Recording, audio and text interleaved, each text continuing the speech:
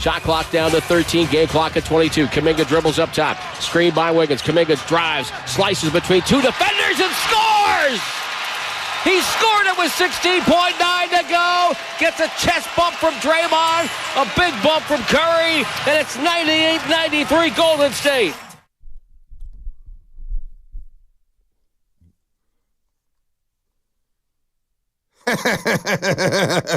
Wait, you're playing that now? Is that for the Warriors? Is that for the Giants offseason? We ready for the T-Wolves tonight, baby. Who do the Sharks play? 5-game losing streak snapped. Sharks got smoked last night. Oh, my gosh. 8-1 by the Lightning. It was 5-0 before you turned the TV on. It's all right. It's all right. No, I didn't say it was bad, but it just got smoked last night. Got humbled a little bit with the San Jose Sharks. But what a way for the Golden State Warriors. As we say, oh, baby, oh, baby, oh, baby, here on a payday Friday. We started the week with nothing but frowns, nothing but anger. But on a Friday, football Friday, payday Friday, Bay Area Friday, we end the week with a big fat smile on our face, especially if you're a Jonathan Kuminga fan and a fan of the Golden State Warriors. JK with the career high, 33 points last night. Second career game with 30-plus points. He's diving to the rim. He's finishing. He's closing last night. What a growth moment for Jonathan Kuminga. What a growth moment for Brandon Pajinski. Andrew Wiggins, 23-9, and the 5-game losing streak is snapped. Oh, baby, oh, baby, oh, baby. Good morning, everybody out there getting off the graveyard shift. If you're ready for work, if you're getting ready for work, good morning to you, teachers, high school teams, playing for a state championship, all that good stuff. The overnight dance was, even though, last night was Thursday, we got to get ready for a back-to-back.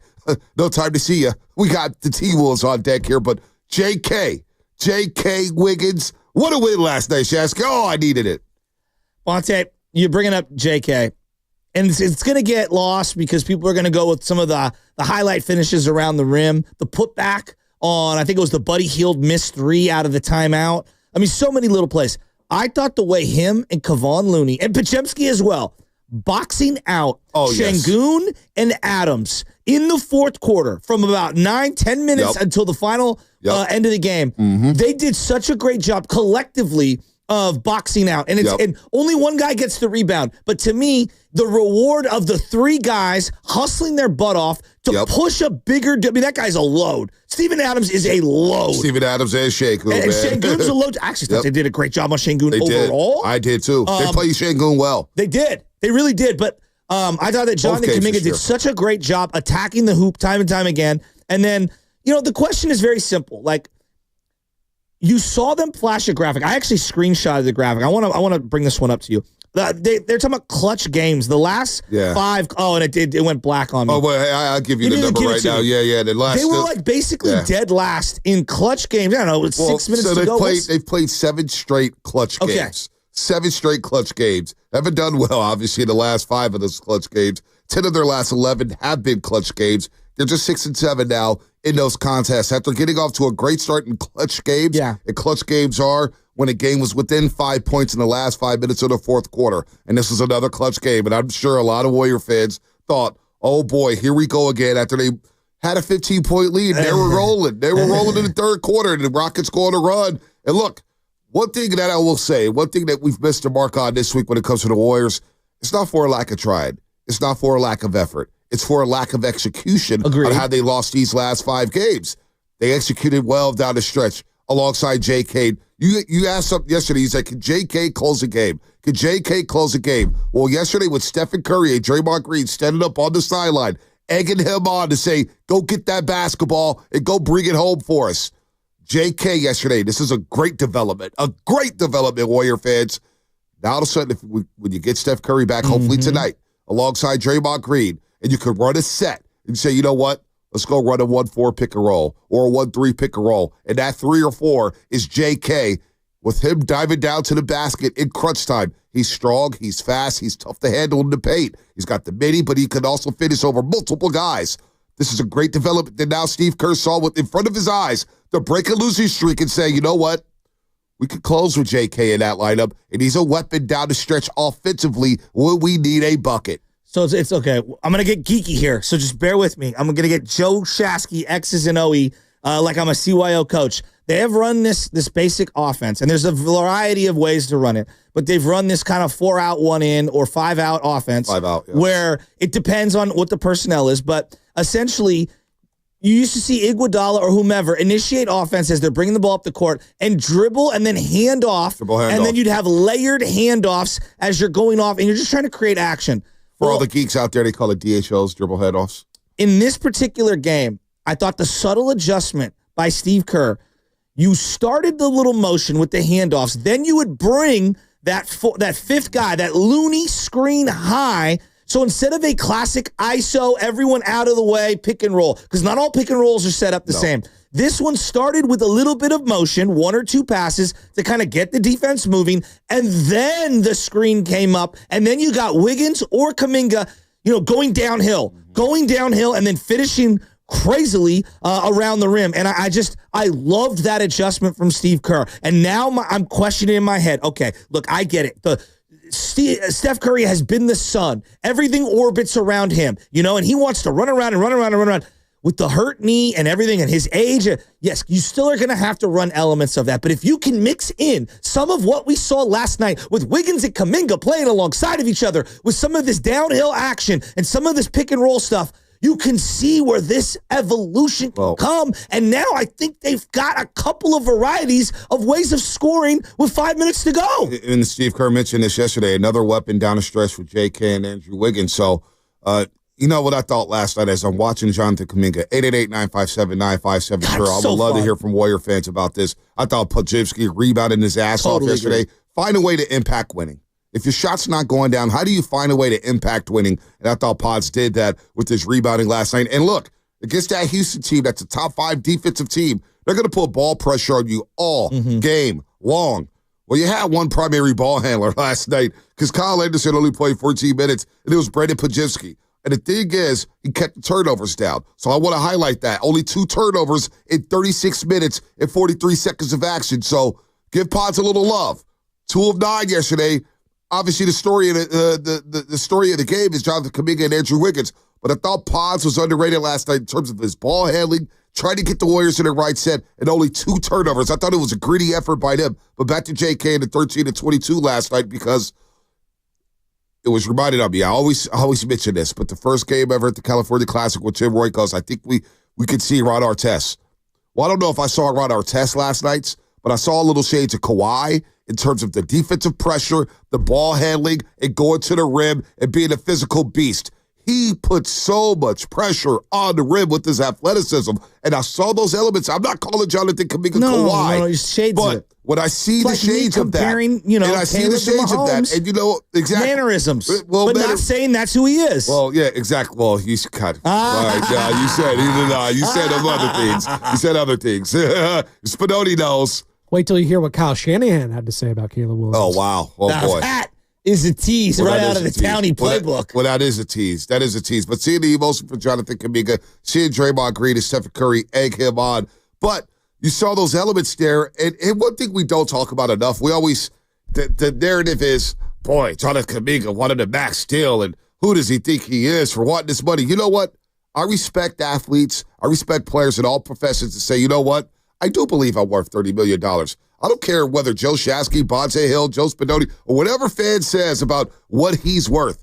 Jonathan Kuminga believes in himself. He believes he's worth whatever he's worth, and he bet on himself. And you know what? I respect that, because now he's basically saying, watch this. If you give me an opportunity to close a game, if you give me an opportunity to put the ball in the hand, let me close. Let me go to the rim. Put the ball in my hands, Coach Kerr, and let me defend on the other side. Then you know what?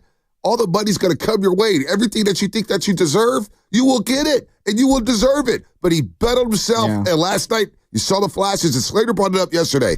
The last 2 years, we sleep on J.K. and the way that he stepped up in the absence of Andrew Wiggins. He's done it 2 years in a row. So to see that last night, a career-high 33 points, this is a great development for the Golden State Warriors as they try to tread water in the month of December with this brutal schedule. And him at the 4, essentially. Like, I think there's a variety of things that are going on right now. Right? Him and Wiggins playing alongside of each other. The best way for the two of them to coexist is running elements of these ball screens. They did more ball screens last night than I feel like I've seen in months from the Warriors. And maybe I'm wrong. Maybe I was hyper-focused on that, and they've done more of it. Like, I'll listen to the tape experts if they said, you brought up the Kawhi Leonard stuff. When in the 2019 finals, what Kawhi would do that was so impressive is that he would dribble either to his right or his left, and he would just ever so slightly hit you with that shoulder, and you'd go flying, and then he'd rise up and score. There was a play on Jalen Green with like the 7-minute mark, I don't know, 6-minute mark, where JK's going to his right, and he just stops on a dime, and he just gives him the subtle, what I call the little like shoulder lean, and you just see Jalen Green go flying, and he elevates, bank shot in. He was spectacular last night. The pass from Wiggins in traffic to Kuminga to finish over, I don't know if it was Şengün or Adams. I mean, it was Bonte, it was illuminating to see the two of them play that way. And then to not have a third scorer, essentially, because Buddy Hield did not have a good game. No, 1 of 8. He was struggling offensively, defensively, just 1 of 6, 1 of 8 from the floor, but they needed him. They needed his spacing there, but you got contributions from Slow-Mo. You got contributions from Gary Payton II. Look, it was all hands on deck. You had to get down and dirty defensively. And what the Warriors did last night was out-physicaled the quote-unquote more physical team in the Houston Rockets. So that was very impressive. And they're going to need that tonight again against the T-Wolves. That's a quick turnaround, folks. But we got great news with Draymond Green, and we got great news with Stephen Curry. Stephen Curry, all signs point to him playing tonight. And then Draymond Green. He has a possibility of playing tonight. His MRI came out clean with the left calf soreness. So that's another good development for the Golden State Warriors. You know what? You know who the biggest JK fan is outside of the studio? It's Coach Vallejo. You know, Coach, I didn't even have to throw the number out. Coach is on the line waiting to talk about JK. Coach, good morning, Coach. Before you go, like, I thought Steve Kerr made the adjustments we've been dying for him to make in terms of setting the offense up to let this young man thrive. I was so happy for Kuminga. What's up, Coach? Hey, good morning, guys, and thanks for taking my call. And you both are right. And you know what I saw last night was Kuminga got a chance to play against his peer group. He's been playing against Green and Thompson and these guys all the way up. He knows what he can do.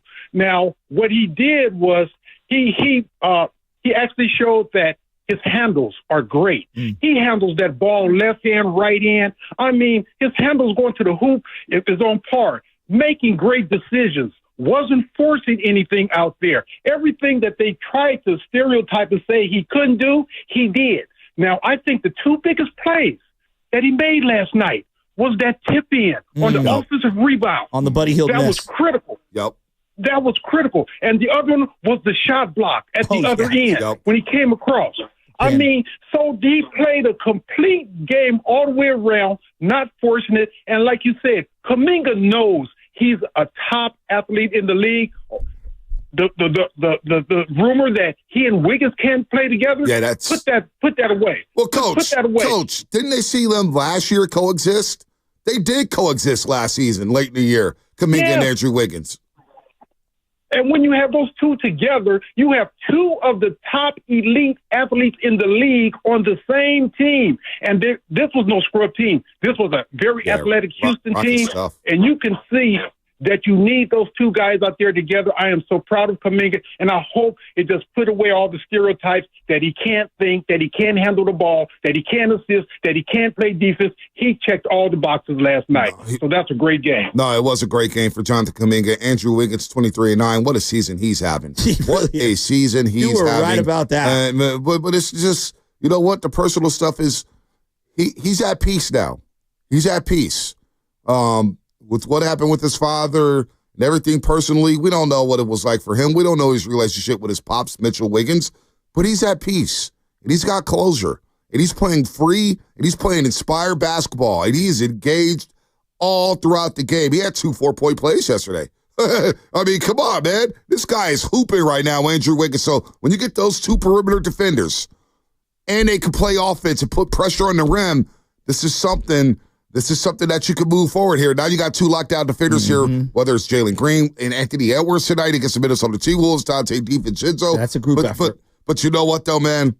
JK, Andrew Wiggins, what a game for those 2 guys, man. And you brought up Podziemski earlier. One thing that I noticed is he wasn't forcing it, number one. And number 2, the shots, he missed a couple shots late in the game, but I thought they were good shots, either in rhythm or because of the shot clock situation getting thrown to him. Like, just take that shot or else we're going to settle for a worse one. To me, it was the off-ball activity. He got some deflections in that fourth quarter and earlier in the game, and I just thought his activity was really good. When he skied up for that one rebound in traffic, I mean, how many guards are doing that? 12 rebounds last night. 12 rebounds for Brandon Podziemski, 8 points. He did what he had to do to help winning. Again, 36 minutes and 43 seconds. Some people will look at the 2 of 9 shooting saying, I don't know about that. The floor game was good. But the floor game, 2 turnovers in those 36, nearly 37 minutes of action against that defense led by Ime Udoka, who, remember a few Saturdays ago when the Warriors played the Rockets put a lot of ball pressure on Brandon Podziemski, flustered him at times in that fourth quarter in their rally, and Podziemski was able to slow down, make some big buckets down the stretch in that game. But I thought the 2 turnovers are just, in nearly 37 minutes of action, that's what you want for your point guard. Yeah. That's the message Steve Kerr had for him. And by the way, JK, he's played 62 minutes over the last 2 games. He's got 3 turnovers. So he's taking care of the basketball as well. 3 turnovers in his last 62 minutes of court time. And I don't know how many rebounds, but I personally believe that whatever his rebound totals are, don't show the full story, because I was hyper-focused on him boxing out. Oh, he was physical last night. And he didn't get, Looney got some of the rebounds because of the work, the dirty work Jonathan Kuminga was putting in. Right. And so, that's the Draymond Green element right there. That is the hallmark of what makes Dre great. I like this from the 415. Give it to me. No. Our boy, no. 415 Comcast Business Text Line. Kuminga had the best game of his career. Pods had an excellent game, too. It's not an either-or with Kuminga and Pods. And it's not. It's a team effort. They play different roles, and they have to do different things for this team to be successful. So as the Warriors improved to 13-8 and get a big-time win last night, snapping their 5-game losing streak. By the way, they beat the Rockets 15 consecutive times. Guys like Tari Eason has never beaten the Golden State Warriors. Which is just Rockets coming out to play. The reverse Nuggets. The reverse Denver Nuggets right now. 15 straight wins against the Houston Rockets. It's the second longest winning streak for any NBA team against a single opponent. The Knicks have won 16 straight against Detroit. The Rockets' last win over the Golden State Warriors happened in 2020 to 2020, 135-105 with the James Harden and Russell Westbrook-led Houston Rockets. But look, man, Pods played well. Kuminga played well. They're playing their roles very, very well. And you saw a growth moment for this basketball team. All right, Looney's been excellent all season. I thought Looney was awesome. How about the pass he made on the fake handoff, and he hit JK cutting to the rim? I even like the move that he went to the rim. He missed the layup, but I want to see more of that. Go ahead and be an aggressive, Loon. Be aggressive, Kevon Looney. 11 rebounds yesterday. He's one of the top 5. He's one of the top offensive rebounders in this league, averaging nearly 4 offensive rebounds per game. He had another 5 last night, but it's a feel-good win for the Golden State Warriors. It really is, because of a number of elements. 888-957-9570 is the number. Marshall Harris from the midday show on 670 Score in Chicago. He'll join us to talk some Caleb, some Niners, but we'll get to everybody here. Uncle Gene on the other side. He's got something on JK and Andrew Wiggins that I can't wait to hear from. I can't wait to hear about. That's coming up here on the Morning Roast. And shout out to everybody on YouTube. Boy, I wish the chat was booming today. I really do. I missed the chat. I think it's like 68 straight days without the YouTube chat. Whatever. Who's counting? Brought to you by First NorCal Credit Union. For a low rate auto loan applied online, just ask for First NorCal financing at the dealer. More coming up. Brought to you by Safeway. Head to Safeway this week for this digital.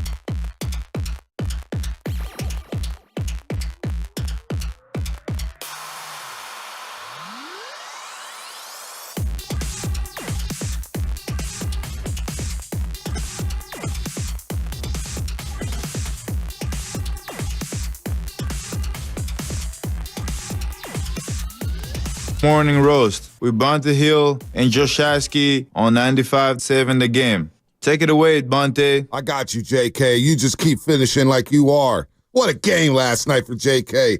Andrew Wiggins and the Golden State Warriors, just a really good team defensive effort last night. You improved to 13-8. And all I'm trying to do in the month of December is see these guys tread water because the schedule's not pretty. You got the T-Wolves 3 times in the next couple of weeks. You got the Rockets again next Wednesday night down in H-Town for the Emirates NBA Cup. So a lot of growth last night, a lot of growth to see from JK, the C-Pods. Moses Moody got some action yesterday. We'll talk about him a little bit, but Looney is starting 5.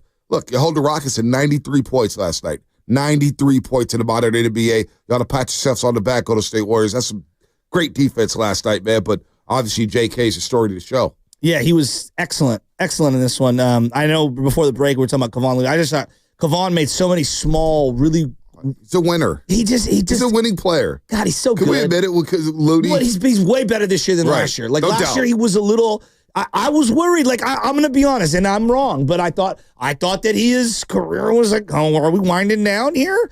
And he's recommitted himself to his body. You could tell he looks slimmer. He's moving better. But the way that he defends, whether it's out on the perimeter, underneath, and now if he's going to add that element of a little dribble drive penetration here and there, picking and choosing spots, he's always been a very good passer. No doubt. And I just underrated passer, no doubt. I totally agree. And like I'm watching this team last night, I'm like, they don't win that game without Kevon Looney's effort. And I just thought that the tandem of Kuminga and Looney battling underneath for those boards, because there was one point where Steven Adams grabbed an offensive rebound and just put it right back up, and you could hear Fitz like, Steven Adams is a load underneath there, and then Şengün checks in, and I just thought they did a great job battling. No, they did. Let's take some calls here. We got Marshall Harris coming up from 670 Score to talk some Niners and Bears. That's coming up at 6:50, but the calls are lit up here. We'll get to the future focus in just a second, but let's get to Uncle Gene. Long time no talk, Uncle Gene. What up, and he Uncle has Gene? a suggestion. What up, Uncle Gene? Morning, fellas. So, I want to talk about Kuminga and Wiggins specifically, but you mentioned Looney, so I want to say something quick about him. I've been begging for him to take that mid-range jump shot more often from the beginning. I mean, that was his forte at UCLA. I mean, if he could start hitting that, just think how that opens up the offense. I agree. But turning to Kuminga first, listen, Joe Lacob, I hope you're listening. Pay the guy. Give him his $35 million, assuming he'll still take it, all right? Because what he showed me last night was, to me, the complete package, what we've all been waiting for, all right? And most importantly, he's a closer, okay? Mm-hmm. He's got the will, he's got the skill, and he's got the confidence to close. I agree. And people like that are very hard to find, okay? Thirdly, Wiggins. No more talk about trading Wiggins, all right? I suffered through all that last year, the year before. The man suffered. His father was very ill. He just couldn't be present, all right? But now you're seeing the Wiggins we saw back in 2022, and I think you're going to see him for the next few years. Leave him alone. You could argue he had the best game of all last night, of all the players. Okay, that's all I got. A good call, Uncle Gene, and we'll see him at the Doobie Awards. He's the reigning roaster of the year, the reigning morning roaster of the year. Uncle Gene and Doobie Awards coming up December the 20th at Laughing Monk Brewing in Sunnyvale. So that'll be a lot of fun there. But he's right. What Kuminga and Wiggins do, and what they're going to need to do in this conference where you got Kyrie and Luka down in Dallas, and you got some dogs in OKC and Shai Gilgeous-Alexander and Jalen Williams, and you got the bunch in Sacramento with Malik Monk and De'Aaron Fox and DeMar DeRozan. You're going to need these guys to guard at a high level and continue to put pressure on that rim. You saw Wiggins late in the game. They're up 93-89. And Wiggins gets switched on to Şengün. And Şengün doesn't get a touch because Wiggins is just out physically him. And when he's engaged, again, grown man basketball last night. That's what it came to my head at the end of the video. That was grown man basketball. It wasn't going to be pretty. You're going to fight for buckets. Both teams are shooting in the 30s. You know what? You got to find a way to win a game. And those two guys right there, you don't want to move that because your defense will suffer if you think about trading one of these guys. I love the way he was knifing through off that pick and roll, and he just did a great job because they did a couple of high ball screens for him in the fourth quarter, and he does this thing where he kind of like this in and out dribble, and he's getting downhill, and I love when he's attacking. When he's attacking, because he's always going to be able to do the step back or the just let me take 3 or 4 hard dribbles forward and then rise up. That'll always be there for him, and he'll be able to get that shot whenever he can. But attacking the rim, it just puts so much pressure and collapsing the defense. And then you saw it open it up for the JK cut. And when he hit him on that one, I jumped out of my seat. And so Steve Kerr, we discussed tweaking maybe the end-of-game situations from the Denver Nuggets game. That's all we complained about really the last 2 days is, will Steve Kerr tweak some things? And he tweaked it. And JK talked about having the ball in his hands. And that was Steph Curry and Draymond's message to Jonathan Kuminga late last night. They wanted me to go get the ball. It's that's how I got my confidence. They wanted me to go out there and just get the ball and just go from there. They trusted me, and that kind of boosted me. That kind of helped me to just be confident. I took a deep breath and I just went out there and just took care of the ball. He also mentioned slowing down and the game slowing down for him. One thing I noticed with JK throughout his 4-year career is when he gets more and more minutes within the game. I'm talking about in game. Let's start off sometime like last night. He got off to a great start. He was aggressive right from the rip. You see the first basket of the game, nice little pat in mid-range, the way he went about his business. I said, okay, JK's ready to roll. But if you watch every single one of his games, especially the last couple of years, he gets better and better as the game goes along. And what he said last night in one of the cuts, he said, look, I just took a breath. I slowed down. That's the key for me, slowing down and taking care of the basketball. Last 2 nights, he slowed down against Denver and Houston, and the last 2 nights, he's taken great care of the basketball. Just 3 turnovers over his last 2 games. I want to obsess over what happened on the floor, but there's also an element of, I thought the way Draymond and Steph Curry were responding off the floor, it was huge. And to me, the message is sent. Look, it'll always be Steph's team. No one is saying that they can't run all the Steph stuff. You could still do that. But if you're not mixing in the JK and Wiggins stuff, you're doing a disservice to yourself, and I think you're putting too much of the load on Steph at this point in his career. And this is where we were having this conversation the last 2 days. And I believe this to my core. Will you still be able to do Curry off ball and all that stuff? Yeah, no doubt. But I also believe that the tinker is occasionally having Steph play more of a traditional point guard so that you can run some of the JK and Wiggins ball screen stuff. You have to run some of that for those guys. And I think if there's a happy medium, the Venn diagram where you have a circle and another circle and they come together and you get the middle, like the Venn diagram, the perfect middle is a blending somewhat. I don't know what it is, 75 Steph or 60 Steph or 55 Steph. I don't know what it is, but you've got to incorporate stuff for JK and for Kuminga to thrive. And I think it will make the game easier for Steph. There's no doubt. And because Steph is going to draw the double team. Exactly. They're going to double him and trap him all game long and leave those guys in one-on-one or wide open situations. Let's get to the Warriors' future focus.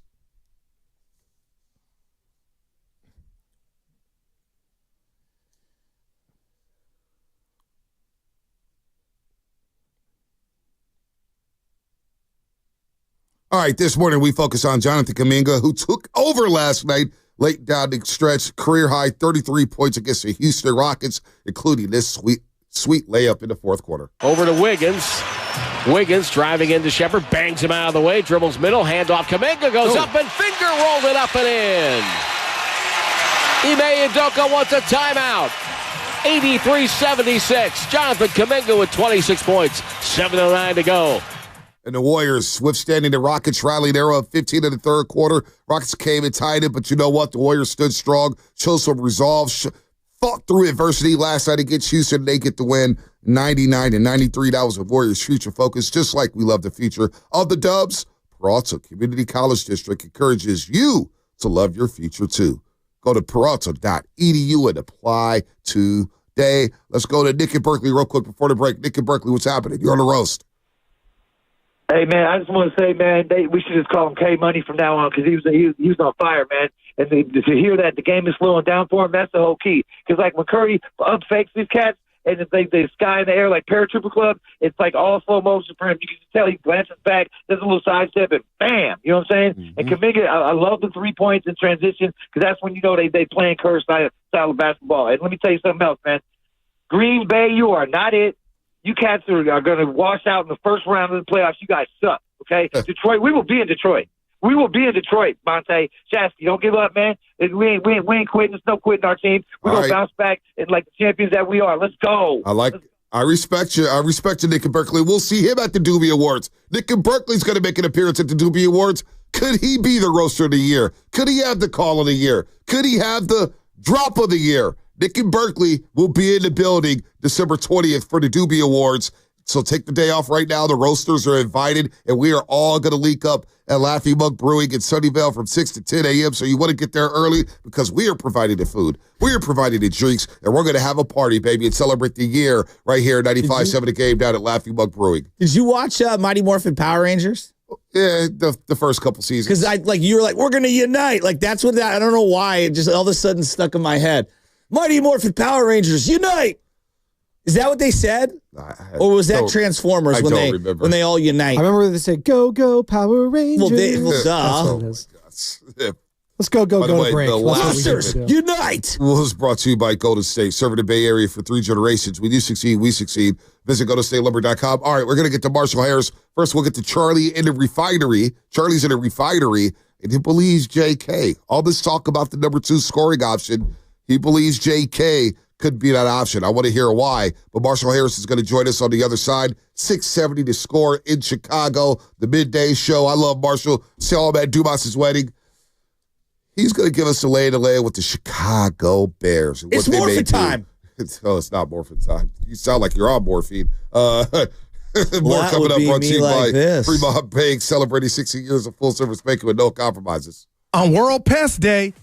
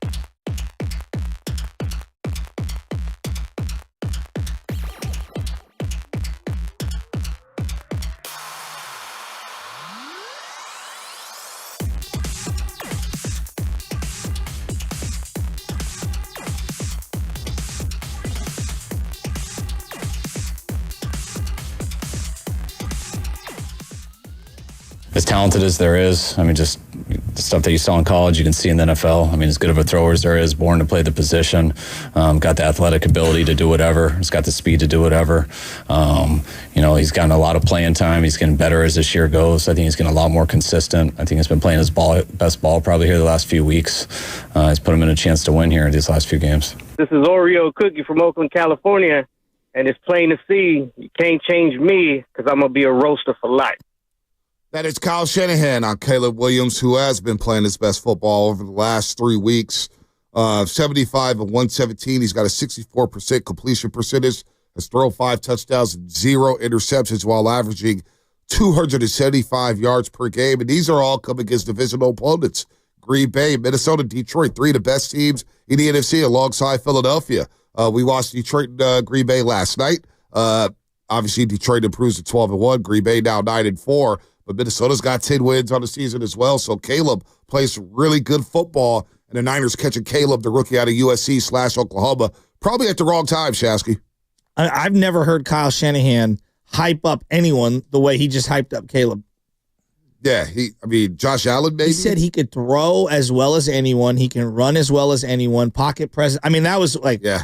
Is he auditioning for the Bears? Born to play the position. Born to play the position. I mean, is he basically opening, like, I've heard him opine over Kirk Cousins at a podium. That's as strong as, like, a love connection. Because Kyle doesn't give you a lot, B. He doesn't give you the typical coach, like, because some coaches just hype up every player you're going up against. I mean, when you're going up against a Will Levis team, you just got to be prepared for everything. Like, no, Kyle doesn't do that. Kyle's pretty straightforward. Yeah, no, he's speaking about Caleb here. So, and he's right, though. If you watch Caleb Williams over those last 3 weeks, and look, Chicago's lost 6 games on the road. They're desperate for a win. They just fired their coach, Matt Eberflus, after that debacle last week in Detroit. It was just inexcusable. You knew somebody's head was going to roll after that situation. So you get Caleb here, who I thought it's coming in. It's the Bears. We discussed Caleb in the offseason where he went to a situation that I at least thought that the Chicago Bears would contend for a playoff spot, but he went to a situation where you have a Keenan Allen, DJ Moore, and a Roma Dunze alongside DeAndre Swift. He's got the weapons right away to really perform here. So let's go behind enemy lines out to Chicago to learn more about Caleb and the Bears.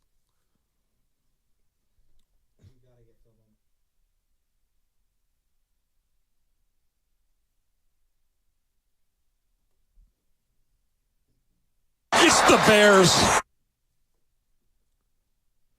All right, my guy Marshall Harris from 670 to score in Chicago.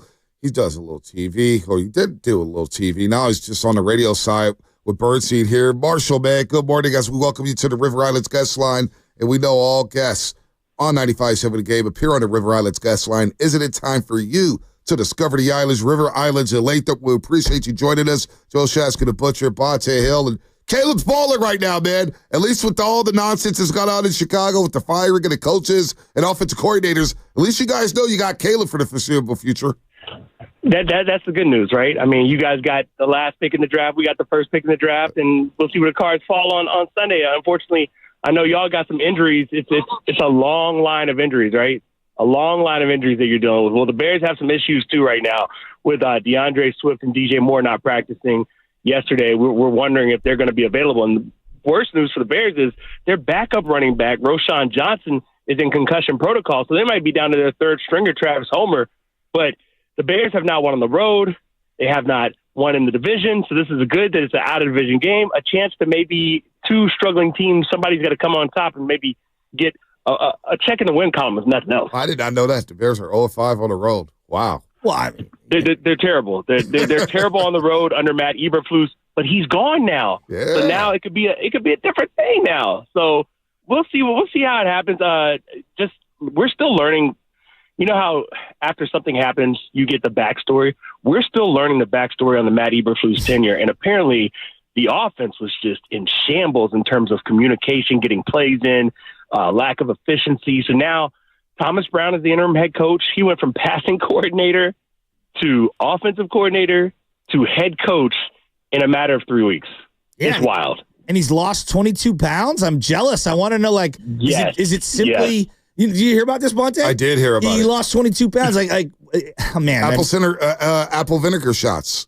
No, I don't know. I don't know if he's fasting. I don't know if it's just the stress. I mean, the man's been busy. He's been recreating what they do day to day. Their practice regimen is different now. It's a lot of changes here, but as you said, the constant is Caleb. And really the constant here, because I didn't want Thomas Brown to get the interim job. I wanted him to concentrate on Caleb Williams because let's be real, that's all that matters. The development and progress of Caleb Williams. So let me ask you this one. Like Mike Florio brought it up and everybody's been talking about it here. Trading Kyle Shanahan. No. Like, I mean, look, we do this for a living. We have fun with these things. I mean, 888-957-9570. How many first round picks does it take for you to consider trading Kyle Shanahan? What is the average Bears fan's opinion of that, of just that whole hypothesis of trading for a coach or trading specifically for Kyle Shanahan? I'm gonna refer to something that my partner Dan Bernstein often talks about, and I think the Bears faithful believe this. No matter how good you are, no matter how promising you are, when you step through the doors of Hallis Hall, where the Bears do everything, practice and whatnot, you become a lesser version of yourself. So here's what's going on right now with the Bears faithful. They believe that whatever move the Bears make will be the wrong move on principle. You know what I'm saying? Like, there's no goodwill. There's no benefit of a doubt. They could hire Bill Belichick and people be like, oh, of course you got the washed up coach. Then they could trade for Kyle Shanahan. It's like, well, of course you got Kyle Shanahan. He's not going to be able to, he does dink and dunk stuff. He's not going to be able to develop Caleb. The pessimism is so high for a large percentage of this fan base, it really wouldn't matter. Now, if you want to trade for a head coach, go ahead. Last time I saw a trade involved with a coach going somewhere was Denver. It's working out right now for the Broncos. Sean Payton, I think anybody would tell you, if you have a nice young quarterback, that's a good guy to have. So all of a sudden, Bo Nix, for a lot of time this season, has looked better than the other quarterbacks in this draft class because Sean Payton knows how to build around any kind of quarterback, whether he's 6'5" or 5'10", right? So I don't know. I would be excited to see them get someone in here with experience. But Thomas Brown, to me, is in the driver's seat because people are all, lathered up about Ben Johnson, the offensive coordinator for the Lions, and some of these other young hotshot coordinators. But that's how they got in this mess. They got Matt Eberflus, who was a good defensive coordinator. So now they're just like, I just want somebody who's been there. I have two requirements of the head coach, two no-goes. If you have not won a Super Bowl, if you've not reached a Super Bowl and you've never played Madden, you can't coach the Bears. Those are my two things. Why the Madden? Why Madden? Well, you did see Matt Eberflus coach, right? It's clear that man never played Madden. I just wanted to hear it out of his mouth. That's all, dog. Because if you don't understand clocks and timeouts and what's going on, I mean, that was inexcusable in front of a national audience on Thanksgiving. Listen, you look around the division: Kevin O'Connell, you've got Dan Campbell, you've got Matt LaFleur. They've all played Madden. They some things are just ingrained in you. There's a reason why everyone was yelling at their television set, whether you were a casual football fan or a diehard, on Thanksgiving Day watching what happened in Detroit.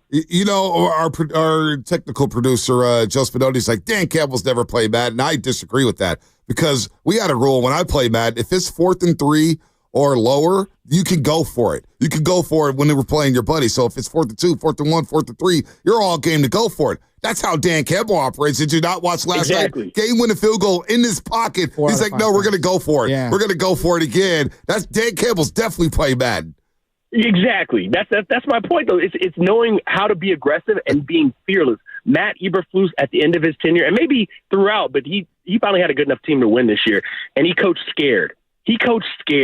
The evidence bears that out, and he was I'm still traumatized by Matt Eberflus and having to watch that every Sunday. It was that bad then, huh? Because that defense looks good. The defense looks like it's making plays. Let's go back, Bonte. Let's go back to the Washington Commanders game. You remember that? How that ended, right? Oh, yeah. Okay? Stevenson.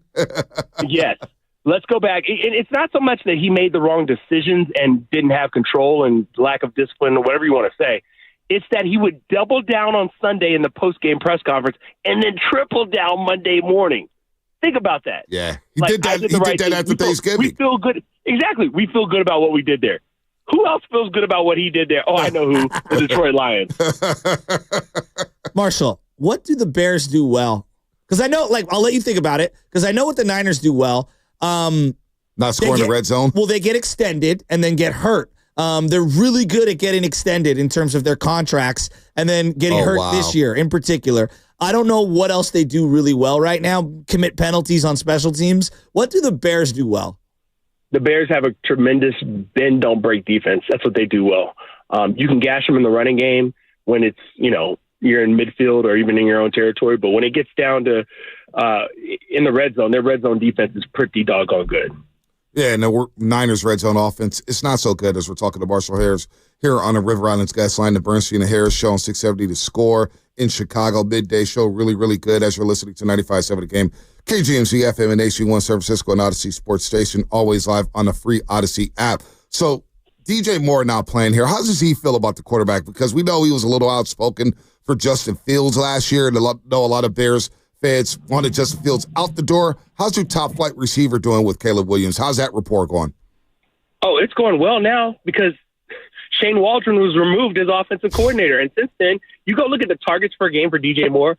It's amazing how much he was not used as a playmaker. In my eyes, he is the closest thing probably to Deebo Samuel in the league in terms of the fact that when you get him the ball, he's going to make more yards. He's going to make a play. He's going to be able to sustain contact and make people miss. So now he's got, I think, 7+ targets in each of the last 3 games since Shane Waldron got removed as offensive coordinator. You guys are much more familiar with Shane Waldron than probably I am, having dealt with him in Seattle. But it was just, the offense was terrible. You lose 19-3 at home to a Patriots team at the time that had the worst record in the league. Come on, man. It was what the Bears were doing was embarrassing. And then if you look at what's supposedly the toughest division in football, they could have won all 3 of these games. And what makes this interesting is after the San Francisco game, all they've got left is all 3 division opponents, 2 of them on the road, the Packers on the road and the Vikings on the road, and they've got the Seahawks at home. So Thomas Brown has a chance to really do something here because all those teams are fighting for playoff position, everything else. That's why I say he's in the driver's seat as far as another coordinator could come and be like, oh, we're going to hire this hot shot. But he will have done the job. Now, I'm not saying he's going to do a good job now. I'm just saying he has opportunity. Would Thomas Brown, would Bear fans want that? Because I know Raider fans are having second thoughts about Antonio Pierce, who's in a similar situation last season with the Las Vegas Raiders. I think it's very dissimilar because the Raiders don't have a quarterback, first of all, of the talent of Caleb Williams. And Thomas Brown's already shown that he can enable this quarterback to do well, right? So I think it's a completely different thing when you talk about the Raiders and where they are. And right. I know they beat the Chiefs last year. That was their big that was their big win on Christmas. But so it's going to have to be more than one win. He'd probably have to win 3 out of the next 5 games and beat the Packers. That's probably the formula for him to be in the driver's seat. But also just how they play. If they play better, they weren't terrible with Matt Eberflus. They just didn't know how to finish off games, and a lot of that was because of the coaching. Coaching matters in this league.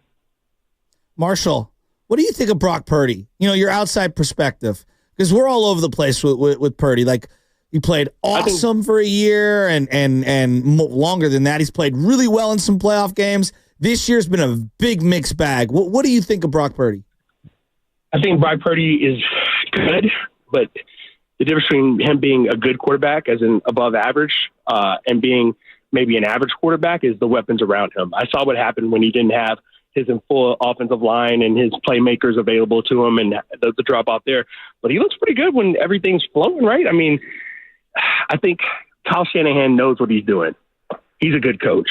And so I wonder, and you guys could tell me this better than I can, surmise myself. I wonder if he's going to have an Andy Reid type end of tenure in San Francisco, because we all know if Kyle Shanahan was fired tomorrow, there would be plenty of teams interested in his services. It's like the Mike Tomlin thing. People in Pittsburgh, every year they want Mike Tomlin fired. They want a guy who's never had a losing record ever fired. And I get it. He hasn't won a playoff game in a long time. But come on, man. The dude knows how to coach. He knows how to motivate his players and get the best out of his players. He just hasn't had a quarterback in I don't know how long. And you see what Russell Wilson's done of late, and it changes. So with Brock Purdy, I look at it the same way. Would he be the same outside of Kyle Shanahan? I don't know, but I know when Kyle Shanahan has him and the weapons that he needs, he's pretty good. No doubt about that. By the way, before we let you go, we love stadiums on the show. We love when the Midwest teams have open outdoor stadiums. We love when Buffalo, and the fact that Buffalo's not going to have a dome. They'll have a canopy, which covers about 65% of the fan base. Are the Bears and their organization really trying to get an indoor dome stadium in Chicago? come on, you got to keep it outdoors out there, man. That's the allure of Chicago football. That's Midwest football. Marshall, throw on the beanie and scarf and the pea coat and call it today. Cash rules everything around me. You already know the rest of the bar. I'm trying to tell y'all. Dollar bill. Yeah, dollar bill, y'all. Listen, you build a dome in Chicago, every event that you want, everything you've seen at Jerry World since they built Jerry World is coming to Chicago. The NCAA championships coming to Chicago. The Super Bowl coming to Chicago. I mean, cash, man. Listen, we all like to live in this idealistic state. We all like to pretend like it's a utopia out here, but cash, man. Well, that would suck. Honestly, that would suck because one of my fond memories of Bears-Niners way back in the day, you may not remember this, but Joe Nedney going up for an end-of-the-half field goal, and it was so windy, and Nathan Vashner, that's a name. Nathan Vashner, I think he returned it like Texas. 108 yards, and Brian Urlacher laid out like 7 people on the way to the Bears scoring a touchdown. It was one of the worst kicks I've ever seen in my life, and the wind alone, it made it just an incredible highlight. You guys were wearing orange jerseys. Listen, and there's an argument to be made because gambling is a thing now, and I know you guys, for some reason, can't seem to get that over that hump in California, but sports gambling is a thing. And so wouldn't you want the most ideal conditions when you're talking about how much money is on the line for all these different games in your sport? No, I think want snow like I had Sunday night. No, I'm with you, bro. Listen, I grew up a Buffalo Bills fan. I'm with you. I'm about that life. I get it. But I'm just telling you, other people from other things are just creating other things. Marshall, you're so good to us, man. Hey, man, I haven't seen you since the wedding, man. Got to tell you, man. Marshall it was a good time. Was it a good time? No, it was a great time. It was a great time. Jason Dumas' wedding. Yeah, the one I didn't get invited to. Yeah, no, he didn't get invited to. Him and Dumas. And you know what? God bless Jason Dumas. He's living his hometown dream now in Philadelphia. Yes, I'm so happy for that, man. Hey, well, we're stripping his Bay Area car because now he's starting to talk about the Niners like, oh, yeah, Niner fans, they're struggling, right? I'm like, oh, okay, Dumas. He switched up his tune. Oh, he switched up quick. Wait, time out. Bonte, how long you know that man? You didn't know he was a troll? Oh, yeah, no, I know. You just not figured it out? I know. But he knows the smoke is coming if Philadelphia doesn't win the Super Bowl, so that's coming. That's all I got to hold on to this season in the NFL. Marshall, man. And you know what? The last time they faced each other in a playoff game, I remember what happened. It was very distinct. Yeah, we know what happened last time we seen him in Philadelphia in the regular season. Debo scored 3 touchdowns and wore black Air Force One. So we're going to leave it. For that too. We're going to leave it at that, Marshall. You have a good one, man. Thanks so much. See you, buddy. I appreciate y'all. Have a great day. You too. Marshall Harris, 670 score. Fun dude out there in Chicago as we get ready for the Bears. By the way, Shameless shoutouts coming up at 7:45. Shameless shoutouts, man. Special holiday edition or just a special edition of Shameless shoutouts. I don't know.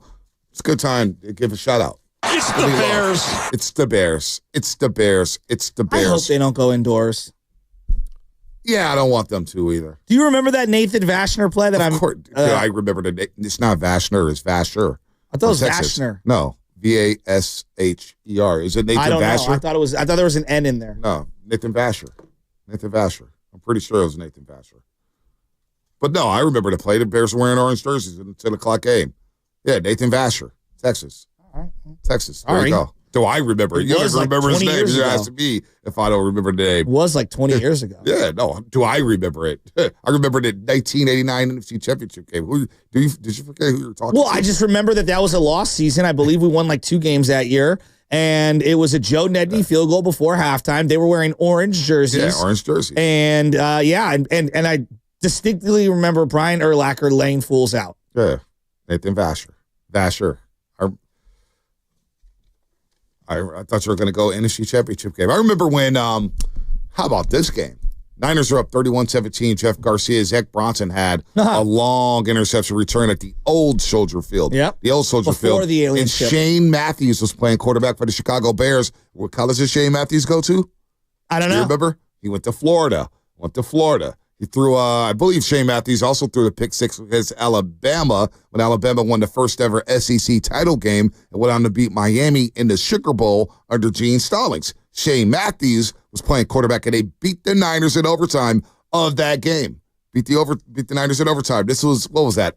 0-0, baby? But it was basically when the Niners were back and it was the same season when Zach Bronson had the pick 6 against the Indianapolis coach. Jim Morris Sr. came out and said, playoffs? You want to talk about playoffs? It was 0-1. Yeah, maybe 0-1. Like you're right. I mean, Zach Bronson, Lance Schulters. I mean, those were my guys. Bronson had 7 picks that year. Jamie Winborn. 7 picks, but the Bears came back and won that game at Old Soldier Field. And what I remember about that on the Fox broadcast, I had a little tear because the Niners had some dark days, and there was a random Niner fan in Chicago with a sign that said, "The Niners are back. The Niners are back." And I was like, hell yeah, we're back.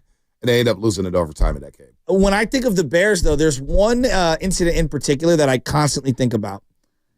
Tampering with Lance Briggs. I wanted Lance Briggs to be a Niner so bad. You wanted to be a Niner. I know. And yeah, I know. You're laughing because it's so absurd. The Niners basically, I think they got stripped of a 2nd or 3rd round pick for tampering with Lance Briggs. 3rd round pick. It's just not good. God. So many moments with the Bears. Brandon Marshall, first ever game at Levi's. It was a 5th rounder. Fifth rounder. Okay, maybe in my mind it was a higher pick. Brandon Marshall, 3 touchdowns against Jimmy Ward as Jimmy Ward plays slot corner. The one-arm catch, so sweet. Yeah. So many moments, Niners, Bears. 888-957-9570 is the number. We got Warrior Talk. Shameless shout out 745. Warriors get the big win over the Rockets. We'll consider to roll on that. But however, how are people feeling about Caleb Williams? If I asked you, Niner fans, 888-957-9570, what future are you betting on over the next 3 years? Next 3 years, I said you could have Caleb or Brock. Who you taking? Caleb Williams, Brock Purdy. Who you taking over the next 3 years? 888-957-9570. Plus, got a lot of Warrior talk today, man. They're taking on the T-Wolves today, so a quick turnaround for the Golden State Warriors as they snap their 5-game losing streak. Don't forget to tune in to Warriors Live today, presented by Xfinity. Stream sports from the best seat in the house with Xfinity. Bring on the good stuff. If you're looking for the perfect gift, give scratchers from the California Lottery. With so many to choose from.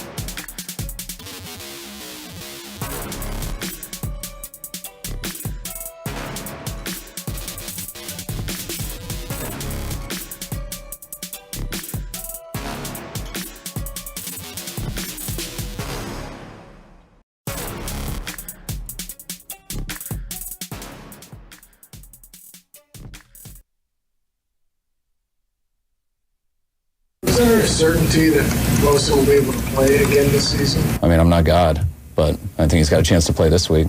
So I would think that would lead to getting a better chance each week. All right. Hey, check this out. This is San Leandro Mo, and you're listening to 95.7 The Game, the Morning Roast with Bonte and Shasta. I like that. So when somebody asks me, who's going to win Roaster of the Year? I'm just going to say, only God knows. It's my answer to it. Thanks, Tupac. Bonte, you're doing great. Who's going to be at the Doobie Awards? Only God knows. Will Tony from Oakland be at the Doobie Awards? Only God knows. Will BPA be at the Doobie Awards? Only God knows. Will Shasky and Bonte be wearing tuxedos? Only God knows. I want to go get like a dinner jacket. I was thinking about this. A dinner jacket? Yeah, like they're like tuxedo like tops, like so different color, maybe something vibrant. I don't know, maybe a red, maybe a purple, you know? Go do that. You got the confidence to pull it off? 'Tis the season, nice burgundy. That's what I'm saying. Like I think I'm gonna try that out. I'm going black suit. Speaking of God, not sure if you were, paying attention yesterday, but I thought we were gonna have an act of God with the tsunami situation. No, it was crazy. We got my the wife tsunami. lost her mind. You go. No, you go ahead. Go ahead. I got the alert. I didn't think anything of it. I just kept walking. I didn't know. Any of you guys feel anything, by the way? I didn't feel anything. Okay, my apartment shook for a little bit. My couch did, but they were doing construction, so I figured. When was the earthquake? It was in Humboldt, right? Yes, it was off the coast of Eureka, I believe. When? Yeah, Humboldt County. Humboldt County. What was the exact time? I think it was around like 11. Yeah, I must have been walking back to my car. I didn't feel it. Anyway, long story short, I get in the car after getting the alert while I was walking. I just kind of like click dismiss or whatever. And then my wife calls me. She's panicking like crazy. She's like, you need to evacuate. I'm like, evacuate what? Evacuate where? She's like, the babysitter's freaking out. You got to jam home right now. You got to go to high ground. Michelle, we live in San Francisco. Where am I going? She's like, I don't know. We need to leave. I go, okay, so we're going to go east. So I have to get on a bridge if there's a tsunami. Let's play this out, Michelle. She's panicking. She's losing her mind. So I smash home. I flip on. I flip on KCBS. I'm texting Langford like, yo, what's the updates? I put on KCBS, our sister station, and I'm listening like, I'm Doris in Eureka. Yeah, I felt the earthquake. I'm like, what? Where are the updates, KCBS? And I'm waiting for like the updates. And then we finally get the updates. Go 1 block inland. I'm like, that's it? And so I called Danny. He's a cop. And I go, Danny, have you heard anything? He's like, dude, I'm going down to the Great Highway right now. I'm going to watch. He's like, we're 40 feet above seawater. Like, we're going to be fine. Everything's going to be fine. Michelle comes home. Her business got evacuated. She came home. And I was like, everybody, we're fine. Everything is fine. Nothing's going to happen. All right, we're okay. Jeez. She got me all riled up for no reason. Fellas, that's Shasky making the long story short. Your wife didn't freak out? No, nobody did. Because shortly after, it was like, the tsunami warning will be canceled at some point. But let me say this. When I got the alert, tsunami warning. That's exactly what I said. Like, what? But, and then I go on Instagram, and there's people at the beach waiting for the tsunami. And they're like, tsunami warning. And there's all these dumbasses sitting there on high ground by the water wanting to see a tsunami. If there's a tsunami warning, why would you stay around the beach? It's so totally insane. I'm looking at people sitting there. It's like, yeah, we're here for the tsunami warning. Wait, you want to be around to see the tsunami? Like, you're by the beach, dude. Get away from the beach. Yeah, that's not smart. It was asinine. I mean, I'm not God. Do you have an earthquake kit? An earthquake kit? No, I don't think I have an earthquake kit. You don't have one? No. We were talking about this Just before. duck, cover, and roll, right? No, excuse me. That's with a fire. It's duck and cover. Duck and cover. Duck and cover. We had the duck and cover, right? Yeah, you roll around, Yeah, no, that's with the fires. Be under a doorway. Duck, cover, and roll.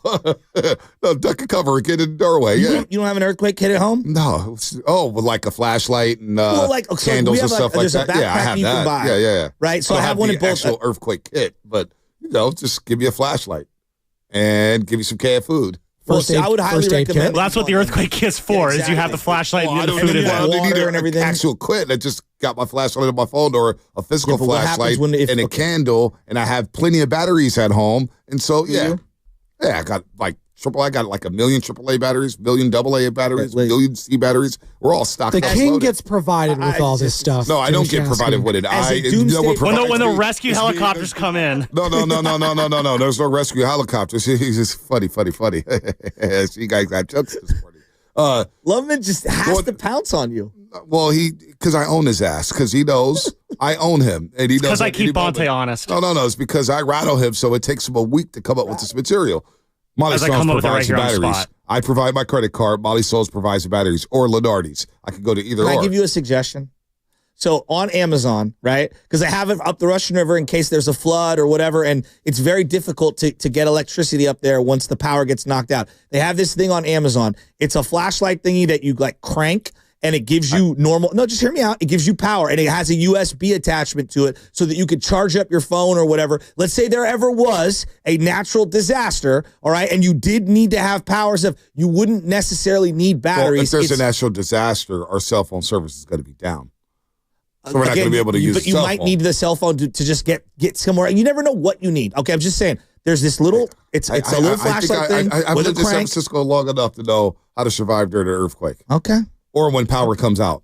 Power goes out sometimes, whether there's an earthquake or not. It happens all the time. You know? So you get your flashlights, you get your candles, you get your canned food, you have your batteries, and you'll be able to survive. It's basic Boy Scout stuff. So get the earthquake emergency kit, and that's Joe Shasky's one thing. It's $30. Yeah. You can get it on Amazon. There's a little backpack. It's $30. There you go. It's worth it. I have it both houses. Or just have flashlights and candles and batteries, and you'll be okay. So an earthquake kit. You don't need an actual earthquake kit to have a flashlight and batteries and candles and to have lights around to not have power or earthquake kit. All you need is a flashlight. You need a flashlight and batteries. You don't need an actual kit. If the 49ers, packed a kit at the start of the season with things that, looking back that they needed, what would be in there? Like a knee for Brandon Ayuk? Actually, forget the hell. I want to get on the earthquake kit stuff. 405. Also, can openers. Do you have a physical can opener? Absolutely. I mean, come on. Absolutely. And I have cans. We actually discussed this. I go into the pantry in spring cleaning every year, and I throw out stuff that I think is going to expire or has expired, and we go reload, and I always have tons of pinto beans in there because you could just eat pinto beans because they're already fully cooked in those cans. You got to have them ready to roll. I know I'm a doomsday whack job prepper. I always have things just in case. Yeah, I do too. A flashlight and battery. What's the difference? It's power. Have you guys ever got you have a physical earthquake kit? Yeah. You have an earthquake kit in your house? I got one. I put one together when I was living at my mom's house, not my place. Though. Yeah, basically the same thing that I got water, you got canned food, you have all the, exactly. The radio. Basics. Yeah. The basics. First aid kit. We have that. Batteries, earthquake kit, Neosporin, all that stuff.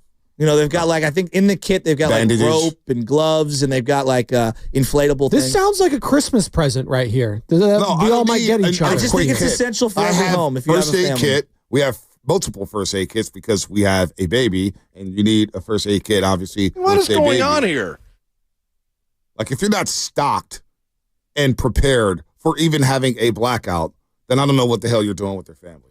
Well, that was my original point. Yeah, oh my God. Getting back to the Niners, you're asking, should they have a first aid kit? Absolutely. Well, because the amount of injuries that they have. Is there an MRI machine inside of said emergency kit for the San Francisco 49ers? No, there's not.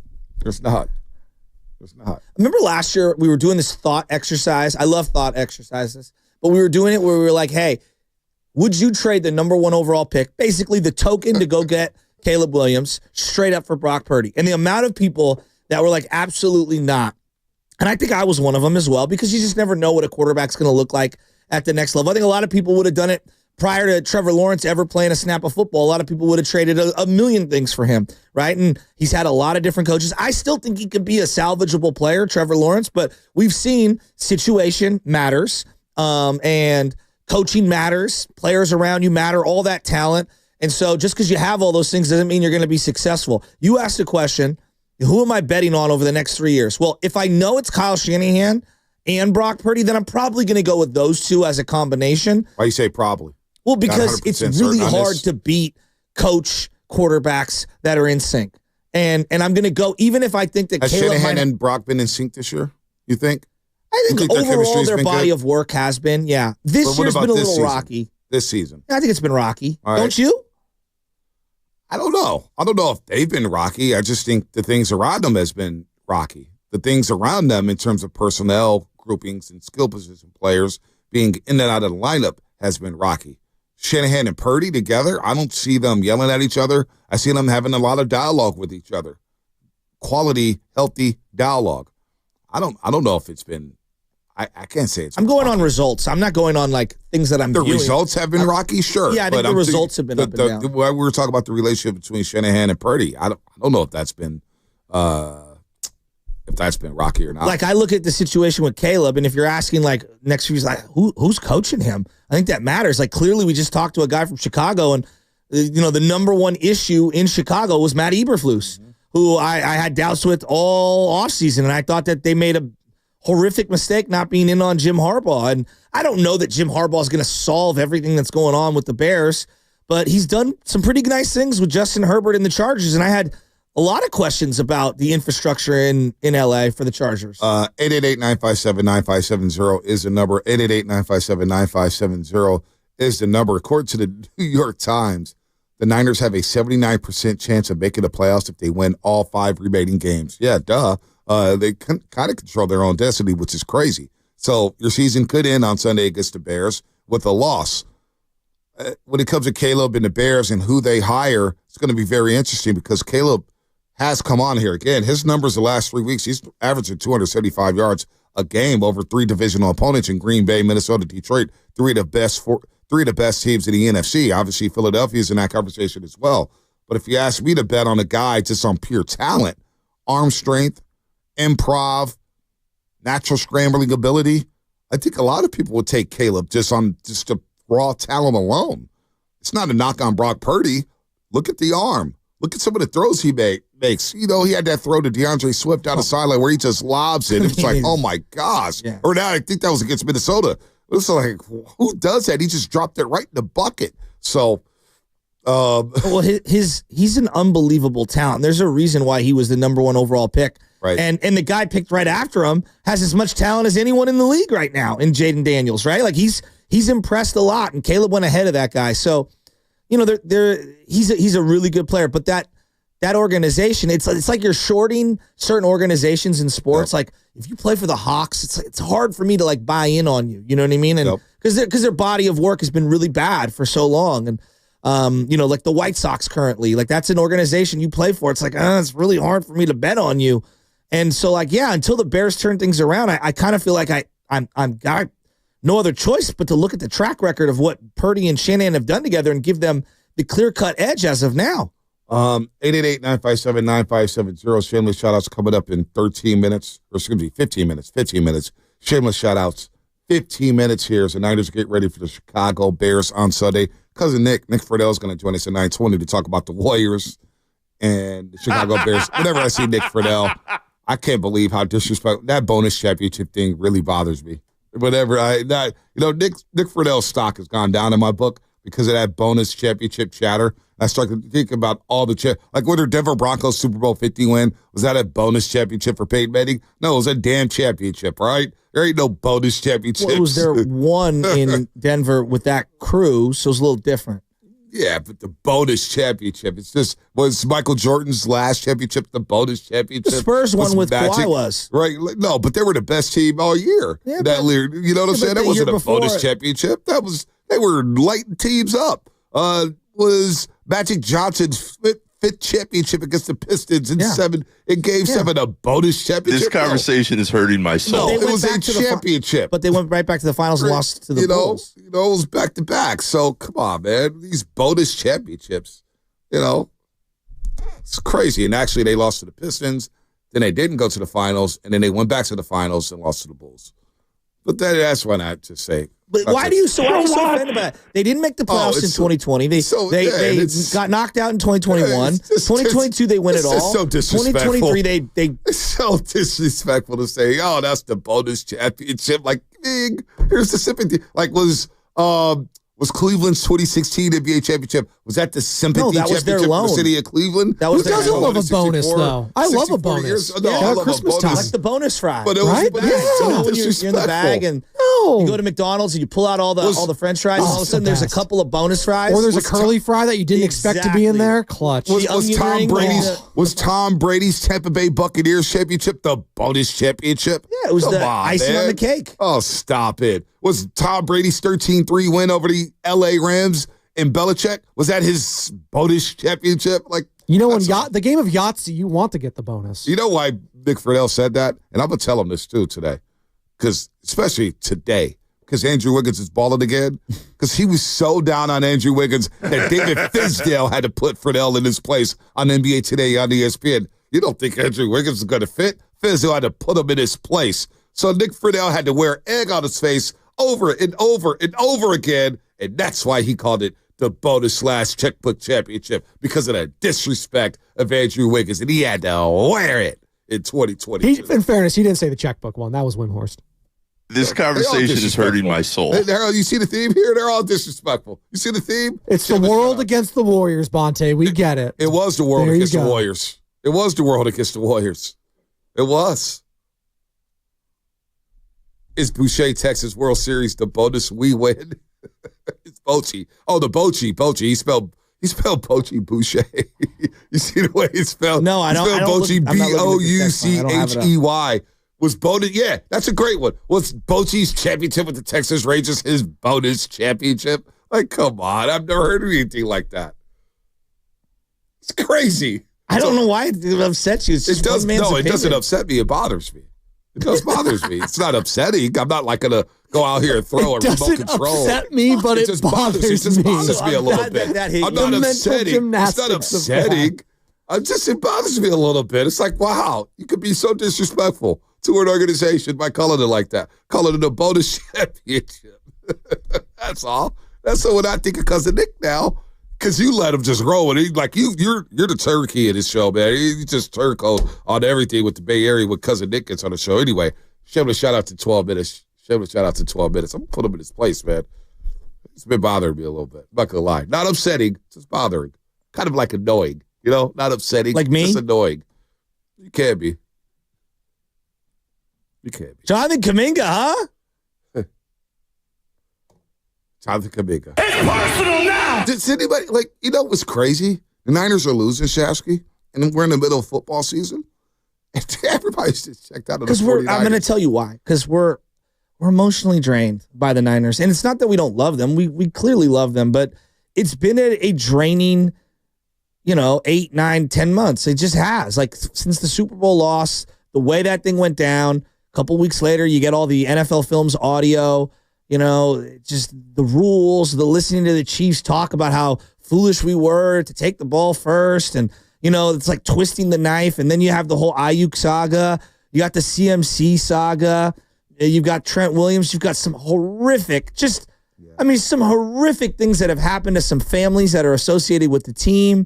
You've got stuff going on that are out of the control. You got the Ricky Pearsall situation. You've got Debo, doing podcasts that are upsetting people, and then he's not performing, he's not talking to the media, and then you have a certain segment of fans that are upset about that. Not a lot has gone right. And so I think there was so much expectations and so much optimism and so much hope. There's only so much of knocking on the door and having the door slammed on your face a fan base can take before they're just mentally drained. There's things that happen, in my life that where I felt like I need a break. Like I'm about to have like a mental breakdown on certain things. And I feel like kind of that's where, and it's sports, it's not real life, but I feel like that's where I think psychologically a lot of Niner fans are like, we still love this team and we want them to still win and all that stuff. But simultaneously, we are exhausted. This team is exhausted. And we put a lot of our emotional investment into them being the team that could get us over the top right now. And it's not going to happen. And that's demoralizing. Yeah, it's been like that all season. It's really surprising that mentally a lot of people couldn't pick themselves up off the mat from that Super Bowl loss. And it's the energy with the fan, like forget the team for a second, the fan base. And I've been kind of bringing this up all season long. Like I'm like, man, the energy's just been off at the games, the lack of noise, just the anticipation of a football game, the tailgates. I guess the tailgates have been fun. I've been walking through them, and they've still been hitting them, but not on the level that they did last season or the season before. It's just been shocking to me. Like, we're at the point where people are asking Shanahan, think about this. We're at the point of the season where they're 5-7, and maybe they don't go to the playoffs. Maybe they make a run. Who the hell knows? Only God knows, according to Shanahan. But he's being asked. God. He's being asked questions on why he answers questions the way he does. Wait, what? Yes, this is crazy. Wait, he's being asked a question about why he answers certain questions the way that he does. Exactly. Wow, who asked that? I don't know. That's just how I am. I answer questions. I'm not a good, I don't make stuff up, so I try to answer you guys' questions, especially if it's not a stupid question. Sometimes I struggle with ones that I don't understand. Forgive me if I think they're stupid. They might not be. I just don't understand them all, but that's how I do press conferences. I answer the questions. So I always try to do that without hurting our own team. And that's really about as simple as I keep it. But no, I don't take losing well. But I'm not showing you guys how I deal with my life in these 8 great minutes. I want to know who asked that question, because that's the point of the season we're at, where we got the head coach answering questions on why he answers questions the way he does. The only way. So strange. The only way you could follow that up with more twisting of the knife, Bonte, is if you went in there and asked him a question about the stadium. I mean, I'm not God. You know, it's losing's hard. It's hard for everyone. And, there's a way, obviously, to deal with losing. And everyone wants you to be sportsmanlike and classy and blah, blah. But it wears on you, right? Especially when you have tremendous expectations. And coaches know how good their team is. Or at least they think they have a feel for how good their team is. Are you surprised at times? Sure. Absolutely, you get surprised. I think Ron Adams talked about that with that 2022 thing. Like, we were a little early. We actually thought it was going to be the next year that we were going to win it all. And so you do get surprised. But I think this year, I think he really thought genuinely he had a really good team. And I think we all thought that they had a really good team. And they really haven't played like it. And then the unfortunate fact of all the injuries and everything, now you are a different team. Yeah. You're a roster that's just not that great right now, considering all of the absences. And I don't know, man. 925, Butcher Boy hit the nail on the head. Diehard Niner fan, but I am exhausted and tuned out for my own mental health. I'm like, damn. It feels like the Niner fan base is, by the way, line them up. 888-957-9570 is the number. Shameless shout-outs. I want to get to it here because there's a lot to shout out. Shout out to SI. Shout out to De La Salle. I want you guys to win a state championship, man. Lincoln High School, Balboa High School, who won Turkey Day. Shout out to Balboa. Sorry, Coach Ferrino. Lincoln comes up short this Turkey Day. Balboa with the best team in the AAA this year. They're going to be playing for a state championship in a couple weeks, so shout out to them as well. But to see emotional exhaustion, like there's been some good games this year. There's been some good quarterbacks coming into town. Like I want to see how Garrido ends the season. I want to see if Malik Mustafa can be that strong safety for the 49ers in the future. There's a lot to play for here for these players. And I think there's a lot for the fan base to check out to see what are they missing going into the next season if they don't make the playoffs. How can you reinvent yourself if you're Kyle Shanahan? We're watching Steve Kerr kind of, hey, you know what? We got Jonathan Kuminga here. Maybe this is a new Rico I can use late in the games. What's Shanahan going to do to kind of evolve himself here? That's why I think these last 5 games are important. Whether they win or lose, we don't know, but they are very important football games for the psyche of the fan base, for the psyche of those players, and who can come in 2025 and contribute at a high level to the 49ers. So I am a little stunned, though, at how exhausted the fan base has been this season. I'm not. These losses wear on you, man. They do, and I think when you lose in dramatic fashion the way that they have the last couple of years, it's taxing. I think it's really taxing for the soul, and you start questioning everything, and it's very frustrating. And simultaneously, when you see one team, the Chiefs, just be able to pull it off, it feels like every single week, like they're pulling a rabbit out of their hat. It's tough to accept. I think it's really hard to accept.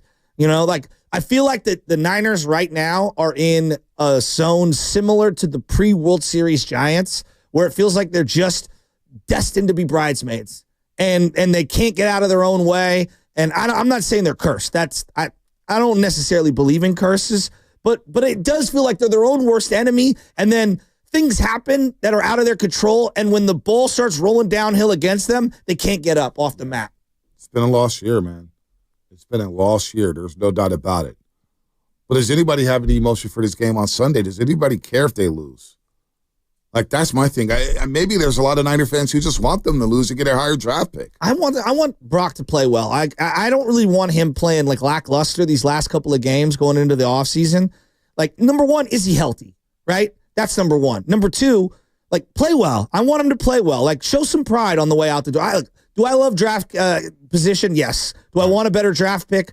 Yeah, I do. But at the same time, I think you still battle for a playoff spot. Show some pride. There is something to be said for the Mike Tomlin, I've never had an under 500 record. Yep. Like, there is something to be said there. Not losing the locker room and guys playing hard. I thought they played hard in this last game.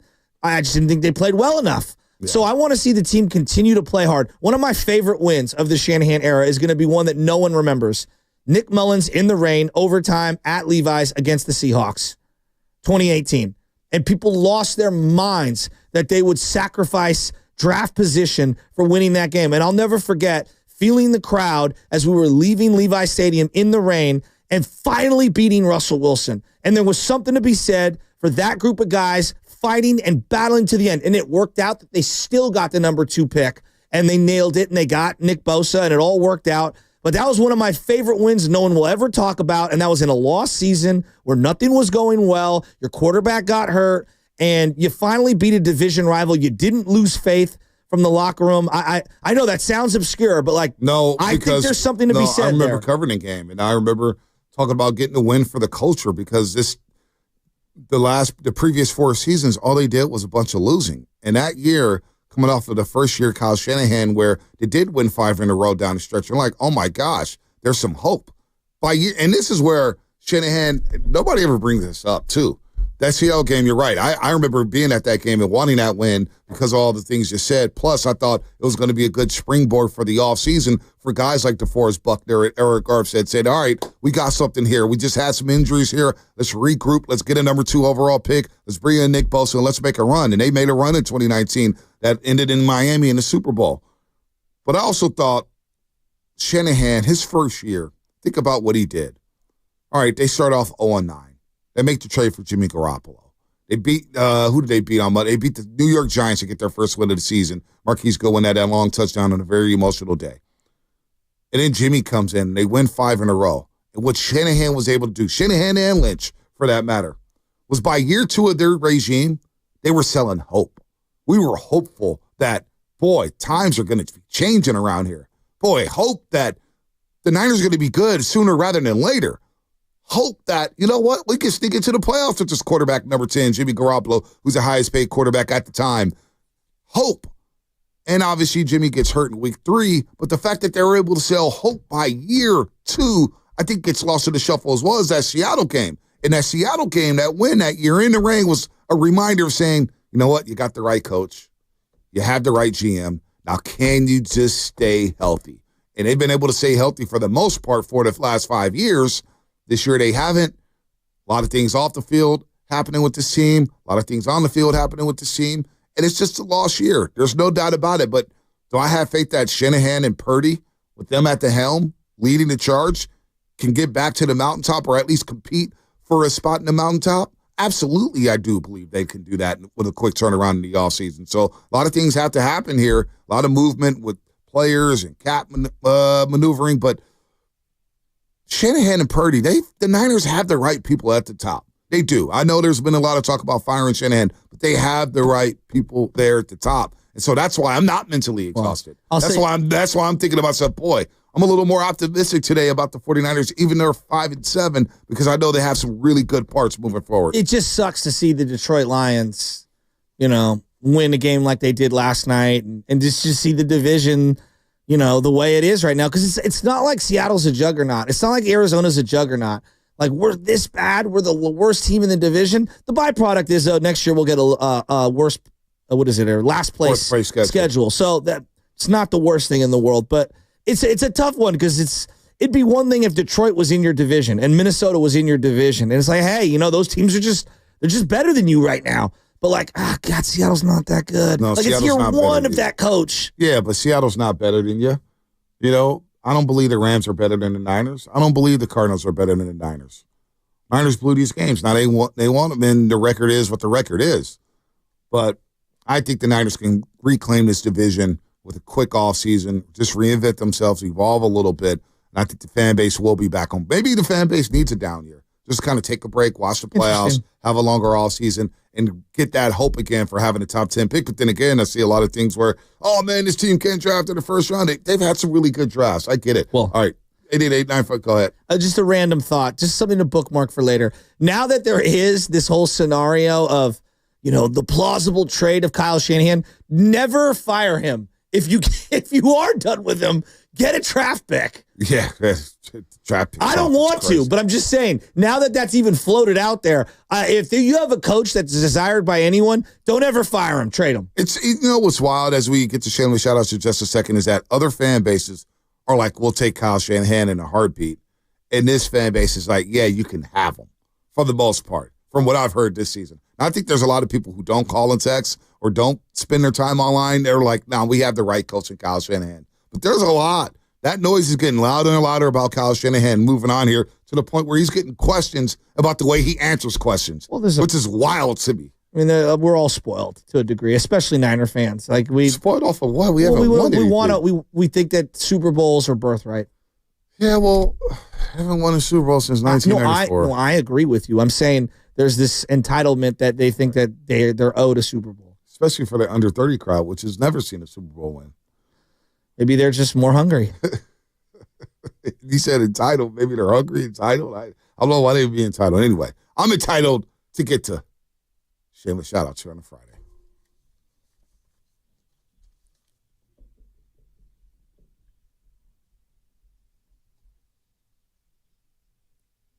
I mean, I'm not God.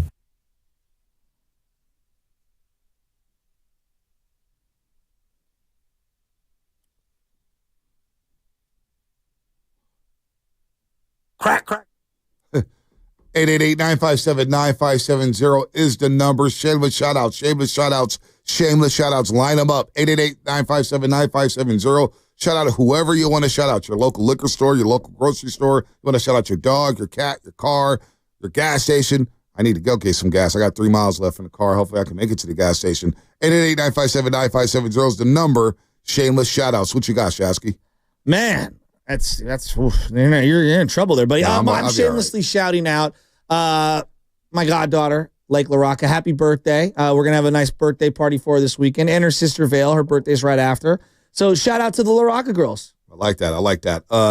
I'm looking here on the Comcast business text. So I shout out to my girlfriend. She just got her master's degree and is a special ed teacher. That's awesome. Awesome stuff. Always have respect for the teachers of special ed. Shout out to my girl for delivering a healthy baby boy. Lee and me, I love that. I love you. Loving fatherhood. Fatherhood is awesome. Spadoni, what do you have here on the Shameless Shout Out Friday? I'm going to shout out Brock Bowers, rookie tight end for Las Vegas Raiders. He's also the offensive rookie of the month in the NFL. And I think he should win it this year. I know it's a quarterback award almost always, so it's probably going to be Jaden Daniels. It's probably going to be Bo Nix. But Brock Bowers might be the best player at his position as a rookie, which is insane. Loveman, what do you got there as you lean back in the seat? Yeah, I'm going to give a shout out to, I'm going to shout out Waymo. Guys, I took my first Waymo a couple weeks ago. Not gonna lie, a very, very smooth and enjoyable ride. 10/10 would recommend. A very enjoyable experience. Oh, there it is. A self-driving car, very fun to ride in. Who'd have thought? You do love silence.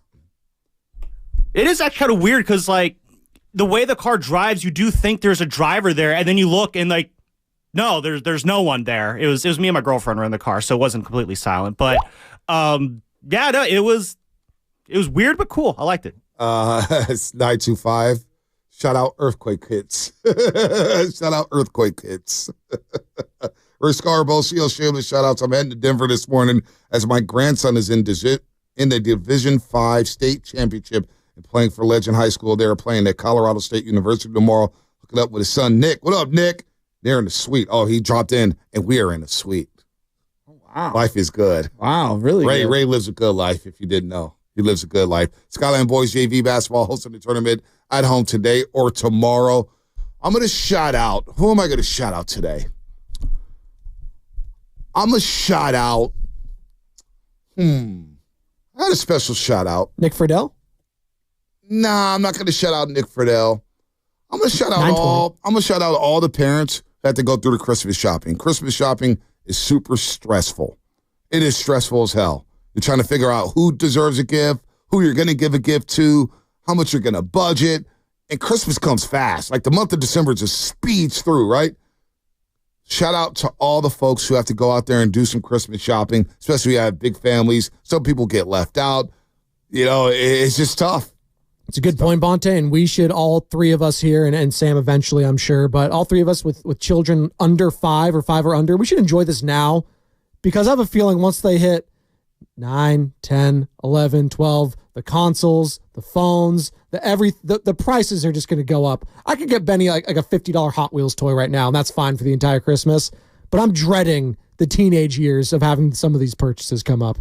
My little guy got so many gifts, and people were so generous, and he loved playing with the actual tissue or whatever that was in the actual bag more than most of the gifts. Oh, shout out to the Valkyries expensive draft today. Bring Haley Jones back home. Ellen Dream. Cool. Expensive draft today at 3:30 p.m. And you saw the Valkyries jerseys yesterday. Draymond Green was rocking one on the sideline. Shout out to my daughter's soccer club for winning the championship. Birdie Game Soccer Club 2016 Pink Team. Go Nayeli. Go Nayeli. Shout out to my photo booth company, GG360 Events. Follows on IG. Very cool. Yeah, that is cool. We're going to have a 360 camera at the Doobie Awards down at Laughing Monk Brewing. Oh, we got the red carpet coming out. We got trophies. We've got free food. We got stuff to make signs. If you want to make a sign in the crowd, like it's like college game day, you can do that too. There you go. We got it all for the Doobie. I'm telling you, you want to be down there December 20th. So shout out Laughing Monk Brewing for taking a chance on us for the Doobie Awards, December 20th. That's a Friday, December 20th from 6 to 10 a.m. Get there early, food and drink provided. And go to 95.7 The Game for more details and RSVP right now as we celebrate the show, the listeners, and the year that was here in 2024. All right, shout out the 6th grade St. Brendan Bears team last night that was down 20-4 when I walked into the gym getting ready for my game at Salesian. They were losing to Salesian, coached by John Antonini. I saw one of the greatest comebacks in CYO history last night. Mm-hmm. Not only did they tie the game and go into overtime, they won going away. Young Cole making plays, John's kid making plays, Pat Bell's kid making plays. Plays were made all over the place. A little Emmett Eggert was making plays. Incredible, valiant effort from Salesian, falling short, squandering a big lead. St. Brendan's Bears, what a win on the road. Big win. 650. Shout out my small business, PB&J. Off the Grill out of Redwood City. Shout you guys out. Got to try that. I got to get down to Redwood City. Shout out to my daughter, Riley Rose, just because. That's from the 925. We got more shout-outs to Earthquake Hits. More shout-outs there. Shout out to my wife, Sharon. Happy 58th birthday. You're the light of my life. Wow. That's beautiful. Wow, that is beautiful. That is really, really beautiful. Mo San Ramon wants to shout out the pinto beans. I wonder why he wants to shout out pinto beans. Well, because I said that I have in cans in the I didn't. Gotta have beans. And they're delicious. Yeah. I missed that one. Just imagine like after an earthquake, like Shasky's family just sitting around eating a bunch of pinto beans. It's a very sustainable, beans alone, you can actually live because it's got so much nutrients. Shout out to Kenyatta College men's soccer in the state semifinals. Really? This weekend. They're in Sacramento. Go Colts. Go Colts. The Kenyatta Colts. And shout out to myself for thinking I'm prepared for a natural disaster. That's from the 510. The more you talk, the more you show he's not ready. I got street survival skills, homie. I'll be all right. My family will be okay. I think part of the natural disaster portion is that we realize that we're not fully prepared for really a lot of different things. Just got to avoid being injured, that's all. Ow! I mean, I'm not God. It doesn't upset me. It bothers me. 925. I want to shout out Jonathan Kuminga for keeping the haters quiet for another day. It is interesting. Kuminga has really had a solid 4 games. He had a bad stretch against the Denver Nuggets, and Steve Kerr called him out. Pods played well yesterday. I don't hear anything about Pods this morning. I don't hear anything about JK this morning. 888-957-9570. How good did that win feel last night as the Warriors snapped their 5-game losing streak? I want to get back into the Dubs at the top of the hour. But the injury report, and the Warriors got good news before they went out and beat the Rockets last night at Chase Center. Draymond Green's calf injury is not as serious as initially feared. His MRI on the calf came up negative, which means there is no serious damage. His status for the Warriors game tonight against the T-Wolves is up in the air, but it does appear that Draymond is trending in the right direction, and his absence will not be that long, and the House of Prime Rib dinner could still fall on Shasky's credit card. Mr. Three Houses himself may have to pay for a meal for the crew. Not just pinto beans. Not just pinto beans. That cream spinach. Ooh, I need some. And I was that worried. salad. Oh, I haven't had House of Pride ribs so long. Oh my gosh, I can taste it. I can taste it. What is going on here? I can smell it, Shasky. Stop! Stop! No, I'm not going to stop. Stop! I'm getting hungry. I'm not going to stop, Fitz. Can't stop, won't stop. Don't bring that guy up into this. Injury report brought to you I'll deny you bail, too. Boxer Harrison, Northern California's premier workers' compensation law firm. Helping injured workers get their lives back for over 40 years. What's coming up in the game? Brought to you by Fremont Bank, celebrating 60 years of full-service banking with no compromises. Your calls on the Warriors, man. Kuminga. Did we learn something yesterday with Jonathan Kuminga? And if we did learn something, what did we learn? I want to hear from you, Roasters. 888-957-9570 is the number. More coming up on the roast. Hey, it's Willard and Dibs for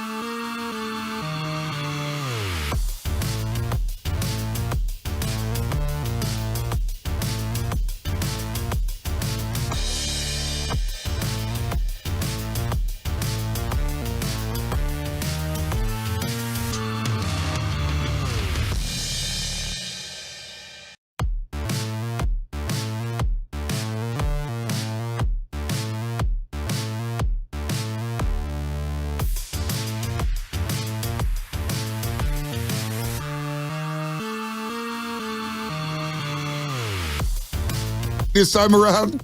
Because Niner fans ain't ready. You know what? Just pump that song for the rest of the season because they're not ready. They're mentally exhausted. So maybe we'll just play for the Warriors every single regular season game. I don't know. The Warriors were ready last night as they snapped their 5-game losing streak. J.K., Wiggins, oh, great. Let's talk about it. 888-957-9570. Shout out to those watching on YouTube. Brought to you by First NorCal Credit Union.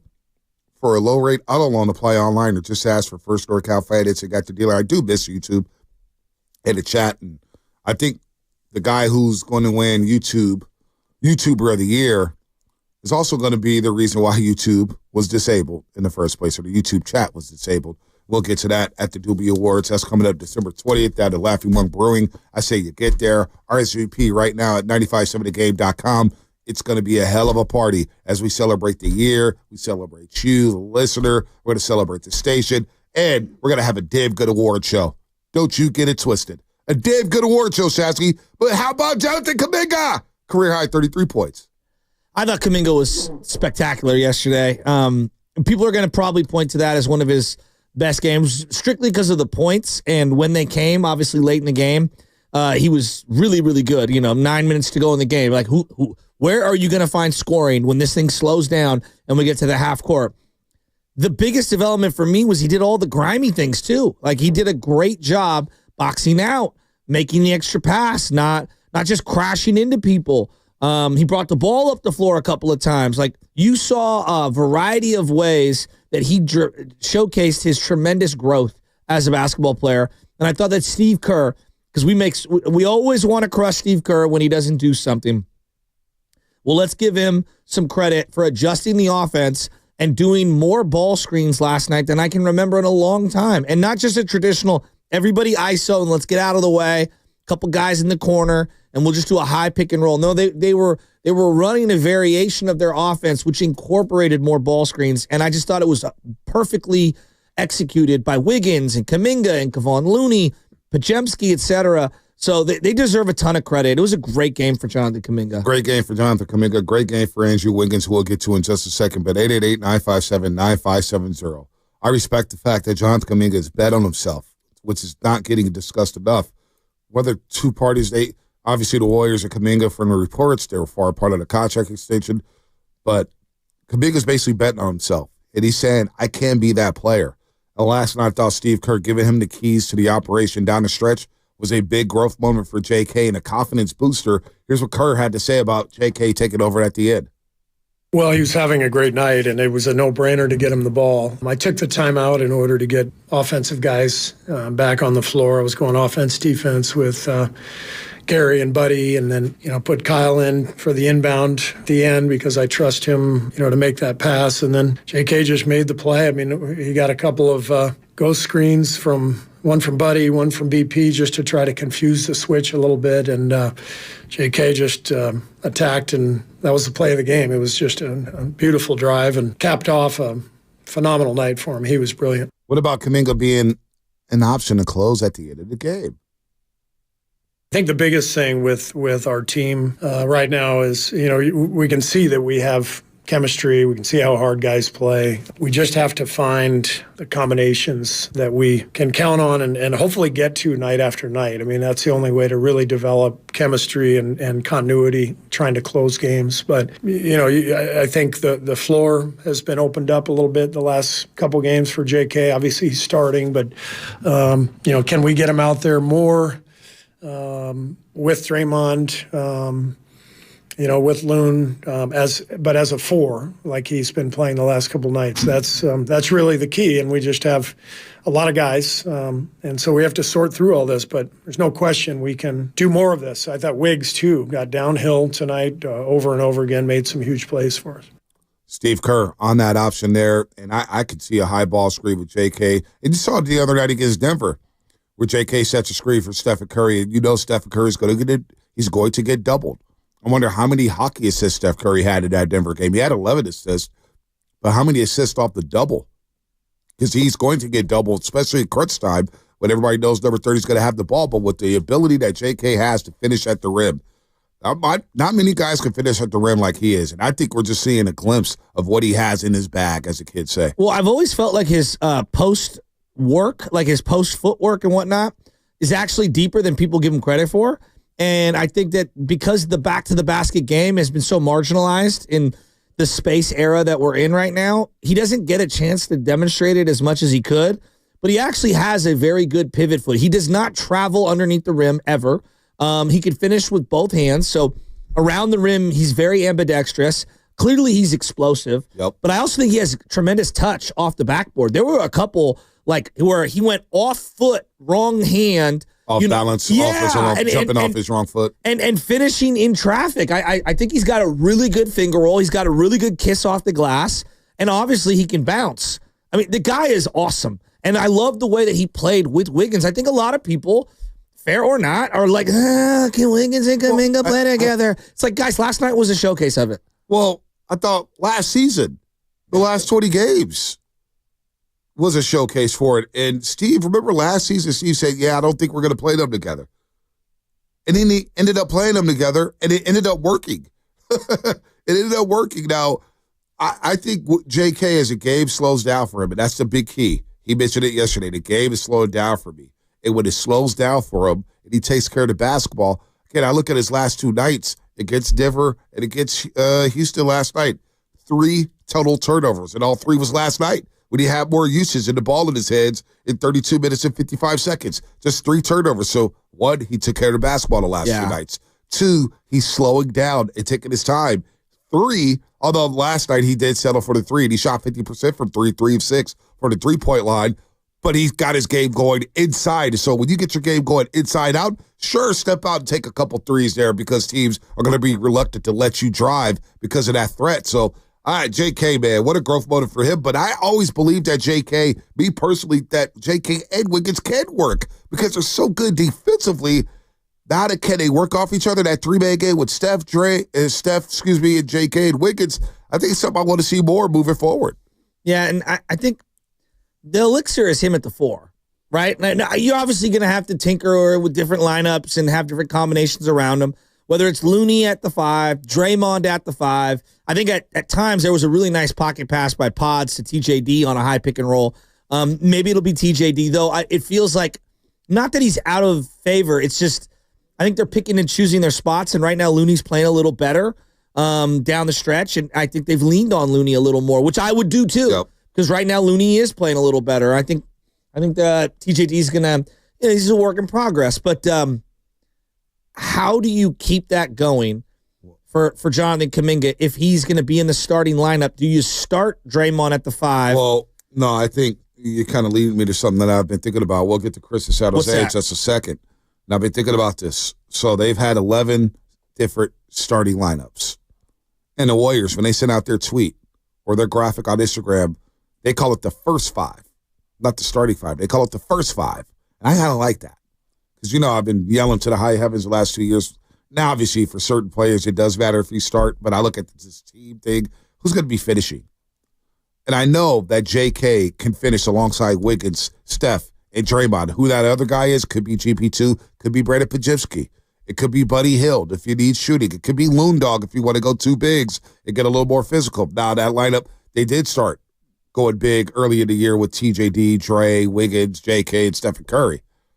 But what if you did stick with Wiggins and JK alongside Looney, Steph, and whoever else at the 2 guard, and Draymond did come off the bench? He showed that he will come off the bench in a playoff series against Sacramento. Now, you're smiling at me. That lasted how many games? Well, it lasted because, obviously, Sacramento figured it out in Game 6. I'm just asking how many games it lasted 3 games. It lasted 3 games. I have a hard time. Look, no, but it lasted 3 games. It lasted 3 games because it got blown out in Game 6 at Chase Center, and Sack had found something with Trey Lyles at the 5. It was like, all right, maybe you do have to go back to the 2 big lineup, but I don't know where Draymond Green is at with his calf and his back. If Draymond Green knows he's getting 30 minutes when he's shipped, I don't. Now, at the start of the game, you want his defensive tenacity. He's a tone setter, so you're probably not going to do that. But I wonder what Steve Kerr will do to tinker with the lineups, because I think everything's on the table with this team. Until it happens, I just have a hard time believing that Draymond's not going to be in the starting lineup. Yeah, and that's not any fault of Draymond. It's earned equity, but like it's just like we are coming to a point where like we can see like Kuminga at the 4, Draymond really ideally at the 5. Like that's when they're at their best, I believe. But it's a lot of wear and tear on Draymond to play that small ball. Hey, 5. look, I get it. It's a lot of wear and tear. It's a Pandora's box. It's a lot of wear and tear. So like, I guess Looney my is question to playing you well. is, what's more important, right? What's more important? Is it Kuminga as your second scoring option, or as one of your top scoring options, or maintaining the health of Draymond Green? Obviously, most people are going to say both, but like if you had to choose, which direction are you leaning in? I don't know. What direction are you leaning in?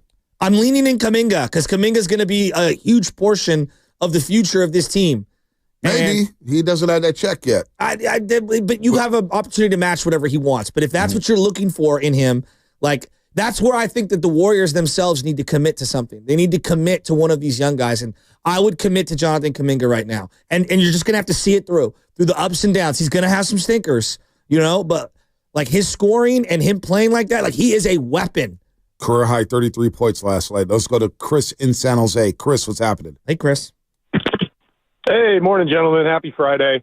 I don't want to necessarily kind of talk about his fit or anything with the team. I just, a 21, 22-year-old kid, the game's finally slowing down for him. He is real, let's be honest. He's the best athlete on our team. Yep. He can fly like Wiggins used to fly, but he's got a little bit more weight to him, right? And that type of team against a young, lengthy, spry Houston Rockets team, whether it's that type of team or a bottom dweller like the Portland Trail Blazers that also have young players, Kerr needs to realize those are the types of games where he can thrive. You're talking about a guy who in a league full of elite athletes is, in the upper echelon of athletes. And, I'm not comparing the NBA to 24-hour fitness, but you walk into a 24-hour fitness, you know who the best athlete in the gym is. Yep. You know who you got to worry about. You inherently know, man, if I mess up, this guy might yam on me. This guy's going to kill me. We might lose 11-0 if I don't play my part. And that's what Jonathan Kuminga, to me, as an athlete, can bring to the table. You inherently have to focus on him when you're the other team. And he does have that confidence that he plays with. It's a two-sided street, right? When you also know you're the best athlete in the gym, you're looking at these guys. These dudes can't stop me. These guys got nothing for me. I got everything for them, and they got nothing for me. So he's the guy that has the ability to break down the defense. Podziemski gets in there a little bit, but he doesn't want to score. Kuminga's going to get in there and take it to the hoop. And that next part about the game slowing down for him, he's going to be able to drive, penetrate, kick, start that ball flow. So I called you guys a couple of weeks ago, and I was talking about how, he came over starting a whole life, right? Learning English, learning the game. We're talking about a kid who hasn't played basketball as long as people that are still in high school. So give the man time. You don't give up on one of the best athletes in the NBA, period. I love you, gentlemen. Let's have a wonderful Friday. Take it away. Y'all have a good one. All right, you too, Chris. Thank you. Take it away. Thank you very much. Look, I see a lot of stuff about having a number 2 scorer, right? Steph needs a number 2 scorer. Well, I think you have one in Andrew Wiggins. He's averaging over 17 a game. Now, the key is because Steph Curry's only averaging 30 minutes a game, he's down to 22 points per game. I do think at times that will bump up and he'll get back to 24, 25. There's no doubt in my mind. He's still one of the most elite players in this. He's one of the elite players in this league. But Andrew Wiggins giving you the 17, 18 a game, that's beautiful. But if you can get Kuminga around 16, 17 a game with his defense, all of a sudden, all I need is a couple tweaks with this roster. You're close. You're closer than we all think, especially in this Western Conference where KD goes down with another ankle injury. You're right back into the top 6 with the win last night. With Kuminga, if Kuminga and Wiggins can consistently give you 18 a night, that's 36 between the two of them, and you get whatever you're getting from Buddy Buckets off the bench, Podziemski starts shooting better, all of a sudden you just need a couple tweaks. You need to fine-tune some things here. So maybe you have your number 2 scorer already on the roster. Well, and you keep telling me that he plays better when he knows he's getting more minutes, and I think he just settles in a little better. He plays better as the game goes along. I know. Every single night. Well, that's where I would make the commitment to him to be the starter. And if Draymond has to play a little small ball 5 to start a game, then so be it. If Draymond has to come off the bench a little to preserve his body, then so be it. Like I think they do need to commit and put their flag down on some of these youngsters. Otherwise, they're kind of short-sighting themselves. I think they need to commit to one of these youngsters. Now, tonight's going to be interesting because as the 408 mentions here, the Rockets, their interior defense is not the same as the Minnesota T-Wolves, who we'll see tonight. Although they did have some blocks last night. They did have some blocks, but Rudy Thompson kid, I am enamored by him. No, I mean Thompson can defend. I like him a lot. He is a good player. I do like him too. I like him a lot actually. I didn't even know anything about him other than him and his brother, who I guess lived in Oakland for a period of time. And we've played him 3 times now. Is this second or third time? Well, second time this season. So okay, but he played last year as well. He played last year as well. I don't know. I've been impressed every game I've seen him.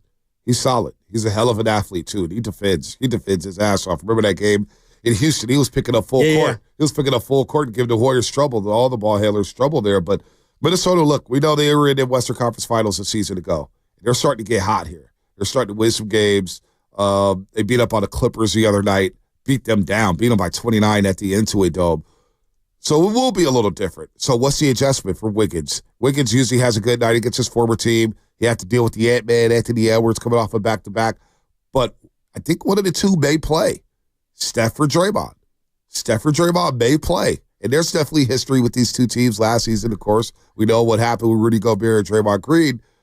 But with the T-Wolves at 11-2, it's a nice little challenge for the Warriors on a back-to-back. And we'll see the T-Wolves three times in the next couple weeks. I think we need to mark the tape, Sam. You know, F8, the control keyboard, if you're listening over there. It's the first time in the history of talking about the Minnesota Timberwolves you have yet to reference Naz Reid. That's not true. That's not true. He is a warrior killer. Yes, you know I love Naz Reid. I know you do. That's like normally when you start rattling off the roster of Timberwolves, Naz Reid is one of the first names that you say. Well, because that first year I started doing the television program, Warriors Pregame Live, they had played the baseball series against Minnesota with nobody. Oh, yeah. And it was a clunker. But I was like, this Naz Reid has activity. I don't know who this guy is, but he's kind of wild. And then every single time he seems like he comes in. Spinoni was at the game where he had like 21 in the first quarter. Lit it up. Was that the game where Karl-Anthony Towns hit the pull-up 3 to win? 99-96? Naz Reid is solid. But now you got Julius Randle, who's the ultimate ball holder, the ultimate ball stopper. Yeah. Hated that fit. Now, it would be great to have Draymond Green against Julius Randle with his physicality. They always go at it, too. The best thing that can happen tonight is if Julius Randle starts feeling himself early in the game. Dylan Brooks hit a 3 last night, turned to Pajemski, and just started barking like crazy. And the Warriors went on a little run right after that. The game within the game. God, Dylan Brooks is such a great villain. Dude, when he picked up his stir foul, did you see Draymond? Get on the bench. Draymond and Steph were so animated off on the sidelines. It was as if you were watching 2 old gunslingers realize, like, oh, there's a Billy the Kid in town. We could use him in our posse. They've been trying to empower Kuminga. You know, especially Draymond. He's talked about trying to get Kuminga to the All-Star game or whatnot. I think Kuminga does need to be in the dunk contest. That's how you even get your name out even more and become a household name. He's a 2-foot dunker, though. He is. I think for me, he is. Like Dominique was a 2-foot dunker. I don't think he wants to participate in it. I don't think he wants to do it. But well, I mean, this goes back to LeBron ruining the dunk competition, but that's neither here nor there. Well, never competing in it was just the most cowardly thing of all time. Am I wrong? Oh, no, you're not. You really did do the flip. Well, it's a rite of passage. He should have done it. No, he should have done it. Jordan did it. He had his Kobe chance. did it. It's actually embarrassing that he did it. Now, I don't know if you know this, though, but LeBron's been giving back to the league, allowing every team that they play against to have a dunk competition in-game with no defense. It's called the Lakers season. Not sure if you're aware of that. How about this? Would Warrior fans want this moving forward? 888-957-9570. Doesn't even have to be Draymond. But for sake of argument, I'm seeing the 4-5. Let Kuminga start. Save Dre to close. Yeah. What's more important, defense down the stretch or defense to start the game? Because we know that the first quarter holes have cost them. Yeah, but you don't want a team to come in and start rolling, get out to a hot start in the first quarter, start seeing the basket, it turns into a beach ball. All of a sudden, you're like, oh, boy, we're scoring at will. So I do want that defense. I want defensive tenacity at the start. Steve Kerr talked about the defensive intensity yesterday. I thought we just played hard. Anytime you're in a rut and you lose, 4 or 5 in a row, it's never going to end with a 25-3 night. It's going to end like this, 1990s basketball. And I felt like this was going to be how we broke our streak. Hold somebody to 90, 93, tonight. Dig it out of the mud, get stops, and you can only do that by just playing hard, and that's what our guys did. 1990s basketball. I don't think they play 1990s basketball, but I get where he's going at, and he is right. Last night, I think they only had 19 assists, and a lot of that is a byproduct of running more pick and roll type stuff. I do believe that he's going to have to come off of this motion, like being completely, at times, completely married to only running motion offense stuff. Like I think that the recipe now is some sort of a nice blend to do what, because Wiggins clearly thrived as well. It's not just Kuminga related, and I think that Buddy Hield can get better looks. He's got to get going. Look. Loss in the win yesterday, which was great, is there wasn't really a third guy because, no, it wasn't. But you need to get Buddy going. Yeah, he went to the rim, missed a layup, got a couple free throws. That was nice, but the three-point shot is not falling. I do think, though, when Steph Curry does come back, whether he returns tonight, Sunday, for the Emirates NBA Cup, I do believe now you do have that third scorer. And whether they're the number 2 scorer or the number 3 scorer, I don't fixate on that stuff. Can you just compliment and play winning basketball? If I'm getting 18 from Wiggins and I'm getting another 17 from JK, I'm cool with Steph giving me 23 a night. Yeah. You know what I'm saying? That's perfect production for a big 3, right? That's perfect production for a big 3. That's literally 60 points between the 3 of them. Now I can find another 40 to 50 somewhere else. Maybe that 10 to 15 coming from Buddy. Maybe that 9 to 10 I'm getting from Draymond Green. Maybe that 6 to 7 I'm getting from Kevon Looney. Maybe it's the 7 to 8 I'm getting from Brandon Podziemski. That stuff all adds up. So without Steph, yeah, sure, you want that third score, and hopefully it's Buddy Hield who got to start last night, but he went 1 for 8. You saw him back to the bench, and he's giving you 10 to 15 off the bench, but maybe it's JK who could be that third scorer, and him and Wiggins are alternating back and forth on the number 2 or one. See, I just think they need some fine-tuning here. If you empower JK, this is what you can get on a nightly basis, man. Again, I go back to Tim Roy telling us, he reminds me of Ron Artest. I saw a little Artest yesterday. I saw a little Kawhi. And you see the body type, the physicality, the explosiveness. This guy has the tools to be a really good NBA player for the foreseeable future. So empowering him, like I know he wants to start. I can feel it. I can feel it from the young man. I would throw him in that starting lineup, and I just have to ride the wave. Here's what he had to say about whether or not he feels like he's already more minutes. Just going out there and playing and doing my best and actually having the whole coaching staff and my teammates to trust me, and I feel like the more I keep playing that way, the more I keep showing that I could be in a situation, I'm gaining more trust and more playing time. I'm getting into a rhythm, starting with Draymond out. Not really, I love playing with Draymond. Just him not being out there, we miss him. It makes things easy for a lot of people, including me. But, I don't really worry about if Draymond starts or doesn't, all I worry about is just go out there and try my best to have a good game and to fit as a player. All right, 888-957-9570. Double Nation, where you at, man? They had lost 5 in a row. They snapped their 5-game losing streak. They've won 15 straight against the Houston Rockets, which is amazing. They take on Minnesota tonight. How are you feeling this morning about Jonathan Kuminga? What should be the next step for him? Is it 30 minutes a night? Is it starting? Is it finishing? What did you think about last night with JK?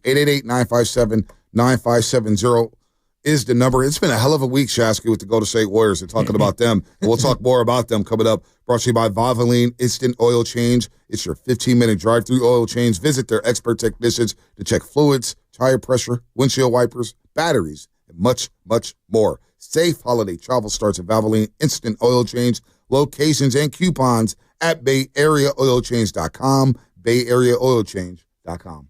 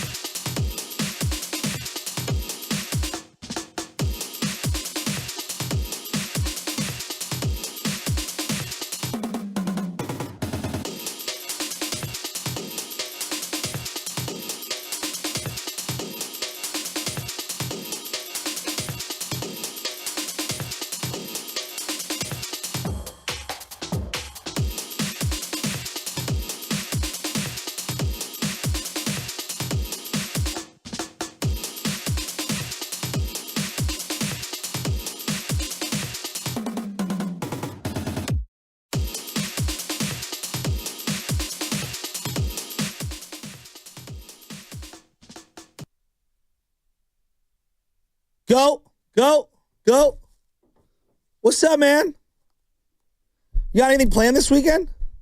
Oh, me? Hey, how you doing? No plans, Shasky. Haircut tomorrow. I got to pick up my suit from the tailor, drop some other suits off. Feeling real good. Got to get a storage unit. What else? Got to get a storage unit. Yeah, I need a storage unit. We're running out of room in the house. Our living room basically is Toys R Us right now. So we donated some nice toys and stroller to a family in need. Yesterday was really cool. That's cool. It is the season of giving. Yeah. So we had some extra clothes, extra toys, and gave some stuff away. Well, I'm just saying something here. Never mind. 405.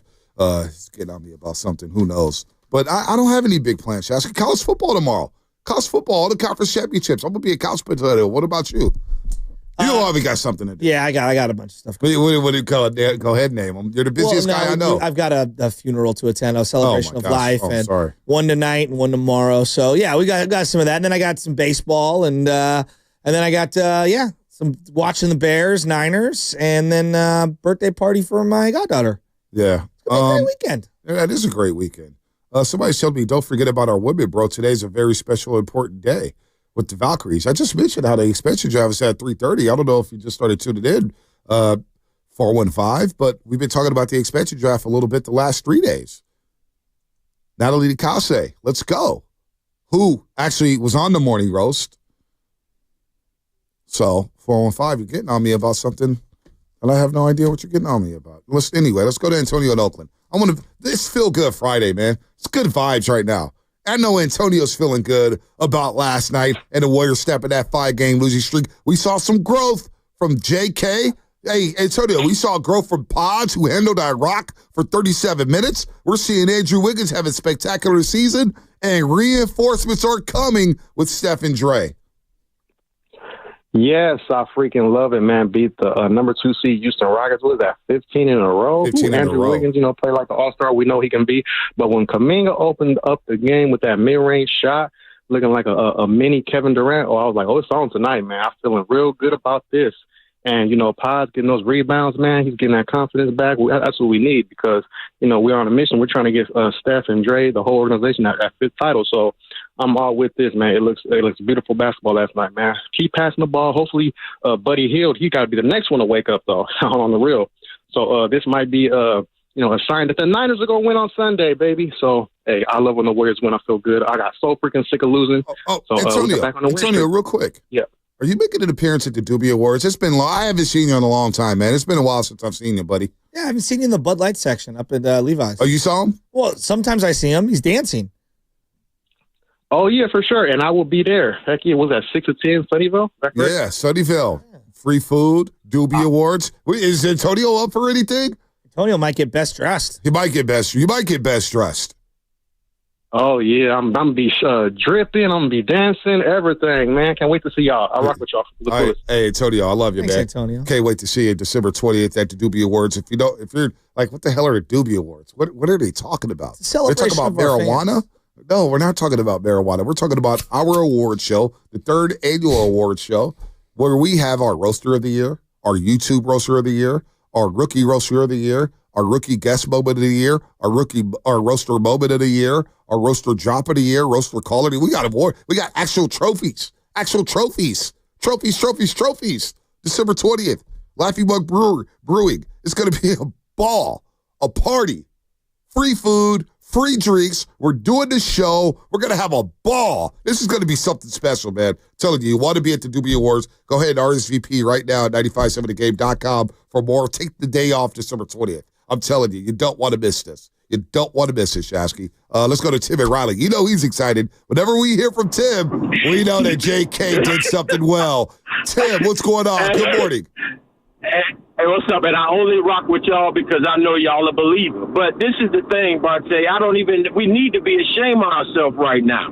Like, we already know what it is. We forget the 11 for 11 against Atlanta last year, the 25, the 31 against Sacramento last year. We forget that we probably in the double digits of games we have won because of him, and we still be asking ourselves these questions. You know why? Because in 2 weeks, he may be playing 13 minutes again behind Lindy Waters or past Spencer. And that's why we be feeling like this. This is the thing, man. You know why I'm proud for the young fella? It's not so much of the Warriors anymore. I'm proud for him to be able to show what he has. So one day, he'll be playing for a coach who truly, truly wants him and believes him. The thing about it, let's think about it, guys.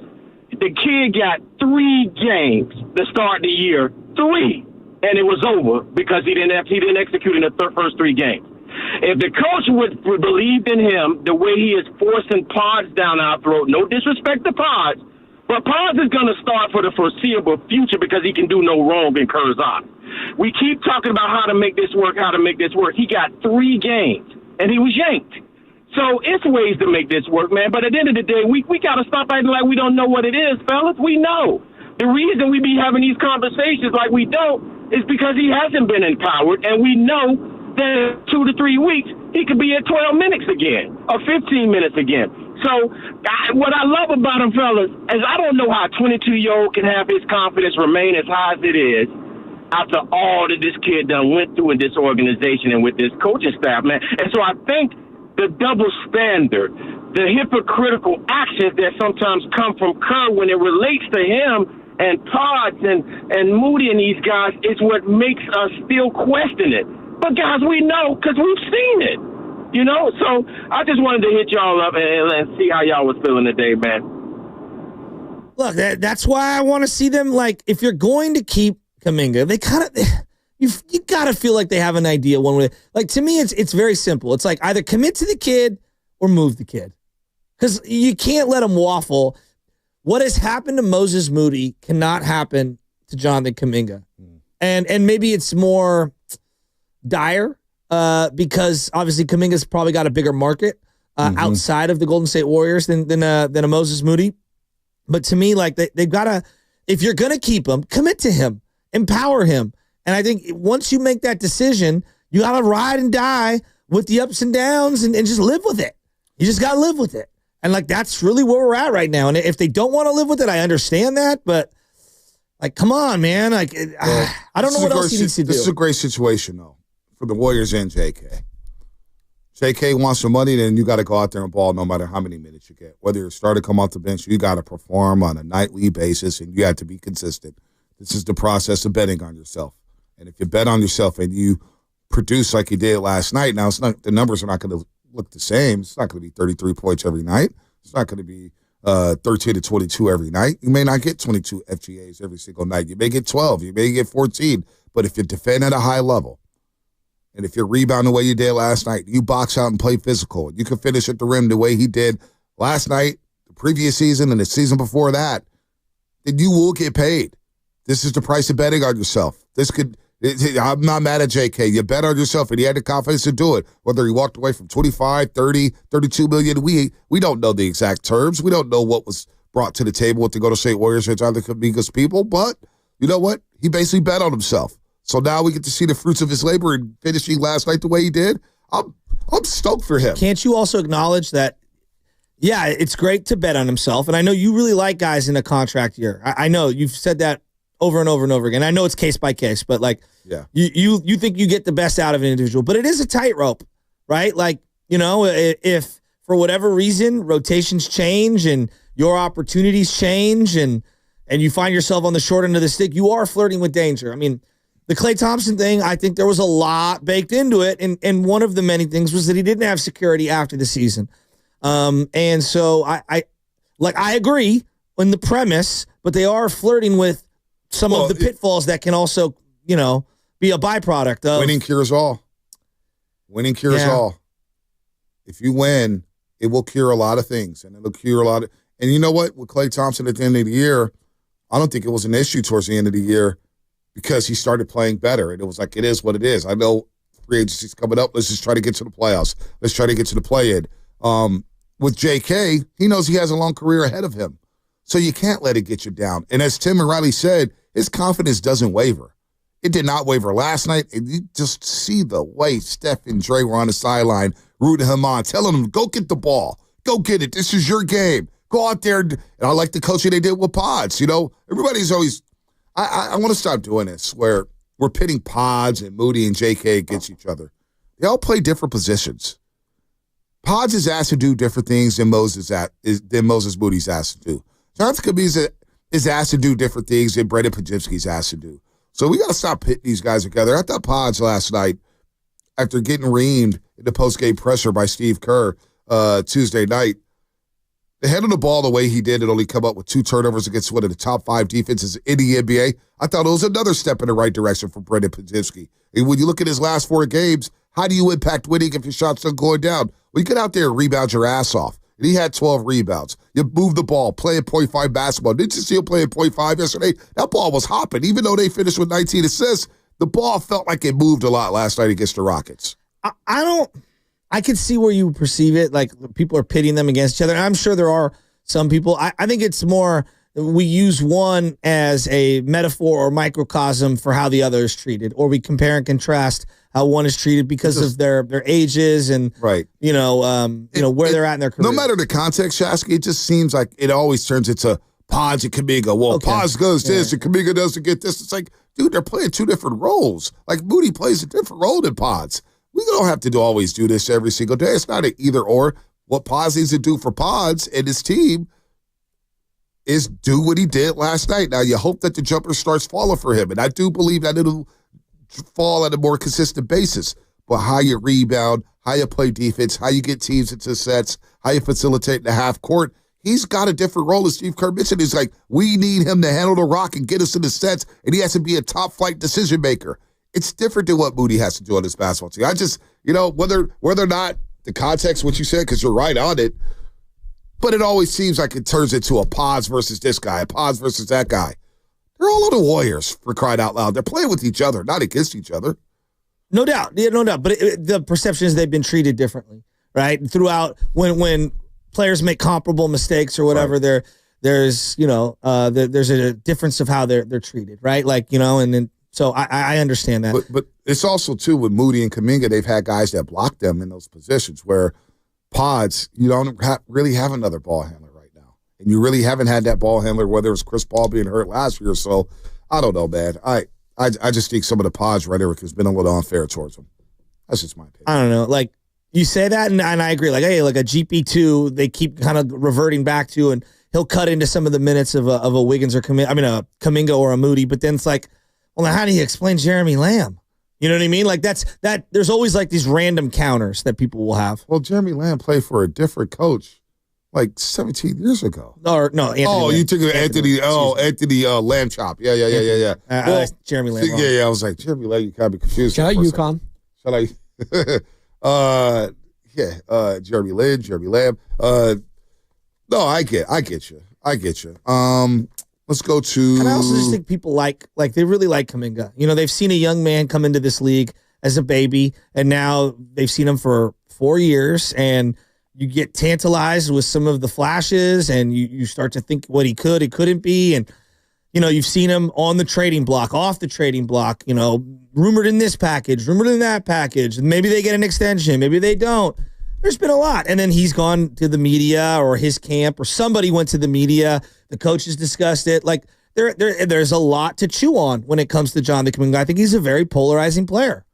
Let's go to Craig in H-Town. Craig in Houston, what's happening? Hey man, I got a question. Is there two pods on the Warriors? Is there two different pods on the Warriors? Because I kept hearing about this guy that was a future All-Star and so on, and that's not the pods I've been seeing from pretty much day one. I mean, the guy is a really bad on-ball defender. I mean, he's consistently getting blown by when he's on the ball. I know y'all have to notice that. His best move is to take the ball into the lane and start flipping around and turn around looking for somebody to throw it to. He can't take people off the dribble. We don't have to talk about his three-point shooting, but for some reason, he's Kerr's main guy, and that part I do not get. I mean, I have a nickname. I call him Little Jesus because he can do no wrong in Kerr's eyes. Well, he obviously did some wrong Tuesday night, Craig. When Steve Kerr said what he said Tuesday night, he obviously did some wrong, right? And how many times has he been called out or sit down because of it? We don't know. We don't know what happens behind closed doors. And Steve Kerr mentioned in his presser that I talked to all these guys one-on-one. Animated conversations. There's plenty of images where he's talking to Jordan Poole one-on-one. He's talking to Pods one-on-one. He's talking to J.K. Moody. And he reamed his ass Tuesday night. So for all the people who say Pods can't do no wrong, obviously he did enough wrong to where Kerr blasted him at the podium. Yes, that one time. We all saw that. Right. But my point, now back to the Kuminga thing, and I keep hearing about his inconsistency. The only problem Jonathan Kuminga has since he got on this team is a Steve Kerr problem. He don't have a Kuminga problem because he has proven every single time he gets minutes, consistent minutes, that one way or another he's going to put points on the board. He's proven that time and time again. And for some reason, I mean, I can only imagine where Kuminga would be had he got the free reign that Podziemski got last year to just go out and do your thing with a long leash. I can only imagine where he'd be right now. Kuminga's polarizing. They're all polarizing. Yeah, Pods is polarizing. Well, do a lot of people like Kuminga? Some people, we've taken calls on both ends of the spectrum, Spinoni. It felt like most of the summer was trade him for either Paul George or Lauri Markkanen. Yeah, that's mainly what it was. Everyone was coming to terms like, all right, him and Moody, that's fine. Pods if it needs to be. Would you agree that the organization's actions over a big body of work, in terms of like playing time and how they discussed him, he was never, like, I've never heard Steve Kerr or anyone with the Warriors like, we think he has the potential to be a future All-Star. Have they ever said that sentence? About Kuminga? Yeah. Absolutely. You've heard that sentence. Draymond said it. No.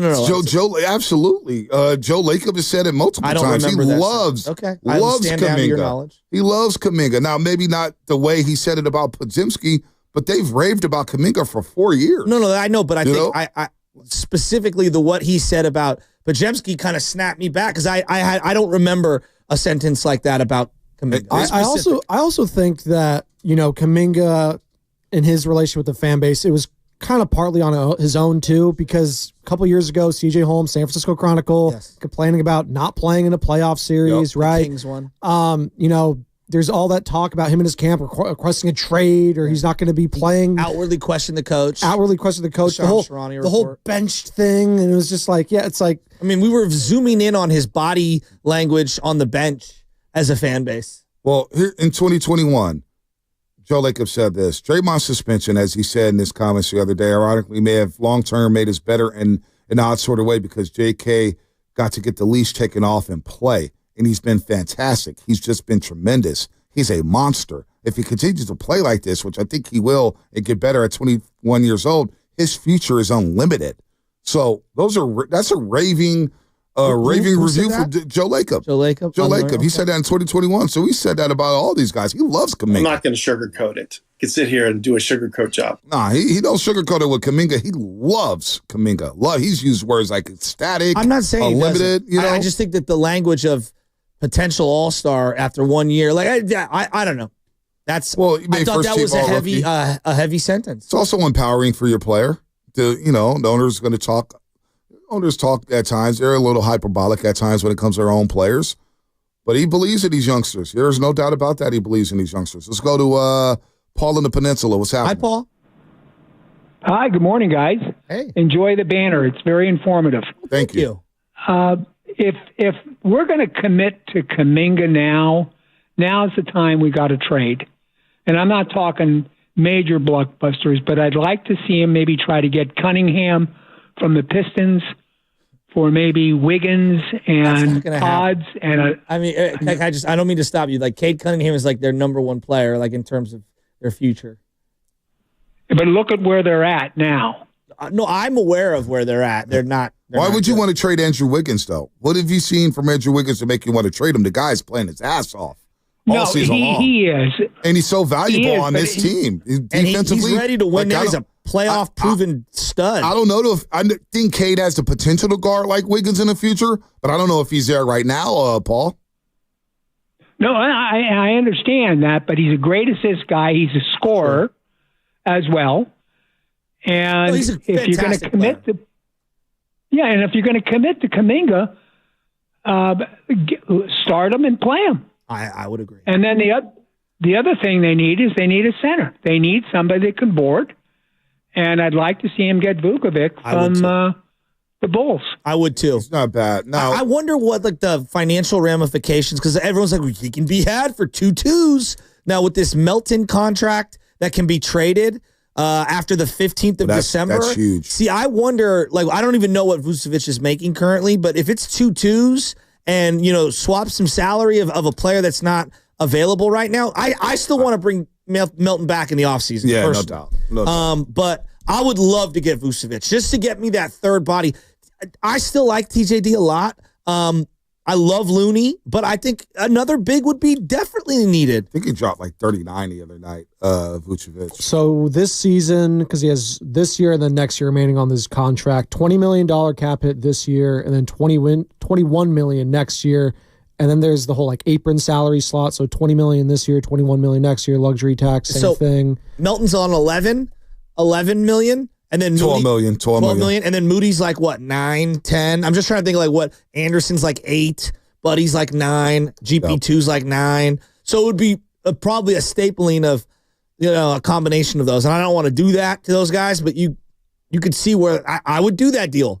Well, they may make a move. We'll see. We'll see what happens. Everything's on the table. Let's go to Nicholas in Pacific Grove. Nicholas, what's happening?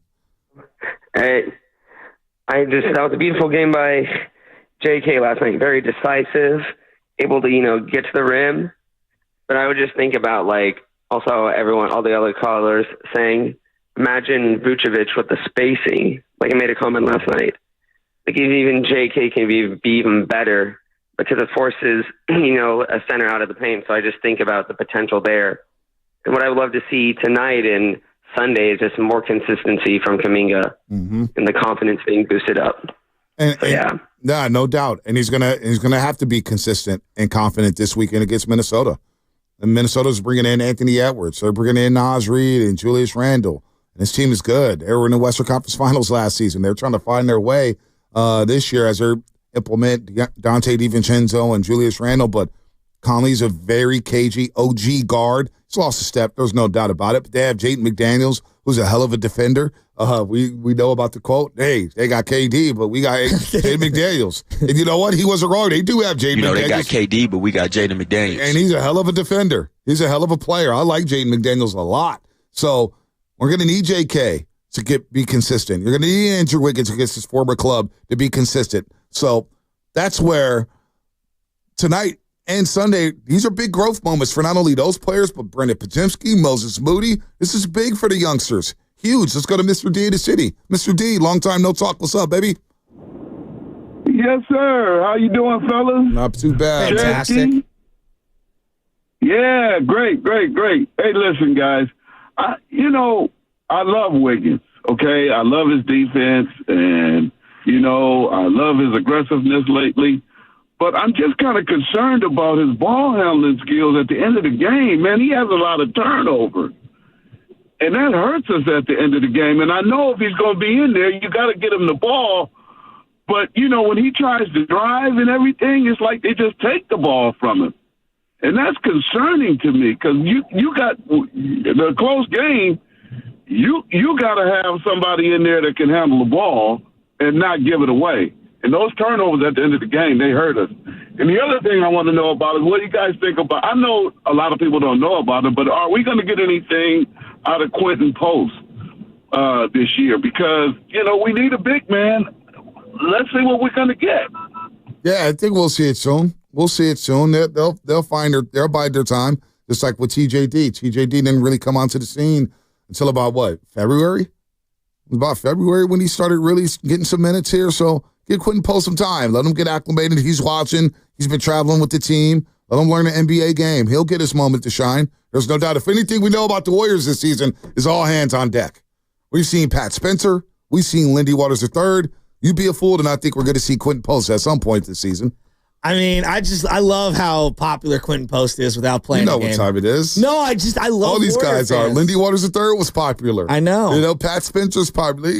Warrior fans, we love our role players. I think that's probably what every fan base does. Yeah, you're probably right. It's probably every little fan base. I mean, going back to Anthony Randolph days, I feel like we've loved the niche players. Anthony Morrow. Oh, well, Anthony Morrow was good. Till he wasn't. Yep. Till he wasn't.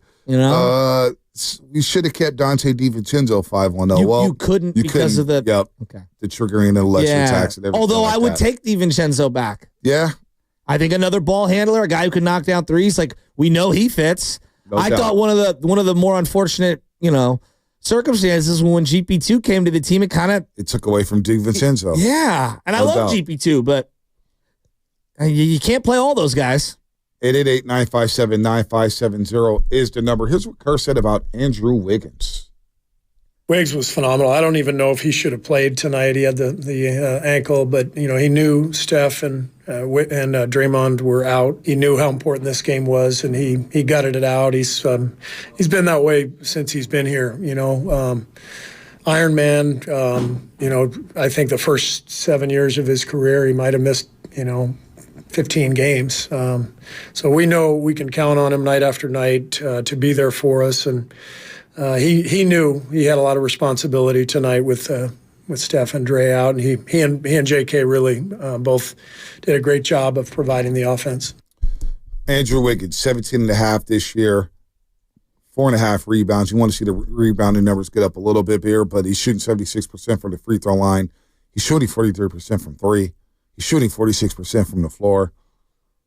And it is one of the good redemption stories. When we think about his last 2 seasons, no matter how you felt about him, this morning you got to feel good for Andrew Wiggins. Absolutely.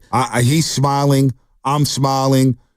And I've always believed in this guy, man. We don't know what he went through, man. His obviously was tough on him the last 2 years.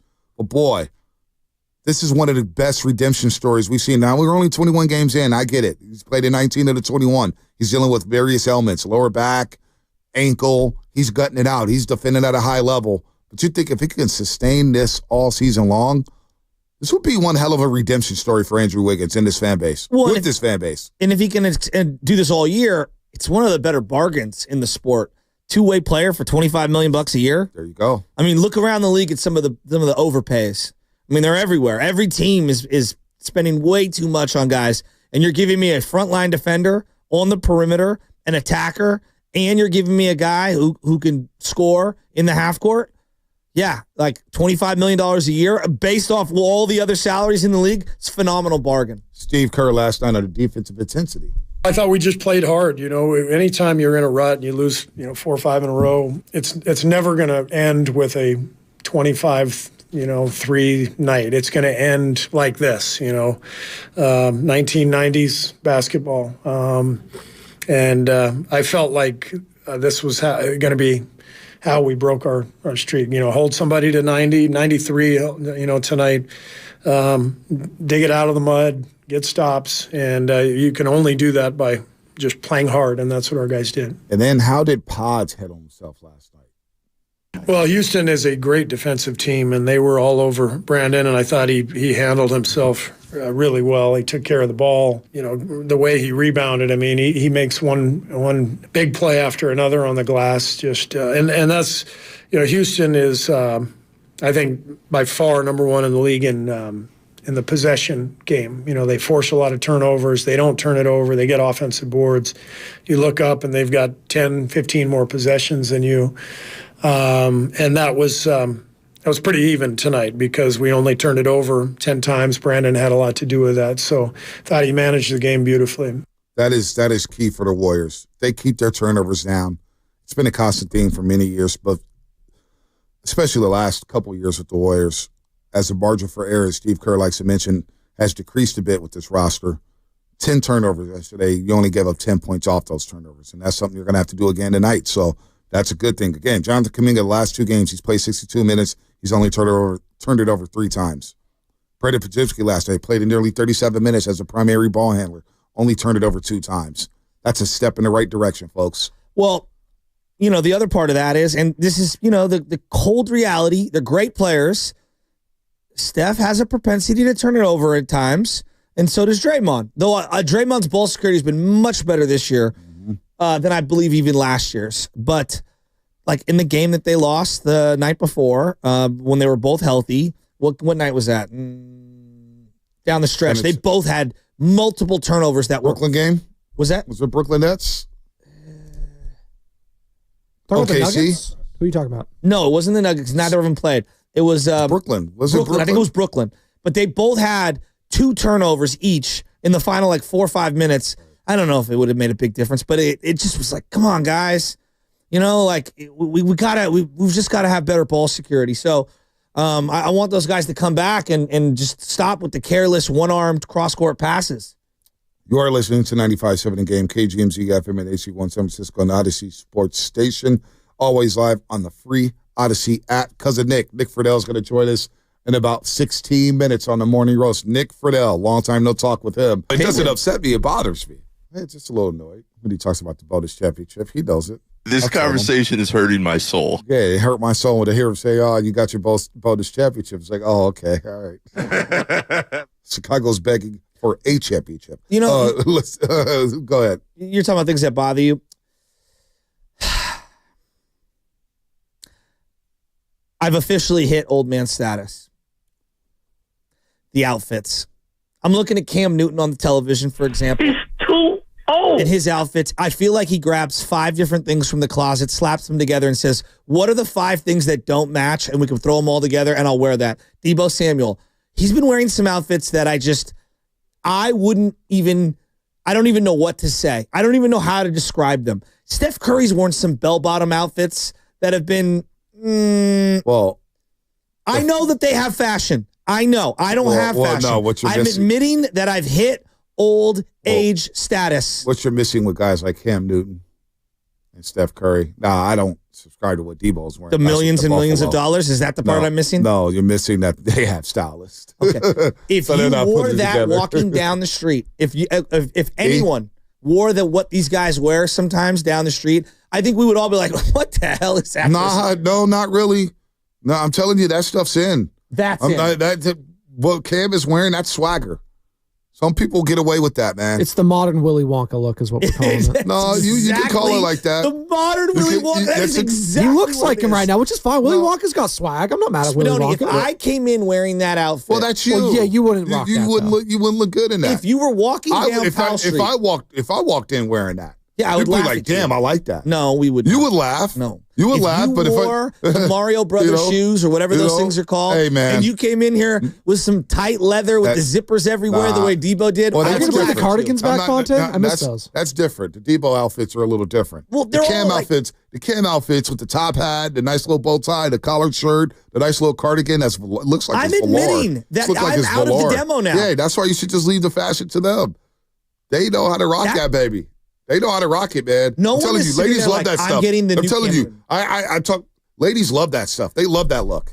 Rapid fire right now, 888-957-9570. Like, keep it real. Some of these outfits are out of control. Yeah, if Normal people would not be wearing these fits. I don't disagree with that.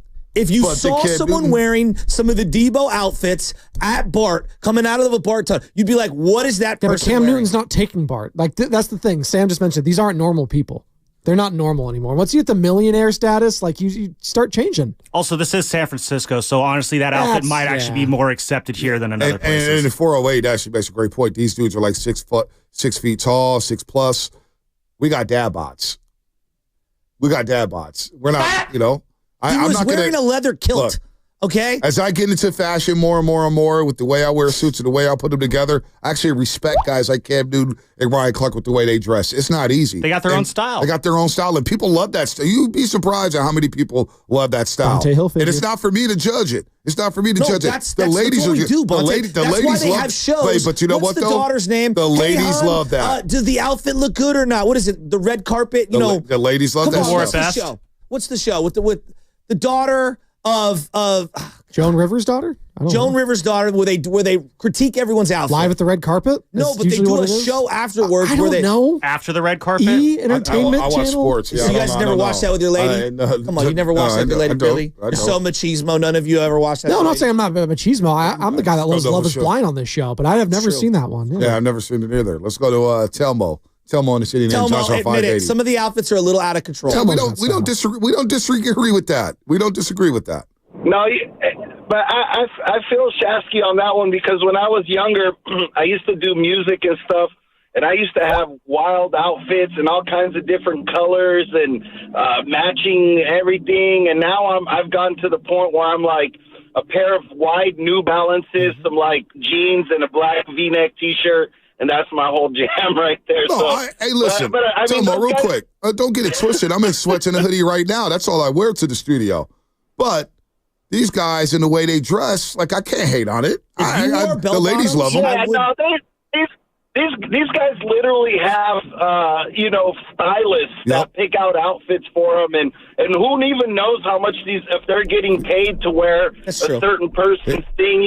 There's all behind the scenes stuff that we don't know about because a lot of these outfits are intentional and not just, I'm going to throw something weird together. But you know what, Joe? If you go out, I'm still, I've been DJing for a long time, and I'm still into club culture, and I go out a lot less often nowadays. But you go in San Francisco, L.A., all these places, you still see just regular people wearing those same wild outfits, you know what I mean? But real quick, let me get into the reason I called. And I feel, it's unfortunate. But with this whole Podziemski and Kuminga thing, I think a lot of people kind of hint and insinuate and tiptoe around the issue. And I think really that there's certain segment of people that believe that Kerr favors Podziemski because he's white, right? Let's just put the rat on the table, as Guru says, and people need to, if they have that issue, say it with their whole chest. But the thing is, I mean, who's the biggest defender of Draymond? Even when the whole world was like, Steve Kerr's had his back at every point. So that's not an issue with him. He likes Podziemski because Podziemski does all the little things, he does, and he was all rookie team. So that wasn't Steve Kerr saying, I'm going to put you on the all rookie team. That was the league. That was, people that have influence, make those decisions outside of him. And I think with Kuminga, the biggest thing is it's not that he's not talented. It's not that he's not an amazing athlete. He's probably the best athlete on the whole Warriors team. It's a system fit. He's an iso ball guy. The ball sticks to him. Even yesterday in a game like they had Curry out and Draymond, they won. They had like 90-some points.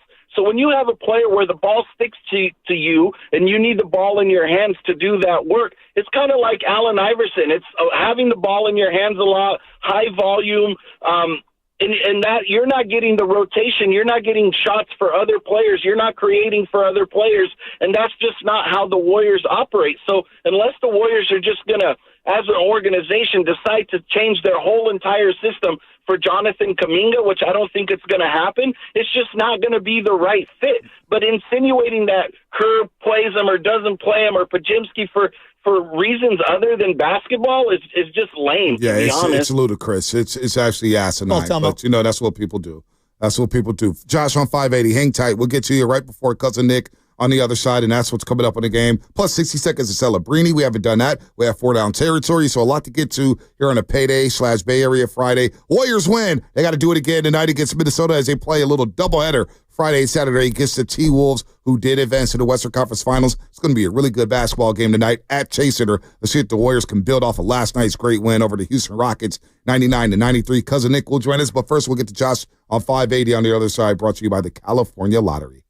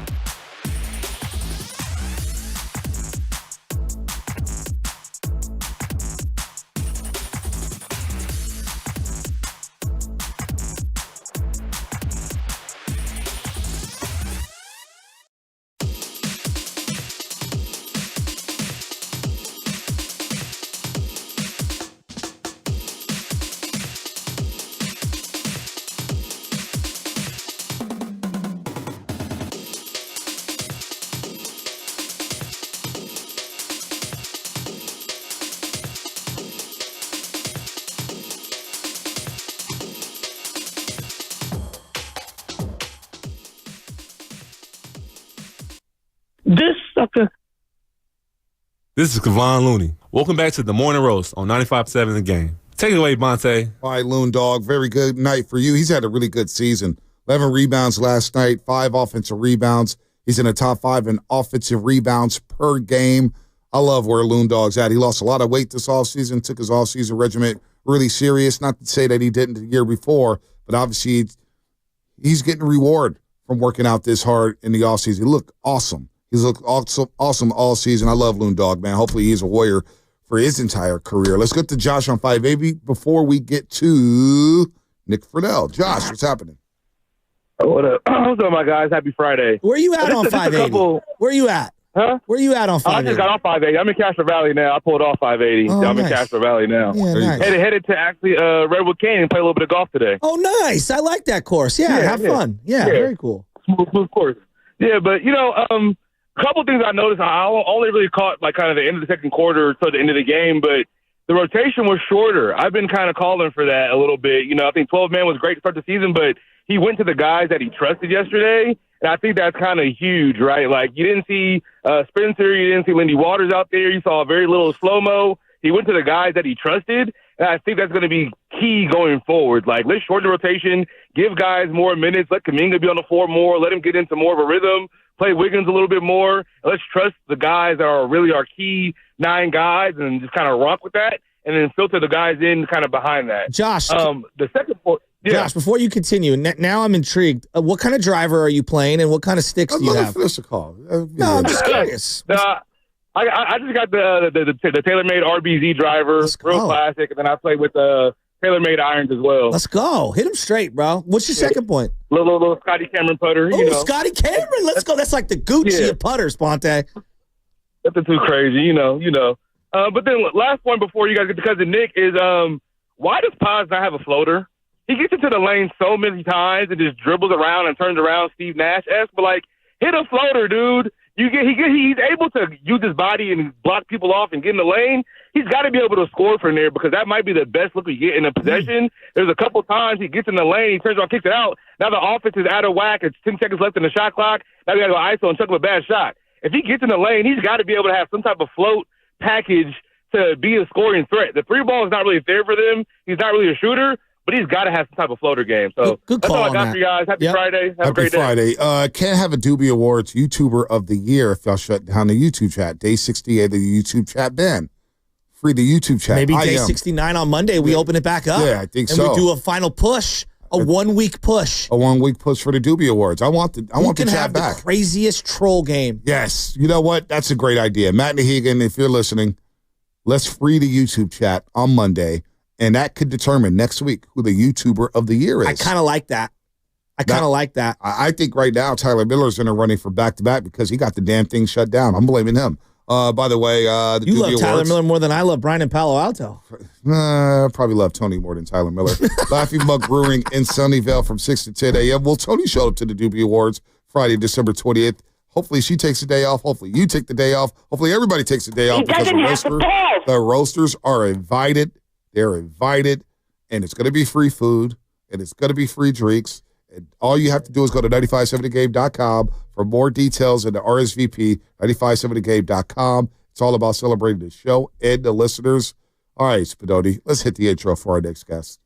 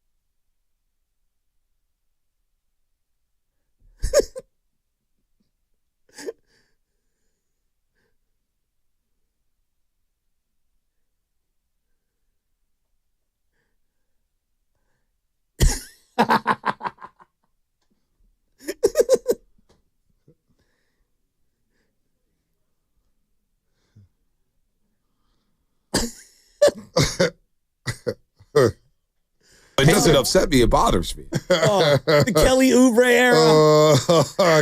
On the River Islands guest line is now an Odyssey Sports NBA insider. Also, now not only is he diminishing the Warriors' last championship, he's stealing money from us now. Nick Friedel, if you're a fan of the NBA, make sure to check out the variety of NBA Odyssey podcasts wherever you get your content. Yes, it's his bonus contract. Post ESPN. All guests on 95.7 Game appear on the River Islands guest line. This is the time for you to discover the islands. River Islands Latham. Ain't that a damn shame? We don't get bonuses here, but Nick Friedell's getting a bonus check right now. You know what? I'm not even going to call it the bonus check. I'm calling it the sympathy check. Just because we love you, Nick. Just because we love you. Oh, God, B. Here we go. Every time I hear that thing from way back, I think of all the different memories I had at the station. But then I hear Mac Jones, and I'm like, wow, that was only a few years ago. And that guy, he went from the next big thing to Trevor Lawrence's backup in Jacksonville. Bonte wants to bring him back here. Wait, no. Bonte wants Mac Jones no. back. Hold on. See, this is where the fandom gets out of control, Nick. And you look good on Zoom. I didn't know you was on Zoom. We got to add some trophies to that trophy case. Maybe you'll win a roast award. Local television me and win some awards. No. I have no awards for local television. I've never been up for any Emmys. Trust me on that one. I don't even have a radio award. But maybe he'll get a roast trophy for guest moment of the year. Yeah. We still got time. We still haven't decided yet. Yeah. So that trophy case looks a little empty here. But no, what I said, Nick, the other day was like, I wouldn't put it past Shanahan to bring Mac Jones in as a backup. They brought in Sam Darnold as a backup. He's going to be available. We know many folks in the front office of the 49ers love Mac Jones. So I just said it was a possibility. I didn't say I want him. See, Shasky gets a little hyperbolic at times. You know that, Nick. Oh, yeah. Hell yeah, I lived it. but no, I mean, if you bring Mac Jones back as whatever reclamation project, that would be, cool. But I think we all agree that the Niners need a lot more help than Mac Jones at this point. It feels like that train is running completely out of gas right now. All right, Nick, let's get right to the Golden State Warriors, your team.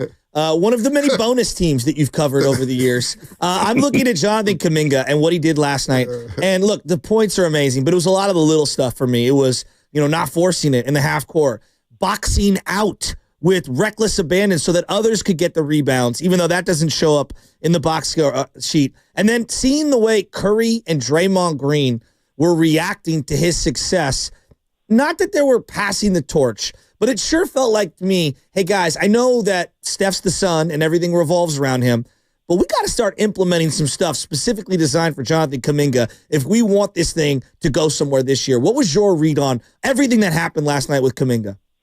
Joe, they were beaming at that last bucket at the end of the game. I'm sitting there watching going, oh, okay, Steph and Draymond arm in arm are going underneath the basket to pick him up. And guys, all I kept thinking was, what are those two dudes going to do when they are homecoming parents and they're taking the pictures before the dance? Like, that's the first thought that went through my mind because they were so happy, but specific to Wait a minute, Kuminga. hold on, Nick. What makes you think of that? You're not even the parents yet. Nuts. Can you imagine Steph and Draymond when their kids are getting ready for whatever dance is coming in the future? They're going to be the two guys with the cameras taking videos of every single thing there is because they were so proud. But on a side note, back to Kuminga. Kuminga can be the guy that the Warriors want him to be. And, Joe, the problem always, and this dates back from the beginning, is the consistency. I mean, there's a reason that Steph and Draymond were so happy and celebrating at the end last night. It's because of exactly what you just described. It wasn't just, all right, he had all these points and he was awesome. It was that he was doing all the things that make everybody else around him better. He just has to be able to fit in the same way when Steph and Draymond are on the floor. But when you see that type of performance and you see the progression that he can continue to make, I think it's all right there for him. They just need him to do that over and over and over again, and that has been the problem all along. Where are you at in the belief system with the Golden State Warriors, Nick? There's been their win total over-under before the season was 43.5. They get off to the great start. They're 12-3. Then they go 4-6 in their last 10 before last night, and obviously the 5-game losing streak. What is the potential of this basketball team if they don't make a move? If they stay the way they are right now, I think they're a team that is going to get into the playoffs. It's going to give everybody a headache and strike fear in their heart, maybe win a series. I just don't believe. Really? As is? You think they could win a playoff series? I'm shocked. I wasn't expecting that. It's Steph. I mean, nobody wants to see Steph. But we've been having this conversation for years and years. Obviously, like everybody else, I'd be concerned with the knee issues that are starting to pop up because that doesn't really get better over time. But this is the whole problem. And B, this is the conversation and the context that the Warriors have had to face since they won that last title, which is, are they a really solid team? Can they be really good? Potentially, if everybody stays healthy and Draymond is locked in, and he seems to be, although he's dealing with injury problems of his own right now, sure. But I don't think that they're good enough to go back all the way up to the top, and that is why you make a move. I mean, that's why you find that next piece, whomever it may be. But I like what I've seen. I went to that game the other night in Denver. It looks like they're starting to kind of come together a little bit more, even though they've gone through this losing streak the last week or so. But it's all in the eye of the beholder. The Warriors are a good team. I think they could do maybe some damage in the postseason. It's just that they're not the type of title contender that we're so used to them being through the years. All right, you covered this team for quite some time. You have been in a variety of Zooms, conference rooms, podiums, daises with Steve Kerr. I have never seen him go at a young player the way he did with Brandon Podziemski. What was your read as someone who's been around Steve for a long time? How did you view that? Joe, what was crazy is on top of what we saw post-game, I can't remember Kerr in the middle of a game going at a player the way he did at Podziemski. In real time, I'm sitting there, I'm watching him, he's on the sideline, and he is lighting into him. I mean, he is lighting into him. And they explained later it was because Podziemski keeps fouling and he's not doing what they want him to do. But that, aside from the Draymond antics that have popped up at various points through the years, I have never seen Kerr in the moment go at a player like that. And then on top of that, what we saw in the post-game press conference, I think what we saw was a coach who was so frustrated because he knows the young player can do even more. And I heard my boy Slater, and he was saying that part of the issue for the Warriors is they want Podziemski to get a little bit more out of what he's doing night to night. But I think the key, Joe, is they know he can take it. And there is no way that Steve Kerr would have been that demonstrative out there in the middle of the game, said what he said post-game, if that's not the case. And that, I think, is crucial in all this because everybody can focus on the words after, and they can see what I and anybody else watching that game saw in Denver. But then when you counterbalance that against, all right, well, Kerr is trying to make his point, and he believes that this specific player can handle the criticism that's coming his way, I think that's important as far as measuring what may happen next. No, I'm with you, Nick. I had the same exact thought there as we're talking to cousin Nick Friedel here on the River Islands guest line. How about Andrew Wiggins? Andrew Wiggins, your so boy. far so solid. Your boy. So far, yeah, David Fizdale. Have you run into David Fizdale recently? Hopefully you haven't, cousin Nick. No, I have not seen Fizdale. I actually had a nice couple moments with Wiggins. I was in New Orleans a couple weeks ago. Oh, wow, you've been making the rounds. How you making all this? Yeah, Man, Odyssey must be paying you well. I'm seeing the one team that I still am kind of locked in on all the time because they are, as we know, so damn relevant, not only in the Bay, but all across the league. But man, those bonus checks are hitting, Shasky. Damn.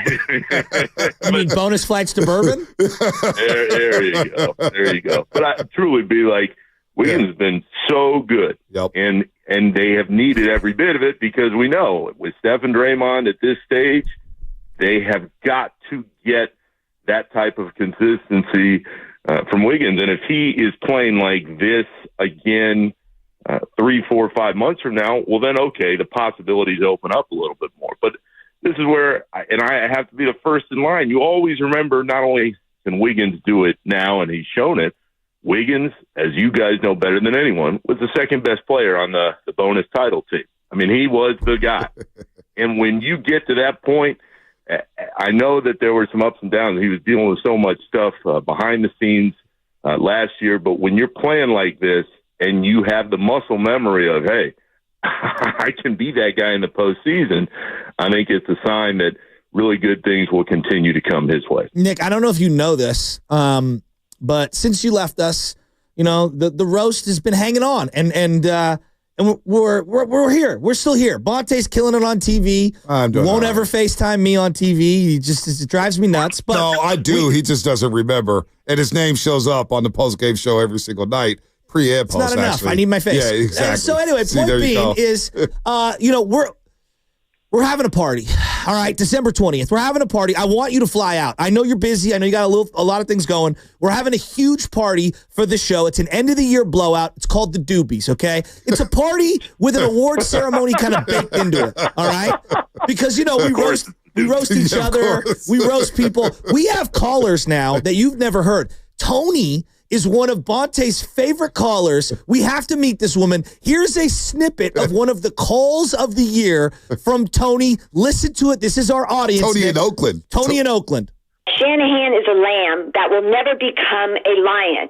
Can you imagine having Shanahan in your head? He ruins your zone. Now, if they want to get rid of that person because we're never going to win with him, this dude will never do it. He doesn't have the balls.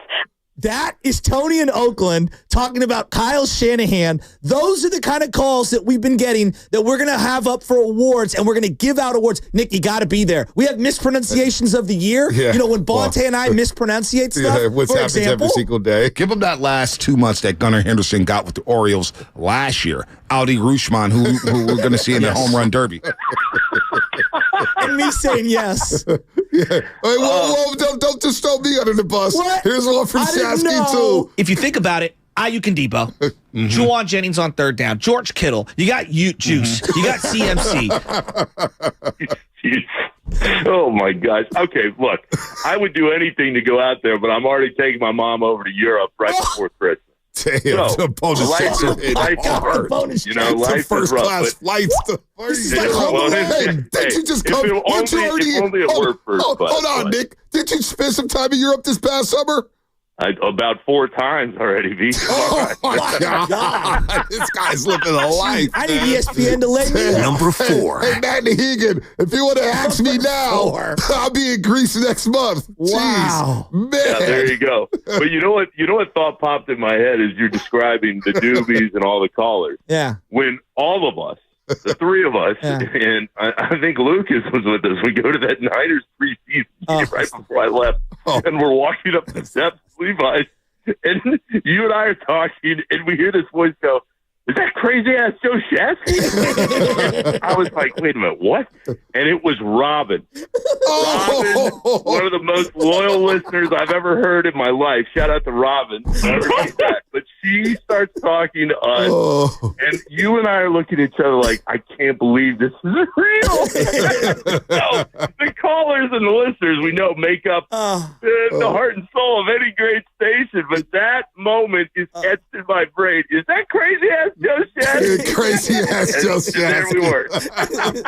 Hey, Nick, do you remember? So much. Hey, Nick, I just tripped. Now that I think about it, Nick Friedel, you was at that speakeasy in Toronto when the girl lifted down the pink bottle. I thought I was in a James Bond movie. I was like, what the hell? I love Toronto. It'll always have a special place in our hearts. Hey, cousin Nick. Shout out the overnight dancers. What is going on here? Well, I wanted to do the Doobie Awards at a strip club. Don't tell my television mom was executives not happy with that. Yeah, she was not. No, I think it was more his wife saying, were you guys really thinking about doing the awards at a strip club? Not bringing the baby to a strip club. Okay. And I agree with her. I thought it was appropriate. But people are still trying to bring dancers down to the show, Nick. Real quick, your Bears. Your Bears. We got to speak about your Bears. You're probably happy with the quarterback, probably happy with the defense, but the coaching malpractice on Thanksgiving night. Do you have any confidence? We had Marshall Harris on earlier from 670 to Score. He has no confidence that the Bears will make the right move when it comes to hiring a new head coach. Do you have confidence in the Bears regime? In the future, the Bears are protecting Caleb Williams and hiring the right guy to help Caleb Williams flourish. Hell no. I mean, you already know the answer to that question. It's a nice way to bookend the start of our conversation and the end of it, because bad teams stay bad for a reason. The Warriors have hired the right people through time. They built the right way around Steph, around Clay, around Draymond. But everybody from top to bottom has to do their job, and they all have to revolve around the sun, like you said, because that's what Steph will always be for that team. The Bears are a joke. I mean, they are an embarrassment, and they have been for years. So to think that all of a sudden, just because you get rid of Eberflus, who seemingly everybody wanted to get rid of before the year. This wasn't like a new thing. It wasn't like, oh, well, he screwed up on Thanksgiving and they gave up the Hail Mary in Washington. Oh, it's time. No. The Bears, guys, they should have hired Harbaugh. That is where it all goes back to. They should have dumped Eberflus. They should have hired Harbaugh, and they should have said, all right, we got Caleb Williams. We're going to build the way you want. We know you have the proven track record. And they didn't want to do it. So Kevin Warren, Ryan Poles, all those guys, they have not generated any kind of confidence that anything will be different. And George McCaskey, the owner, and that group, they've been so bad for so long that when I go back to that city, and I'm still talking to my friends there all the time, it is just like, what the hell is going on? But the reality is, what the hell is going on is the same as it ever was. So there's no reason to believe, not just Sunday, but moving forward, that they're going to find any kind of rhythm. And that's why I told you guys this for years. When you go and look at what the Warriors have done, for as much frustration as there may be in the times of losing streaks or they're not finding their way, look at the totality. They hired the right people. They found Steph, and they trusted that he would continue to be the guy he was as a leader on top of what he did on the floor. And when you do that and you have the bankroll from ownership and the trust, anything is possible. Nick, I'm thinking, like, while you're talking about renaming the show, not the morning roast. Hold on. Oh, wow. It's going to be the morning trampoline, because Kate trampolined herself right on out of here to a play-by-play gig on television. She's on Madden video games, and Nick Friedel trampolined his way on out of here and has literally had 4 trips to Europe in the last calendar year. I am so jealous. Well, Bonte's got to be jealous. Oh, I'm super jealous. It doesn't upset me. It bothers me. Wait, no. I'd rather be the White Sox drop for him. During the middle of summer, I said the Giants are in a bad spot. It was late summer. It was about August. And Bonte said this, and he meant it. I would rather be the White Sox than the Giants. At least I know we suck. Instead of being 81-81, having false hope about, well, if this went right, we could have been division champions. I want to either suck or be really good. And the White Sox sucked at the highest level. So I'd rather be them. Think about all the stories out there in Chicago about a terrible team. When you're 500, you're like, well, if this went right or if that went right, forget that. If you're going to suck, Nick. As far as what we do, hell yeah, I'm with you. Thank you. Hell yeah, I'm with you. We used to call it basketball hell when I was still in Chicago covering the Bulls, because they were just the middle of the road team that was going to never get where everybody wanted. But, and I think this is important, again, in the context, the White Sox and the Bulls, owned by the Reinsdorf, and they have mismanaged that team for several decades since Michael and Scotty and all those guys left. When you have teams that are run well at the top, more than not, they're going to find a way to win on the field, on the floor. When you have teams that aren't and that don't spend the money the same way, well, you get what you get. Wow. Well, that bonus championship the Warriors did win had me in Europe for the European extravaganza. Do me a favor. Nick, do me a favor. Say thank you to your mother. I read my little guy that book. You got him. And it means a lot. My wife says hello. We miss you. Next time you're in town, we all got to hang out. I wanted you there for the doobies, but obviously Europe is calling you. Trust me, Nick. He loves you more than me. I do. Well, I'm nicer to him than you are.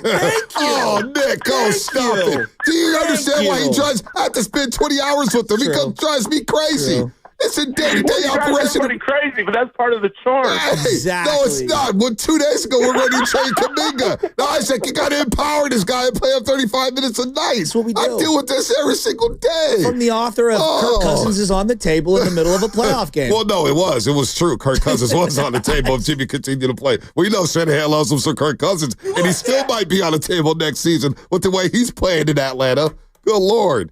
We miss you. We miss you a lot. You too. Guys, it was great. It always is. And whenever I get back out there, we're going to get together. I promise. Hold on. Before you move on, because I am jealous, where are you going in Europe? We're going to Munich and Prague and Vienna. Oh, my gosh. This guy, man. Go get the sausages? No, Monty Coast. These are Christmas markets. Whatever the hell they serve at the Christmas markets, that's where I am. Hashtag pause. No Italy in your life. The Vienna sausages are a thing. Come on, B. Italy was for 2.5 weeks, like 3 months ago. Wow. He just dropped it on your face, bro. Did you Amalfi Coast? Was Amalfi Coast part of that? Lake Como? Amalfi Coast? Positano? All that stuff. I mean, it's been a fun ride, but I am ready to get back to work. Well, I'll take out my anger on Shasky, since you said so. We got about 9 minutes left. See you, buddy. Fill that trophy case out for us, man. Will you? I love it. I love you, Nick. That was Odyssey Sports NBA insider Nick Fernell. We love Nick, man. He's always got a smile on his face. He is living his best. He always puts a smile on my face. He said I've been there from day 4 times. 4 times. What a flex. Remember to check out the variety of NBA Odyssey podcasts wherever you Number 4. You talk about flexing. Seriously, man. Jeez. All right. There's somebody on the line who wants to clear their name. They want to clear their name. Since you can't chat on YouTube. This is the ghost of Trey Lance. We do have the ghost of Trey Lance lurking on. Trey, how bad is Trey? Like, honestly, how bad is Trey that he can't get in front of Cooper Rush? Or Cooper Rush playing all right. He's playing all right. Again, the sentence. How bad is Trey if he can't get out in front of Cooper Rush? Trey needs reps. He needs reps in practice. Tyler, what's up, man? Hey, man. Y'all on here really got my name in the dirt right now, Vontae, just because I thrive in the toxic area that is the chat. And I wasn't even on the chat the days when it got cut off. So to all the Brock Purdy boys out there, the casuals, it was not my fault that there is no more YouTube chat. Just out of curiosity, who do you want as 49er quarterback? Yeah, we haven't heard from you during this losing streak. I can only imagine. Do you want Shanahan gone? I don't want Shanahan gone. I just want him to stop having control over the first-round picks. But, I mean, Joe, you already kind of laughed at it about the Shador thing. But if we can get Cam Ward at, like, pick number 10, why not? He's not lasting past pick 2. He might. Well, would you be opposed to moving back up? We've done this before. Like we did. Trey Lance to get Cam Ward at number 2. That didn't work out so well for the Niners. Would you watch? You think Shador would thrive with Shanahan? I like Shador. I like Shador a lot. Come on, Vontae. With this type of coaching and this team, Shador would totally thrive in the 49ers offense. Come on, man. What are we talking about here? How much you paying Purdy this offseason? I'm not paying him at all. He still has 1 more year left. Make him prove it. Somebody said, what if we do draft the future and you make him play it out next year and just see what happens, and then you just go from there? Are you going to pay him after what he's done? You going to be at the Doobies or what, man? And only if I get the Trey Lance drop for sure played when my name is called in the crowd. If you show up on that red carpet, I'll play whatever music you want. And whatever drop you want. I'm gonna definitely do that, dude. I'm gonna be there. Y'all got a little problem with the RSVP thing on the internet, so I heard. Love me my on that. What did it say? April 30th. What did it say? April 30th. We can't get the internet right. Hey, you know what? In true smoker fashion, we're all messed up. It's the Doobie Awards. How about the Doobie Award? Don't you want to win it? You already have a Doobie Award. You could be a 2-time winner, Tyler. No, I honestly, I mean, if y'all bring the chat back next week, I will make a push for troll of the YouTube chat, 2-time back-to-back award winner. But, yeah, I mean, I'm looking forward to it, fellas. It should be definitely a great morning with food and drinks and with the boys. And you got to bring Benny Rhodes down too, because I know he's rapping. Maybe he could do. He could make a live. He could do a live performance for us on the mic. Hey, last thing, what Shasta said about the morning trampoline, that is definitely correct. Because your boy will be on Cron 4 again tonight, 6:45, 90 Insider. This guy's on TV more than me. I love y'all. He is on TV. Y'all. Hey, well, how does it feel to have more airtime than Shasky on Pisses me off. I mean, hey, thank you. They need you on the Giants pre and post game. I've been saying that. Don't look at me. You and me both. Don't look at me. That ain't my lane, Tyler. I was trying to keep you checked. That's the Shaft guy. That's the Shaft guy. He breathes and dies with the SF Giants. I know. Get Joe Shasky. I'd get my Bonte on so quick. I'd be like, I mean, look, I know Yastrzemski is 1 for his last 38, but let's be honest, he's having great at-bats. Oh, the no, at-bats look good. They look good. Same old Yaz to me. Same old Yaz to me. Hey, man. Y'all ran Klay Thompson out of town. Tyler, take it easy. I'll check you out on Cron 4. Jackson. All right, y'all have a good weekend. See you, buddy. I'll check it out on Cron 4, man. I love seeing you on TV. Real quick, 60 seconds of celebrating. Let's do 60 seconds of celebrating. We got to squeeze it in. Shoehorn in some Sam Ludman. just jamming it in there.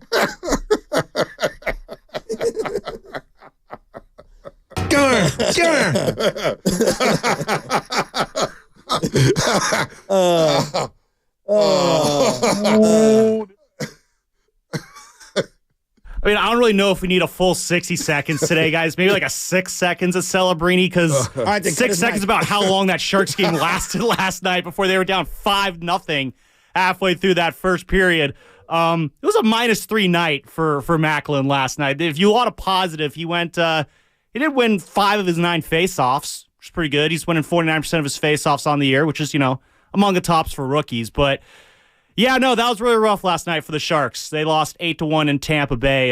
Probably just coming down off the high of that incredible win in Washington a couple nights ago. Well, Tampa does have a good home ice advantage. They're 8-4-1 now at home. Yeah. 13-9-2 overall. Yeah, I mean, they're a few years removed from 3 straight trips to the Stanley Cup Finals. It's, it happens. It was a letdown spot. Like, that was a scheduled loss. If you look at that, that was a scheduled loss. Exactly, scheduled loss like that. Sam. But hey, it happens. Got a redemption against the Panthers tomorrow night, the defending Stanley Cup champions. So, what do you got there, Shasky? No, I was going to say, you have one of 2 routes here. You should be on the beat for the San Jose Sharks and carve out either a Grant Cohn role or a David Lombardi role. Pick one, and someone else should pick the other. I think there's so many other roles I can maybe go for there. But you know what? Hey, I've been on the Sharks beat before. It's a lot of fun. So. You know what? I worry about the Sharks against the Panthers because that's Miami. They play down in Sunrise, right, which is close to Miami, and Boca, Boca Raton, and you could get caught up out there, man. The nightlife is that Boca flu, else. Man. It's nothing. It is. You go from Tampa Bay, which quietly Tampa Bay is got a big strip club lane out there. They're known for strip clubs down there in Tampa Bay. Celebrini, 18 years old. Yeah, Macklin can't get into any of the bad places in Miami. Get to strip clubs. I mean, seriously. Nah, he ain't going to the 18. So I worry about this trip. Willies. I mean, it actually explains why they got beat 8-1. 5 goals right away in the first period. It explains everything on why the Sharks had a letdown. Tampa Bay has a very underrated nightlife, and then you go from Tampa down to Miami's. Macklin, it's not easy. Notable partier. It's not easy. I don't expect the Sharks to win. So Celebrini was celebrating. Oh, that's a 4. That's a 4.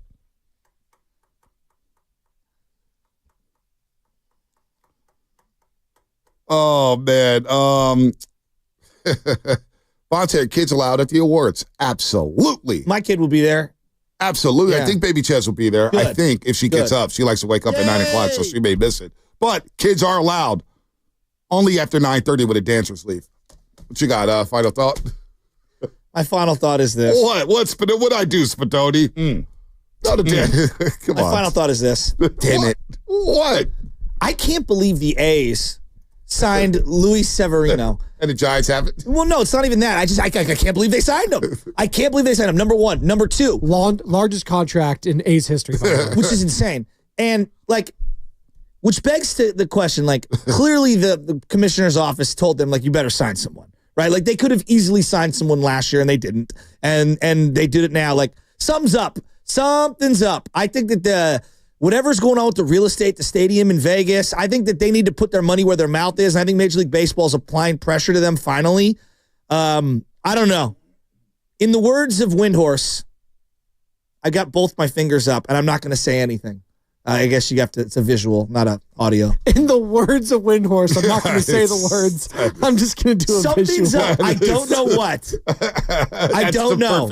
But this is odd, is it not? It's bizarre. Everything they do is odd. They're a dumpster fire franchise. John Fisher's a jerk. He's only paying for him now that they're out of Oakland, even though they could have been paying the whole time when they were in Oakland. He's a jerk. I can use some other names right now, but I'll get in trouble from the FCC. Come on. Go ahead. So I think that stadium in Vegas, the latest price tag is like $1.7 billion now or something like that, and it keeps going up. But, hey, couldn't afford to stay in Oakland. Cost to be the boss. What's your final thought, Lovett? Well, I guess that was my final thought, is that stadium in Vegas is more expensive now, and yet still cheaper than Oakland for some reason. My final thought, man, I got a lot of thoughts. Warriors win. Kuminga tonight against Ant-Man. Wiggins. Steph hopefully is back. We got How do you the like Niners that, and Bears. Mr. Bunte? But my thought is, what's going to happen tomorrow in college football? I don't have to work tomorrow. It's my lone day off this week. Oh. I'm getting a haircut in the morning before I got an early appointment. Shout out to Pat. Dapper Don's out there on Powell Street. College football tomorrow. I cannot wait. How is this bracket going to shake out? Will the Hurricanes sneak in? Do they serve you champagne while you're getting your haircut? Keep it real. Nah, I don't. No. I don't drink. I'm not a big drinker. No. But do they? No, they used to, but they know I don't drink, so I just give me a little nice bottle of water. Shine their It's shoes? slow. No shoe shine. Vontae, you're doing great. DPA's a sellout. Is he going to be at the Doobies or what? No, I want him to stay mysterious. Brian, no, you don't. Brian Palazzo, show your face at the Doobie Awards December 20th. Show your face. How's Fast Five brought to you by Xfinity at home or on the go? You get the fastest internet to all of your devices. Have a great weekend, everybody. It doesn't upset me. It bothers me.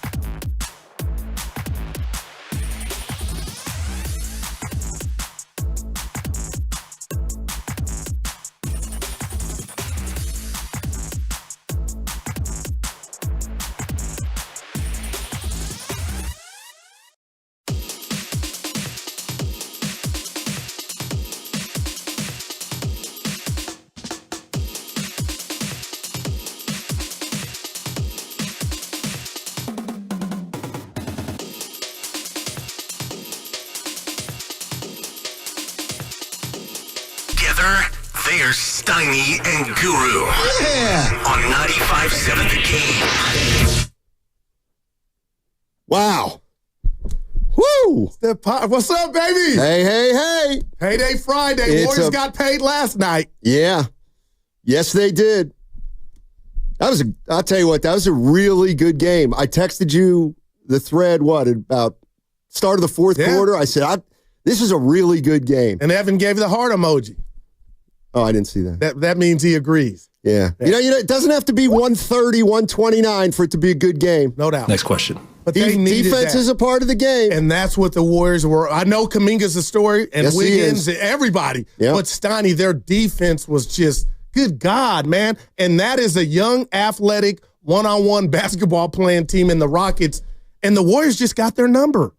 And shout out to Kuminga, man. Oh, absolutely. And let's get it going at 888-957-9570 because there is so much to talk about regarding that game last night. And the one thing that I kept thinking about last night, because we've talked Kuminga, man, 360 degrees.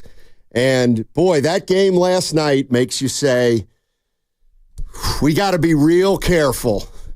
We got to be real careful. I want to say with what? Yeah. With where we're going with Kuminga, meaning like that game last night. And I don't have a strong opinion on if you want to do something, if you don't want to do something.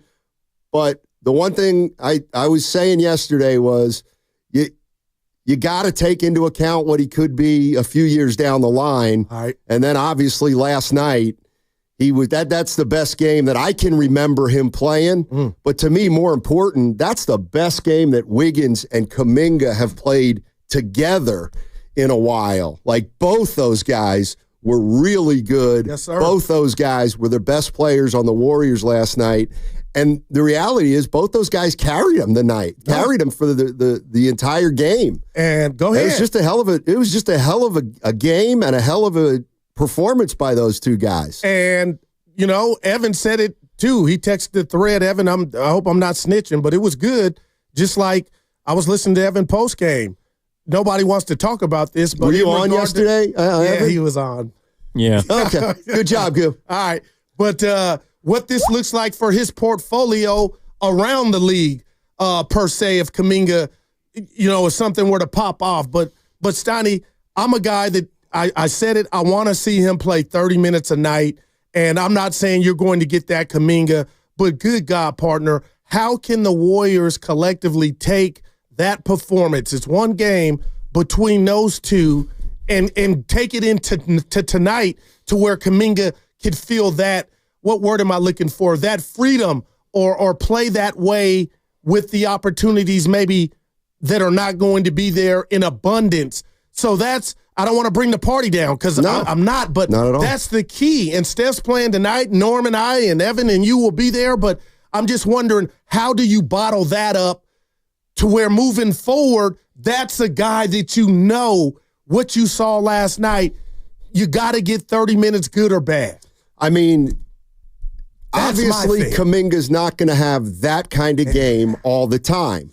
But if his approach is like that all the time, then you got to believe that he's going to have more success in those situations. Can you define approach real quick for me? I was smart. He took what the defense gave him.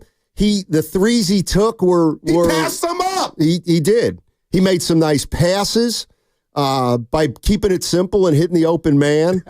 And, I mean, you could just tell by the way Curry and Draymond were reacting from the bench that the way Kuminga played last night was at a different level than he's played 95% of his career. And Steiny, I thought they were going to blow it. I got to share that with you. But Pods missed a shot. Kind of was a bad miss. There was just a miss, Pods. I love you. And then I was like, oh, here come the Rockets. You can't lose this. And they didn't, man. Well, but this is kind of what I was thinking about with Denver. I was telling Nahegan this yesterday. I was like, the Nuggets or the Rockets? The Nuggets. Okay. So the Warriors played 43 good minutes against the Nuggets, and they let it slip away in the last 5 minutes. But they played well against the Nuggets. They didn't finish it. And I think as fans, sometimes we have a tendency to say, well, first 43 minutes doesn't matter. They blew it. And it's an L. Yeah. But I remember thinking yesterday and saying, like, okay, but if you play 43 minutes like that again tonight and you're better in the last 5 minutes, then you're going to win the game tonight. And so that's where just because you start playing well doesn't necessarily mean you're going to win every single game. Wow. But if you start playing like you played the last 2 nights, you're going to win games. You're going to win more games. And that game last night was a game where they won because they were playing really hard. They were scrappy. And then their 2 forwards, Wiggins and Kuminga, they brought it home. Yeah. They closed the game, and particularly they defended, Kuminga. Stoney. They did it on both ends. Yeah, they did. And you're right. Nobody's here to bring the party down. But the reality of the NBA is you got a game tonight. And the chef will be back. And Draymond may be back. Oh, so I didn't hear that. Now we get back into Kuminga played a season-high minutes last night. Yeah. He had 33. He was terrific. Okay, but now we got Steph coming back, and more importantly for Kuminga, we got Draymond coming back. So how does Steve Kerr keep Kuminga in the fold for as long as, if 30 minutes is the goal? Can he get 30 minutes if Draymond Green's on the floor and healthy? It's fascinating. I don't know. And it's a key, Steiny. Yeah. 888-957-9570 is the number. I'm telling you what right now, if you're a fan of Jonathan Kuminga, this is your day. Yeah. This is your day. This is your day to call because there's absolutely no doubt that if that becomes more of who Kuminga is, then we might be starting to have a different discussion about this team and this team's future and whether or not you want to think about moving a guy like that. Yeah. It's about incorporating him or making him, again, we're just talking about Kuminga, Steiny, be able to feel whatever he was feeling, that burden that felt like it was lifted off of him and the ball was finding him. His teammates they needed him and it was beautiful to watch. But also, Kevon Looney, Steiny, he has Şengün. He made it difficult. He's got bricks in his pocket. He started the game, and I loved it all. And ask me real quick the best component of this Warrior team through 21 games. Ask me what it is. What's the best component of this Warriors team? Their team defense, Steiny.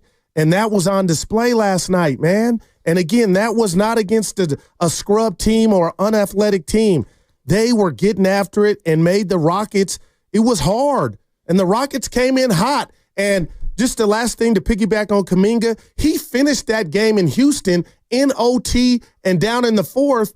They couldn't do anything with him when they blew that 30-point lead. So it was a great win, man. I just think it's interesting, and I was part of the discussion yesterday about this team, and they'd lost 5 in a row, and where they go from here. And it's amazing what one game can do, especially when you win a game against the Houston Rockets without Steph Curry and Draymond Green. Man. I mean, let's face it, Warrior fans, we went into that game last night thinking just what Bob Fitzgerald and Kalena Azubuike were saying, just try to keep it close. Right. Just try to keep it close. They got a lead early. Well, they had control of the game. Yeah. Stop it. From start to finish. Start to finish. So, great night for the Golden State Warriors. Doesn't get easier tonight. Man. T-Wolves have been howling. They've won 3 in a row. And they play the Timberwolves tonight and then Sunday. But, boy, you got to feel different. I know it's just one game, but, boy, what an encouraging game that was last night for the Golden State Warriors. Yeah. 888-957-9570 is the number. You want to talk about Kuminga? We can do that. How about the fact that Kuminga and Wiggins played very, very well together last night? To me, it was kind of a vintage Kyle Anderson game where the box score says a lot of single digits here and there, but the guy knows how to play. And the Golden State Warriors put together a real good game last night. You kind of wonder how they could lose 5 in a row. I know I'm being sometimey, but man. 888-957-9570 is the number. What's coming up on the game is presented by Fremont Bank. celebrating 60 years of full-service banking with no compromises. That segment also presented by the San Francisco International Airport. Holiday cheer? Enter SFO's Holiday Sweepstakes for a chance to win amazing prizes.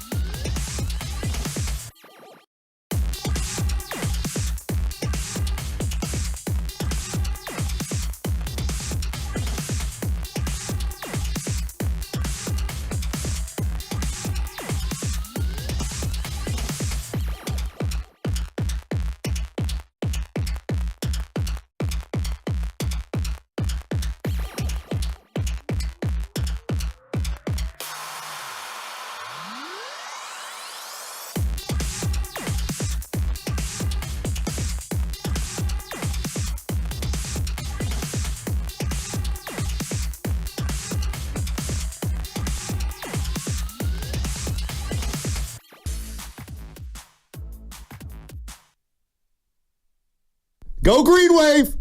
It's the Guru, Steiny, Guru, Steiny, Guru, Steiny Show. Let's go. I get money. It's payday. Yes, it is. I run New York. We got a big one tonight. We got a wardrobe change, huh? Yeah, it's a little chilly in here. What sweaters that you're wearing? Tulane, Green Wave. I'm down on them, Steiny. They American lost. Conference Championship game tonight against Army. Oh, it's the chip. Yeah, for the conference championship. Let me explain to you what happened last week. We got beat by Memphis. And that you were favored by 13.5. My neighbor had them. Right, but what did I tell you? I said be very careful. Very careful. You know, we're a young team, and I think we got caught up reading our press clippings. Now, I think John's going to have us ready to play. Of course, I'm talking about John Summerall, our coach, tonight. Where's the game at? The game is in West Point. Oh, Army. Yeah. Big flyover. Yeah. There'll be a big flyover before the game. But we, we're not going to win the national championship. That's official. But we can still get to a hell of a bowl game with a win tonight. Thank you. But let's talk about the Golden State Warriors. And I'm here to play all kinds of roles today. Oh, I'm going to be encouraging. Jonathan Kuminga was absolutely terrific last night. But I also need to be the guy who responds to a text like the 925 that says, hey, Kuminga's showing he can be that franchise Dubs player. All right, let's wait and see a little bit. Yeah, I got to do it a few more times, like 620 over the course of his career. My man. But the point is last night, I think he showed something that he really hasn't shown at any point in his career like he did last night. He was absolutely terrific. And it was a combination of things. He scored when he had to score. He was smart. He didn't turn it. He took 3 turnovers. Big deal. He's making the plays. And he was good. The other thing is, like, you look at Wiggins and Kuminga, they both rebounded a little bit better last night. 9 for Andrew Wiggins and 7 for Jonathan Kuminga. And that's big. And I think the Warriors won the rebounding battle. And they went to the free throw line without Steph Curry, Steiny, 27 times. Yeah. Way to go, man. So 888-957-9570 is the number. Who the hell is John? 650 wants to know. John Sumrall. Oh, yeah. No relation to Pat. No, he spells it differently. Okay. Oh, John, speaking of John Sally, what do we got? He's coming on next week. Come on. Wednesday. I got on the boss yesterday before I left. About what? Sally. Now we kind of just been leaving him out to pasture. I mean, a guy like that's a big boy, so... I mean, the guru. Do we really have a guy like John Sally? Let's be in our budget. Come on, we got to take what we can get. You don't know what our budget is. Oh, I have a pretty good idea. It's between 0 and just a little bit more than that. Steph playing tonight. Norm in the house. We don't know that for sure. Yeah, they said he was playing last night on Twitter. Well, since when does Twitter know everything? Well, it was from the account. I'll find it. Yeah, you might see it's probable, but. And maybe Draymond will play too. Okay, so I got 2 calls right now, and I'm not taking Leo on 880. I heard. I was in there with Spadoni. I think I know where he's going. Apparently, Leo right now, today, this morning, wants to trade Curry and Draymond. I'll get to you, Leo. Happy hour starts at 3. But let's start with Cameron first in Antioch. What's going on, Cameron? How you doing? 4-1.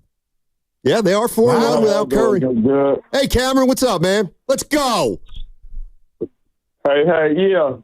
I was going to say, during this losing streak, the main problem has been Kerr and his closing lineups. Like, he really took Anderson out when he was on the heater.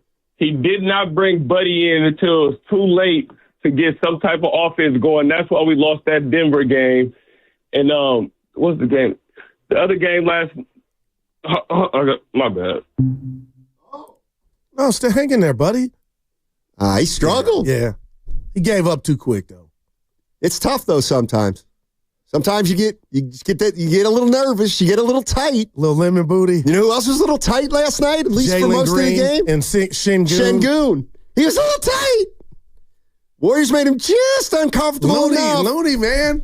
You know, he had that little baby hook and it was short because they made it just a little uncomfortable. Of course, I texted Thread like, baby Sabonis. That's how he looked to me. Just Sabonis fighting himself in a phone booth. Yes. Yeah. He got hot at the end, though, Steiny. Yeah. They started playing. They got it to 4. He made 4 layups in a row. Well, they got it to 3. And then Jalen Green out of a timeout goes to the rack, doesn't even hit the rim. Well. Yeah, boy. See what happens when you get Houston in the half court? And there you go. All right, let's go to Leo on 880. What's up, Leo? How you doing? I'm doing great, man. I'm sorry I'm becoming controversial. It's all good. I called in earlier before the season started, and I made this suggestion. But if you look at Kuminga, he needs to play, and he needs to play without, he can make his mistakes and grow, right? Yeah. Kobe, Jordan, everybody had 2 crappy years where there are no good 3 years, and he hasn't gotten that.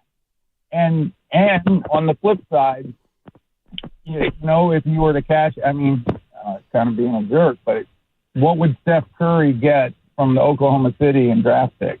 Everything. So if you're looking at 3 to 5 years from now, not 1 to 2, I don't see how you don't do it. Thanks, Leo. Appreciate the call. But I would just tell Leo, and I know he's not hating, Steiny, but this season is not – they've already told you what their direction is. All in for Steph Curry.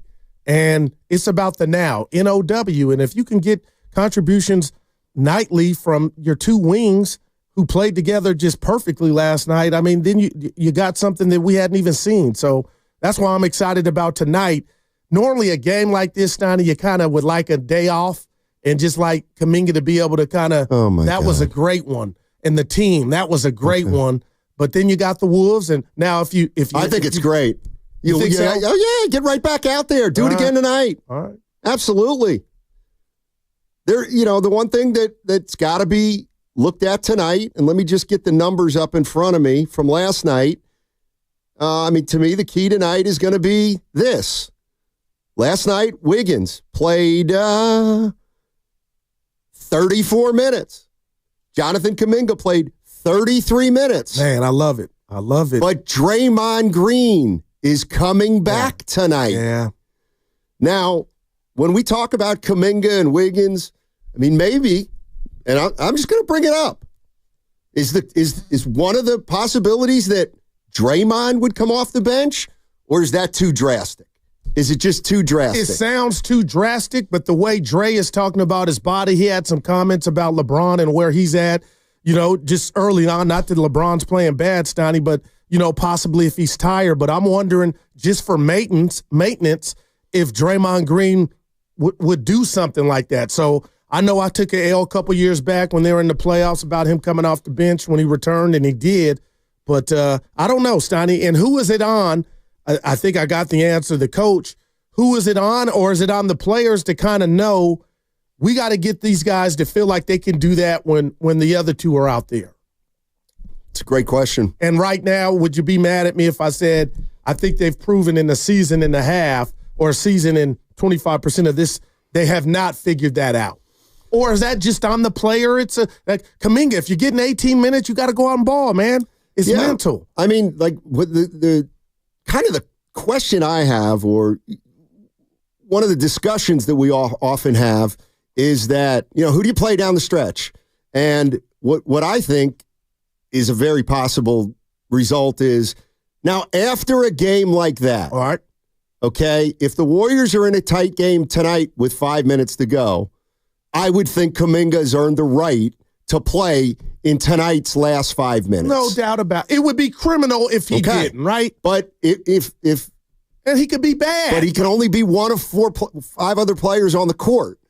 And, Draymond, that's what Kerr's got to figure out, is what I'm saying. That's what Kerr's got to figure out. Right. But who his closing lineup is. But also, too, Steiny, I'm going relationships here. It's about trust. If you know that player A, Jonathan Kuminga, is capable of that, which I've always thought, you got to ride that, even if sometimes he doesn't get to that plateau. And if you lose, at least you go in the locker room or to the podium knowing the reason he was one of the 5 out there in the closing lineup is he is capable, when it pops, of what we saw last night. He's capable of that. Now it's a matter of how many of those can he string together. And if he starts stringing them together, well, then the issue solves itself, because then that means to me he's made himself so important that you got to keep him on the floor late in the game. Yeah, let me just throw a flower to Wiggins. He got fouled on 2 3-pointers, made, I don't know if you saw Kawakami asking him after the game, they were having fun, but Wiggins stepped up and made those 4-point plays twice. Yep. And free throws have been a thing. I mean, Fitz was even like, oh, there's another missed free throw, but more so than not, if they can improve that component to this team, man. 888-957-9570 is the number. Warrior fans, I mean, let's just think about the conversation we were having about this team just one day ago after they got beat by the Denver Nuggets in the last 5 minutes, and now they go out and they play a game against the Houston Rockets, and they put together, it might not have been 4 beautiful quarters, but it was 4 quarters where they played very, very hard, and clearly that is the recipe for this team. 888-957-9570. I'm looking. Nobody shot it well outside of Wiggins and Kuminga. Like they had 56 of the 99 points. Yeah, I want to read a Kerr quote from. This is before the game, and to me, when I read this quote, I thought, this is what it's all about, and this is why maybe what's happened in the first 20 games won't be the same as what happens in the next 20. He was asking about the strength and weaknesses of his team. And he says, I think our strength and weakness is almost the same thing. This is Steve Kerr. There's very little clarity for me and the staff as to who we should play every night down the stretch. We probably have had different lineups closing the game for the last 5 games. So good and bad with that. But it does help when you get some separation and you know for sure kind of who your group is. We're not sure what that means yet. So Kerr's saying to me that this whole first 20 games, they are looking for that closing lineup where they can get some stability.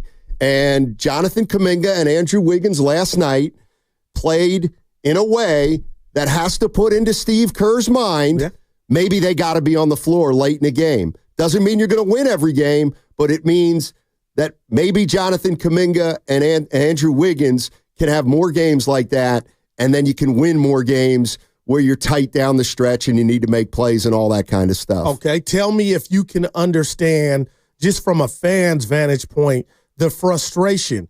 Because I'm a guy, and there's no victory lap in this at all, Steiny, that felt like, Kerr, you should have already known that. These are 2 of your most athletic players, and I understand last night was one night. But fan frustration is, Steiny, what's the competition about? Because I could have told you and felt like you got to live and die with your decisions. And often, and more often than not, those 2 haven't popped together.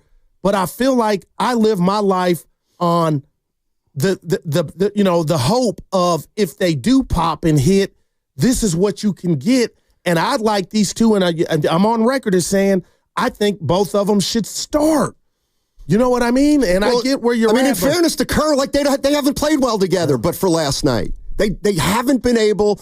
That's the best game that duo has played together, I want to say, ever.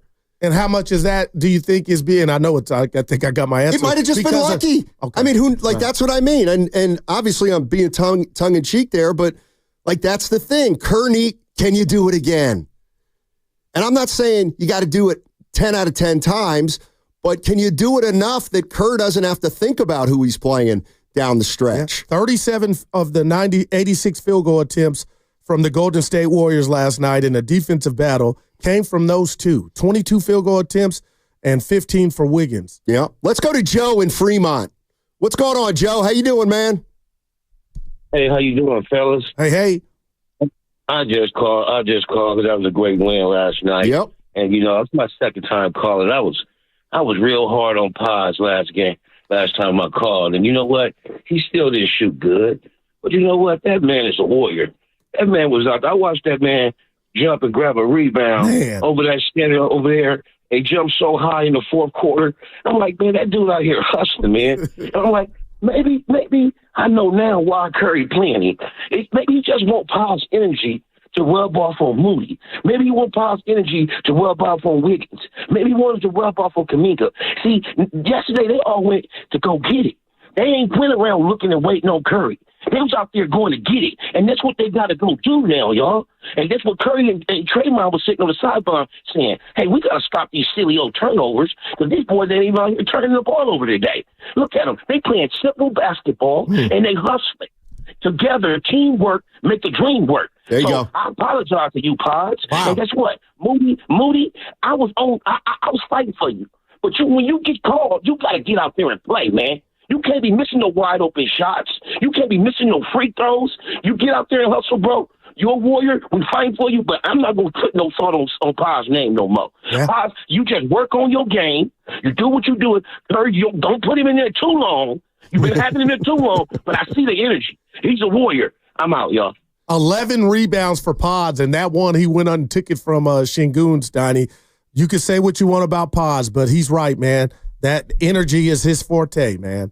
I mean, it just is. 11 rebounds. Looney had 11, but Pods, he's always had that, man. Yeah. The other thing I kind of liked about last night's game, too, is you won a game when not everybody played well. No, you're right. I mean, Buddy Hield didn't play well, didn't shoot well. 1 of 8. Pods didn't shoot well. Trace Jackson-Davis, got some questions about him.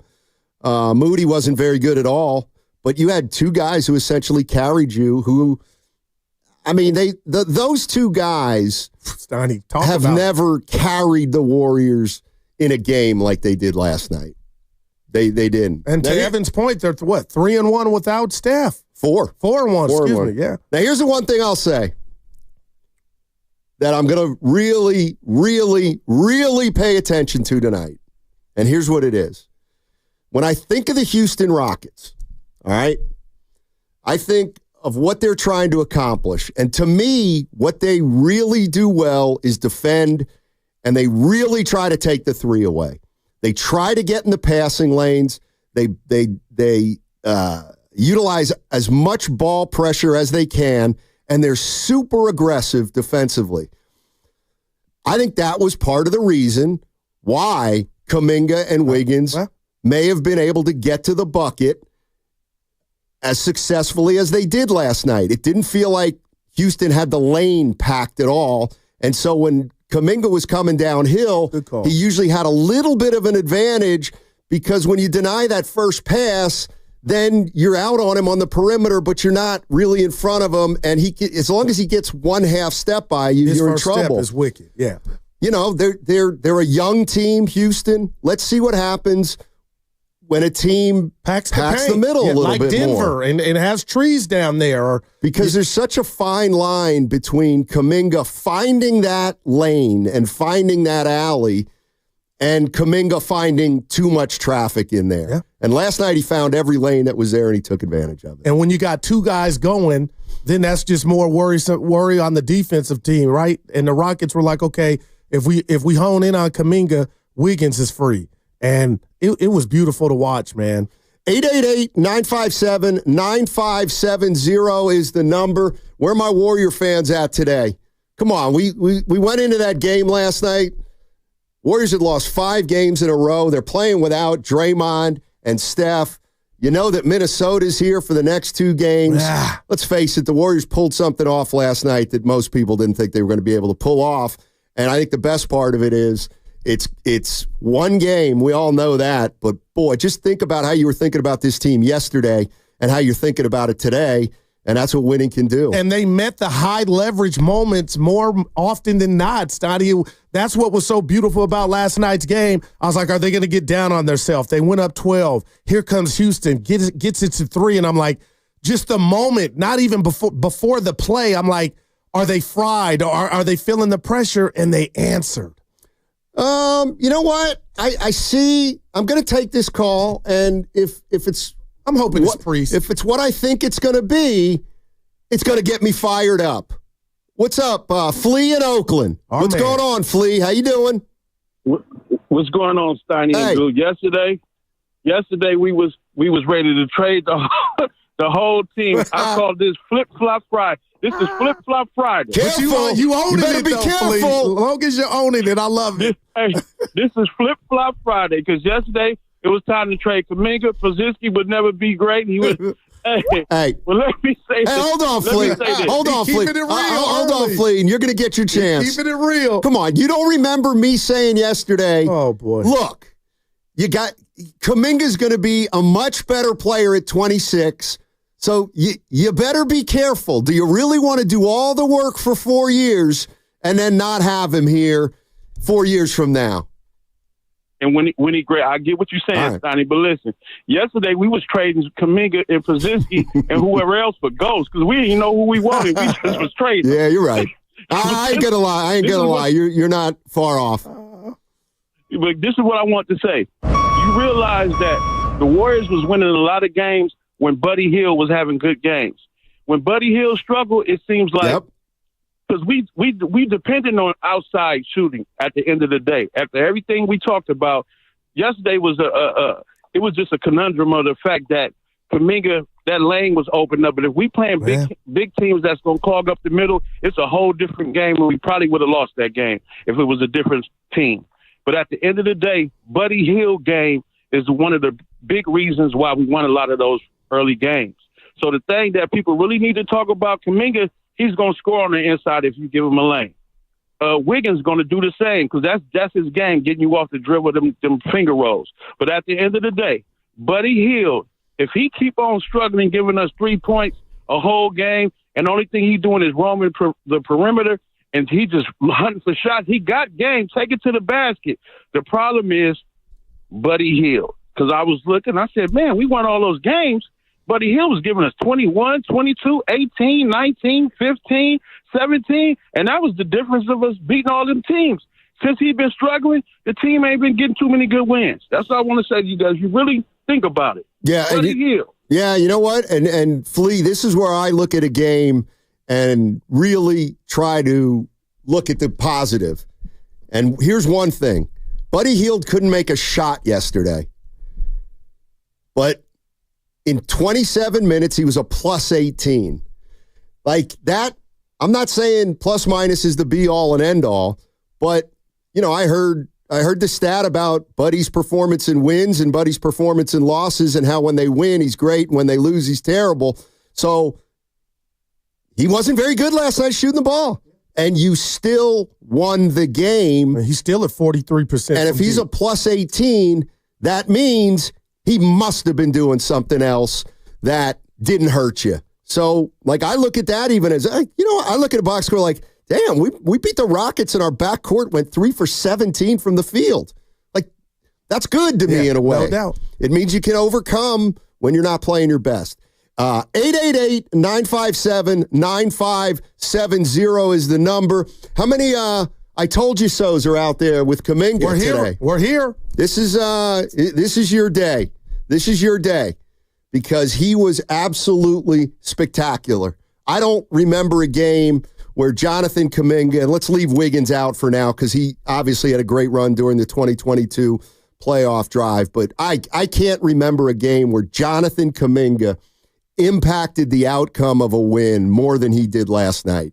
He played winning basketball last night, especially when it mattered most. And last time they played Houston, Stoney, again, I'm not saying it was this, but Houston has a Kuminga problem. He closed that game in overtime and down in the fourth quarter when they blew that were trying to blow the 30-point lead earlier in the season. All right, 888-957-9570 is the number. Download the free Odyssey app and check us out on YouTube and Twitch, powered by First NorCal Credit Union. Valvoline Instant Oil Change is your 15-minute drive-through oil change. Visit their expert technicians to check fluids, tire pressure, windshield wipers, batteries, and more. Safe holiday travel starts at Valvoline Instant Oil Change. Locations and coupons at BayAreaOilChange.com. That's BayAreaOilChange.com.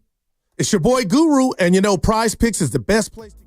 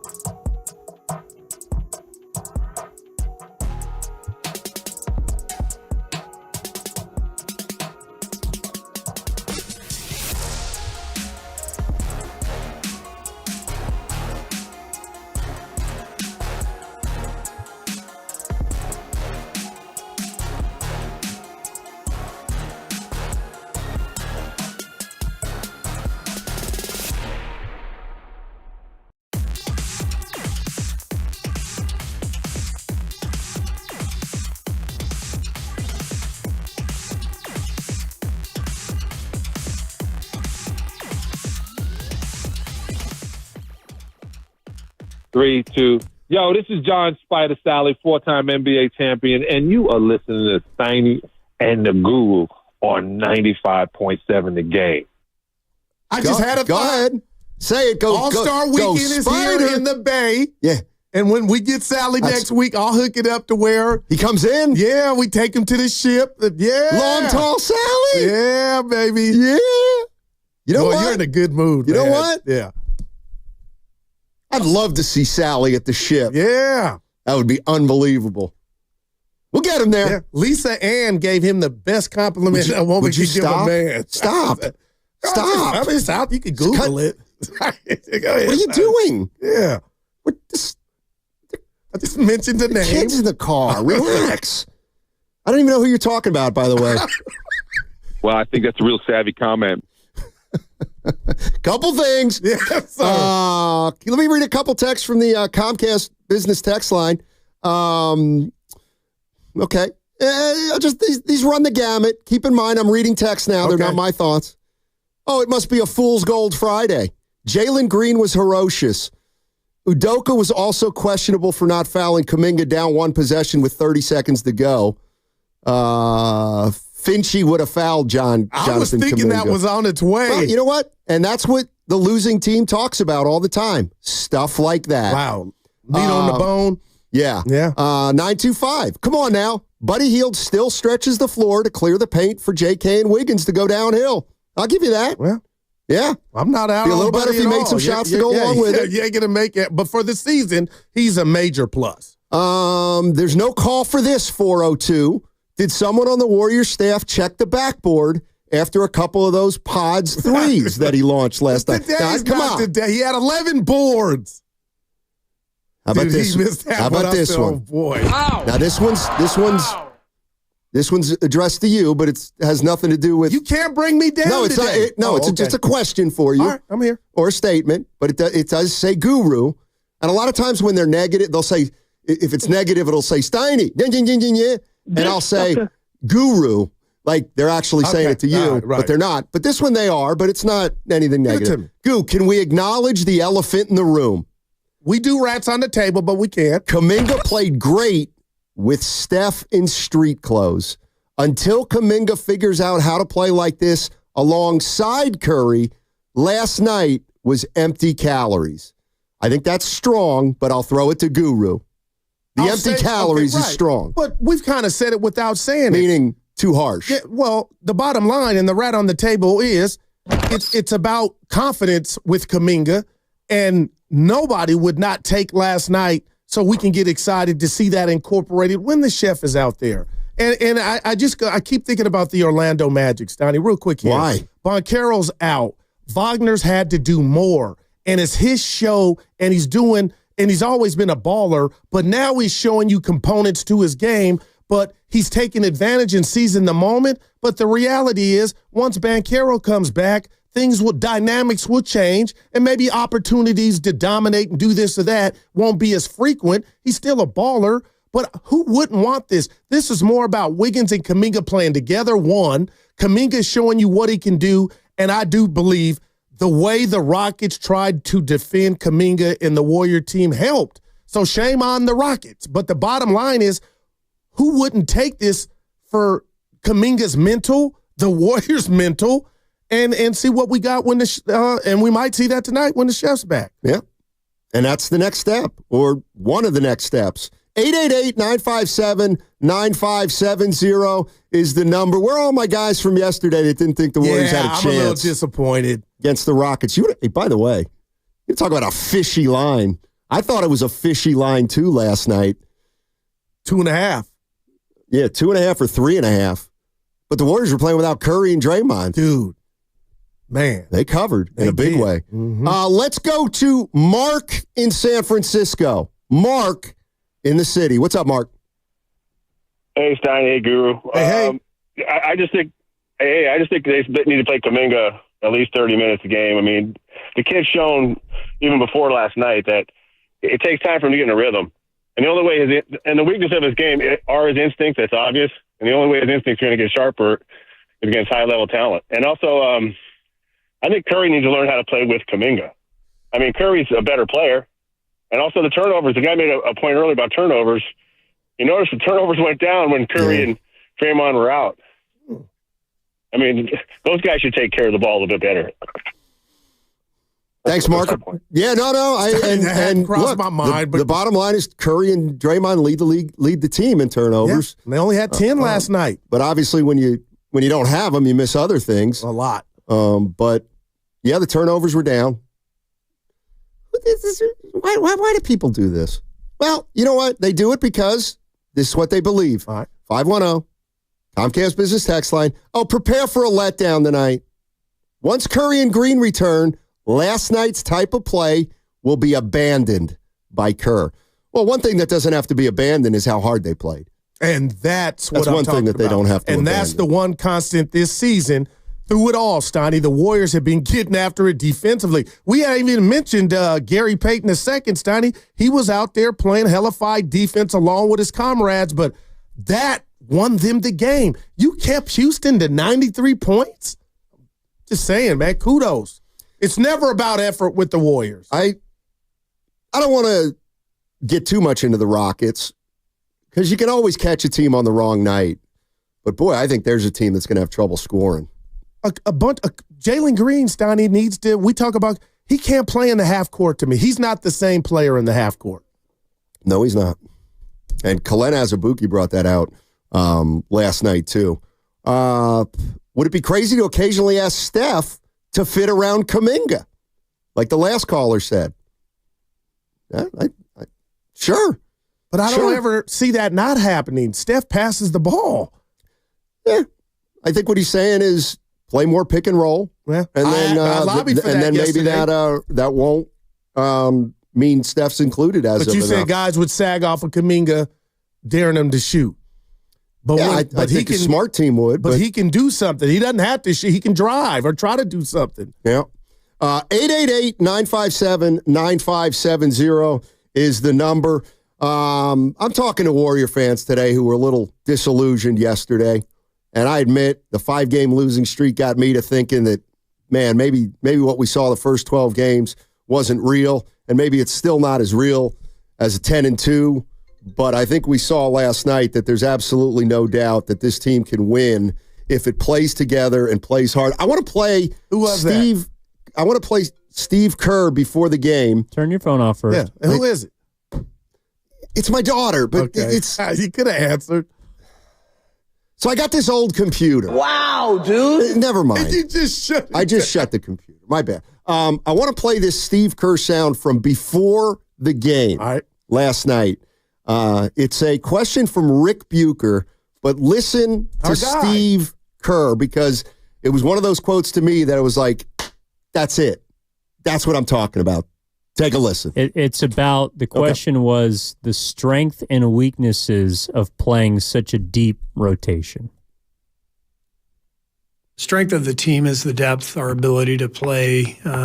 Hopefully we'll prove this tonight without Steph and Draymond. I think we'll be able to get through stretches of injuries because we have so much depth in our roster. I think the weakness is almost the same thing. There's very little clarity for me and the staff as to who we should play every night down the stretch. We probably have had different lineups closing the game for the last 5 games. Good and bad with that, but it does help when you get some separation and you know for sure kind of who your group is, and we're not sure what that means yet. And then, all right, so Jonathan Kuminga and Andrew Wiggins played the kind of game last night which gives them separation. I mean, clearly Steve Kerr's talking about separation in knowing who can play or who's going to play down the stretch and who's not. And he's looking for guys who can do it. And because those guys did it last night, they'll probably get another crack at it in the future. Tell me if my Mickey Mouse ears are working, Steiny. I don't know why in that soundbite I got, do you think that this is going to be a season-long thing in regard to having this deep rotation, or is Kerr talking about if guys seize a moment, we could see it back down to 8 or 9 guys? Well, I interpret it as both, but maybe I'm wrong. I think what he's saying is, we're going to still play 11 guys. But I know night in and night out that most of the time, these 5 guys are going to finish the game. That's what I think he would ideally like. Yeah. But I do think he wants to. I think he knows that the only way they can play that hard consistently is to play 11 or 12 guys. But I do think he's also saying we got to find a group at the end of the game that works. Yeah. And we don't know what that is yet because the group that worked last night is not going to be the group that works tonight. It's just not. Yeah. Because Steph and Draymond are likely coming back.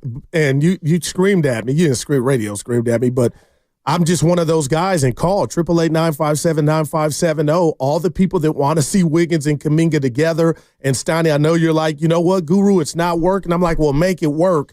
And I just like what I saw last night. And I do understand the rat on the table was Dre and Steph weren't there. But it's exciting now moving forward. And we got a game in hours to see if they can incorporate or get some of that. Not the point production of 33 every night for Kuminga. That's unrealistic.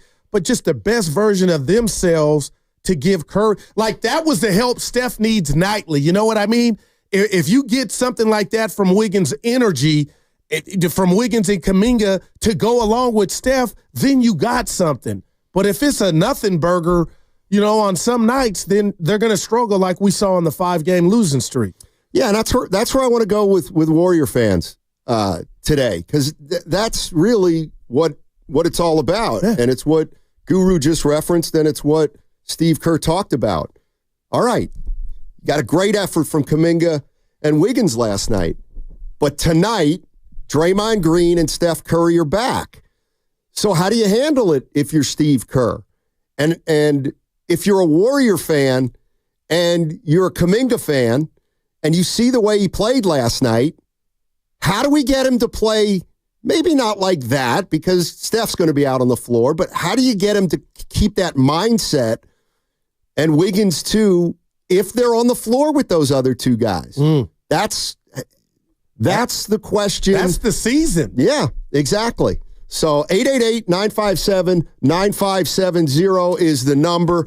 How much of that do you think Kuminga did because Steph and Draymond weren't there? And then how much of Kuminga can you get in relation to last night if he's got to play with Draymond Green and Steph Curry? What does that incorporation look like? 888-957-9570. You're listening to 95.7 The Game, KGMZ FM and HD1 San Francisco. Always live on the free Odyssey app, Twitch and YouTube, powered by First NorCal Credit Union. Yeah, I was driving in and just thought about this question, Stoney. Put yourself in Kuminga's shoes last night. What was the difference? The difference to me is the silhouette of Draymond and Curry. It's respect.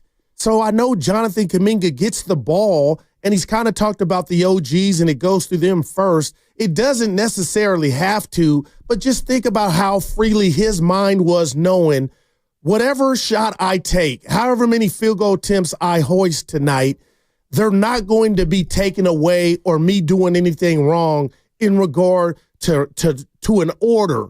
And I could kind of see, no excuses, Donnie, the psychological component of my team needs me. There is no Steph or Dre to defer to. I got to go get it. And that's how you get 22 field goal attempts. That's why I was saying with Curry the other night in Denver, Wiggins, you should be cussed out shooting only 7 times. There's nothing you could say to anybody on why you shot 7 times, but how does Kuminga deal with that now when he's on the court, whenever it happens with Curry and Dre, to be aggressive, looking for his, maybe. It's a puzzle. It's a puzzle.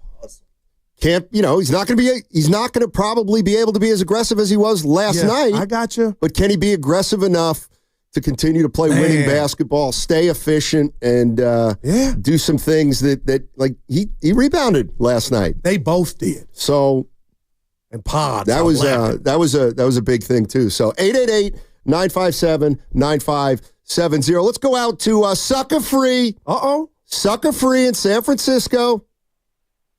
What's up? Hey, man, I'm telling you, man. Yeah. I've been on the show for years now, and it took Guru and Steiny to get me back into the saddle. So how y'all doing today, fellas? Oh, that's a hell of a Appreciate compliment, it, man. man. Thank you. So Willard and Dibbs couldn't do it, huh? Hey.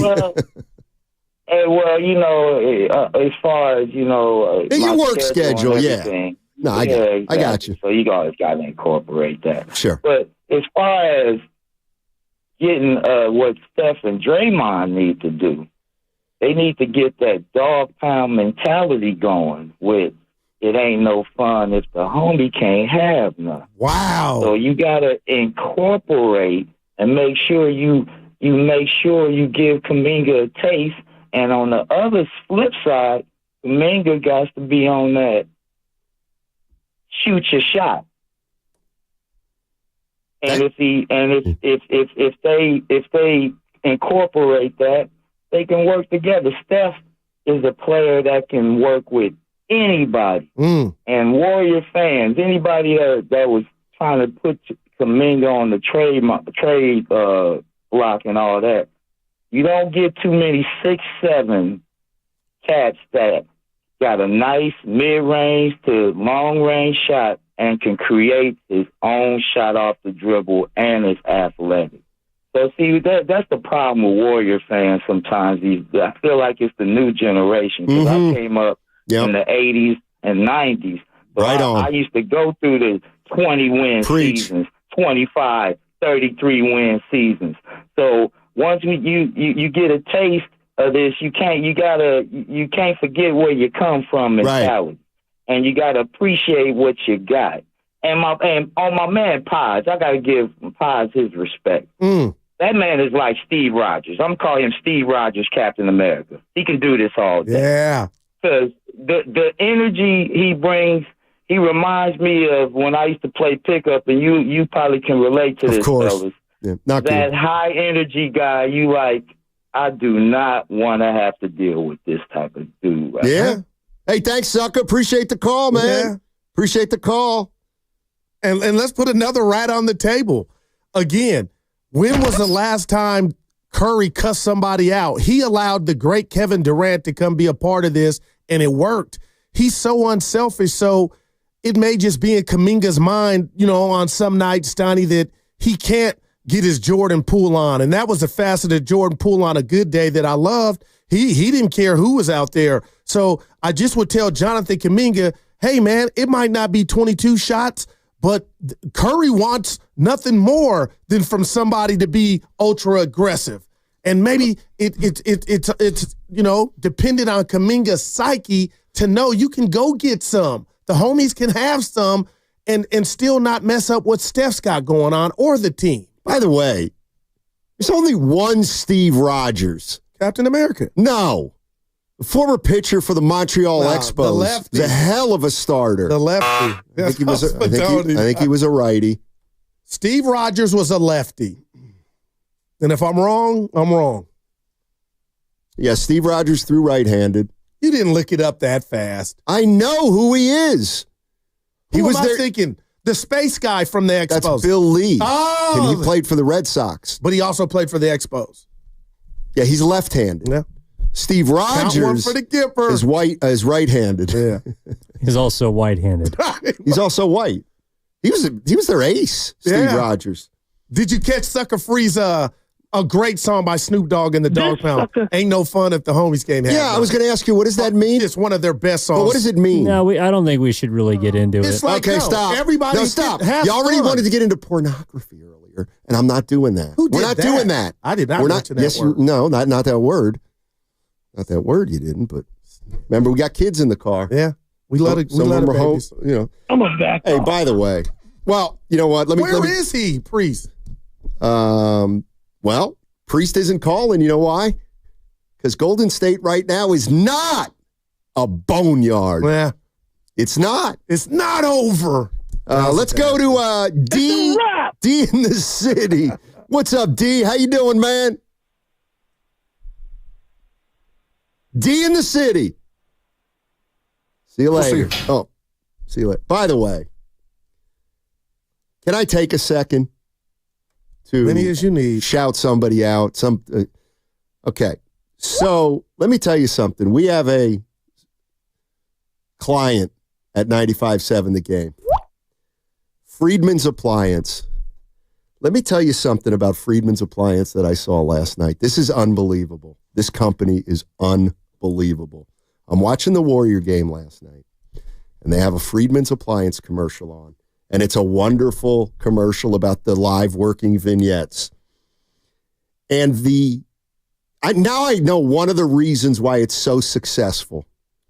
The humility of that company and the modesty of that company is so incredible that it makes you want to go there.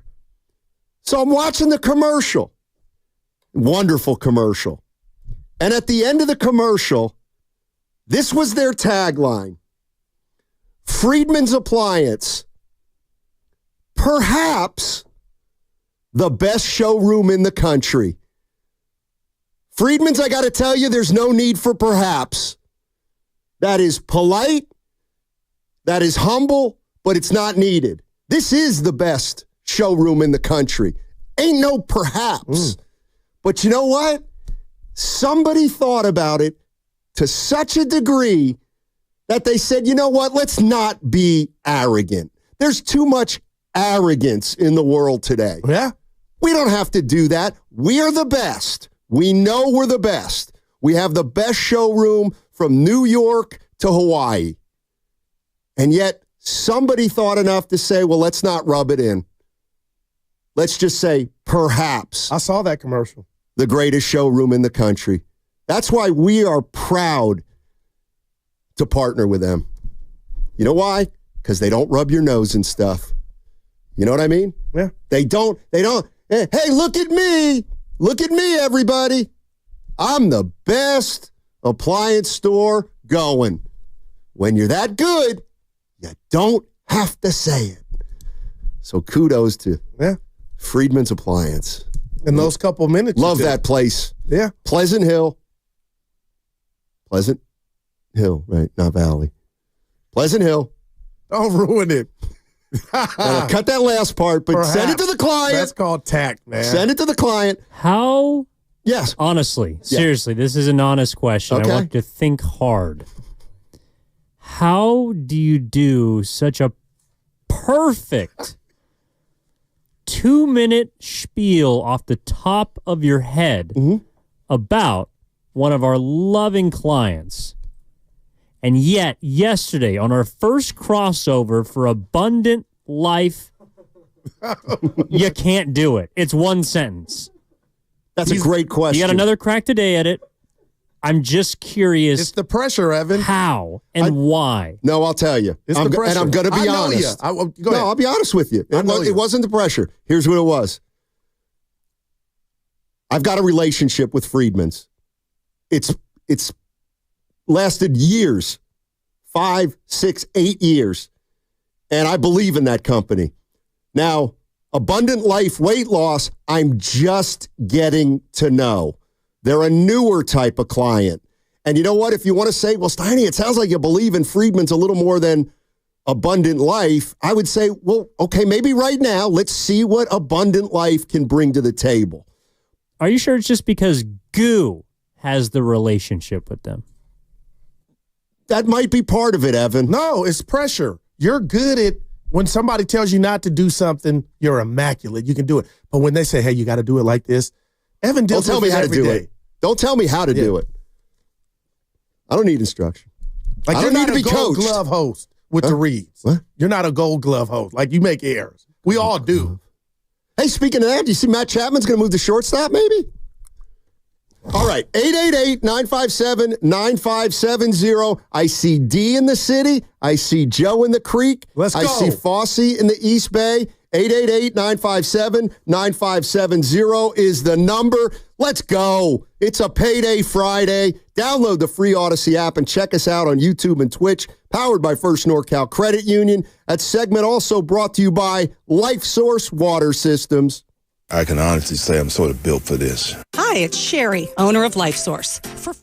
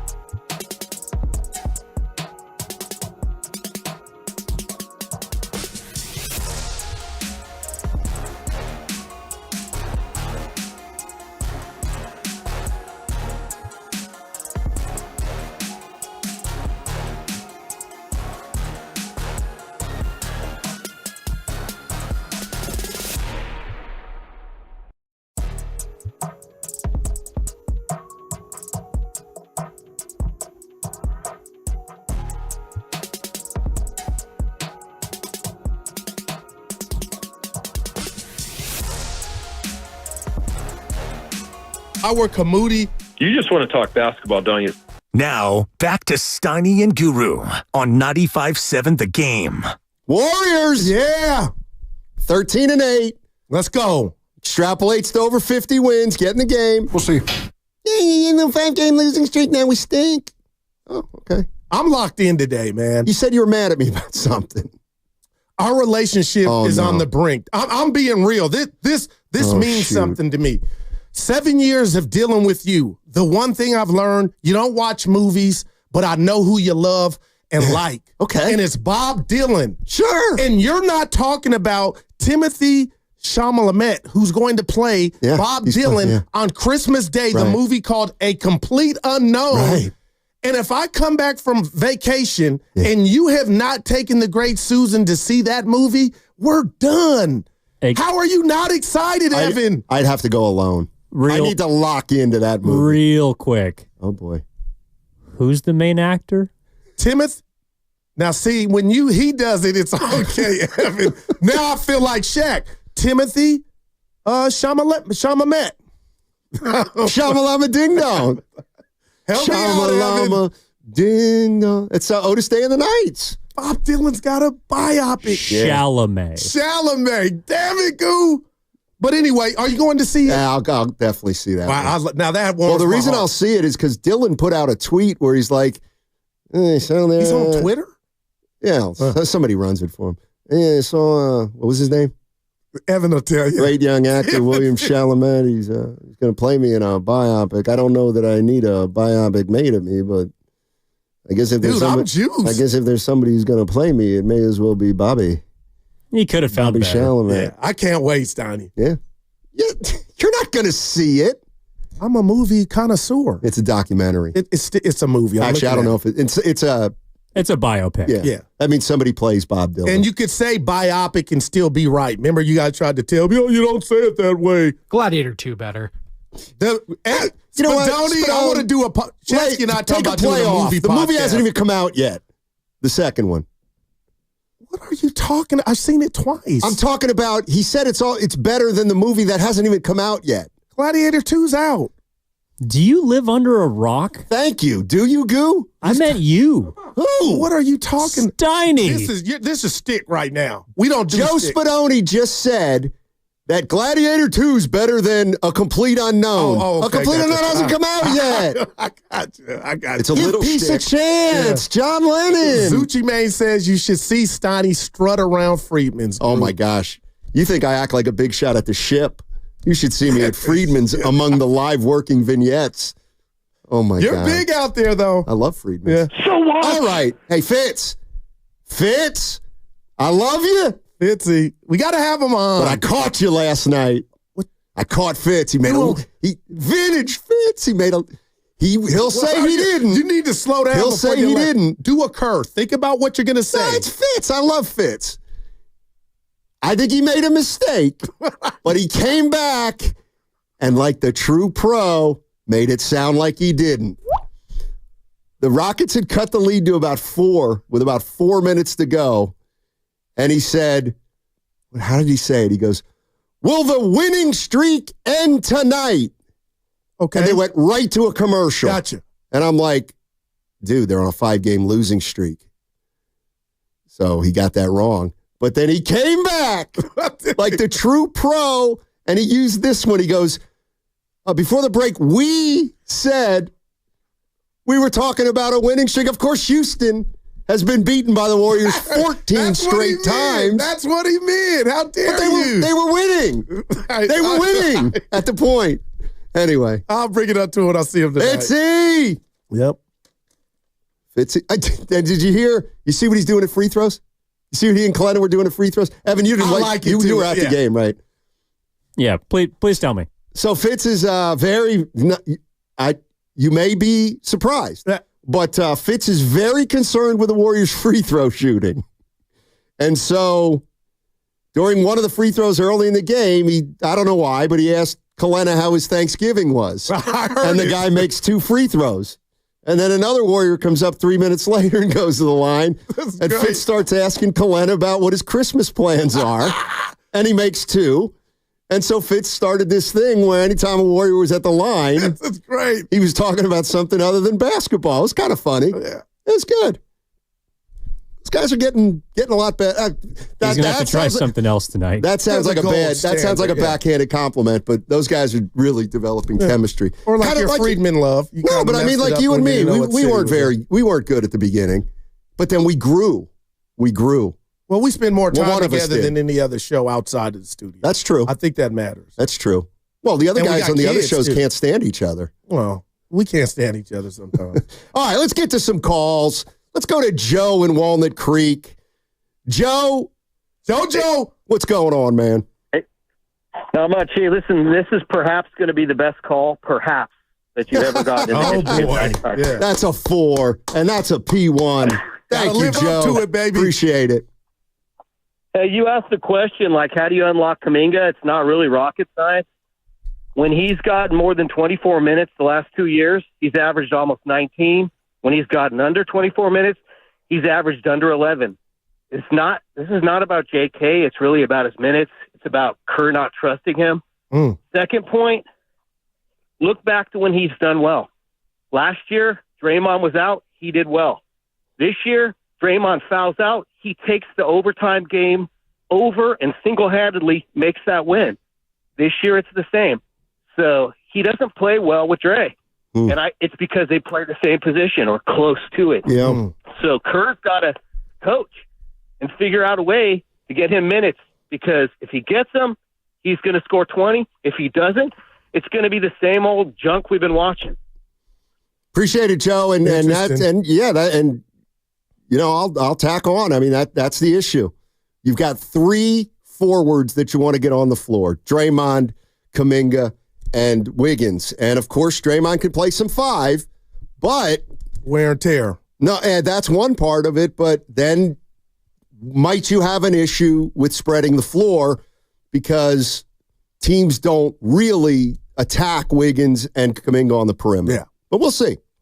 I'll do this because it's not about individuals. Yesterday was a beautiful game by the whole team, Steiny, but the bottom line is I'm looking at Kuminga's points right now. He's averaging 14.8 points, and I'm not exonerating him of any blame of this because he's you don't part blame of the it. players. But when I watched last night and you see the gifts and what he can do on a good day, there's no way Jonathan Kuminga should be averaging 14 points, especially if you rounded up 15, on this team. So, again, what did you say earlier, Steiny, was profound. It's a puzzle, and that's what the Warriors are. But if you can get this piece to fit for whatever reason, it's on him, but it's also on the coaching staff and the mental psychologists of the team, Dre and Steph, to make this man feel like when he's out there, you can just kind of – I keep bringing up Jordan Poole because he had the guts of a cat burglar.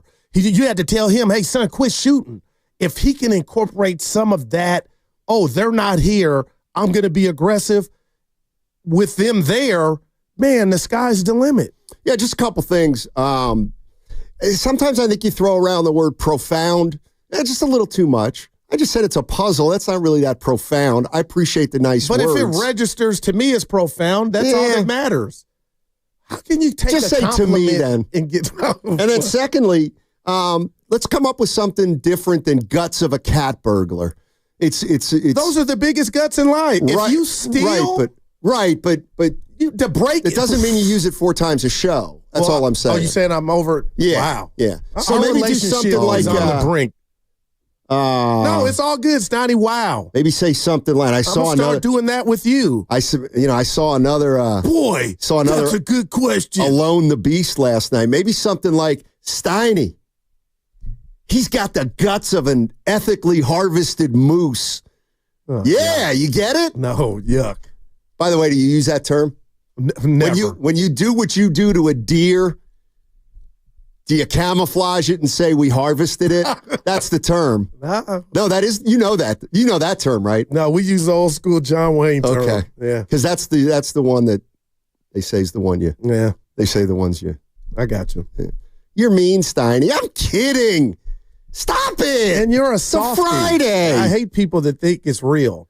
And your guru's right. I'm profound most of the time.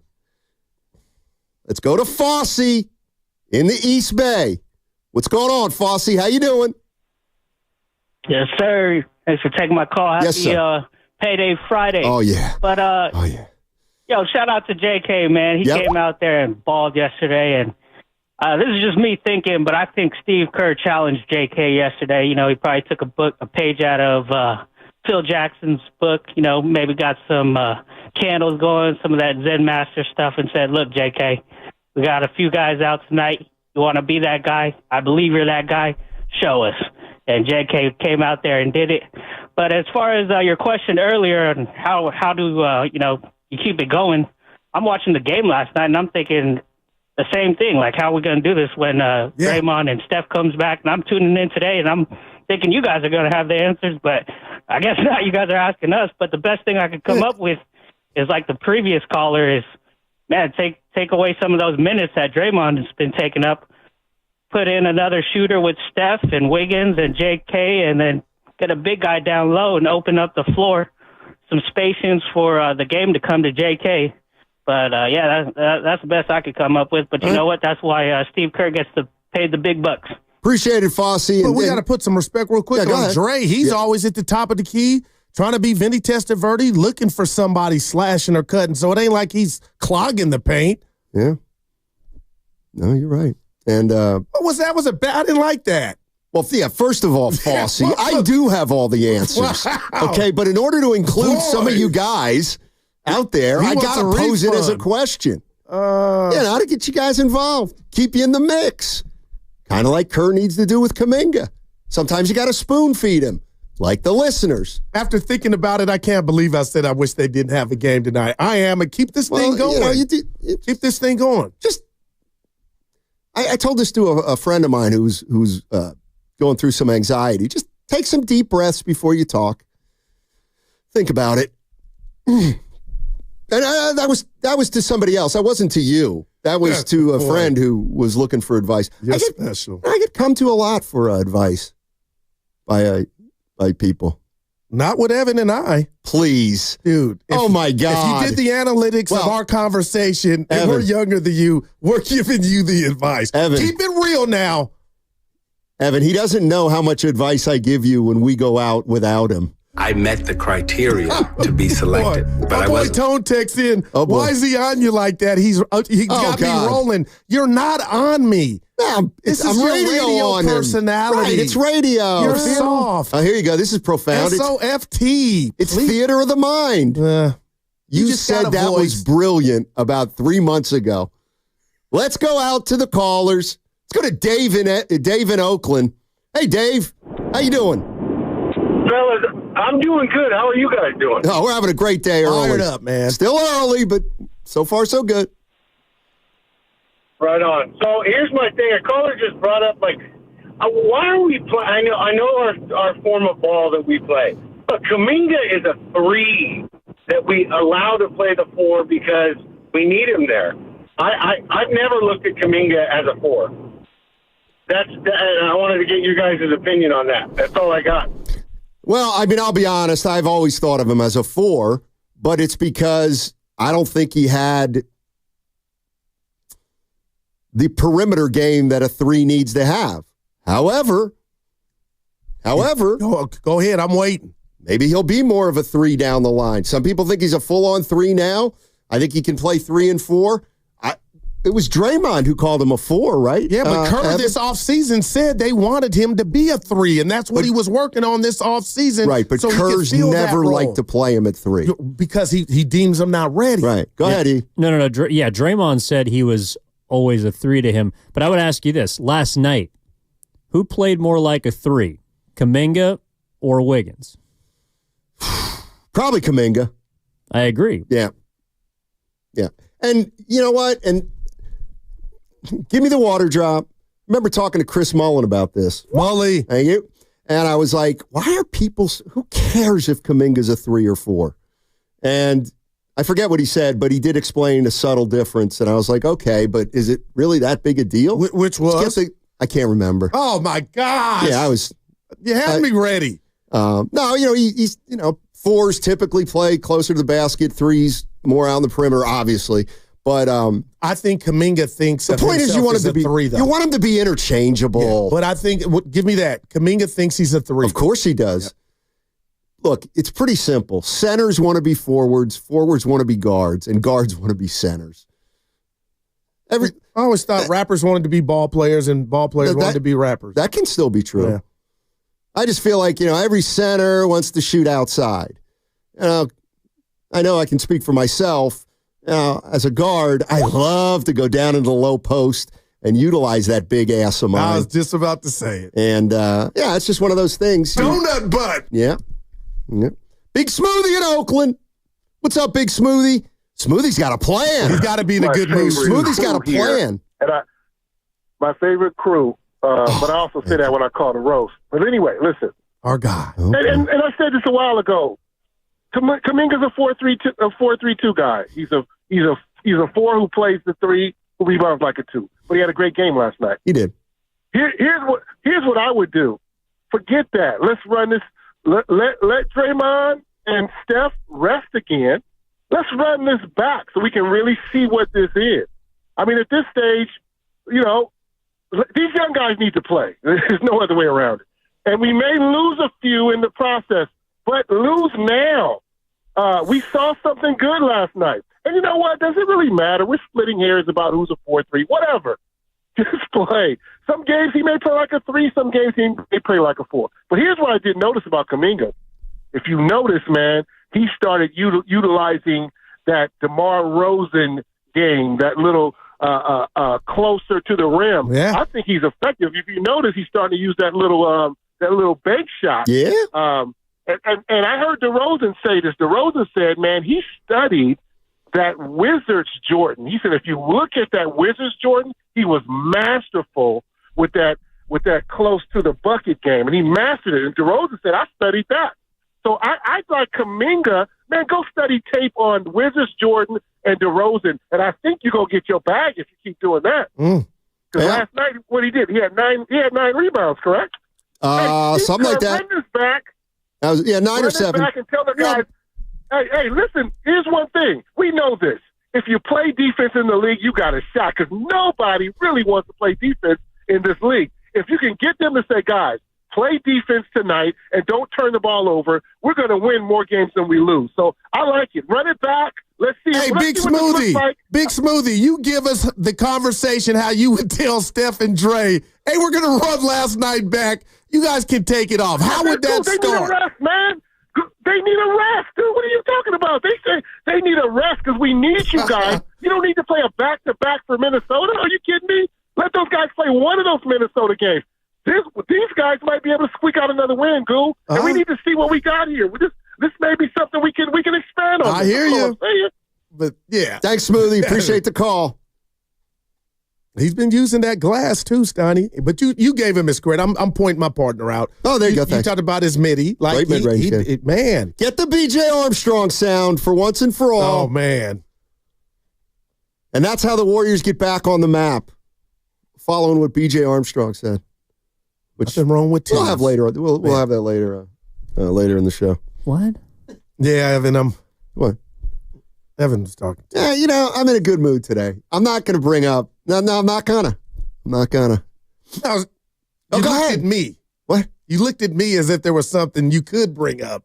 Oh, I could bring up a million things. I could do it too. But I'm not gonna. Well, I could do it all day. That's how we last. But I don't want to. Yeah. Well, I think that's a real savvy comment. What about the guy that said I knew football? That's my the same guy. I went running back, Evan, on the way home from the what? So few I'm people. big in the shy. So few people praise you. I would be remiss not to tell you to try to remember those people. Jason Barrett from Barrett Sports Media did an article where we met at a coffee shop with a reporter. I was the first one. It was freelance. Wasn't really, you know what I mean? It was one of those. You just want me to jump off the bridge. I get it, Steiny. I was somebody in between jobs who, Anyway. I made $75 off that story. Why do I do that? Yeah. It's just no call. But why when I look at Evan, I feel like he's like, get back to the work. It's Friday, eh? Let it loose. It is Friday. Yeah. You know what? We got 2 or 3 minutes here. I'll give you a chance to talk. What is your? This is where you're so weird. I don't get it. Why does it offend you, or why do you even care that Bill Belichick talked to the University of North Carolina? If he takes the job or ends up in college, we all lose. He's an NFL savant. Somebody hire him. And I think he's just doing that to shake general managers around the league. Like, don't forget about me. I might not be here. Man, the hoodie needs to come back. That's all. And when I saw that, Steiny, if he takes this job, I'm done. I'm just done with sports. Let me tell you something, and I speak from experience. When you've mastered and you've accomplished your field, which Belichick has done and I have in certain areas, you need a new challenge. He's won 6 Super Bowls. What does he need 3 more for? Now he wants to see if he can coach on the college level. It's like Bob Dylan going electric. He wrote the folk songs that made everybody go, wow. And then people want more folk songs. And he says, I'm going electric. And then they don't like the electric. Then they start to like the electric. And he goes, you know what? Now I'm going gospel in your face. The great ones conquer a challenge, then move on to a new one. Kudos to Bill Belichick. Go ahead, Ev. I'm not going to lie. Things to be frustrated with Bill Belichick about. I didn't think you were going to go there. I thought you were going to talk about the fact that he made it red carpet official with Jordan Hudson yesterday. There's a 48-year age gap. I'm an older man. Oh, my God. Jordan's a woman. Yeah. I was like, who's Jordan Hudson? Is that like the top recruit at North Carolina? Man. And you know what? She might be. She's young enough. She's got eligibility. Evan's young. Spadoni, they got their whole... You and I we're on the back 9. When I see a guy that can do that, that's what I'm... Well, not me personally, but that's I'm living through him. How can you hate on that? It's not illegal. I don't hate on it. It just is not you don't want him my happy. cup of tea. And who are you to judge? I'm not judging. Only God can judge. What don't you understand? I'm not judging. Well, you don't like it. Evan doesn't like it. When Evan's 45, call me, Evan. Hopefully I'm still here. And then talk about... How old's Belichick? 72. He's breaking the one rule that you have about it that is already an archaic rule. The one about cut your age in half and add 7. He's LeBron He of the still isn't bedroom. following that one. Every commercial's Blue Chew, Viagra. He's good. And he's pretty good because she's staying with him. Again. I love it. I'm not going down this road. This is not what people want to listen to. You don't know that. Listen, if you go to the car dealership and you're buying a car, you want no miles. That would be your ideal goal. So for him to be 72 and to be able to be attractive to somebody that young and beautiful, that's a feat. It's not hard to be attracted to somebody that young and beautiful. That's not hard to do. I'm going to back off. Now, acting on that. I said what I said. I'm done. I'm out. Yeah. All right. 888-957-9570 is the number. Warriors, you try to downplay that. Come on. Warriors, look what they did. All you doubters out there, you know what they did? I know it was one game, but they stuck it in your face. Doubting Warrior fans. What's coming up on the game is presented by Fremont Bank, celebrating 60 years of full-service banking with no compromises. Do not miss the kickoff show this Sunday with Evan Giddings and Lorenzo Neal live 2 hours before the start of the game. Join us at the Hilton Santa Clara for delicious food, great drinks, and the best pregame show in the Bay. Presented by Habas Law. You've been wronged. Habas Law will fight to make it right. Call 1-800-INJURED or visit habaslaw.com. That segment also brought to you by the California Lottery. Our relationship is on the brink. If you're looking for the perfect gift, give scratchers from the California Lottery. With so many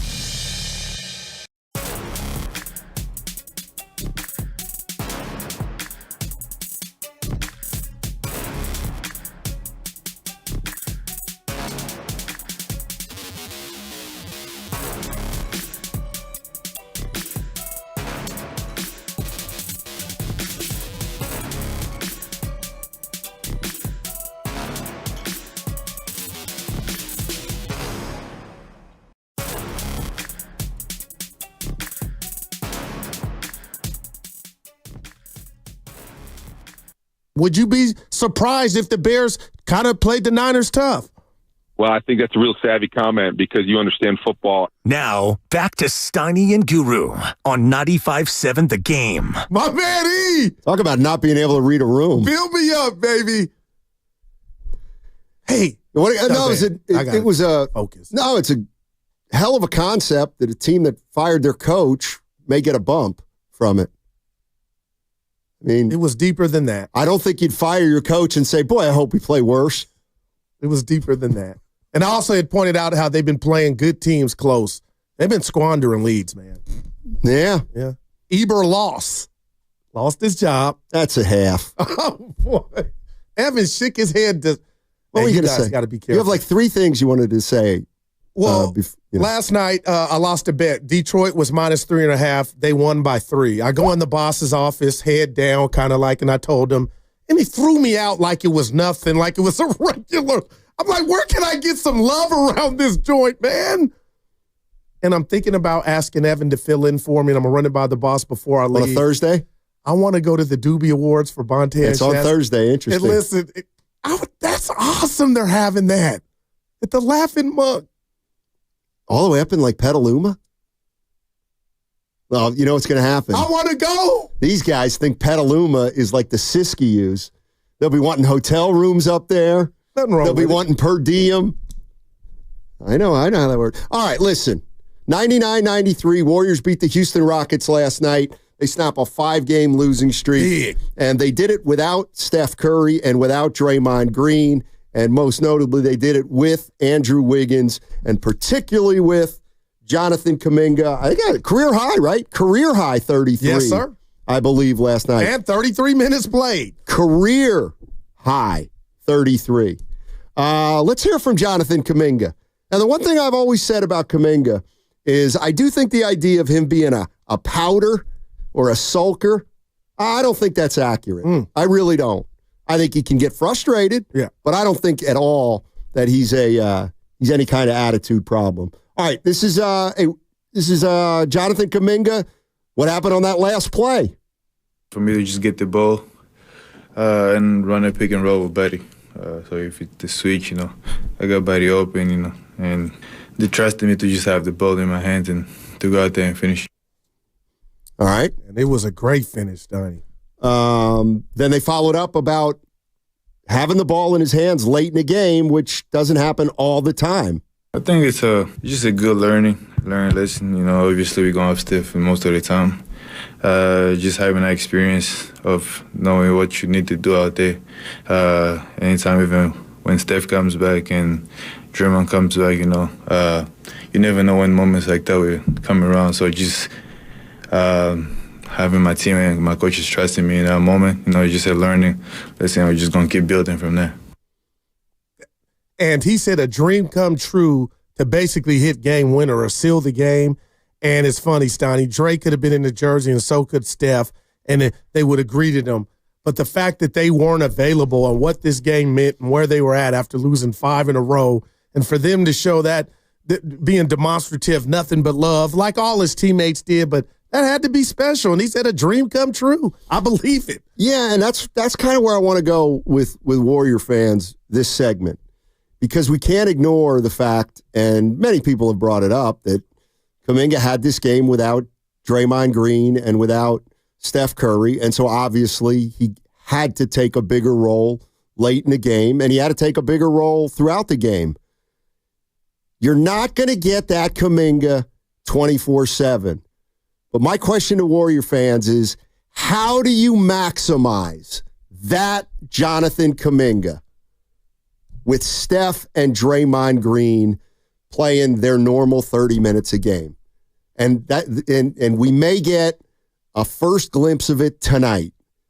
If Draymond Green is healthy and is ready to play, and Wiggins, by the way, almost didn't play last night because of an ankle. I wouldn't be shocked if Wiggins didn't play tonight. I hadn't thought of that.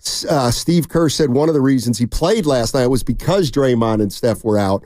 But obviously, if Wiggins doesn't play tonight, that challenge can be shelved for at least another game.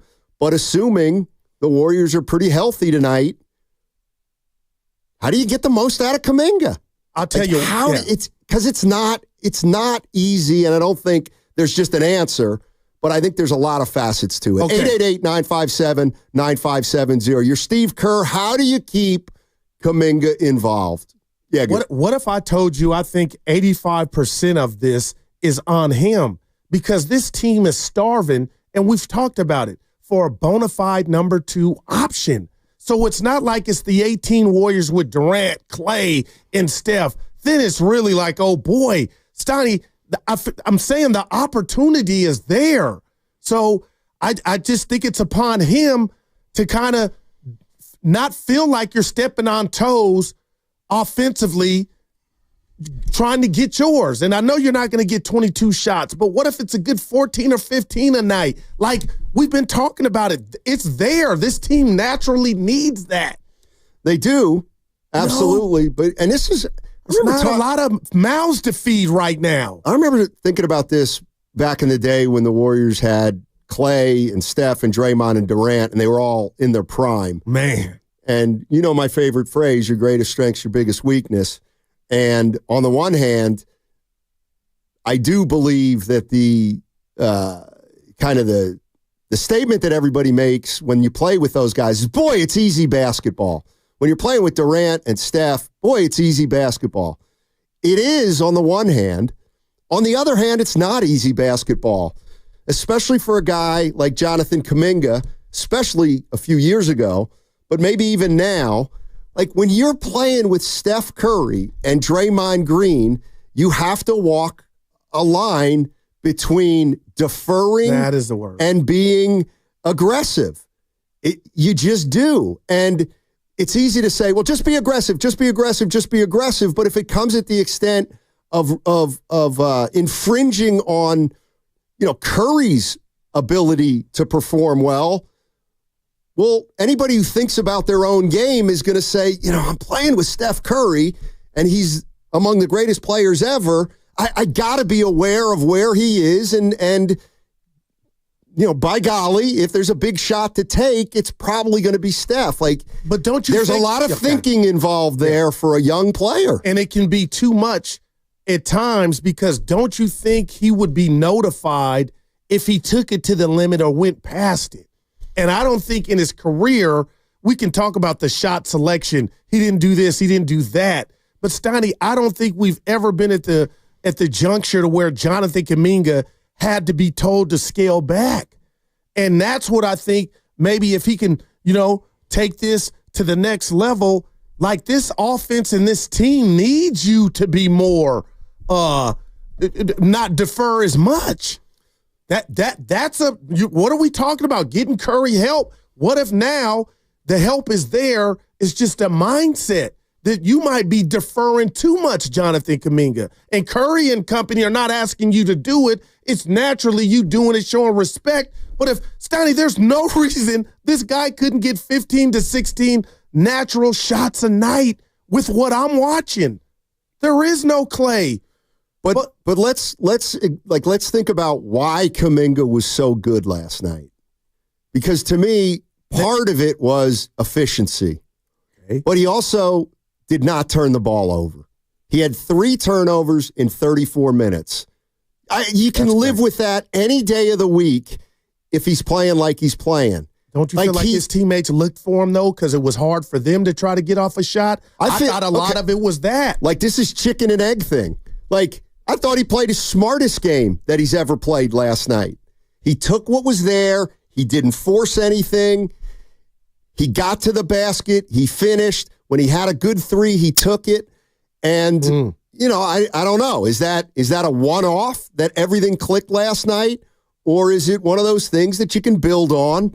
And look, whether he likes it or not, it's up to Jonathan Kuminga to fit in with Steph Curry and Draymond Green. If we're building this team and we still say that Steph and Draymond are the cogs, well, then it still is up to Jonathan Kuminga to figure out the best way that he can be effective in the context of how the team can be successful. Man, Stoney, I love that. And tell me if this is fair. You said he played the smartest game. But I think that the reason he did is he knew the ball was going to come back.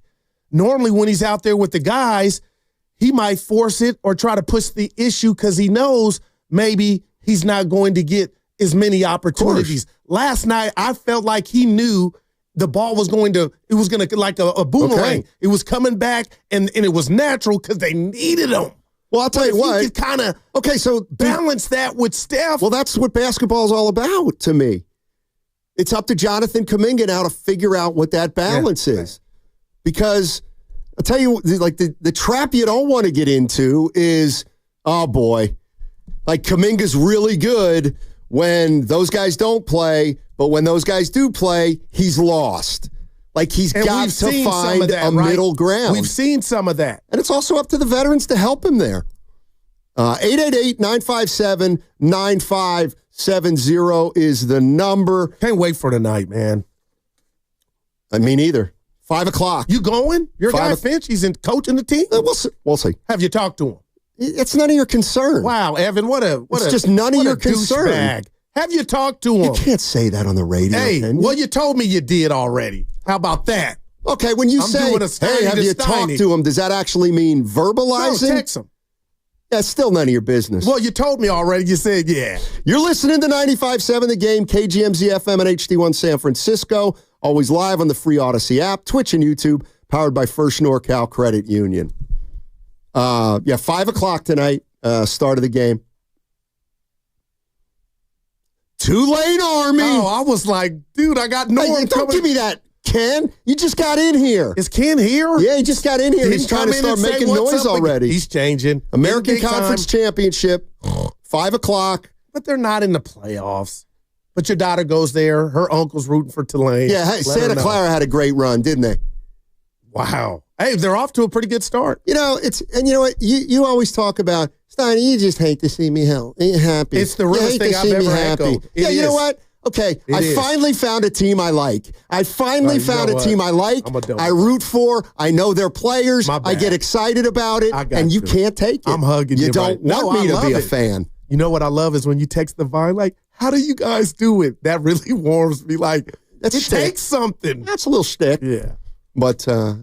All right, 888-957-9570 is the number.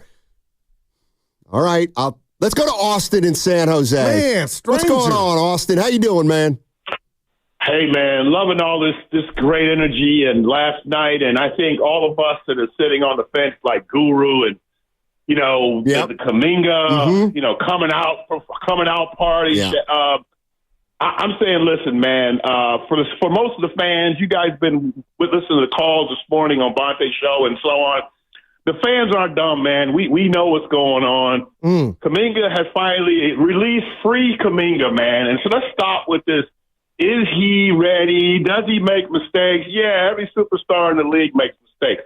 Let's focus on what this man does well. It's time to stop talking about is he ready to put in. The Warriors don't have a choice, Tiny. Curry's days of shooting miracle shots at the end to win the game are over. They need to have somebody step up now. Call him a 1, call him a 2, 1A, whatever, doesn't matter. There are nights when, believe me, Steph wants somebody else to take the shot. Yes. He's looking for it. And they have a different way to do it. This man brings a dimension to the Warriors they don't have. Watch Jalen Green last night. And it's not just making a shot. It's the timing of when you take over. Yes. That's where the maturity is going to come in because we know that he can take over. Where the maturity comes in is when do you take over? Timing. You know, when do you actually take over the game? And that's where I think the next phase for young Kuminga. But absolutely, man, we're fired up. We want to see more of it. And again, let's stop talking about whether he should or should. Austin, the thing that bothers me, though, Steiny and Guru, is really what I heard from Kerr. It bothers me. I think Steiny focused on it. He's still saying that he's not sure who the finishing lineup is. He said that before the game, in fairness. In fairness, he did say that before the game. But go ahead. Yeah, I think he still feels that way, though, Steiny. And I think that he's got to go ahead and turn that page. And I don't know what Kerr is worried about. Can you tell me, Steiny, what is Kerr worried about? I mean, what is he so worried about that he can't just go ahead and do what the fans already know? Give him 30 minutes, Austin. Last point. Who's going to sell tickets, guys? Curry's coming to the end. Who's going to sell tickets in the arena as we move forward with Curry's maturity? I just want to hear about that. And I think Jonathan Kuminga is that guy. Appreciate the call, Austin. Austin said something about Kuminga. And what's Kerr worried about? Oh, well, because I said before the game, is you got to rip the Band-Aid off and play him 30. This was before last night. Okay. But this is when I get back to everything is about Steph's window. So if Kuminga plays like he does last night, now of course we got a ball game. The problem is and I'm just saying if Steve Kerr thinks this way, but if Steve Kerr thinks, sees, or believes that when he plays Kuminga late in a game, it may cost us. The reality of the situation is you can't just live with losses, but and it is unfair to say, well, if Kuminga plays, you're going to lose a lot of those games. And sometimes I fall into that trap too. But what I'm getting at is you can't just live with the growing pains for a long period of time if it's all about Steph. Because Kuminga, we think, still has a ways to go. So you got to figure that out. Is Kuminga ready? Is he not ready? Well, he's probably not all the way ready, but we still got to figure out a way to fit him in here with Curry. Does it mean we have to win a championship? Well, I would say no, but it's a lot about Steph Curry and the environment he's in.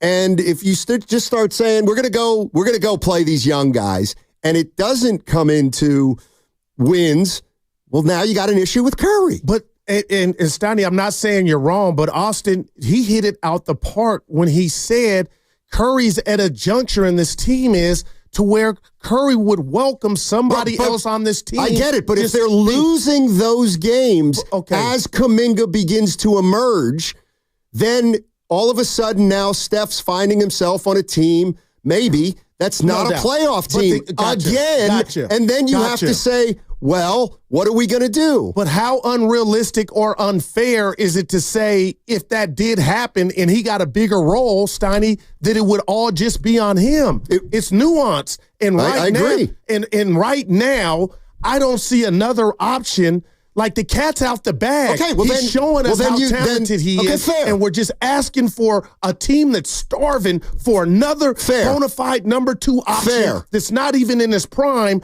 to give us a glimpse. That's all we're asking. Then just say, you know what, everybody, our priorities have changed. Just acknowledge that. I would say our search is over. Well, it's not over after one game. No, that's the other thing we can't do. No, but it's all about, it's bigger than last night, Steiny. We have been lobbying for, let's find out what this kid is. All right, and I'm just saying. You're going to win or lose even if you decide not to do that. So why would you not exhaust everything in regard to a guy that has an upside like Kuminga? That's all I'm saying. Because if you give him that and you don't see the results, then if you're not that's the thing. It's like, well, how long Steph gonna, Steph this, Steph that? I'm just saying, if you go to the well with Kuminga and you're not a playoff team, well, then you essentially broke every rule that you said you were all about, which was getting Curry help right now. Okay, but what if you stay status quo, keep him in the role that he's in now, and you don't exhaust him, and you still don't make the playoffs? Well, yeah, then that's a problem. And I would feel like the Warriors left meat on the bone in regard to, it's all Steph on mine every day, but Steiny, all you got, like everything you just talked about, that scenario could happen with Kuminga still just like it happened last year. Why not kind of marry, I'm going to keep him on the, obviously he don't foul out, but I'm going to ride him more than I have. Because if you go that way and it quote unquote fails, we're going to be having a conversation about how can Steph Curry, how can he miss the playoffs 2 years in a row? Well, it's never going to be Steph's fault. We know that. And so if we go with Kuminga a lot and maybe Wiggins a lot, and they don't perform consistently like last night, and you don't win those games at a high level, they would get all the blame. He would get Kuminga. I'm just saying, we would say we're wasting Steph Curry. Oh, Well, that's the fear now. But, Matt, I'm just trying to point out and hone in on the bottom line is, and I didn't like this coming into the season when we found out it was going to be a plethora in regard to the rotation. I didn't like the fact that it's like a tryout, and you're waiting, if you're not going to make a move, for somebody already on your roster to take initiative or take the bull by the horns. And I know it's just one game, but what I'm saying is, darn it, Steiny, I think, and I've said this, the guy that I have leading the clubhouse right now, even before last night, and I think the fans agree with me, that's all fine, is give us more Kuminga. Okay, and what I'm saying is this.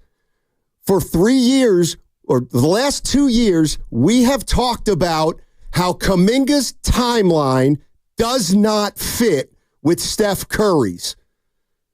Kuminga's not going to be in his prime until Steph's too old to take advantage of it. Okay, that's what we thought.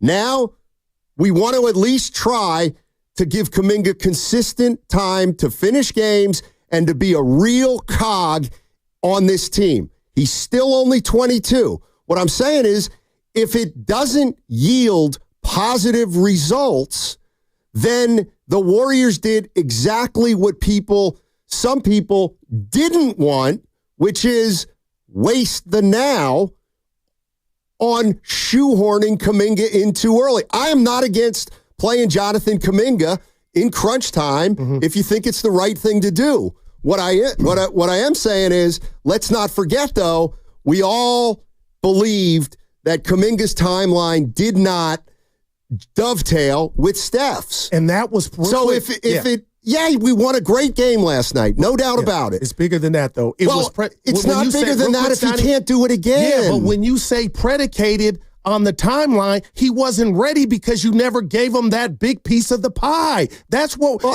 So the past I can't change, and you're right. But moving forward, don't you think giving him more pie, he might be more ready? Maybe, but you may lose more games. And like I hate to put it like that because it makes it sound like I'm saying, well, if you play Kuminga late, you're going to lose.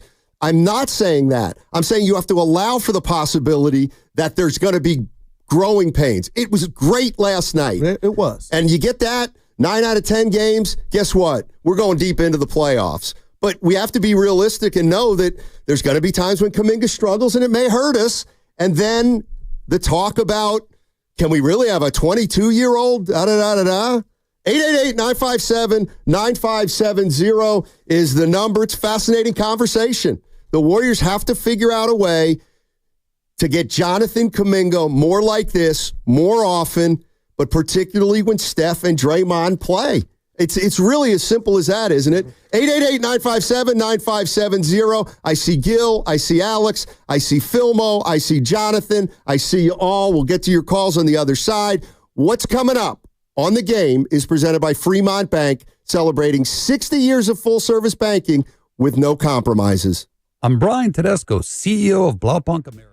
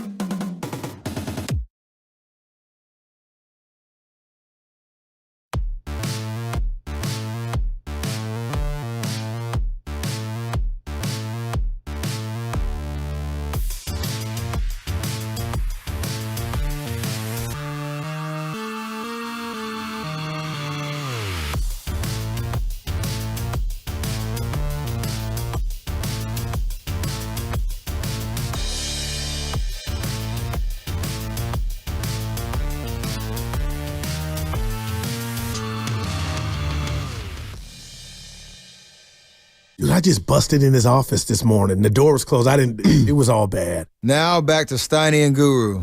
Take it away, Steiny. Oh, man, what a night of sports we got. Hold on. Give me the artist of this tune. Well, I'll go with the guy I always go with, 50 Cent. There we go. Yeah. With Snoop on the remix. Oh, God. Can somebody do a rap song without Snoop? He's got a new album coming out with Dr. Dre. Yeah, let me guess. He's got a new commercial, He didn't turn new into album, Baby new Shaq. He might show, have passed new Shaq with movie, the new endorsement. documentary, new strain of weed. Wow. He's got everything. Yeah, he does. Yeah. Oh, boy. Great night of sports. Yep.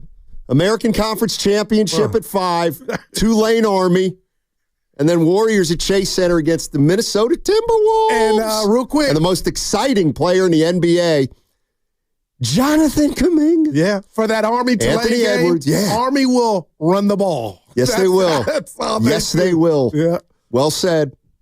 Well said. We got a bunch of people that want to talk about this game last night, and that's the future. That's exactly what we're going to do.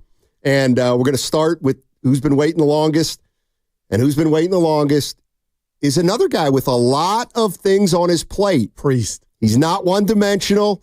He's got a great Instagram account. He's got a full-time job. Oh, Mike. He still's a part of the show, and we really like him a lot. Let's go to Philmo Mike in the city, because he never leaves the city, except when he goes to Oakland. Yeah, he lives in Oakland.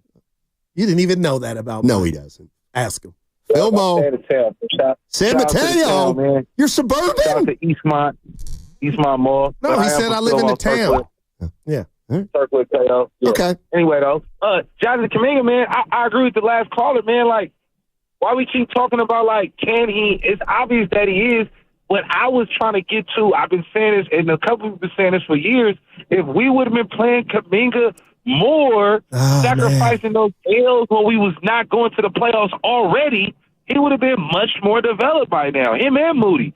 And it's funny, and I hate to put Pods in this, but it seems like Pods just got he can make mistakes. It seems like for whatever reason, Jonathan Kuminga is not afforded that same rope for whatever reason. I don't know why. Maybe it's the game he plays. He's trying to reel him back in. I have no clue. And last point, they was harping about Kuminga and Wiggins playing together. They didn't look too bad last night. Together playing together. So I don't know how. And real quick, Steiny, you've always been a proponent of Kuminga, especially on this team, because nobody's like Kuminga on this team. Nobody can do what Kuminga. Maybe Wiggins to a certain extent, but he's the only one that could do what he does. Get into the free throw line. He was almost at some plays. I know Steven Adams is older. He was almost looking like LeBron on a couple of them drives. I'm not just trying to say that. He looked like LeBron, like as far as like taking the contact and going through the man. No one on the team can do that. And Mike, I'll leave you with this. You gave Steiny credit. I was looking for mine, but the team is starving for another guy to emerge. So it's not, oh man, other people are going to be mad. They need him to do glimpses of last night. That's what I love about it. You're not taking from anybody if we could get that aggressive Kuminga. Yeah, I mean, the one thing, and listen, I've talked about Kuminga using a million words, and I've said what I think he does well. I've said what I think he doesn't do well. I've said where I think he fits, where he might not fit. But the one thing I've never bought is, well, Kuminga doesn't fit the system. Why not? Well, he's a one-on-one guy. Good. Like, you need versatility in a lineup. And if he's the one guy who can do something that everybody else can't, well, then it's up to Kerr and this team to figure out when to use that at the best time, at the best place, and use it as a way to be a winning team. Yeah, and like I said, Steiny, it's not about victory laps or a lot of people calling now, and this is the day to do it because Kuminga had a good game, and it's about the season. But the bottom line is, I told you before last night, Popped, like, you got to identify your talent. And he is a talent, and I get that you talk about his youth, and he's 22. But damn it, on this team right now, this collective, I'll ride or die till the wheels fall off. And I believe it's upon Kuminga with a splash of Kerr to know you can be ultra aggressive and still not take for Steph. You might be able to prolong Steph if somehow you can get in the zone and be counted on. That's all. And I'm a guy, I got to keep it real too. I didn't know Cerebral Steiny. I didn't know if the system was too difficult and why he wasn't popping on some nights because he was thinking too much. But there is a way to mesh this. And Filmo Mike, Austin and San Jose, the calls we're about to take, I mean, I've identified the guy that I will not apologize if he plays more. We're not going to just blame one somebody, but I think we're at the point now with this collective. What do you got to lose, partner? Well, let's exhaust seeing what this guy can do with a bigger role. That's all. That's how I'll label that, a bigger role. You want me to be dramatic? Yeah, no. All day. Well, what you have to lose is Curry. But then that's what you have to lose. But I feel like when you say that, and I get it, you're blowing past the sign that says if you keep them in, we won't call it a cage, if you keep them in the same role, this team could, if things go wrong, could still end up not doing the right for Steph as a whole. So where are you really? Now you're scratching your head like we didn't marry Kuminga, we didn't give him the bigger role, and we're losing with Steph. So that's why I keep saying to you, when you say that, you could still get that. Who would want that? Right. But as someone who thinks about basketball, I also think about, what's best case scenario, what's worst. And the worst case scenario is you give Kuminga a bigger role, especially late in the game, and you don't have success. And now I can tell you, because I've done radio forever, that what's going to happen is we're going to say, well, Kuminga's not really the guy yet, and so are we wasted? Like it's possible tonight the Warriors could be in a tight game against the Minnesota Timberwolves and Jonathan Kuminga, because Minnesota's just a little bit different, better defensive team, even though the numbers say Houston's a really good defensive team, but they got Gobert sitting back there. They don't have lead-footed Şengün or lead-footed Steven Adams. And I was saying this to you guys. I'm like, if Kuminga drives to the basket last night and loses the ball and Fred VanVleet hits a 30-footer, the whole tenor of our conversation would be so different today. It's not even funny. We would have people, maybe me, saying, you're going to have to live with that if you're going to play with Kuminga. He was great for 38 minutes, but you needed him. That's the life of a basketball player. I get it, but again, if you sell out for Kuminga, who's 22 years old, there's a chance that he's going to have some growing pains, that this so-called veteran star who you want to get in here will be more advanced at. And that would be the risk. The risk would be Pods keeps playing, Kuminga keeps playing, you play Moody some more, Trace Jackson Davis. Like, if you're going to play those guys, I think you got to have success with those guys. Otherwise, we're going to say, well, Curry's playing with 4 guys that are 22 and younger. Okay. And then that's going to be exactly what we all, or some of us, wanted to avoid. Not necessarily me, but the idea of keeping the window open for Curry. And I swear I'm asking you this. I know we got a gluttony of calls and we're going to get to them, but Steiny, I need to ask you this, because I feel like if you give Kuminga a bigger role and you lose, it's all because you gave Kuminga a bigger role. And I love Wiggins last night. How do you look at Wiggins if, for whatever reason, we just got a unaggressive Wiggins for the rest of the year? You wouldn't just single out Wiggins and say, of course not. But why not that same energy, I guess? Because Wiggins is 31 and he's who he is. I mean, Wiggins, if there's anybody we know, it's Andrew Wiggins. Jonathan Kuminga's got an upside, but there's a lot of unknown. 888-957-9570 is the number. Warriors win a big one last night. Needed it. But it was just one. It's just one. That's the thing. Willard, Texas. I got to read it before you grab the call. I saw it. Want me to read it? I'm going to read it. Do you want me to read it? I'm going to read it, Will. Do what you want. Yeah. Slow down. Do what you want or take a walk. Okay. More Kuminga in terms of role means less Steph. No way around that. But I would tell Will, and I'm waiting on you when you get in, why now if we said the answer so we thought was not in the building and I was one of those guys? What if a bigger role for Kuminga means that's the answer or part of it? I'm just asking. You can't say the guy's not on the roster Thursday and then Thursday night Kuminga has 33 and now he's on the roster. I got you. Let's wait a month, all right, but 2 months to see if he can be that guy. Let me just get this off real quick. I understand that, but meet me halfway and hug me because I came in before last night even happened and I said have determined that I want to marry the ideal of giving Jonathan Kuminga 28 to 30 minutes a night. Okay. That's fine. Okay, that's fair. So it's not just about. But you know what? Okay, if that's the case, like in a bad way, you know what? And this is what. Have you guys considered from the 415 on the Comcast business text line? Give it to him. And this is the crux of it. Have you guys considered that Kuminga and Wiggins played the way they did last night because Curry and Draymond weren't there? Oh, no doubt. Okay, then we, not just Wiggins, not just Kuminga, we have to figure out how to make it work with everybody. Yeah, it's they. And it starts with Coach Kerr. Okay. So just because you want to do it doesn't mean it happens.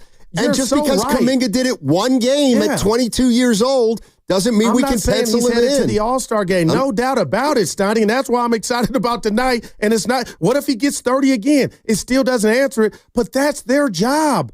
That's their job to make it work. And that's why it pained me in the gut hearing Wiggins and Kuminga couldn't coexist. And I get some of it.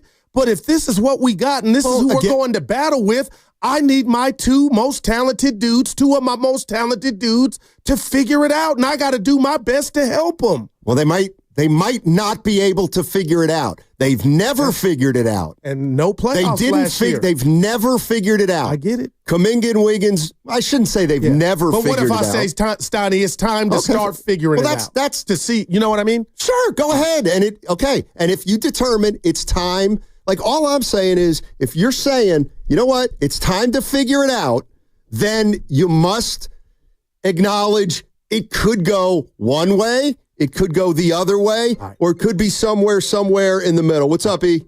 Well, and what you guys are talking about, the age-old question of who you're going to pair with Curry.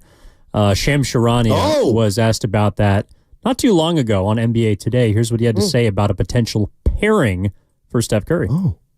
Malik, I'm told that the Warriors are on the real hunt for a star, a playmaker, a scorer alongside Stephen Curry. And you think back to the summer when they pursued Lowry Markkanen with the Utah Jazz. They made a pitch for Paul George as a free agent with the Clippers. And the debate with the Warriors and teams that look into that situation is, for them, are they going to find that externally outside of this roster currently, or will it be in-house with a player like Jonathan Kuminga? And last night you look at it, 33 points, the first time he plays 30 minutes in a game all season. He's shown with his output that as his role elevates, so do his stats at different points. And that relationship between Jonathan Kuminga and Steve Kerr, something that Warriors officials have been monitoring over the last year or so, and how he fits in when Stephen Curry and Draymond Green are back in the lineup will be interesting to monitor. But the Warriors' future will be shaped over the next few weeks and the next couple months before the trade deadline. How can they get that next championship with Stephen Curry and Draymond Green? Wow, great. That was a great call. Oh, boy, we're still putting it in terms of that, all or nothing. Yeah. And I think that is very, very difficult. Yeah. They chose it. And listen, I'm one of the biggest fans in the Kuminga. Give him more minutes. But again, if you told me, we got a trade for such and such, and I was into such and such, Steiny, I would say pull the trigger. Well, I think the most interesting thing he said was he didn't just describe a player. He said playmaker and scorer. Yeah. To me, we all see it. Paul George fits that. No doubt. Markkanen doesn't. But I think they were willing to take the risk. But he's not a playmaker, Markkanen. Yeah. So if they need a playmaker, I get Paul George. Not that I would go after him, but I don't really view Markkanen as a playmaker. Real quick, would you give up, again, I brought him up yesterday. I'm thinking about it more and more every day when I see Toronto lose. Would you go all in, or their version of that for Siakam? Nope. Oh, my God. Like, he's the perfect, that's what I thought Shams was describing. Siakam's on Indiana, I think, isn't he? Well, all right, help me out. Damn. Well, I wasn't sure off the top of my head. Help me out. How about Scotty Barnes? Say Scotty Barnes. I was like, what happened? Say Scotty Barnes. I'm in timeout. No, I wouldn't. You don't? Wow. No. He's in his prime? Not for Kuminga, I don't think I would. And this is before last night. I said it during yesterday's show, and I've said it all along. People think, oh, you hate Kuminga. I don't hate Kuminga. I'm the guy who says you got to be careful because he's only 22. Wow. I said, I look at Kuminga like this is his rookie year. Like he went to college for 3 years, and now this is his rookie year. But when the team is going all in for Steph, Stoney, that might be too long. Well, I've never liked that. No doubt. Because I think it's what you're trying to do, what you're really trying to do is, to me, too hard. But that's just me. Gil in San Jose. What's going on, Gil? How you doing? Hey, Gil. How you doing, man? Hello? Yeah, what's up, Gil? Hurry. Oh, this is Joe from San Jose. Hey, Joe, what's going on? Hey, let me ask you guys a serious question. Okay. Please, no Mickey Mouse answer. Just give me a straight-up answer. If the Warriors don't make the playoffs this year, who would you guys fire? That's all I want to know. Thanks for taking my call. Nobody. Yeah, and come on, my man. I mean, we're going to fire Dunleavy after a year and a half. And well, I think he's asking Steve, Kerr. you're going to fire. Well, I mean, yeah. If you don't make the playoffs and you're going to blow it up, maybe Steve Kerr. You tell him to leave a year early. Yeah, but if we saw that Steph couldn't defeat this battle with the tendonitis and Dre got injured or was looking his age, could you really come down Kerr's fault? I mean, come down his road? Like my stars aged out, or, it could be like a Niners season. Injuries. Well, you should have planned for that. And in a way, I think they did plan for it because they won a game last night without the two of them. And, that's the one thing that Steve Kerr said is, I think this team is more equipped to win a few games when we don't have those guys. Let's go to Shaka. Our man. Shaka's in Berkeley. What's going on, Shaka? How y'all doing, man? Hey, man. Hey, Shaka, how about those Vikings? Oh, man, hey, after that showing last night for Detroit, they got all practice players on their defense. We're going to rip them apart, man. Yeah, I agree. Look at him. Mm-hmm. Hey, what I want to say, man, Kuminga, when he played, he got to play with his old man at him the other day. So let me swallow that. I'm glad he played great yesterday, and he knew what he was going to do. These 48 laws of war. He was ready. He was ready. He attacked, laid it off the glass. He switched it up. I would like to see him tonight. Maybe get 10 assists. Maybe get 7 rebounds. It's not all about scoring. It's just about growing. And I think Steve Kerr owes it to the organization to help coach this young man a little bit better. Not just sitting. I see him when he's dejected or when something doesn't go right, and I never see him coming to him and coaching him up. I think he's a young man with great ability, but he needs to be coached up. Look what he's around. He's around Draymond Green, one of the best defensive players of all time. If he could just soak up some knowledge from Draymond and Steph of attacking defenses, he can make it. Plus his raw athletic ability, man. We have no player who can do what he does, but he has to grow, and it's not just on him. It's on the coaching staff to help him be a better player, man. And I want to say this last thing, man. I'm going to be watching UNLV Rebels in there. I was just going to ask, tell us about your son, man. I just saw it on the screen. Hey, UNLV plays Boise State today at 5, man. If UNLV wins, it'll be the first championship top Big West Conference championship they ever won. So I'm rooting for that, man. I'm rooting for my boy, and I'm rooting for all his teammates, man. Come upset Boise State, man. You know what? Hey, Shock, I'll co-sign on that. His son's on the I'll Rebels, root for the Rebs tonight. Yeah. Just know that Tulane's better than both those teams. They just stubbed their toe last week. Mm-hmm. Let me put a hypothetical out there for you. Yeah, I'm and this is it's spurred on by the Comcast business text line from the 908. It's the Golden State Warriors. It's not the Golden State Curries. Yeah. let's just throw me a hypothetical here. Say in the offseason, remember that pipe dream? The Warriors said, our goal was George and Markkanen. Yeah, Draymond said it. Let's just say, hypothetically, they got them all. Oh, my God. But, okay, so they got him in here. Paul George has played 4 games, a little more than that. But it doesn't work. And you gave up Podziemski, Moody, Kuminga, one other guy you really like. And you go all in for Curry. And it doesn't, that comes with a lot of risk.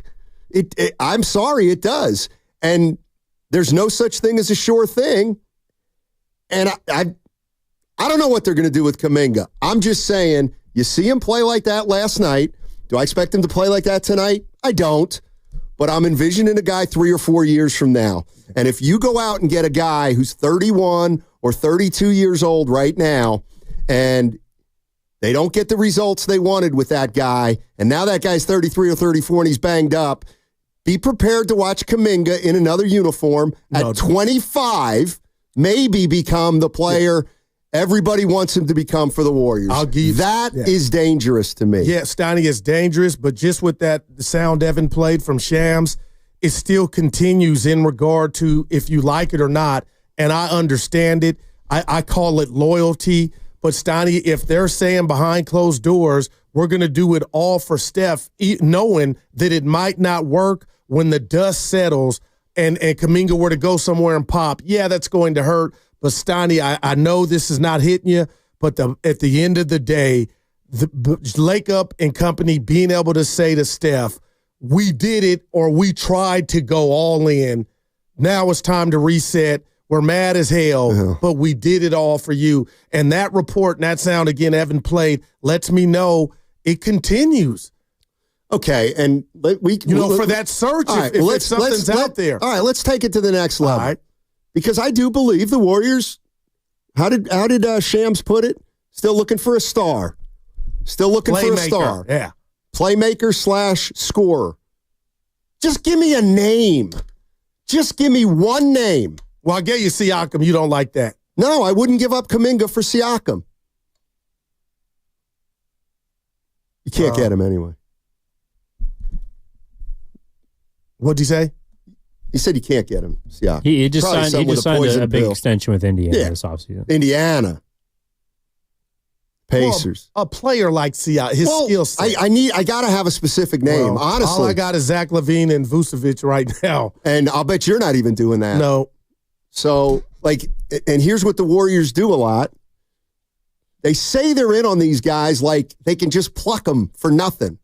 And when push comes to shove, they realize they can't really get one of these guys unless they probably throw in way too many draft picks for their liking. And like Brandon Ingram, would you do that for? I wouldn't. But it looks like you're thinking about it. No, I don't think so. Not Ingram. Right. Now, Zion, I'd have to think about that. And with his injury history. Still. Wow. But that's me. 888-957-9570 is the number. You heard the Shams Charania report from ESPN. He said the Warriors still very interested in acquiring a star. Not a role player, a star, a guy who can play, make, and score. I don't know why, but when he said that, I thought of more of a perimeter type player, but that's just me. But after you saw what you saw last night, does it affect your thinking?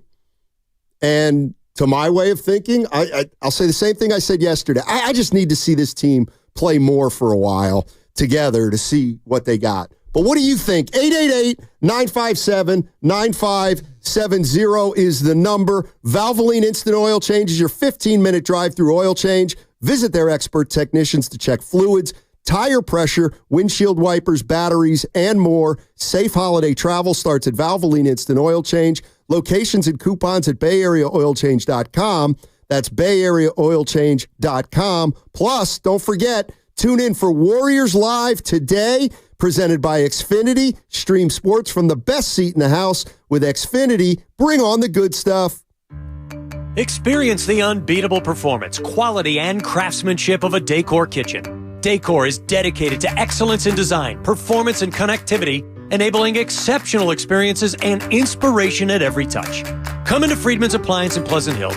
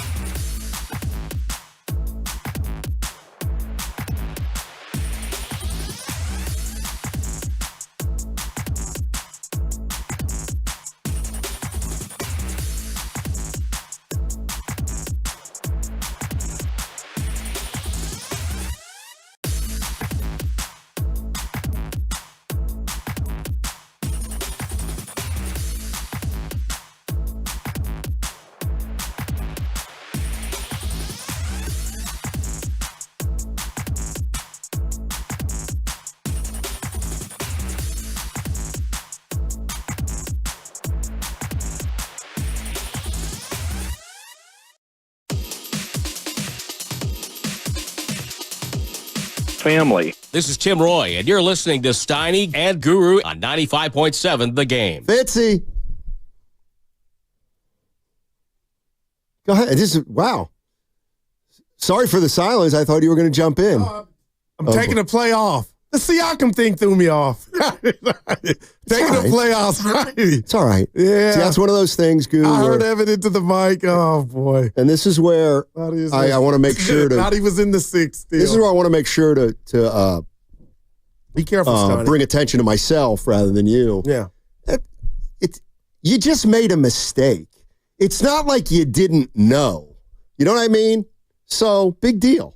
Like, I truly know that you knew Siakam was on the Pacers.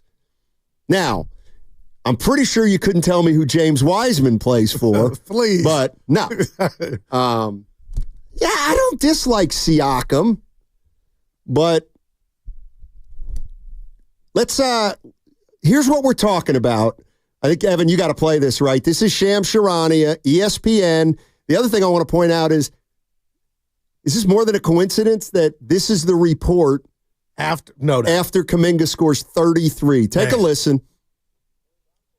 Warriors are on the real hunt for a star, a playmaker, scorer alongside Stephen Curry. And you think back to the summer when they pursued Lowry Markkanen with the Utah Jazz. They made a pitch for Paul George as a free agent with the Clippers. And the debate with the Warriors and teams that look into that situation is, for them, are they going to find that externally outside of this roster currently, or will it be in-house with a player like Jonathan Kuminga? And last night you look at it, 33 points, the first time he plays 30 minutes in a game all season. He's shown with his output that as his role elevates, so do his stats at different points.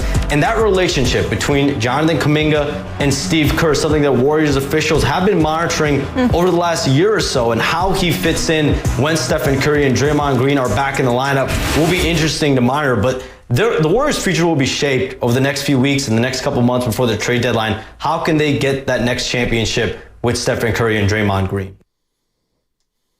Internal or external? You want it to be Kuminga or you want it to be somebody else? That's how you'd boil it down. Yeah, and Dub fans just want to win, right, Stoney? So, again, it would have to be compare and contrast. I would need to know who that external person was. Yeah, and I'm always a little bit doubtful of guys who would be coming in here and fitting in to a certain style of play, but that's just me. I'm going to use one of your lines. It is funny, isn't it, that this comes right after the night Kuminga has his best performance. It's interesting for sure, no doubt. 888-957-9570 is the number.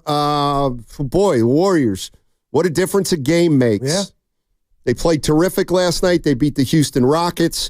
And tonight they play the Minnesota Timberwolves. Different kind of challenge. Let's see how it all plays out, especially if Steph Curry and Draymond Green play. Let's go to Greg. Greg's on 880. What's up, Greg? How you doing? Hey, fellas. How you doing? Doing well. Yeah, the first name that came to my mind was Jimmy Butler. I think he would fit in great, and we get playoff Jimmy. He can win a couple games for us. Wow. Well, that's a name that our producer Evan has brought up on more than one occasion. You want to know what I think? Yeah. I'll tell you. No. I'm out. Would Curry be out? That's a fair question. I'm just saying that's what I'm not doing. I'm not bringing a 35-year-old in here. A 35-year-old to be the guy. I cannot. Right. Yeah. I get it. The pickings might be slim. I can't do it. Jimmy on a good day is a baller. And here's why. The idea to me that you're gonna go to post this year, try to win it with a 37-year-old, a 35-year-old, and Draymond Green at the core of your team. Now, keep in mind, if you get Jimmy Butler, you're thinner. You clearly gave up 2 or 3 players. Are you better? Huh? I would say, are you better? I would say yes. I would I am passing on Jimmy Butler. To me, Evan, what do you say to that? I'm not saying if you want him, you're wrong. Out. I mean, what is Evan on Jimmy buckets? He's probably going to cost you Wiggins, one of Podziemski or Kuminga, or perhaps both, and draft picks, plus maybe GP2 or D'Anthony Melton. That's a lot. That is. He has an injury history too, and I'm not even worried about the injury. They're just in general, like, again, if you could drop Jimmy Butler onto this team, I would do it in a heartbeat. Right. But I think right now, and what Shams also said is they're going to wait a couple months to do this or figure out if they can do it. I think you have to figure out if Kuminga and Wiggins can play together alongside Curry and Draymond. I agree. And I would just say to that, Evan, you're right. Steiny, shouldn't we already know that answer? It looked like it was an automatic no. I never felt that way. I've been lobbying for run them out there, make it work. But are we really saying we need 2 more? And I get it, but that just tells you maybe they hadn't maximized the pass. Like they should already know this or feel it. But this was that's the thing. Last night was a one-off because they got to play without Steph and Draymond. But even last season, had you played Kuminga more, would you be closer to knowing that answer? Well, there's 2 different questions to me. It's Wiggins and Kuminga together, which worked last night. But why did it work? Because Kuminga was the 1 and Wiggins was the 2. Because they both could score 25 points a game. They're not both gonna be scorers if Steph is playing and averaging 25 a game. That's the reality. And so one of those guys has to figure out a way to be as effective with less shots and more efficiency and more doing other things. And maybe they're not capable of doing that consistently. And that's why they might be hunting if this report is accurate. They might be. But Jimmy Butler, I'm out. Yeah. For that reason, I'm out. Here's the other thing. And I'm saying can we really do this? All right. I'm looking at Jimmy Butler, who's 35. This is the number of games he's played over the years, over the last 5 or 6 years. 58, 52, 57, 64, 60, and this year he's missed 7 games. You can't win if your 3 most important players are all only playing 60 games a year. I get that. And that too much. That for me is too much of a risk. But 888-957-9570. What do you think about what Sham Sharani has said? Well, he would be coming off the books. You would only have him for this year. Who? Jimmy Butler. Okay. He has a player option that he said he's not opting into. All right. So if you acquired him, you could be wham bam. You wouldn't have to worry about hitching your wagon to an older player for that long. Fair.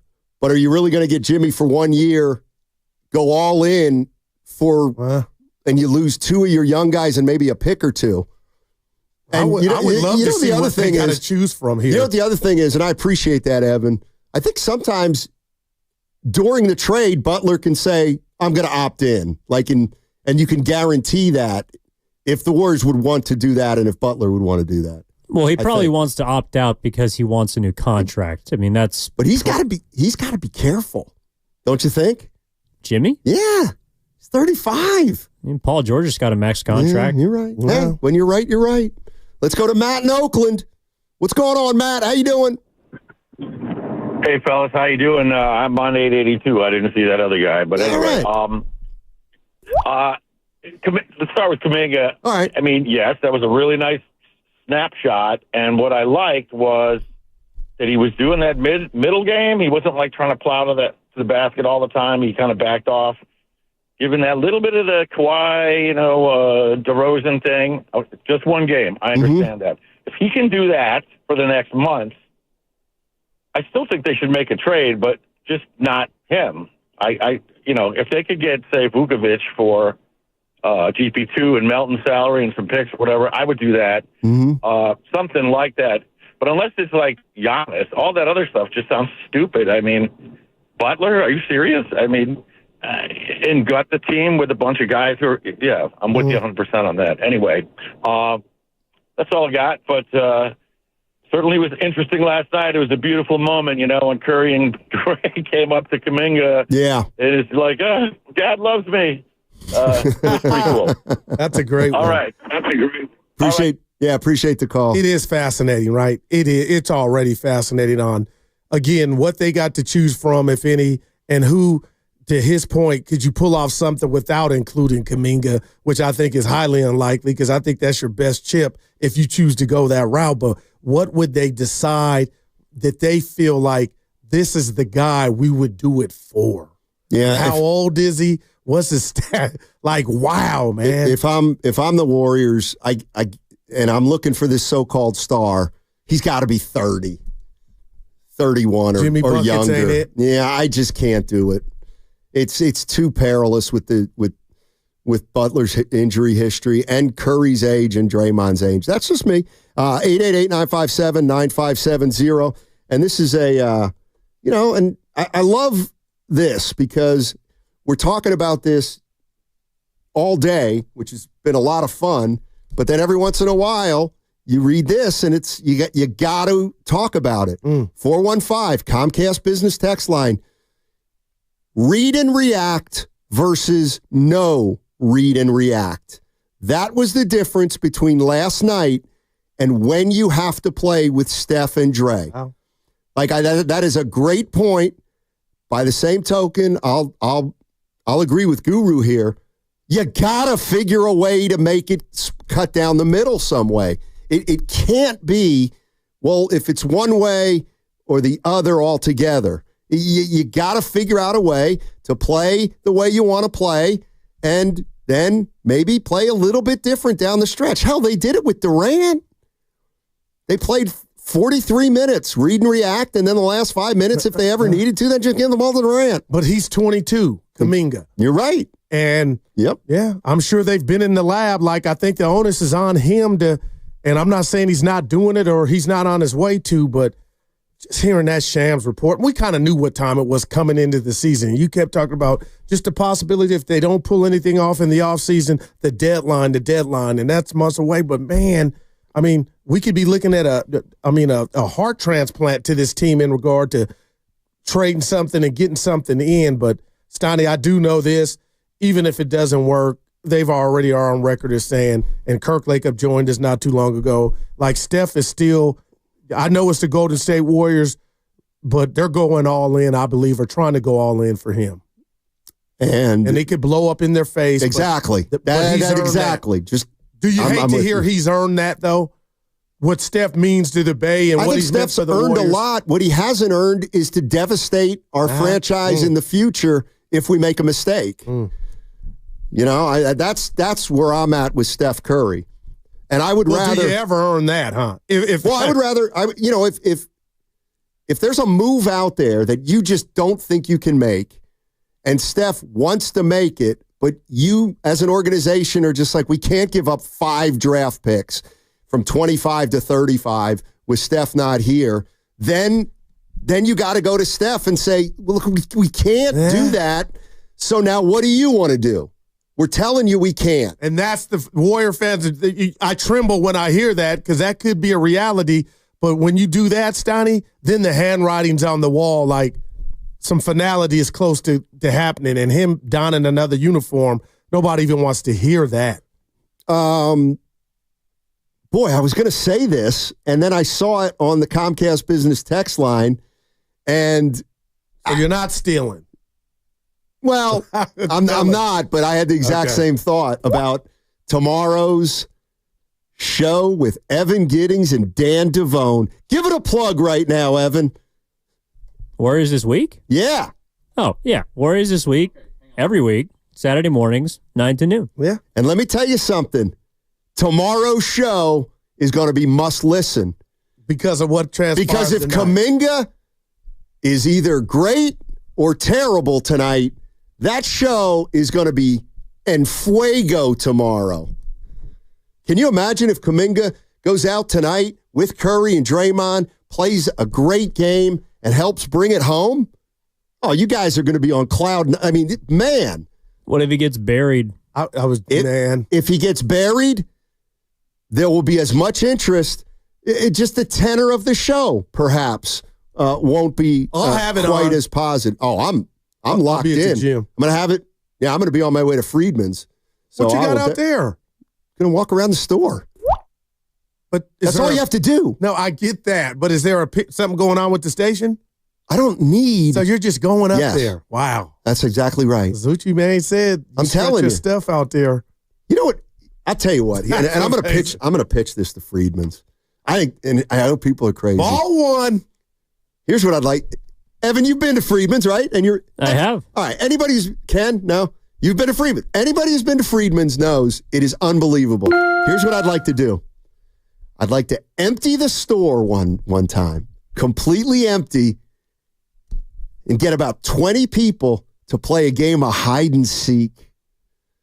That would be so much fun at Friedman's Appliance. Oh, my God. I think your IQ takes a hit with that. I don't care. That would be fun. Bring it. They've got about 99 live working vignettes. I get you. Oh, my gosh. That would be so fun. I hadn't heard that in forever. You can get a little lost in there. It's so big. That big. It's so cool. What exit is it off of? It's right off. You go 24. Okay, Caldecott. And then you go a little bit on to when you go a little bit towards Sac. Okay. And then you get off pretty quickly. So you're passing what's my where I used to Ignacio work? Valley. There we go. Okay, you go past Ignacio Valley. Willow and all that little stuff. Yeah, around there. Let's go to Telmo. Telmo's in the city. Yeah. Hey, Telmo. Steiny Goo, what's up, fellas? Hey. Tell us, Mo. So here's the thing, and fans don't want to hear this, and we're having a conversation based on sports and fandom. And here's what's getting lost in this whole situation, okay? The Warriors are a sports team, but they're a business for Joe Lacob. And his number one commodity, the most valuable thing the Warriors have, isn't even basketball or winning. Right now it's Stephen Curry, okay? He took them from a $500 million franchise to they're probably valued right now at, I'd say $8 billion north, probably closer to 10, right? So he is a global brand. He's a generational player. And so we're talking about his basketball's declining and where does he fit with Kuminga and what's the future and what are you going to do? And they're not the Golden State Currys. It doesn't matter. If you run a business, you don't get rid of your biggest asset, your most valuable asset. Steph Curry's on TV. He has brands. He's everywhere. Any stadium the team travels to, the opposing stadium, there's 1,000 people in there wearing Steph Curry jerseys. So we can have this conversation, do all the things. At the end of the day, Steph Curry's not going anywhere. So their Warriors are going to do what they need to do to make it so he can go out on top, at least one more, and maybe Kuminga ends up a casualty of that. And one last thing is I take umbrage to people saying that Kerr hasn't coached him over the last 4 years. I've seen him coach Juan Toscano Anderson up, all these other guys that had no place in the league and make them valuable rotation players. So I don't think it's a matter of coaching, and maybe it's, and we've seen this kind of like with Kuminga's camp. When you have a lot of yes people and telling you maybe he's being told his game is great and he doesn't need to do something. So I'm not saying that he's not coachable, but I'm just really have a hard time buying that Steve Kerr, who coached all these other guys, can't coach Kuminga. But going back to the original issue, it's Steph Curry. It's going to be Steph Curry until he doesn't want to be there anymore. And I don't think there's another conversation to be had. Appreciate the call. Yeah. And he very well could be right, Steiny. But he could be wrong. And well, things would have to go wrong for Curry to be. Well, things were going wrong yesterday. Well, before the game. I'm just saying. They were going yesterday. Not great. And here's all I'm saying with Steph Curry. I'm not doing anything. And I want to say Joe Lacob's on record as kind of saying, well, we're not just giving up draft pick after draft pick down the road. As far as what you owe Steph Curry, yes, you owe him some things. I feel like everything. I don't think you owe Steph Curry the right to gamble, and if that move doesn't work, you're screwed. Like that, I don't think you owe him. I just looked. He's going to make $500 million over the course of his career. $500 million. Now, did he make Joe Lacob more than $500 million? Yeah, he probably did. But, like, that's where sometimes we owe Steph. Man, I mean, he's been the highest paid player in the game for a long period of time, or among the top highest paid players in the game.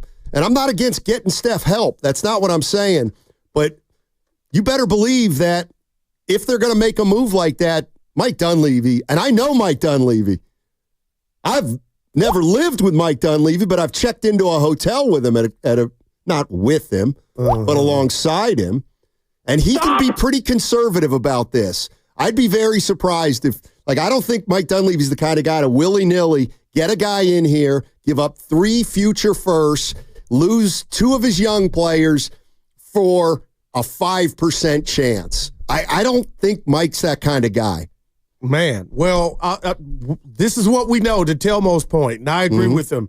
Curry will remain in the Warrior uniform, but Steiny, when you hear what we already knew what time it was, they're hunting, they may do and shock you, and some fans may not agree with it, but it feels like they're all in on trying, and if that's picks or futures of who's on these young players now, I feel like that's what they're trying to do. And again, it's give me a name, and I can't. Well, and I would say of all the names we're talking about, and I've seen LaMelo Ball, I've seen Jimmy Butler, Ingram, I've seen Vucevic, I've seen Ingram. Like, I am not giving up 2 of my young players and 3 future firsts to do it with any of those guys. Feel free to disagree. 888-957-9570 is the number. And you may not have to do none of that. Again, here I go. I'm thinking big. If somehow Kuminga and Wiggins can tap into a little of what they did last night with the soldiers back and Draymond and Steph. That's why I'm excited about tonight. And again, it's only another 48 minutes. There'll be a game on Sunday. But man, they were the 1 and 2 last night, and they brought it home. Yeah. I mean, we got to prepare ourselves for anything tonight if Draymond and Steph play. And we got to prepare ourselves for Kuminga getting 20 minutes and maybe not playing in crunch time. And I don't want to be negative, but if they both play tonight and we expect them to, sure. Shouldn't Warrior fan kind of expect the same? Because I'm the biggest dreamer. What? Warrior team that's been what they were when these guys have all been there, you know? Or is Wiggins, did they get a night's sleep in Kuminga to where something popped to where it's going to translate tonight as a whole to where we'll see the best of everybody? That's what I'm kind of saying. I'm like, or is it going to just look like normal? And, you know, they got a good record, but I don't know if I'm doing too much, and we'll find out, trying to hope that you see something to where Evan and Devon tomorrow are going to just be flooded with calls, which they always are, but about, man, it really started that night against the Houston Rockets. Let me tell you what you won't see if Draymond and Steph play tonight. You will not see Kuminga and Wiggins combine to shoot 37 times. Facts. All right. 888-957-9570 is the number. Where do you go from there then? You know you're not getting 37 shots between you, so how can you play winning basketball like you did last night? Do it tonight with fewer shots. 888-957-9570. What's coming up on the game is presented by Fremont Bank, celebrating 60 years of full-service banking with no compromises. This is the story of the one. As a maintenance specialist for university housing, he knows college students can major in wear and tear. Plus, housing...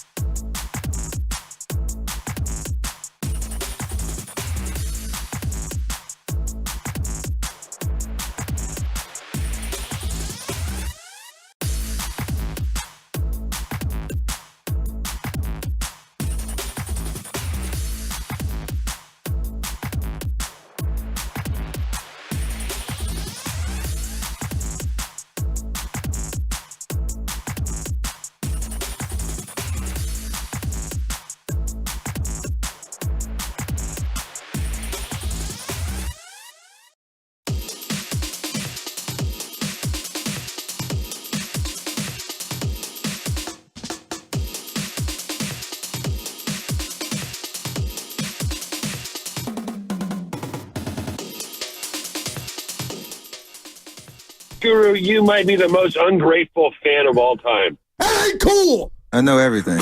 Now, back to Steiny and Guru on 95.7 The Game. I normally know the disc records. Who was that and when?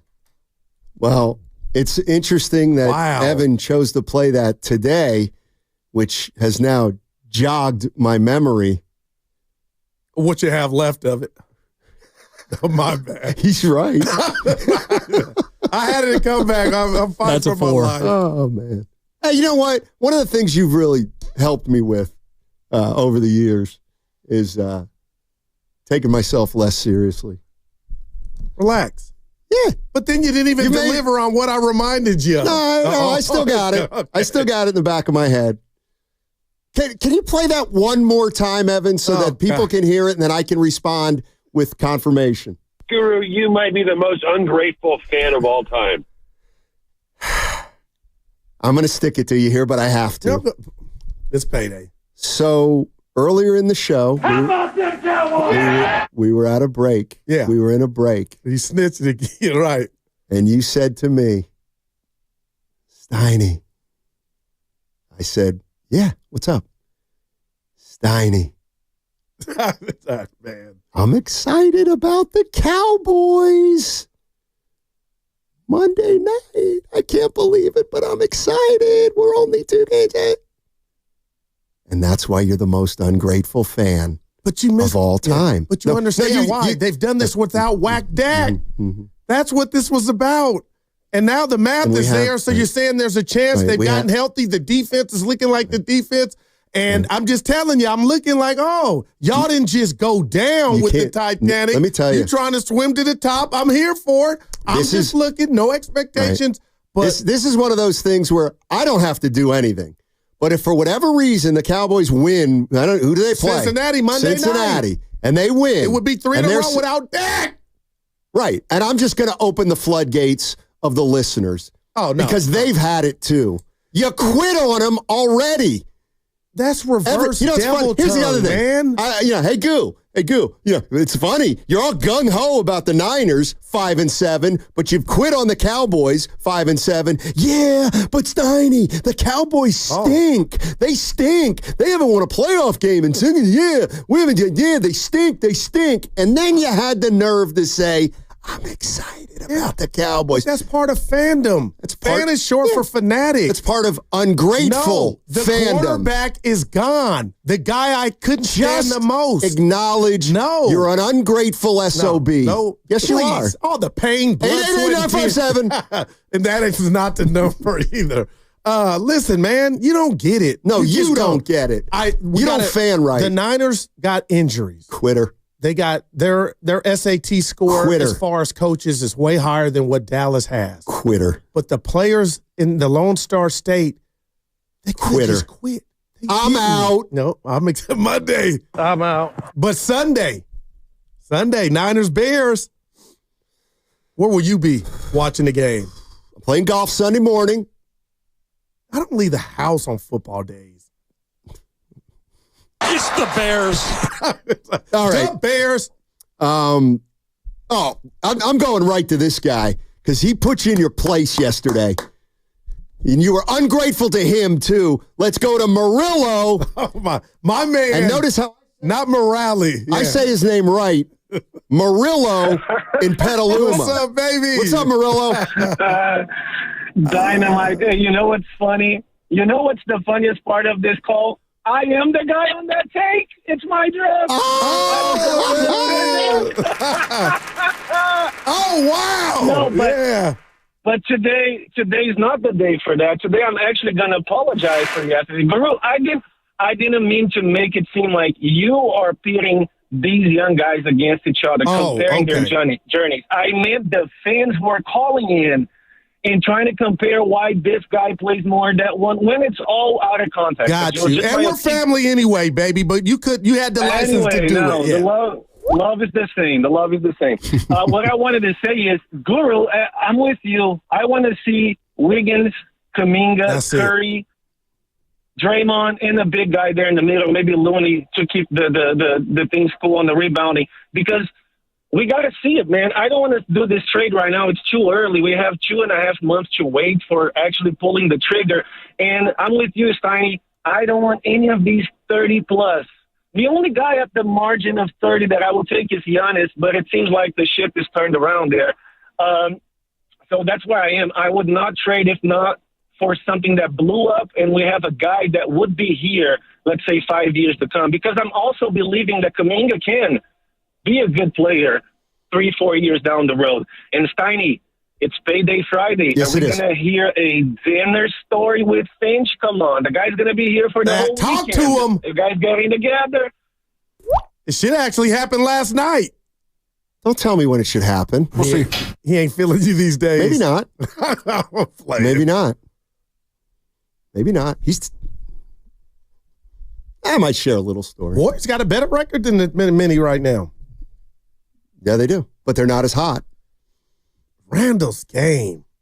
That's how you describe me at pickup. I'm just out.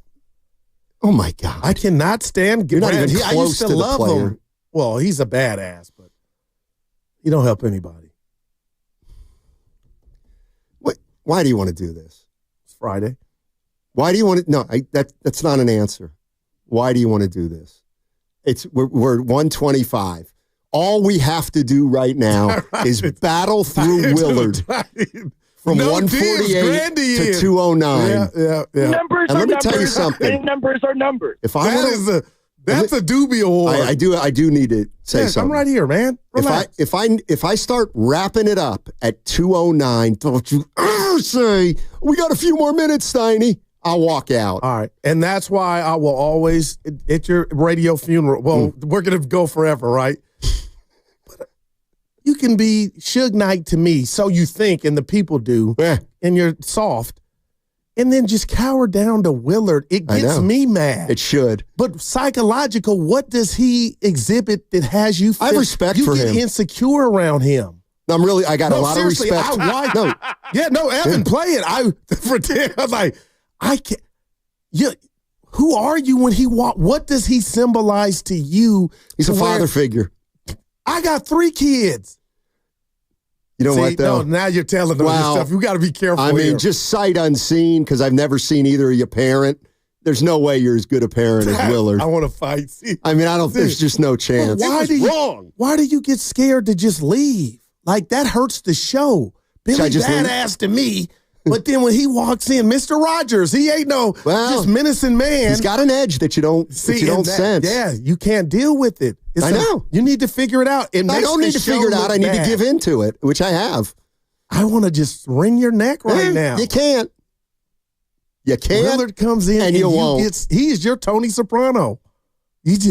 What does that mean? You're nervous around him. You're on eggshells. I wouldn't say nervous. I'm just on my. I see it. I think. See, this is where you and I. Real quick, I like to be more. Okay. To get good with him. Is to come at me. You. Yeah, dude. I'm scared of. If only you could figure this much out about sports. Please, my book's coming out, and I heard the guys in the morning. Oh boy, Shafsky told Bonte, and there's a million books. We should write a book. I was feeling some type of way in the car, like, no, I'm writing a book. But you're the closest to writing it. I dare them. They can have a book. With all due respect. I dare them. And it is, what the hell are they going to write a book about? The city. You got to have expertise in one topic. They got it all. I'm a roaster. Oh, you know what I do want to ask Shasky? As I've been telling you guys, I've been watching Alone, the Beast. And Shasky, of course, known as the Butcher Boy. Yeah. No, I wonder if he could take a muskox with a single rock and gut it. Oh, no. I don't think joking. He loves the outdoors. He don't do the kills. He needs like one of those high-end meat slicers. Otherwise, he's Butcher, lost. He might. Yeah. I've seen Norm do it. Yeah, boy. I'll tell you a story about Shasky Take after out the show. Heart. You know, Shasky knows Dana. They met. I'll tell you what Dana. Yeah, I'll tell you what Dana said about him after the show. I love those guys. I love everybody. Man. I'll tell you what. Let's go to Mike in Santa Clara. What the hell? The Broncos. What's up, guys? How are you doing? Happy Friday. You too. All right, thank you. Regarding the Warriors, look, I actually want to see with Steph, Dre, and TJD. I want to see JK in there. Basically swap out, Wiggins for JK and see how that plays out, because you can't put JK and Wiggins in the same rotation. They conflict too much. I actually would like to see what happens, especially after last game, see how he plays with the veterans in there, and basically see if he can still have 18 to 20 points with that rotation in there. Put him in the starting lineup and then put Wiggins with Buddy, and the rest of the crew on the second lineup. I wouldn't mind seeing it. Just, how Kerr loves to play around with the starting lineups and everything and the roster. Why not see that a little bit more in this particular situation, especially after last game? Let's just see what happens. Thanks, guys. Yeah, I think Steve Kerr said as much. He said we don't have a lot of clarity on our rotation the last 5 minutes. We're trying to figure out who can play well with whom. And last night, Wiggins and Kuminga played well together. Maybe this, you know what? Maybe the answer is control the clarity. You know what the clarity? What if Kerr goes, you know what? Tie game, 5 minutes to go. Time to take Draymond and Steph off the floor because it worked so well. I'm just saying. They got to figure it out. Dude, Kerr's a 4-time. He's a champ. But Steiny, as a fan, I have a problem with when you're at the control center of what you see. And right now, I just don't understand how anybody, the greatest basketball mind, Evan G., could describe to me how two wings, you can't rectify that. I'm looking at who are our best players. Because what did I tell you real quick? Let me finish. What did I tell you that I did? Hold on real quick. What did I tell you? Coming into this season I felt like it was a tryout. That team ain't going nowhere. You got to decide and live with the results and give Warrior fans 20 games. That's a lot. And if it don't work, at least But man, first of all, you act as though this team's never practiced, or Steve Kerr is still trying to figure out if they can, he's got an idea. Here's my point. Do we have any, I'm saying a lot without saying nothing. And, welcome to 10 to 2. Okay, so let me give you a little story. A little basketball history. Because the one thing, if I think I could hold your hand through, is fit. You just don't understand fit. And way back in the day, the Philadelphia 76ers had two bona fide Hall of Famers on the same team. I know where you're going. George McGinnis and Julius Erving. Yep. They were both forwards. They were both scorers, and they didn't really play well together. The Philadelphia 76ers got to the NBA Finals, and they played the Portland Trail Blazers, who had about half as much talent, and the Blazers, after losing the first two games, ran them out of the building. Wow. McGinnis and Erving overlapped. They did not complement each other well. They just didn't. It was like the guy Tortorella talks about on the power play. He just stinks. They just do. They couldn't play together. Mm-hmm. They were each guy was a little too one-on-one. Neither of them were a great passer. They canceled each other out. Thank you. So what's so hard to understand about the same principle applied to Wiggins and Kuminga, two far less players? You got two of the greatest minds in Curry and Draymond. Do you ever think there's some things you can't figure out? Yeah. You can't make Wiggins a 9-rebound guy again. Then there it is. That sound Evan played earlier from Shams that's the title of the Warrior season. They're hunting. Because if you're right, and I hear what you're saying, and I'd like, if we're going to crash, let's crash with our best players or our most talented players, one. And then two, a trade is imminent then. You have to break up that monotony or those two dudes canceling each other out. You just do. Exactly. So that's what they're trying to figure out. Yeah. And last night, once in a blue moon, they played well together, which they don't normally do. But some extenuating circumstances. Exactly. Right. So when you say try to figure out, it's not how they mesh. You're meaning the Warriors are in the lab, which I believe they've been, trying to see what's out there and who's out there. I mean, Steve Kerr might say, look, I can't play the two guys together when Steph and Draymond are on the court. Man. And if you would say, but Steve, hey, Steve, you're a guru. This is where you got to figure it out. He'd be like, I can't make Kuminga shoot 42% from three-point range.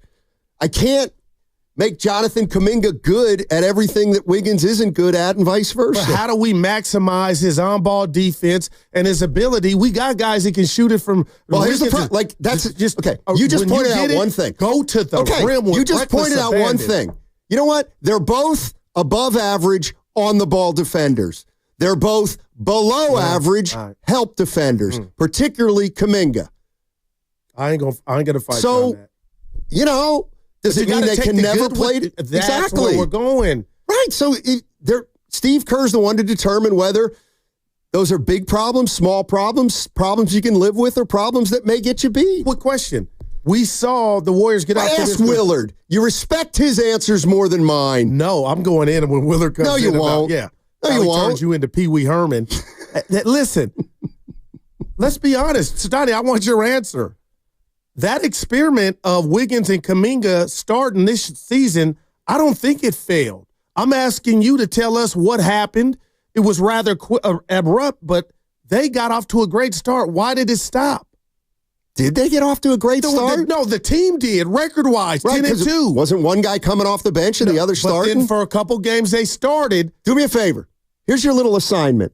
I'm not doing it. Go through do it. I'm not doing it. Go through the box scores and try to find the best game that both those guys have had. Just even look at a box score. I won't even talk about. But I'm trying to get out of here before 5. Like you won that. I give it to you. 2 clicks and a game log. No, I'm saying I don't think it's right there. It's like what you're gonna see is, oh look, Wiggins had 22. Kuminga had 8. But my thing to you is, this is why you need to embrace my beautiful mind, I'm not Russell Crowe. This is why I'm going to get mad. You keep putting the onus on both of them when they play together and it doesn't pop.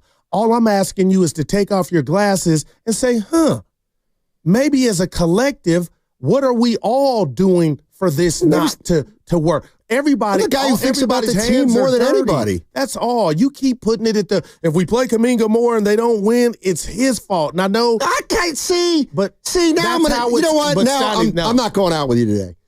We're done. I was going to tell you I couldn't make it. You'd be the third person that stood me up today. Evan, one of them. Okay, that hurt. Let me use it to you this way. I'm going to use 3 players, and I've said this 1,000,000 times. And it's something that bothers the hell out of me. I love when you take your glasses off. When people say, oh, boy, the Oklahoma City Thunder, they traded James Harden. Oh, my God. How did they do that? Okay, mouth. You tell me in what basketball world. Whose mouth? Somebody like you.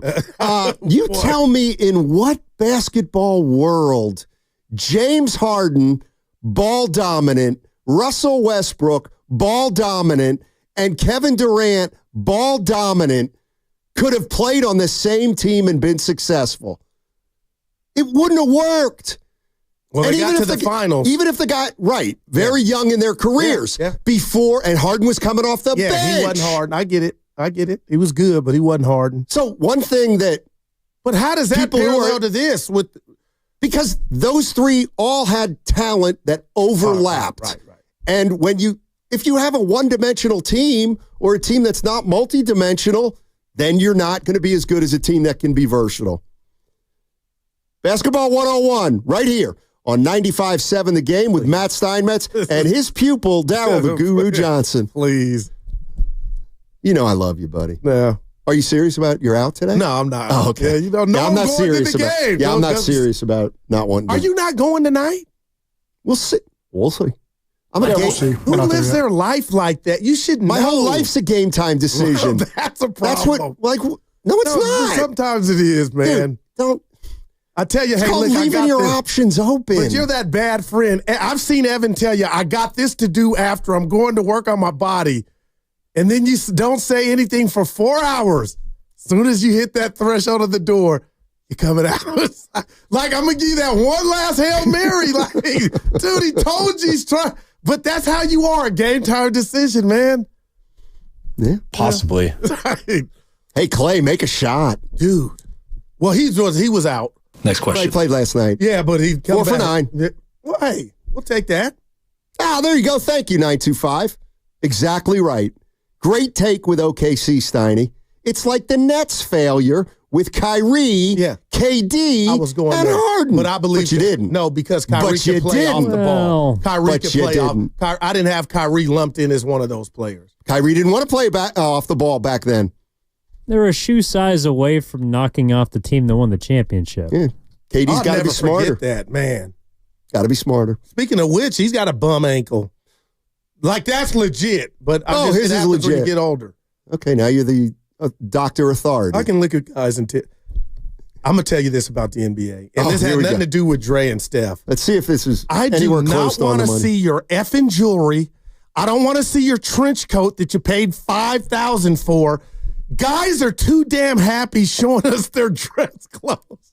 It's like, I want to implement a rule. I mean this. If you don't play, just stay in the locker room. Do the high five. Too many guys look like they're in a fashion show. They got their watch. I love watches. But Steiny, I'm sick of, I think they're happy showing everybody they're fit. Like you with that fake Rolex. A Folex? Did you see what Draymond was wearing last night? I did see it. It was dope. You know what? What you mean you couldn't tell? It was, It was a Valkyries jersey. Mr. WNBA. Okay. And a great gesture by Trey. What? He had the Valkyrie jersey It's a free sweatshirt. It's a jersey. Oh, my God. Boy, great gesture by Steph to rep Under Armour. He had it over his body original armor. outfit. Which is it? Maybe Draymond was promoting the expansion draft. There you that's go. coming up. 3:30. You didn't say nothing about it all day. I said it in the pre-show meeting. Again. When I said, are we going to talk about the expansion draft? I'm trying to do something with TikTok behind the scenes of you, Evan, and I in the morning. Yeah, I'm out. We would be famous. Would we make money? It could turn into that. All right, we'll turn it into that and get back the boss to me. and I are supposed to meet. Oh, God. It would think he's gonna It would start at 9. Oh, shoot. What I didn't happened? even think of that. We got the What's Bugging You segment coming up at 2. I know what's bugging me. Well, I'm looking at him. My bad. You know, I love you. Of course. You don't have to say you love me. Call it like you see it. Put your glasses on, Shannon. That segment brought to you by O'Reilly Auto Parts. Need parts now? O'ReillyAuto.com offers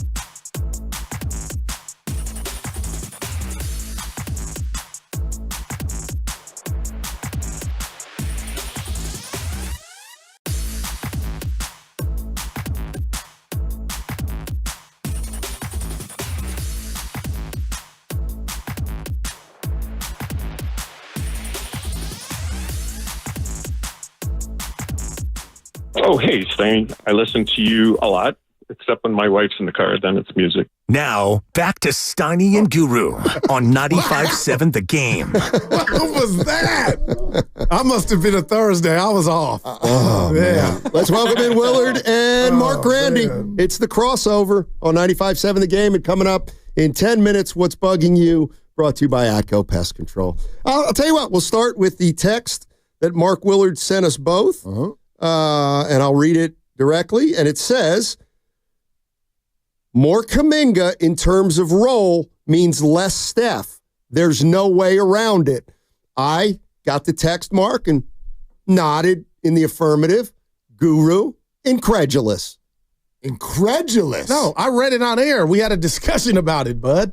I sent it right when I got out of the car. Oh, okay, so gotcha. I was listening to everything up to that point, and then I was gone. Then I was on my walk. So what did y'all say? I said what you and I have agreed on, and I got a question for you when we wrap this up, that the answer, so we thought, and it still could be that, Willard, so I'm not overreacting to last night, guys, is this team is starving for another guy to offensively step it up and be able to create and be dynamic. Steph Curry is that one star that's not a hog, so Steph would want nothing more than somebody to take the reins and hoist up 15 to 17 shots. And I think Kuminga can do that. So that's why I was saying, if that's what you meant by your text, that it would mean less Curry, that's how I took it. I was like, no, Curry's probably like Kuminga Cook, but Kuminga's they're just the persona of Steph, the silhouette of Steph and Dre. He's not an ultra aggressive. It's not that Steph would, I mean, of course, he's not selfish. Yeah. But there's a pecking order in the NBA, not just for like maniacal reasons, but what happens on the floor. Right. The floor is different when Steph is on it, right? And therefore, what Kuminga, and this is what I'm getting at, and I think it sounds like is on a lot of people's minds today. Jonathan was asked to do a certain role last night. Number one, basically. He did an amazing job of it. He did. And it's highly encouraging. However, that's not the role that the Warriors are looking for. Wow. They're not looking for a one. That role is taken care of. So what I really want to know is, can Jonathan fill the role of being an ultra-aggressive, effective scorer when Steph is on the floor? Because that's really what we're looking for. No doubt, and that's what I'm asking for. Steph's not going to sit in the final 5 minutes. So at times, when Steph has got the ball and he breaks down a defense, if he's not going to finish, what happens is then the ball rotates to open three-point shooters. Can Jonathan be that? That's not Jonathan's strength. Is the drive to the basket, like Jonathan did last night, is that still open when Steph and Draymond are on the floor? That's my question today. And so last night was wonderful. I look forward to tonight. Yeah. Because now the role we actually want to see Jonathan grow into is available again, and we'll get another chance to see what he can do with it. Real quick, Grandy, so was last night your parents let you take the car out for a spin for Kuminga?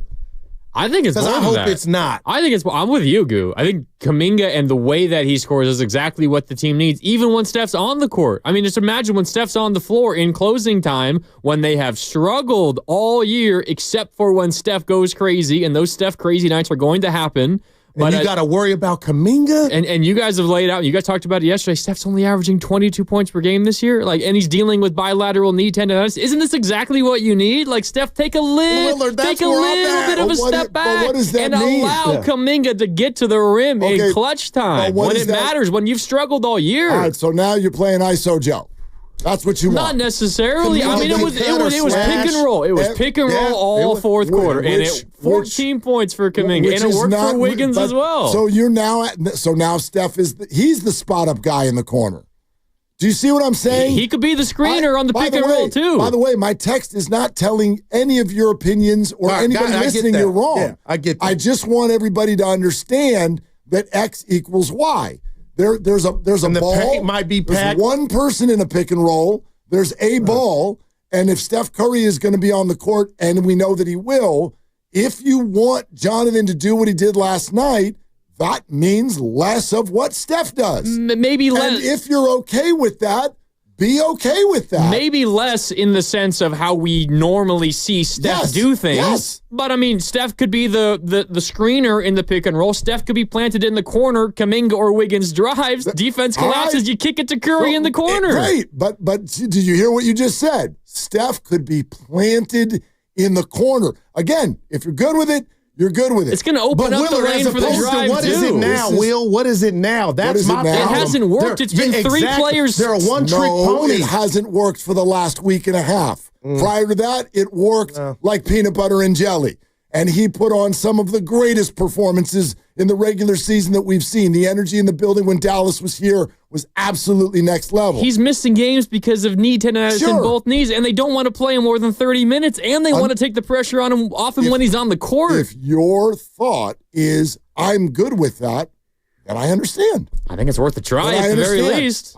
All I'm saying is last night was wonderful for what it was, but there's a different it that still sits out there. And a help wanted sign of a shot creator. And that's what Kuminga is. And it is a role that has been open for at least 2 years, if not more. And he has not usually felt like he has stepped into it. Well, that's where it's at. Today, it feels like he can. Today. We got 2 more games in the next 72 hours. No doubt. Let's ride. That's all I'm saying. The way I look at Kuminga and Curry in crunch time is I don't think there's any problem with having 2 guys that, for lack of a better term, can take the last shot. Like, 2 guys doesn't bother me. To me, it's if you have 3 guys who all kind of do the same thing, then that's a problem. But, like, let's be honest. They have to figure out a way to be efficient in crunch time. However, with both guys on the floor, whatever that means. Yeah. Maybe it means they play 5 crunch time games, and one game Kuminga takes 3 shots in crunch time and Curry only takes 1. And they lose, but they learn from that. And they've got to figure that out. It's okay to have more than 1 guy late in the game to go to. And right now it feels like they have 1. But it's stylistic also. No doubt. What have we been saying? We've been saying about Jonathan Kuminga. No one said all year he's bad. They've said he's not the right fit. So if you are going to continue to put the ball in Steph Curry's hands the final 5 minutes and let him break down a defense with a 2-man game with Draymond Green, we do know that on some possessions, what that's going to lead to is Steph heading into the paint and the defense collapsing on him, and it opens up wide open threes for other people. Is Jonathan Kuminga the person you want knocking that 3 down? Is Brandon Pajemski the person you want? But it doesn't necessarily have to go that way. But I hear you on that scenario. But if I'm a defense, that's how I'm going to coach my team when Steph has the ball in the final 5. But what if Steph was to use the threat of what Kuminga possesses? That works for all of the whole team. Absolutely. I'm not listen, and I'm not lobbying for Kuminga to take the last shot by any stretch. I just want the defense to be, oh boy. I want this to be very, very clear. I'm not saying it can't work. I'm saying that so far it hasn't, and last night was not an example. Last night was wonderful for totally different stuff. They were 1 and 2, Wiggins and Kuminga. Right. And they were both aggressive together. And can they do that now when Steph's back on the floor? Because as you just said, you don't want 3. So now you got to be okay with Andrew standing there again and Andrew doing is K-Wing. fine with that. Yes, no, you're right about that. But we aren't. We don't want that. If nothing else is working, but if other stuff is working, it's okay. Yeah. Like I look at a game like last night and imagine to myself, well, would that be okay if, like, forget 33 points. Let's concentrate on the last possession. Would that be okay if Kuminga did that with Curry on the floor? Of course it would be fine. Right. But the minute he misses that shot, great point. Everybody is going to say, really? It's the big possession of the game, and Curry doesn't touch the ball? No one's selling anyone short. It is like, can we acknowledge... Those are going to be the growing pains you're going to have to go through. We got to acknowledge that Jonathan Kuminga, we've said this for years. We said it about Jordan Poole, whatever. So, like, he did not end up in a perfect position to do what a lot of people want to see him do. Give him his 30 minutes. Let him cook. Let him grow. Let him make mistakes. Well, this organization's never had time for that. They're not okay with that. And I support that. They're right. They won a title 2 years ago. That's a very difficult position to ask Jonathan to try to go get an extension, try to grow, try to cook. By the way, don't miss. Because if you do, we're going to be like, why the hell didn't you just put Do you the ball agree in with Steph's hands? Steiny? He made the point last night, and I don't. Let's just say Kuminga had 31. He ended up with 31, missed that layup. Van Fleet goes down on the other and makes it 3. They lose. Do you really think I would have come in here and said, oh, bad Kuminga, and ignored how great he was on the night? What? All the story, Curry misses. It's natural. And I think this is something that I would imagine Willard would probably agree with. It's about the process over the result. It's, are you making the right decision? And Kuminga taking the ball to the rack and attempting a layup, that's the right decision. Now, make or miss, it's whatever. Obviously, you want him to make it, but the right decision was made. It's the ones where he takes a 3 when there's a guy in his face, or he goes at Jokic, doesn't get past him, and tries to go through Jokic. No, just kick it back out at that point. He made the right decision. I can live with the make or a miss. Obviously, you want him to make it, but it was the right decision. Right decision, but you're spot on. If he misses and they lose, it's just another brick on the wall.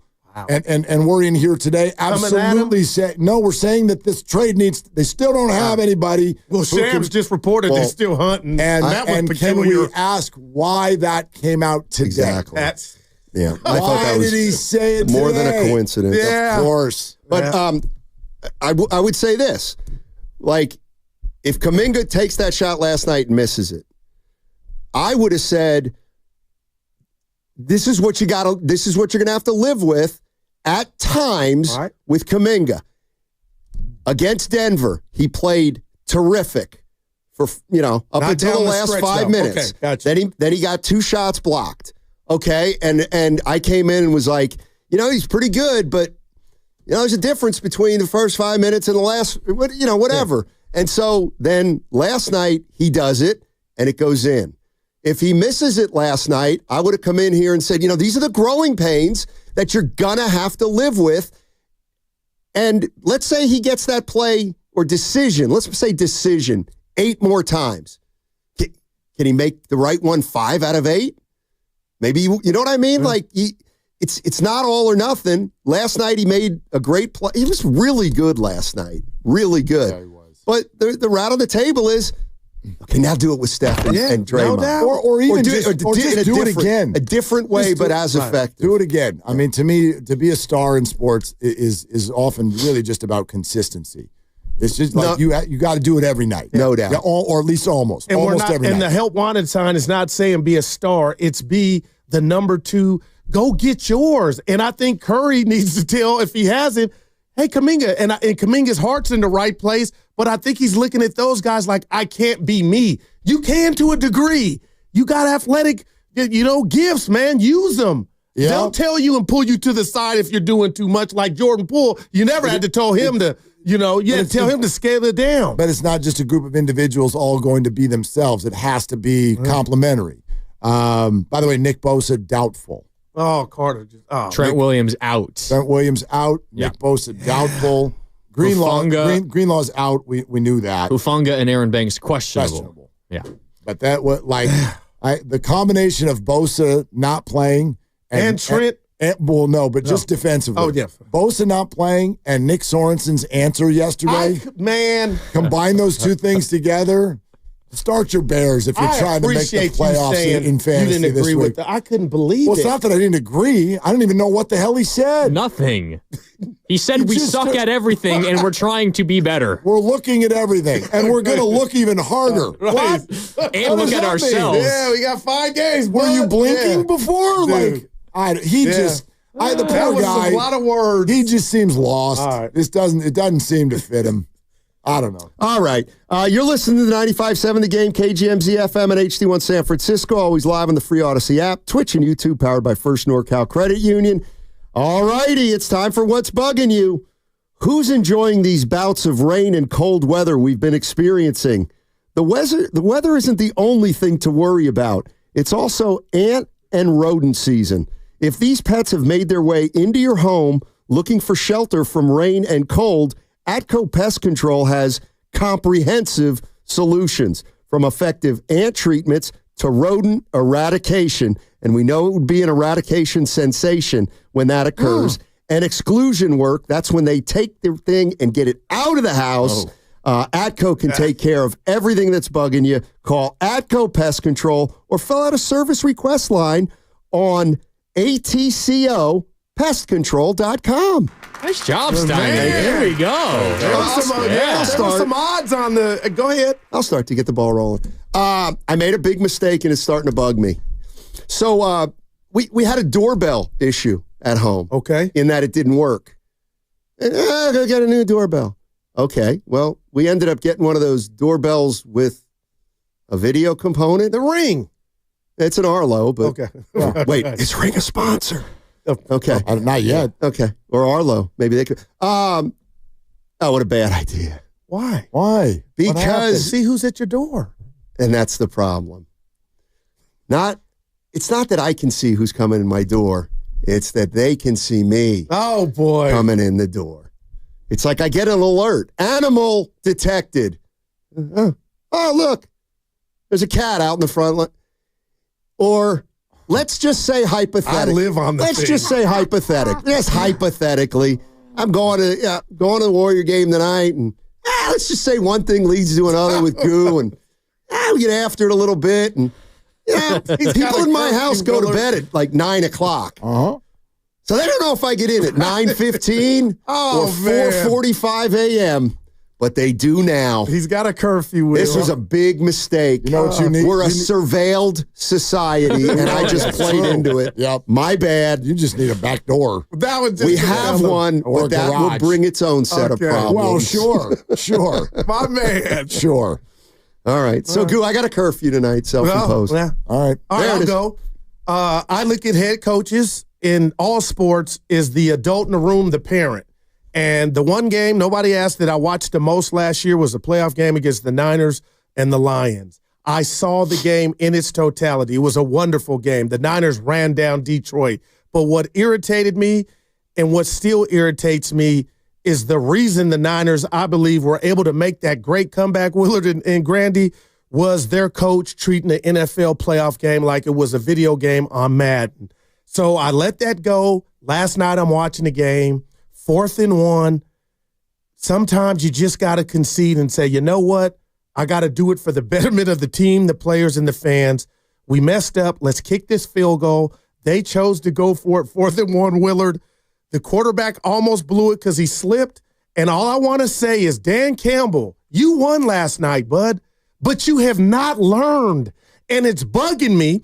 And I'm telling you, it's going to catch you and bite you in the behind, I think, on the biggest world stage again in the playoffs. Willard, Grandy, Steiny, help me. Why did you go for that? Kick the field goal and live for another day. But if you think that's cute and it worked, you have not learned from last year's playoff debacle in which you aided the Niners a chance by bypassing 3. So I think we are about to watch this man make the same mistake on a bigger stage. It's who they are. He also went for it on 2 4th and goals and scored touchdowns on both of them. Right. It worked. Right before halftime. And it's worked almost every single time except for the time against the Niners, although that was a receiver dropping a pass. Right. And That some of one those were like 4th and 8. And like there were some different Take ones. the 3. These are 4th and 1. Listen, congratulations to anybody who does sports radio in Detroit. It's perfect. He's perfect. They go for it on every 4th down, and you get to decide after the fact if it was a good move or a bad move. This one did. The ones that bug me, because, look, it's a new NFL, and people are going for it on 4th down. And, Grandy, as you said, it is their identity. It's part of how he changed that culture, was building that kind of belief. And so he is completely married to who they are. And from that perspective, I dig it.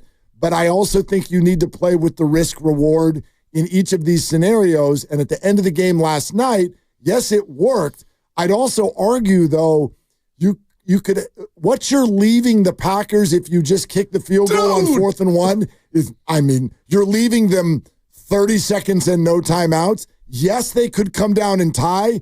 Probably not. But He wanted to leave. They could have been in the doubt. Super Bowl last year. Yeah. I know it was They're probably going to be in the Super Bowl this year. And you year. say that's their identity. I was telling Steiny it's his. And you need to fix it. Yeah, but the team loves it. To me, it's about they've taken on his identity. To me, it's now about how much time does a coach think is too much. Well, now we're finding out 30 seconds is enough to go down and get a field goal with no timeout. I mean, one long pass and a pass interference. And did you watch that second half? No one could stop anybody, and Detroit has their whole starting defense on IR. What did Mahomes? What did he have in the Josh Allen? Yeah. That's 13. Right. There you go. I hate that, by the way. He's playing to win in regulation. All right. Yep. I think it also helps they're 11-1, and it's the regular season. Clinch the play. I mean, he's the most popular coach in the game right now. Yeah. Oh, who's next? I'll go. And since we're on NFL coaches, what's bugging me is Sirianni. No, it's all talk of Kyle Shanahan leaving. This is silly, and I don't It was funny that Florio came on with Bonte and Joe and admitted where this came from. Just his imagination. Like, he admitted to them. They're like, where'd this come from? He's like, well, we were sitting there talking about candidates for Chicago, and it just dawned on me, we're not thinking about all the people who currently have jobs. Why? And then the next thing you know, every show in America is talking about Kyle Shanahan to the Bears. I went on a show an hour ago in Chicago. My buddy hosted AM The Score in Chicago, and their first question was, thank you. Their first question. It was fun to watch. Lucas came running across the room. So you got it. Their first question was, how real is all the talk of Kyle being unhappy there? And I'm like, that's how it started. I think not real at all. Like, I know Kawakami's dialed in and told us that every player in the locker room would be pissed if Kyle Shanahan was not their coach next year. But this whole thing picked up traction. Just life of its own. And I don't know this, but I think for no good reason at all. Yeah. Because Mike Florio had an imaginary thought, and here we go. Yeah.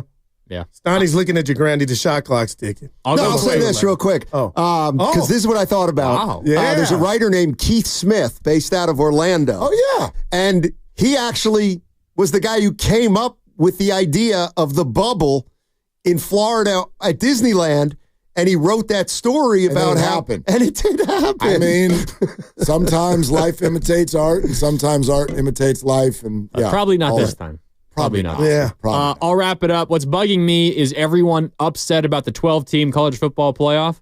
We're finally getting to a point where almost every game at this point of the season matters. Yep. Steiny, I know it was a disappointment for you last weekend, but Tulane, Memphis, we cared about that on Thanksgiving weekend. That's right. And we are upset. Yeah. There was a game in Gainesville, Florida, Ole Miss. We cared about that game at the end of November. Are you kidding me? And we have people that are upset because maybe a 3-loss Bama team is going to get in. Miami got jobbed. Okay. Miami stinks. You know what? Wow. 64 teams can get in. You lose Someone's to going to get jobs. Syracuse. You lose to Syracuse. Randy, I'm with you. 3 touchdowns. Yeah, you were 21. Up by 3 Like, how touchdowns. are we possibly upset? This is the greatest year in college football history. I know the conferences are all messed up, and that is true. Says a guy wearing an Oregon hoodie. No, that's all. I Penn State tomorrow. Penn State tomorrow. You're fired up. Good luck tomorrow. I wouldn't mind that being 44-3. Bad year for Oregon to go undefeated, because if they did this last year, they would have already been a top 4 team. I'll only agree with you to the extent of the further they go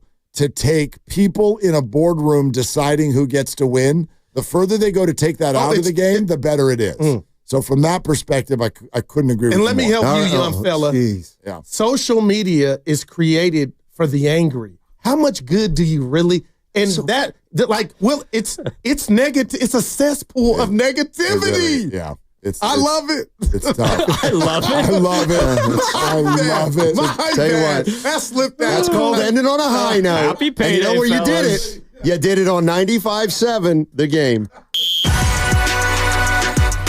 Are they they the smartest show in the Bay Area? You guys are an intellectual feast for the smart sports fan in the Bay Area. Wow. You're pretty much the smartest guy on the radio. I agree. Good Lord, how big is your ego? Are they the funniest show in the Bay Area? Give it a laugh. Come on. You're a funny guy. Come on. Give me a laugh. You are funny, dude. Hit that S again. Are they the coolest show in the Bay Area? And no white boys.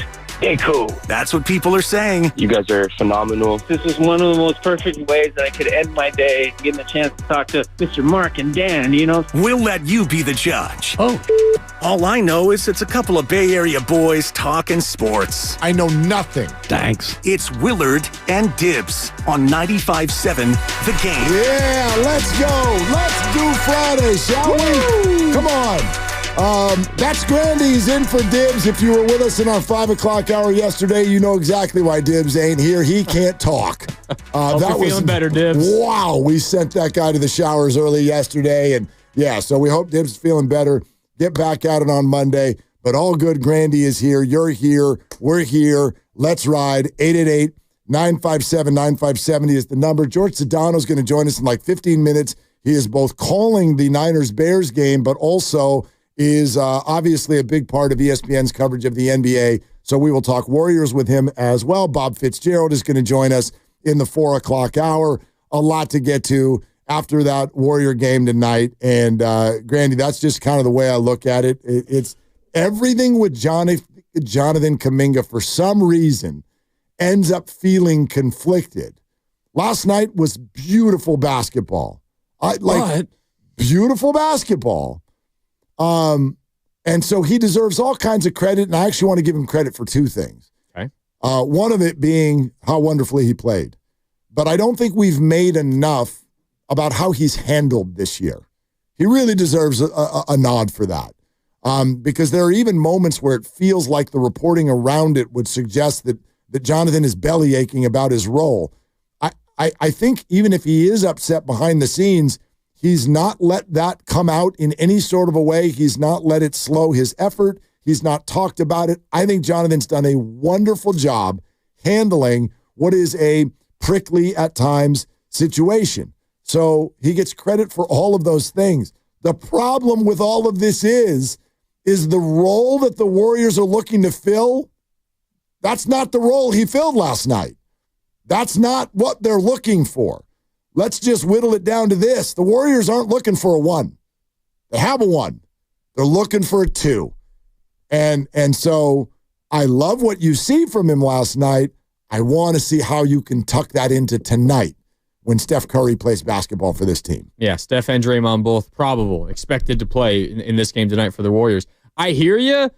I also am not sure that there's been any consistent effort in trying to funnel Jonathan Kuminga to be the number 2 so far this year. I mean, his minutes have fluctuated big time. There's been no consistent run. So, yeah, you're not asking Jonathan Kuminga to lead the team in shot attempts every single night. If that happens, then that's malpractice because you have Steph Curry on your basketball team. But he should be getting consistent run. He should be playing 25 or more minutes every single night. Last night, the first time he played 30 minutes all season long. All season long. And in a season where you're dealing with a couple of your veterans who are dealing with nagging injuries right now. Steph Curry's been on the injury report for like 2 straight weeks and has missed a couple of games with those knee issues. I don't see a reason why Jonathan Kuminga doesn't get more run on a consistent basis. And if it doesn't happen now, that feels like a little bit of malpractice as well. Just like Kuminga being forced to be the one when Steph is on the floor seems like malpractice as well. Okay, and that's all. Like, I think that's fair. But how do you feel if he does get that run and it doesn't look the same? Because I would argue that there have at least been efforts. I mean, he's finished games, not all of them, but he's finished games, and some of those are the games where the Warriors have found an impossible way to score. He was on the floor in the final 3 against Denver. They went goose egg. Total goose egg. Did not play against San Antonio and Brooklyn. Out sick. Sure. And you blow big. If Kuminga plays in those games, you win both those basketball games. I would hope. Gosh, with the leads they had, I would hope you didn't need Kuminga to win those games. Just need someone to get to the rim. Need someone to get to the rim. Take the top off the basket. Last night, he hit some threes. Last night, he hit most of his free throws. These are things that he has not been doing. And so it's an age-old chicken or the egg type of a conversation. If he has more opportunity, does he get more production? Maybe. But don't you have to earn more production by producing with the smaller amount? Look, you're never going to get me off of the idea that this particular roster calls for Steve Kerr to do gymnastics every night. And I know what a lot of people, it feels like what you're calling for is make the decision, write it down in ink. Kuminga is on the floor in the finishing minutes. He is your number 2 scoring option. Do that for a period of time and see what we get. But my 2 responses to that would be, okay, what if that doesn't go well, number 1? And number 2, I do believe it means less Steph in his current role. Because if you keep Steph in his current role, what you're invariably going to get at times in that offense, the ball finds the open shot, right? That open shot is going to be a Kuminga 3. And that's probably not the shot you want down the stretch. As opposed to a Pajemski 3 or a GP2 3 or a Buddy Hield open 3 who cannot make a clutch 3 to save his life right now. Traditionally, the Buddy Hield 3. That's a better 3. That is the one that you want. That is the one that you want. So, no, I get it. But like you said this to me about 2 hours ago, the Warriors appear to have a roster conundrum. No doubt. Because the way that I see it, and there's obviously, Steph Curry is Steph Curry, one of the greatest players of all time. And generally, he plays his best with Draymond. So Steph and Draymond, they're twosome. They're always going to be a twosome. Kerr has said over and over and over again, especially now, probably considering what's going on with Draymond's calf, they want to limit Draymond's minutes at the 5. Okay, so Steph at the 1, Draymond at the 4. But Jonathan Kuminga is by far at his best when he's playing the 4. So that right there is a major issue. When your best player is best when Draymond is on the court and you want Draymond to play the 4, yet your maybe number 2 scorer is also best at the 4, I don't know how you solve that other than Draymond playing some 5 down the stretch of basketball games. And that means less Looney. It means less Trace Jackson-Davis. That's okay, but I think you got to do it. I think it might get to the point, and maybe you call me crazy. I wouldn't be shocked if Draymond Green comes off the bench tonight. Well, if that happens. And you start Kuminga at the 4 and Looney at the 5. Like, you wouldn't be the first to bring it up. I mean, as they move into the late stages of their career, do you need to start thinking outside the box? I think that's kind of like, that's a little bit of the conversation that we're starting to have here. And I don't think we're there yet. And starting versus closing, obviously, is an entirely different conversation. But maybe the closing lineup features Kuminga at the 4 and Draymond at the 5 for the final 5 minutes. Maybe. Look, the Warriors in their heyday. Obviously, Iguodala did not start, but he finished, and that was the big finishing lineup. So you can, I think, grab one person who doesn't start, but make them a staple of the closing lineup. You can do that. Is Kuminga that guy, or is Draymond that guy? I don't know. I just know that we're, in an ideal world, we're a little bit past the point where you want to be tinkering this much. And so if you want to define it, to me, like, this is what I'm saying. I don't mind the idea of, all right, put it in ink. We're going to see if Jonathan Kuminga can fulfill this role. The 29, 30 minutes a night, and you will always finish. And let's see if you can be our true, consistent number 2 scoring option. You can do that, but understand, in my opinion, it means that you are asking for less Steph. It doesn't mean he's not on the floor. It doesn't mean that he won't still score or have a Curry flurry. But he is less of a central figure. The ball is not going to always start with him, because if it does, you're not, quite frankly, putting Jonathan Kuminga in his best situation. And I think that that's the issue. So I'll ask you, and we'll ask the callers as well. 888-957-9570. Have we reached the point where you are ready for a little less Steph? I think that's the reality the Warriors are going towards. Right. I mean, I don't know what this season has proven other than the fact that Steph Curry needs help. You're going to have to try your best to take a little bit off his plate. We've seen what it's looked like at end of games, and I know we all remember the Dallas game where he just explodes, answers Klay Thompson's clutch threes, and goes on a 12-0 personal run, and he pounds his chest, and he stares into the camera and screams whatever the hell he screamed. We all remember that. You better stay here. Whatever it was that he screamed. But it's been relatively ugly to close basketball games, even when Steph and Draymond are on the court together. Yep. Opponents are just rushing Steph, sending 3 bodies his way, and they're forcing others to try to beat the Warriors, and it's not happening. It is not happening. And last night, without Steph on the floor, without Draymond on the floor, with Buddy Hield on the floor, who can hardly make a shot right now, they were better to close a game against an elite defense than when they've had Steph and Draymond on the floor of late. And I'm not saying that when Steph and Draymond are healthy, you're not playing them to close games, because of course you are. But what they did last night at the end of a basketball game worked against a really good defense.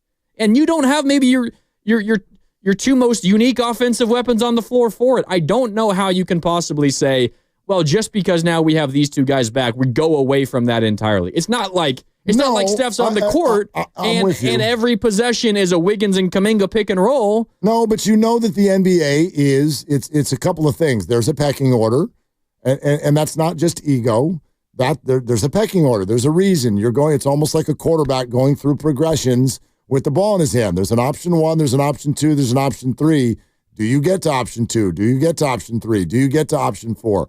Not always. So I do think there's a pecking order of things, but then there's also the question about what is putting each of these players in their best position to succeed. I think it's why so many people over the last few weeks, they weren't talking about Jonathan being bad. Jonathan's not having a bad year. You can't hit a free throw. He's not having a great year, but he's not having a bad year. What I hear people say is he's not a right fit. And that's really what I'm getting to about last night.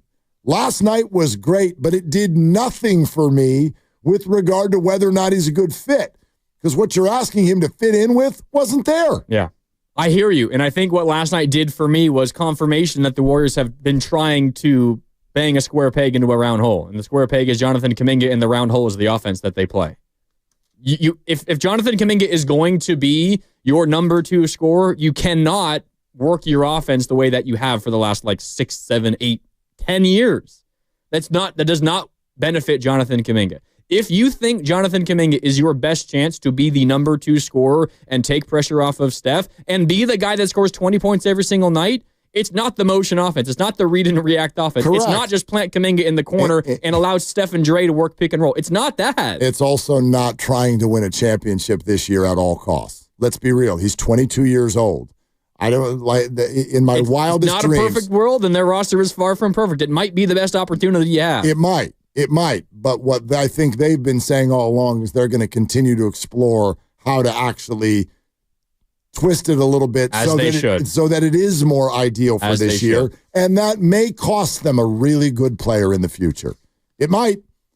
We're sponsored by the California Lottery. We want to talk all of this out with you. You ready for a little less Steph in favor of JK? Do you still have questions about the fit? 888-957-9570. George Sedano on the Niners, Bears, and the Warriors is coming up next, but then we're heavy into talking to you throughout the afternoon. Grandy's in for Dibs. Willard and Dibs, 95.7 The Game.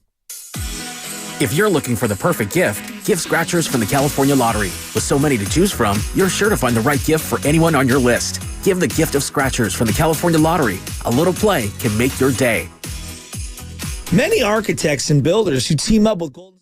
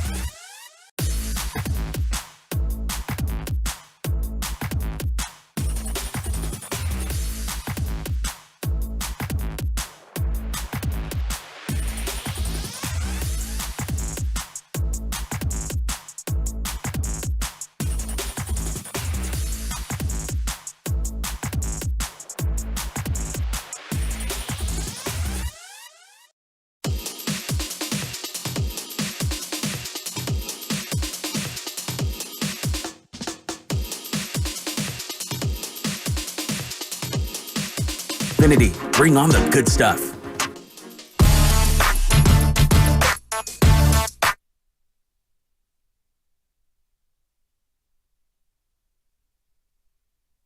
Bay Area, this is Jonathan Kuminga. You're listening to Wheeler and Dibs on 95.7 The Game.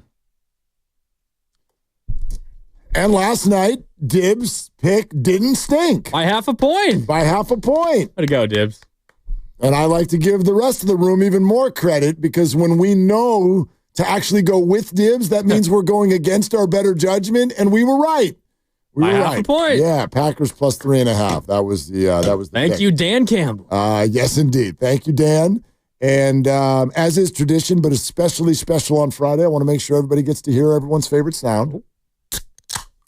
There it is. All right. Cheers, everybody. Happy Friday. Yeah, glad you're with us. We'll get back to the phones in a sec. Grandy's in for Dibs, Willard and Dibs. Guess who's on the River Islands guest line? It's ESPN's George Sedano, who will be calling the Niner Bears game, but also does a lot with the NBA on ESPN, and we want to talk some Dubs with him, too. Hey, George, how are you?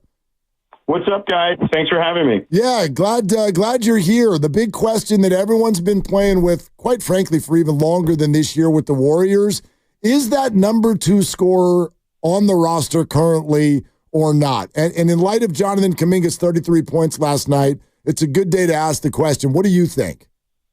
I don't think that's the case. I think that... Look, I just think that if the Warriors want to get themselves back in the championship mix, they're going to have to deal for another star. And for that to happen, I know our Shams Sharani, I mentioned that today on NBA Today with Malika and the crew. I just think that for that to happen, they're going to have to trade Jonathan Kuminga. And they're going to have to use Andrew Wiggins' contract to make that happen, too. So those are 2 guys they're going to have to go if they want to be a championship team. They could be a really good team without another star and with this current setup, but not good enough to win a championship, in my opinion. George, so, obviously you're down there in L.A., you know the Lakers and everything going on down there, but you're also a national guy. What do you think is the view around the league of Jonathan Kuminga? Because you say Kuminga was going to have to be maybe the centerpiece of a trade for another star, and then you throw Wiggins in there at the very least for salary purposes. Wiggins having himself a pretty good season as well. But what can Kuminga fetch you? What is the view that teams have of him around the league? Well, I think that the view is mixed, is what I would say. I think that they look at a guy who still has a ton of upside, that at 22 years old is still rounding out into form and incredibly young and needs to be nurtured some, and has been in a situation where, for the most part, he has to play a role. And I don't know if that's the way the young man views himself, right? I would imagine, just you guys would know this as well as I do, right? Or anyone else, right? Like, there's been some butting of heads, right, when it comes to his role. And I think he views himself as someone who's more than that. Now, when you're playing off Steph Curry and Draymond Green, it should be easy, right, to win games in this sense if you're him and get yourself paid and get yourself on a team that can contend, which is basically, hey, man, just make sure that you set good screens, you rebound the ball, you cut towards the basket. They're going to find you. You'll get easy ones and not have to do the stuff that, all the heavy lifting that he did yesterday. Now, I think he can do that in spurts. I don't know if he can do that at this stage with regularity. And I think that they are taking a hard look at him in this regard, too, as is this someone we can do this with real regularity and consistency? Can he be this guy on the perimeter, this force on the perimeter, that we just give him the ball and he can go to work? I don't know if he's there. I think that he shows flashes like we saw last night, but I think that if you're going to try to win one on this timeline with Steph Curry, he's probably the most valuable asset you have. George Sedano, ESPN, with us. George, I want to go back to your first response because you said something interesting. The idea of trade Kuminga is obviously something that gets talked about a lot, but you said you're going to need to use Wiggins' contract as well, which tells me we're talking about shopping at the top level of the store. Like, this is some high-priced stuff. Who is or might be available in the near future at that level? Well, look, off the top of my head, and this is not any reporting, but this is just simply based on what the current situations are with these guys or their teams, right? I'll start with Jimmy Butler. Pat Riley made it very clear in the offseason about how he felt about Jimmy Butler not playing in as many games as he needed to, and some frustrations he had with Jimmy. Jimmy is also, by the way, 35 years old, which is more in line with the Steph Curry, Draymond Green timeline. Obviously, we know what he can do come playoff time. Like, he is a proven commodity in that setting. A more far-fetched, and by the way, you'd still need more salaries, I think, if you're the Warriors to get that deal done, because he makes around $50 million. This other guy, if you're shopping at that top shelf in regards to salary, is a guy you guys kicked the tires on in the offseason, and that's Paul George. And I'm genuinely curious to see if Daryl Morey holds on to Paul George, considering the way this season is going. And maybe he says, you know what? This one's just a wasted season, and we move forward, and next year we'll see what that build looks like. But I would at least kick the tires on it if I were the Warriors and revisit the Paul George sweepstakes. George, obviously those are big names, probably, as you're talking about, less likely to happen. Those contracts are very difficult to move. We spent some time this week talking about maybe the level below that at the trade deadline. Maybe someone, I know, Mark here is very big on the idea of maybe Vucevic from Chicago. I'm a big fan of Cam Johnson in Brooklyn. Do you think an acquisition on that level is enough, assuming that it's Kuminga and other salary fillers, probably D'Anthony Melton, because he's on an expiring deal? Would that be enough to put the Warriors towards the top of the West in your mind, or is it just Jimmy Butler, someone big like that puts them over the top? Or can they compete on that with that other level of move? So you mentioned Vucevic, and who was the other player? Cam Johnson in Brooklyn. Yeah, Cam Johnson. I like Cam Johnson as a good role player, like an elite-level championship-type role player. I don't think he's enough to get you over the hump. I know he's putting up big numbers in Brooklyn, but somebody's got to put up numbers, is my point there. But he's a good player. We saw him on a good Phoenix team be, like, at times, the fourth best player on a team. The problem is you're asking him to be the third best player on this team. And I wouldn't give up Jonathan Kuminga for Cam Johnson. That's just me personally. So now Vucevic is a little more intriguing because clearly the Warriors have lacked size at times, and Looney is kind of limited, right, in some ways when it comes to his offense. He kind of unlocks some things for sure. I'm more intrigued about Vucevic, and obviously his salary is a lot more commiserate with Andrew Wiggins. If anything, you'd have to get more in return for Wiggins in that particular scenario. And by the way, then you'd have to see, like, hey, is that what Chicago wants, right? And, like, what other assets they would want in that particular scenario. So that gets a little more complicated. But I do think of those two, I think Vucevic is more impactful right away. I think Cam Johnson would be a great addition, but I don't like him as your third best player. George Sedano, ESPN, is with us. He is both all over the ESPN NBA coverage, but also is on the national call this weekend for 49ers Bears. George, look, the schedule eases up a little bit, and in theory, they're going to start getting healthier, although Nick Bosa is still out this weekend for the 49ers. I'm sure you're aware of this. Niner fans at this point have been pretty beaten up this year, but you still look at that division and go, boy, if it's 4 or 5 wins on the way out the door, they're still in this. But the way they've played, does that sound ridiculous to you, or is that actually reasonable? I don't think it's unreasonable, but I do think, considering the way they're falling apart at the seams, I don't necessarily think it's likely, is what I would say. And maybe I'm wrong. Look, Kyle Shanahan is an amazing coach, as you guys know. They have certainly had a lot of heartbreakers, even in that game the other night. Okay, and I know the score was lopsided, but Christian McCaffrey gets tripped up by a shoestring by Rapp early in that game. That could have been a touchdown. There's a 4-point swing there. The Juszczyk fumble to me was monstrous. That could have been the game could have swung a little bit there too. You get those 2 plays, and that's just 2 plays. All of a sudden, that's a different ball game potentially. Now, the McCaffrey injury was going to hurt you, and then Mason gets hurt, right? So I just think with them, the injuries are just catching up to you. I mean, you mentioned Bosa. There's Trent Williams, who's also out, who to me is one of the biggest cogs in the wheel, like when it comes to their offense. Without him, I feel like things become even more challenging for sure.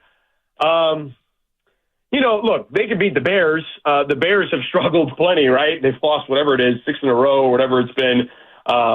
their offensive line stinks. Even with whatever issues you guys may have from an injury perspective, you should be able to get to the quarterback. I think Caleb has had at least 3 sacks in 3 straight games. And again, their offensive line is just not very good. They also can't stop the run. I like Isaac Guerrero, and I think, look, this team clearly can run the ball almost with anybody back there. And that's not a knock on McCaffrey, because McCaffrey is special. He takes the offense to a completely different level. But you can put a serviceable guy in there and get results on the ground. You may not get the stuff you get in regards to, his quick twitch ability and his ability to catch the ball out of the backfield and that stuff. But in a traditional ground game, I think Isaac Guerrero is a good player in that spot. And the way the Bears, defend against the run, he should have a good day, and you should be able to run the ball. But if you can protect Purdy, I think it's on Brock now. And this is, to me, a litmus test on what they should do with him in the future. And I know you can sit here and say, well, it's not fair. He doesn't have the offensive line help that he normally has, and he's not, he doesn't have his best player back there in the backfield with him. Yeah, but if you're going to pay him $60 million, that means you're not going to have all those luxuries. So you're going to need to see if he's worth top-level money. If not, then you're going to have to look at knocking him down from a salary perspective, maybe more into that Baker Mayfield range, or shop somewhere else for that matter.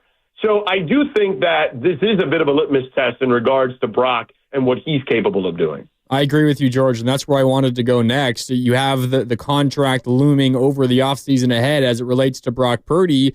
And, I mean, the 49ers might be in a position where you might just have to do whatever Brock wants because, as you talked about, you sign him or you try to go elsewhere, but they got a veteran team. I mean, who knows what the future of George Kittle looks like, what Deebo Samuel looks like, Trent Williams, and all these guys. You almost feel like Brock Purdy's the best quarterback they can get their hands on, and they might be looking at a deal where they got to sign Brock to whatever he wants. How should they handle it? Because it is getting to a point where you could probably pretty reasonably argue he's not worth $60 million. Well, I think that is fair to say at this point.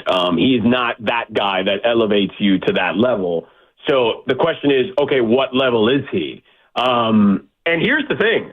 I would kick the tires on Sam Darnold and in bringing him back. I don't know what that would look like. I don't know your salary cap situation off the top of my head. It's probably something I'll dive into before Sunday. But right now, I don't know it off the top of my head.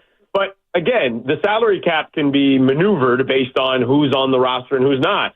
But, that Minnesota team did not have a ton of expectations coming into the season. Now, I think Brian Flores has done a fantastic job defensively. Obviously, they have some weapons on the offensive side. Justin Jefferson may be the best receiver in the sport. But, it's not like the Niners don't have weapons. So I would say that if Brock, and if you can't come to some sort of reasonable agreement with Brock Purdy, I would kick the tires and see what the Sam Darnold market looks like. Ooh, this is a big statement out here that you just made, George. This is a big, big statement that you're talking about right now.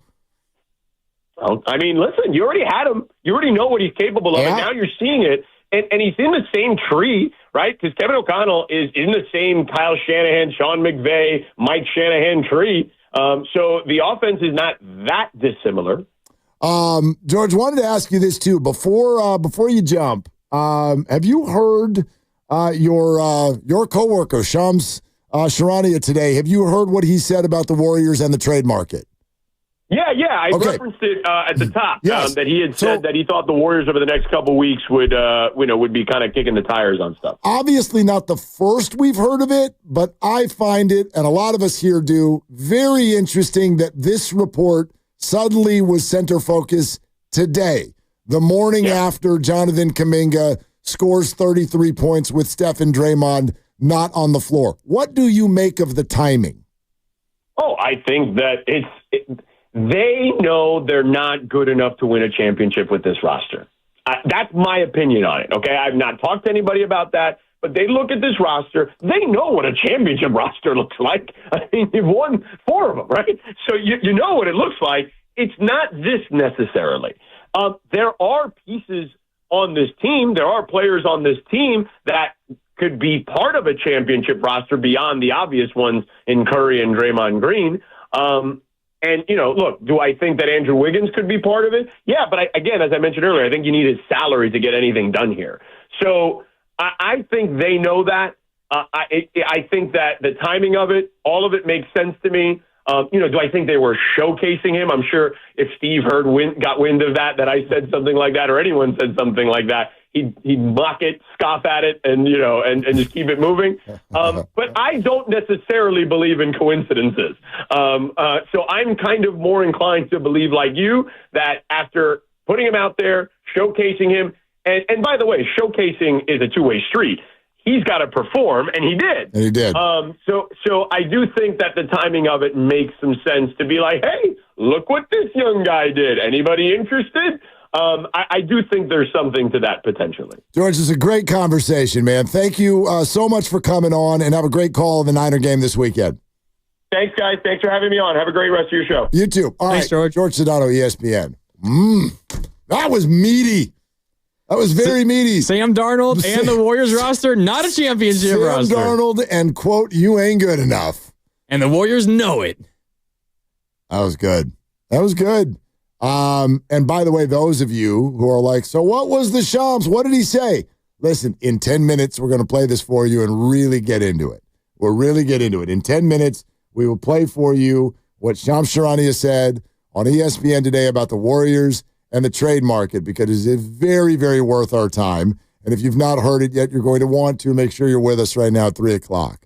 But people have been chomping at the bit to get into the conversation about Jonathan Kuminga after last night and after the conversation we started today. Let's go to the phones. How about Brendan in Oakland? Hi, Brendan. Thank you for calling. What's up? What's up, guys? I just want to talk about what he was talking about with Wiggins. I know that people have their mixed opinions on him, but, man, throwing him in a trade like a sack of potatoes, like, come on. He's averaging like 17 points a game. We got to value Wiggins a little bit more than that. And I honestly think that a trade could turn into like a Clippers situation. Are we sure we want to go down that route and trade everything for a 35-year-old Jimmy Butler? I don't know. I think we should ride it out with the current team and make small moves around that. And shout out Dibbs. He was actually my high school volleyball coach, so hope he's feeling well. How did you guys do when he was your coach, Brendan?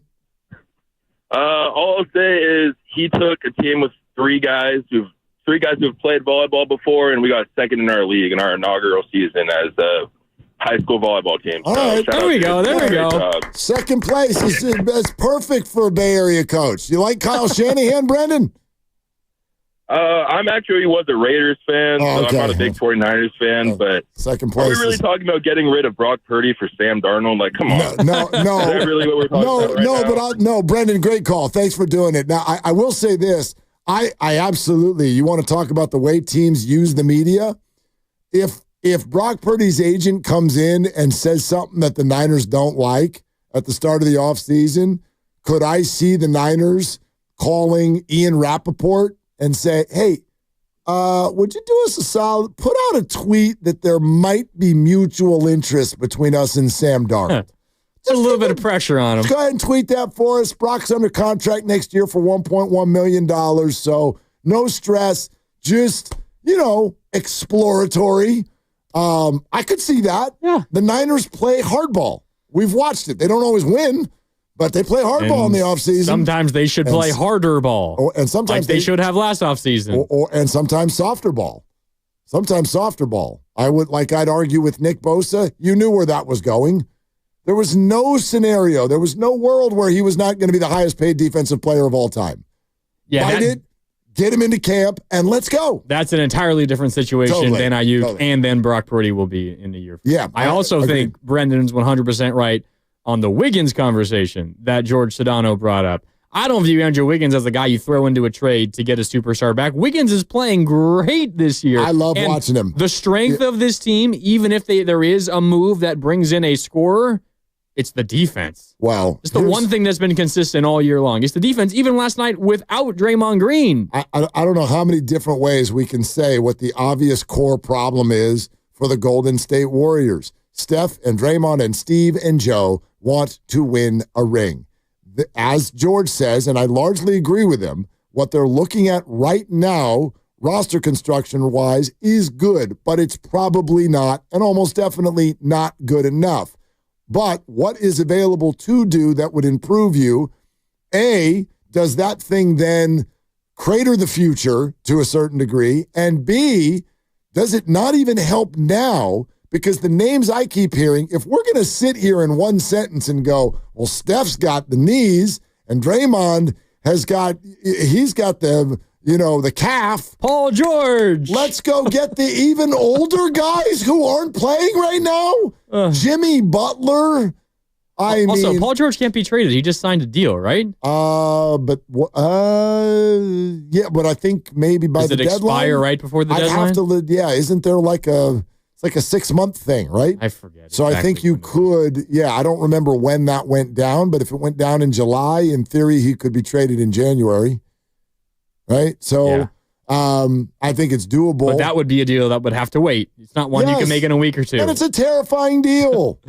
It's a terrifying deal. Listen, I am absolutely 100% in on this year. So whatever helps you this year, I'm in. Here's the problem. And this is the Warriors' job, so this is not an unfair request. Whatever you do, if it lessens the future for now, I'm okay with it. ... It better work. If you go get someone in their 30s and they spend half the games in street clothes, you're going to get smeared. And you should. Yeah. Love George. I don't think a trade for Jimmy Butler is possible at all. I do not. Yeah. I'm just looking at some of the numbers to make the money work, you would have to give up some like Wiggins, Melton, Kuminga, and then a filler like Lindy Waters just to make the money work. It's a bad deal. And then we run into the same problem that I shared with you guys yesterday, where you're then 2 guys under the required roster minimum, and you need extra money to go and sign guys because you're already up against the cap. So you would need to ship out even more money to make it work. Is the number 2 scorer on the roster or not? Is it inside the building? Is it outside the building? Did last night change your thought on it? We'll take your calls, 888-957-9570. If you're on hold, stay right there. But Shams Charania, today on ESPN about the Warriors and the trade market. We will play that for you next. We're presented by Fremont Bank, celebrating 60 years of full-service banking with no compromises. Grandy's in for Dibs, Willard and Dibs.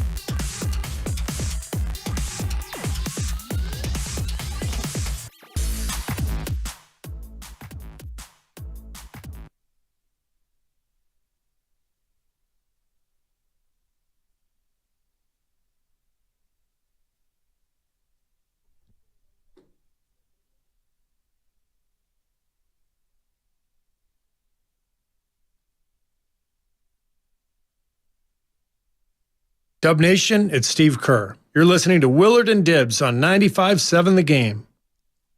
You know what's interesting? He says they know what a championship roster looks like. They clearly stated 3 seasons ago, They did not. This is not a championship roster, and then they won a championship. So, you know what that makes me focus on? What? Everyone loved this, so did I.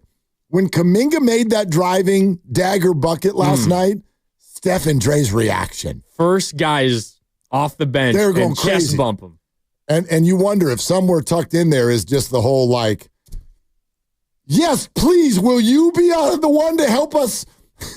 We've been waiting for 4 years. Will you help us go to the playoffs, please? I think there's a little bit of that in there. Well, I think it's Steph and Draymond realizing, and they didn't do it alone in 2022. Clearly not. Of course not. I mean, they don't make the playoffs, or at least not positioned in the playoffs the way they are if Jordan Poole doesn't average nearly 25 points per game while Clay is still recovering from his Achilles. And Wiggins was amazing. Especially in the playoffs. Yeah. Like they don't. But there's no doubt that what Steph and Draymond were able to do that year, it's not that it isn't in them on a given night, because clearly, of course it is. Stephen Curry against Clay and the Mavs was like the best I've seen Steph, maybe since Game 4 in Boston in the NBA Finals. Like, he was amazing in that game. It just doesn't happen as often anymore. And that's just the natural way of things. LeBron is trying his best to beat, old age, but like it doesn't work that way. Steph's already an anomaly for how good he is at age 36. Insane. Like, no one expected him to be this good. Yeah. But like the reality, I think, is not smacking them in the face. They've known it is, we need more help now than we've needed in the past, simply because we can't get to that level every single night like we used to. Okay, you were promised this comment by Shams. We're going to give it to you. Do want to remind you not to miss the kickoff show Sunday. Bears-Niners, Evan Giddings, Low Neal, 2 hours before the start of the game. Hilton Santa Clara, delicious food, drinks, best pregame show in the Bay, presented by Habas Law. You've been wronged. Habas Law, fight to make it right. Call 1-800-INJURED or visit habaslaw.com. All right, buckle up and listen to this. ESPN today, Shams Charania, and it comes right on the heels of Jonathan Kuminga's 33-point performance, and he reports this in his appearance on ESPN. Malik, I'm told that the Warriors are on the real hunt for a star, a playmaker, a scorer alongside Stephen Curry. And you think back to this summer when they pursued Lowry Markkanen with the Utah Jazz. They made a pitch for Paul George as a free agent with the Clippers. And the debate with the Warriors and teams that look into that situation is, for them, are they going to find that externally outside of this roster currently, or will it be in-house with a player like Jonathan Kuminga? And last night, you look at it, 33 points, the first time he plays 30 minutes in a game all season. He's shown with his output that as his role elevates, so do his stats at different points. And that relationship between Jonathan Kuminga and Steve Kerr, something that Warriors officials have been monitoring over the last year or so, and how he fits in when Stephen Curry and Draymond Green are back in the lineup will be interesting to monitor. But the Warriors' future will be shaped over the next few weeks and the next couple months before the trade deadline. How can they get that next championship with Stephen Curry and Draymond Green? There's so much to unpack here. The first thing I want to say is I very much share Malika Andrews'. Did you catch that? When he goes, the Steve Kerr and Jonathan Kuminga's relationship is being monitored by Warriors officials. What does that mean? It's a great question. First of all, I know that there are executives, but Steve Kerr is Steve Kerr. Like, the idea that he's got bosses who are, like, standing over his shoulder being like, you better be nice to JK. What did you say to him? What was the tone? Is just sort of jarring. But we also, we get it. We get it because Jonathan has been frustrated in the past with the role. It's been like over a year now, though, right? Jonathan still, he's made no bones about the fact he wants to start. He's handling it great, but he wants to start. He wants to always start. Will he start tonight is a very interesting question now with Steph and Draymond back on the heels of 33 points. Does he get rewarded for that? Or does that not fit based on who else is now in? So the fact that that's being monitored, to me, is sort of, I mean, that is either issue 1 or issue 1A coming out of this commentary. Are we overblowing the relationship with Kerr? I mean, he brought it up. I know, but is everyone overblowing it? It happened a year ago, and then it's been all sunshine and rainbows since then, hasn't it? Sure, from what we see.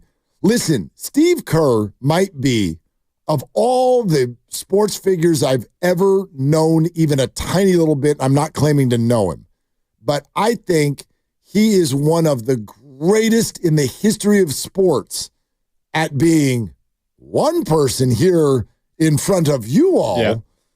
And I'm not calling him fake. What I'm saying is he's very good at his job. Steve is absolutely a maniacal, crazy, fiery competitor. But like when you hear him do interviews, he's making stir fry with swordfish and making you, whoever's talking to him, feel like you're the only person in the world. He and Bob Myers were amazing at that. Well, all the stories from the last decade of how many times he and Draymond just get into shouting matches in the locker room between quarters, between halves, before game, after game. This is a guy who once upon a time did enough to make Michael Jordan want to punch him. Like, that's who he is. A role player stepping up to the greatest player of all time. Smallest guy on the floor. So that was one thing out of that. Secondly is obviously what he said, but I think we also want to get into when he said it. And I do not think, I share George Sedano's thoughts. I think you agree. I do not think that this is a coincidence that this report, hefty as it is, came out today. The Golden State Warriors in Steph Curry's time are absolutely desperate to find something to make them go from good to great. They want to get better. And if they are going to really have a shot, and I don't even know if it's possible, I don't know who's available and what contracts would need to be swapped, but there's no question what the linchpin, the centerpiece of what would be desirable to another team is the idea that Jonathan Kuminga is a budding star, and today is a hell of a day to try to make that point. Better capitalize. You don't know how many of these nights you're going to get. So when you get them, you better take advantage. Right. So what you're implying is someone within the Warriors organization said, hey, Shams, here's a little nugget for you. Go put this out on ESPN and see how everyone reacts. That's exactly what I'm implying. It's 100% what I'm implying. Which seems to, at the very least, suggest that the Warriors are not confident that Jonathan Kuminga can be the number 2 on a team that competes for a championship. I am also implying that. Yes. That's how the Warriors feel, at least in this very moment. And then the other thing that he said at the end was next few weeks and next couple of months, it's just information gathering about Jonathan Kuminga. Sure. And isn't that interesting that he said first, next few weeks? And then There's a lot of weeks before February. More than a few. Mid to late February. But maybe something does happen by New Year's Day. Let's go to Dave in the city. We want to take a lot of your thoughts on all this, and there is more to unpack from that commentary. But let's go to Dave. Hi, Dave. Thanks for calling. Hey, fellas. Got a little bit to unpack here. I think you do a 3-team trade with the Wizards and the Pelicans. You go get B.I., and you go get Valanciunas with a $43 million altogether right there. You package Wiggins. You package Wiggins, Pods, and Looney. I think that makes sense because you get to keep Wiggins. I mean, you get to keep Kuminga, have him start along with B.I., and then you have Valanciunas with Dre and Curry. I think that could compete for a championship. Dave, you're bringing up interesting stuff. I don't think you have enough money in your fantasy trade, though. But I get the. He's going the first pick. What's first round pick. Well, he's going the first round pick. But the Warriors, and I don't want to get too far in the weeds here because it gets confusing and whatnot. Dave, thank you so much. But as you brought up yesterday, the Warriors are literally, they cannot bring back an extra dollar. They're hard capped. There's no room. They have to have essentially more money going out than what's coming back in. Especially if they're getting rid of more players than they're receiving in return. And so Valanciunas, and he said B.I., that's Brandon Ingram, if you're going to do that. That's $46 million between the two of them. Yeah, and then he brought up Pods, Looney, and Wiggins. That doesn't get you there. Pods, Looney, and Wiggins would be, where am I here? 26 for Pods, 8 for Looney, and 3.5 for Pajemski. So yeah, no, you're not there yet. 46. You're not there yet. So you would need to give up more. But I mean, it's not. I don't know if the Brandon Ingram thing is even a starter because he and Steve Kerr with Team USA were not really eye to eye. Steve didn't really seem that into him, so I don't know if Ingram is even on the table. But it might be something like that. We keep thinking of the star. It might be multiple players, a couple of B pluses instead of an A plus. Maybe. I'm also not sure any of these deals that involve shipping Wiggins out make you better enough, or even better at all, than what you currently are. By the way, any deal to me that doesn't involve Kuminga probably has two problems with it. One, I don't think the other team's going to be that interested. Probably not. And number two, how does Jonathan feel about that? If here he is killing himself to try to be the Warriors' number 2, now you're going to bring back a bunch of people and tell Jonathan now you need to play the role of being number 4? I know that Jonathan's feelings are not necessarily a part of it. I don't know if that is a fit either. I don't know if the Warriors want to keep Jonathan Kuminga and then bring in a bunch more scores in front of him. Yeah, no, I don't know. I just don't see how the Warriors' goal being we're going to get better and try to win a championship, and that includes shipping Andrew Wiggins out. Like, unless you're getting Giannis back, I don't know how that makes you that much better. Wiggins was the second best player on the team that won the championship in 2022. I don't think shipping him out makes you better. We're sponsored by O'Reilly Auto Parts. Bob Fitzgerald next hour. Plenty of time for your calls. Is the answer inside the building or not? 888-957-9570. More of your calls coming up. Grandy's here for Dibs. It's Willard and Dibs.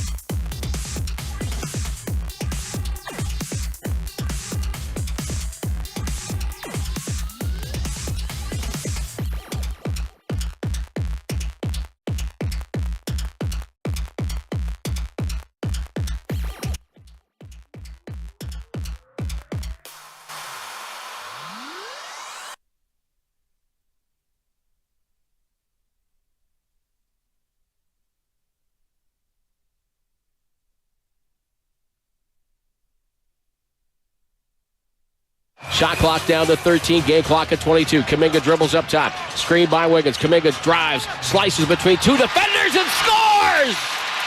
He scored it with 16.9 to go. Gets a chest bump from Draymond, a big bump from Curry, and it's 98-93 Golden State. Now back to Willard. Now back to Willard and Dibs. Take it away, Mark. What? Oh, Willard. Willard? Yeah, whatever. I took that bite and I went straight to the bosses at Odyssey and I said, Lillard, my contract says Lillard. You need to give me Lillard contract money. It's with it's with the legal department. I'll let you know how it goes. I'll break it for you. It ain't happening. We'll see. Sorry. We'll see. I'm glad you're with us, everybody. Happy Friday. That's Grandy's in for Dibs, 888-957-9570. Want to play this for you again. Jonathan Kuminga was absolutely phenomenal last night. And we know how it works. That means that it's time for everybody to get emotional about Jonathan Kuminga and tell you that after 3.5 years of basketball, that guy last night, that's Jonathan. Forget all of the other games. So the reason I bring that up is not because I'm trying to take water and pour it all over last night. Jonathan was fantastic. But what did the Warriors do with that information? It sounds to me like they called Shams Charania of ESPN and told him to say this. Malik, I'm told that the Warriors are on the real hunt for a star, a playmaker, a scorer alongside Stephen Curry. And you think back to the summer when they pursued Lauri Markkanen with the Utah Jazz. They made a pitch for Paul George as a free agent with the Clippers. And the debate with the Warriors and teams that look into that situation is, for them, are they going to find that externally outside of this roster currently, or will it be in-house with a player like Jonathan Kuminga? And last night you look at it, 33 points, the first time he plays 30 minutes in a game all season. He's shown with his output that as his role elevates, so do his stats at different points.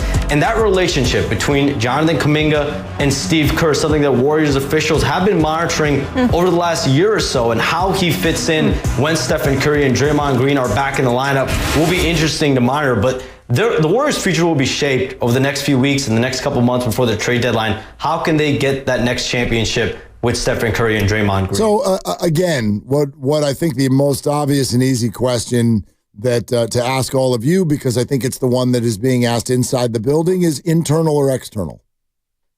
What do you think? Probably external. There's no doubt that the best option internally is you just hope and pray that Jonathan Kuminga can be who he was last night, even when Steph and Draymond are on the floor. But if we're being completely honest about the situation, there isn't a ton of evidence to suggest that Jonathan Kuminga can be a number 2 on a championship team, or even a number 3. Right. Like consistently. It just hasn't happened. And it doesn't mean that it can't happen. I think what the holdup is for a lot of people, even if you agree that it seems unlikely that Kuminga can be a 2 or 3 on a championship team now, or like 6 months from now, is this is year 4, and we're thinking of getting rid of him now. What if in 3 years from now he suddenly is that player and you got a 30-something-year-old guy? But I don't see. To me, I don't even know how relevant that is to the Warriors. But you've already put so much time and energy into this guy, and I know like the sunk cost fallacy. Maybe you just move on when you feel like it's not going to work. Life's painful sometimes. But there is a chance that if you were to make a trade and you bring somebody in, first of all, it doesn't even come close to guaranteeing that you're winning a championship this year or next. And then you could be looking at Jonathan Kuminga, who shown flashes of greatness, individual greatness throughout his career, flashes, not really a lot of consistent stuff. There's a chance 3 years from now he's leading a team to the playoffs. Maybe to the play, but that's the other thing. Sometimes I do wonder, what is it we're actually asking about giving up? Let's say your worst fears come true. They trade Kuminga in an effort to win a title. They don't win a title. And 2 to 3 years down the road, Kuminga is averaging 25 a night for someone else. My question in that moment is not, who are we firing for the Warriors? My question will be, what is Kuminga's team doing with him scoring 25 a night? Yeah, will it be a Jordan Poole situation? Right. What is it that you're actually worried about the Warriors giving up? I'm not worried about them just giving up a good player. He's a good player. He's already a good player. We're talking about the potential of giving up good players. But what is it you're actually giving up? The question I think that the Warriors ask themselves is not, is Kuminga good or can he score over 20 a night in the NBA? It's, is that actually like a core piece championship roster? And if their answer is no, then I'd argue the way Joe Lacob thinks, he doesn't even think he's really given that much up. And even if he is, say they think he's a core championship piece 3 years down the road, even if they think that, 3 years from now, yeah, Kuminga's a legitimate core championship piece. But they can use him now to bring in somebody now that makes them a legitimate championship contender. That still might be something that they do. Might be. Probably they would. They feel a ton of pressure to help Steph and Draymond as much as possible. And they might be willing to hurt their chances 3 years from now when Steph is maybe playing 15 minutes a night or maybe isn't even a Warrior anymore versus trying their best to win a championship this year or maybe next. I think the answer is external, provided that and here's what I also love, provided that it is a good deal. And I do think that there were deals offered to them in the offseason, and they said no. Now, that's the other backdrop to this. I think the answer is external, but the Warriors need to be willing to stay internal if the right deal is not offered. It does not mean... Don't just make a trade for the hell of making a trade. No. Yeah. As Draymond said, and I think he was referring to something regarding marketing when he said on his podcast, I told him, that's a bad deal. That's a bad deal. Don't make that trade. I know it's going to help me, but don't do it. Bad trade. Good. Think that way. Absolutely think that way. But let me just, before we go back to the phones, I want to make this one last point, which is what you saw last night. It's so alluring. It's so good. But think of it this way. I personally, Grandy, you hosted for Dibs on Wednesday. Huh? I think you did a great job. Thanks. I think that things are going well today. You even jumped in there when he had no voice at 5:30 yesterday. And you stepped in. Yeah, I didn't play quarter 1, 2, or 3, but I stepped in the fourth. And you stepped into someone else's role, and you nailed it.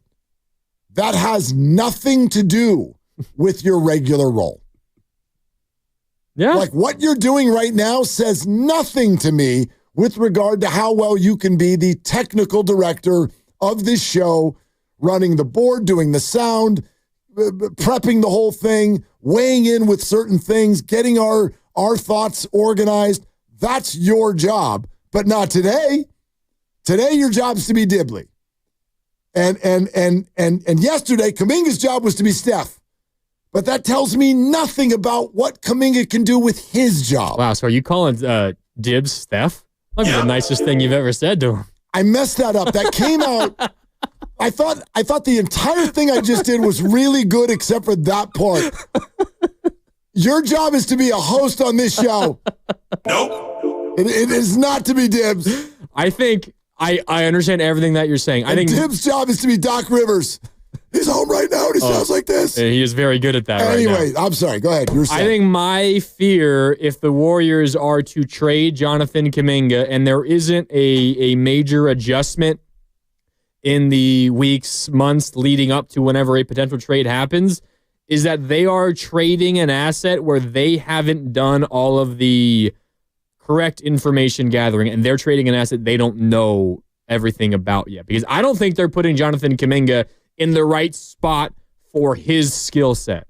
It's like I said it on the crossover. They are trying to fit a square peg into a round hole with Jonathan Kuminga. They're trying to force him into their system. And he's just simply not a player that fits into their system. You saw it last night. How often do we just see the Warriors go to pick and roll every single possession? It doesn't happen. There's the read and react. There's the free-flowing nature of the offense. Oftentimes, Steve Kerr isn't even calling a set. He called a timeout. The Warriors were up, they were up by 4 with 40 seconds left. They say, all right, Kuminga, pick and roll, drive, get to the rim. He got fouled, split the free throws. I know. And then the Rockets go down and get a bucket. It's a 3-point game. Timeout, Steve Kerr. What are we doing here? Pick and roll. Kuminga, again, just get to the rim. He does, finishes the layup. We don't see Jonathan Kuminga. We haven't, at this point in his career, in a spot where the Warriors are consistently maximizing the skills that he has, what he does well. I agree. And there's a very possible situation where that continues to not happen. They trade him away. He goes elsewhere into a system that fits his role, and he looks like 3 times the player that he's been as a Warrior. I actually don't think there's a very high possibility that happens. I think it's a guarantee. It's a guarantee that happens because... So why can't you adjust if you're so set on this guy being the guy that could potentially carry you? Can't you adjust? Because it means less Steph. It means less Steph. Aren't we facing a reality where less Steph is the reality? Tough putt. Yes. But when I mean less Steph, I don't just mean like more like fewer minutes. I mean less of the offense running through him and handing that baton over to someone else. Tough pill to swallow, I know. It's not just a tough pill to swallow. If the whole idea is to maximize things around Steph for his championship window, an odd thing to do to literally like take the baton from him in an effort to do that. I can't sit here and tell you that that's completely the wrong thing to do. It doesn't feel like it is, though. It doesn't feel like we're there yet. I still think that, Steph Curry with what he does is a more effective, consistent ball player than Jonathan and what he does in the NBA. Yeah, I'm pretty comfortable with that. So, look, there's no doubting this is, it's tough to navigate. Don't you want to do everything you can to save Steph as well? To save him, yes, but not... Make even the individual minutes that he's playing in the individual possessions that he's playing a little less grueling and taxing. But not those minutes. Yes, but not those minutes. Not the final 5 minutes of the game. Okay, that's when I want Steph to be Steph. Not saying clutch game, tie game, 30 seconds left, Kuminga, and everyone else stands in the corner. I'm not saying that. I think there's a way to middle this to where the overall flow of the offense can favor Kuminga more than it has up to this point. If they can do that, then phenomenal. And I'll go back to something I've said every day for 6 months. This particular roster, it makes Steve Kerr dance on a nightly basis. Absolute toe tap. Kelsey in Oakland. Hey, Kelsey, thank you for calling. What's up? Hey, first-time callers. Thanks for having me. So, from my perspective, I don't see a trade available that's going to put them over the top. So I think you have to think inside the organization. It's time to redesign the offense around Kuminga and Wiggins. And I think the key is this only happens if Curry and Dre walk into Steve's office and let him know that they're ready. Because I think everybody in the organization is afraid of Steph, and I think there's a lot of pressure on Steve. I don't see him taking it from Curry. Curry has to give it up. Why would he do that, though, Kelsey? Do you think that that's realistic? You think that Steph and Draymond feel that way the same way you do? I think I saw how excited they were. I think they both believe in Kuminga, and I think they both realize that their body is betraying them. They're already managing, 30 minutes a night, not playing fourth quarters. But Steph can't do it every night anymore. It's not there every night. Well, there's times where the energy, the force, they're not playing with force on certain nights. But do you know when it will be there, Kelsey? Do you know when it will be there every night? Is the playoffs? That's if they get there. Yeah, if they get there. If they get there, I think that they think they will. Steve Kerr was pretty firm with us the other day. He still thinks this is a 50-win team. I agree with him. I just I don't think you have a bad point. I just don't. When Steph Curry and Draymond Green famously at the end of last season, after losing in Sacramento, and thank you, Kelsey, slap each other on the hand as they walk by each other in the locker room and go, "We ain't done. We ain't done." We ain't done doesn't mean we ain't done because we're going to hand the job to someone else and ride his coattails. That'd be nice. I know that's overstating your point, but I don't think they view themselves that way. I don't think the organization views themselves that way. I do think a little bit less, right? A little less physicality, a little less burden. Not, hey, let's make the offense run through someone else. I don't think they're ready for that. I don't think they want that. I don't think it would work. And I know you aren't particularly fond of maybe this characteristic of Kuminga, and maybe it isn't entirely true, and maybe we just kind of assume the way that he feels. I think it's more to do with just his skill set and what is best for him on the court. But, I mean, if you were to ask me, would Steph be willing to take, not a back seat, but be willing to adjust and try something a little new because he thought it might give Kuminga a better shot, and therefore the Warriors a better shot? He'd be willing. I think he'd be willing to do it. I agree with you completely. But Jonathan's got to show way more consistency than last night. Way more. Yeah. You know what I mean? Like, I get it. I don't think it's fair to judge his consistency again based on the way that he's been asked to do it this far, because it doesn't fit who he is. Right. But again, the role that was available last night is usually not available. So that's why I am so fascinated by tonight. Because Jonathan, in theory, should be tired, but Steph's not, and Draymond's not. Kuminga played the whole fourth quarter. Played the whole fourth quarter. So tonight is your classic, like, oh my God, they grind out a win, and now you have to go to sleep, get up, and we're playing again tonight. This is a classic back-to-back exhaustion game, except for that the Warriors are going to get 2 stars injected into the lineup. And so, to me, this is the night to be like, all right, Jonathan, we're going to give you a little something for last night, but now you have to do that within the framework of how the Warriors usually are. You have to be able to do that with Steph Curry on the floor. You have to be, it's still aggressive, but it might mean a little bit less of give me the ball at the top of the circle and let me break down a defense on my own. It might call for him to just knock down an open corner 3 at some point. And he struggles with that on a lot of nights. It's good last night. Yeah, absolutely. Yeah. Absolutely. I see a lot of people on the Comcast Business text line right now giving me some grief. I'm not saying you should run the offense 24/7 through Jonathan Kuminga over Stephen Curry. Of course not. That's crazy. I think there's a middle ground where when Jonathan Kuminga is on the floor, or at the very least when things are going bad, like they have been down the stretch of a lot of basketball games lately, when you, what was it, like 14 straight misses against OKC? When they go scoreless over the final 2.5 in Denver, and I know Kuminga was on the floor for that, but like you can get into a situation where when things are going poorly, you can call a timeout and say, all right, Kuminga pick and roll right here. There isn't a lot of that on a consistent basis when Steph and Draymond are on the floor. Yep. It's only when those guys are out and Kuminga is asked to be the bona fide number 1, like last night, and he was great at it. I think there's room to find some spots here and there. I'd love for you to be right. I don't know if you are. I mean, the last 3.5 years, not yet. There hasn't been room for it. Not yet. Yeah, Tevin in Pleasanton next up. Hi, Tevin. Thank you for calling. You're on with Willard and Grandy. Hey, thanks, guys, for taking my call. So I'm not calling as a fan. My son coaches high-profile athletes. My other son coaches the USA under-16. So they went to Puerto Rico and won. Now they're in the NBA. Damn. My mom played pro ball. So listen, I'm not calling as a fan. You guys, you're trying to figure out if Kuminga could do this. We've already seen the blueprint. He did it last year when Draymond took that hiatus. I call in, Willard, you said I was absolutely correct.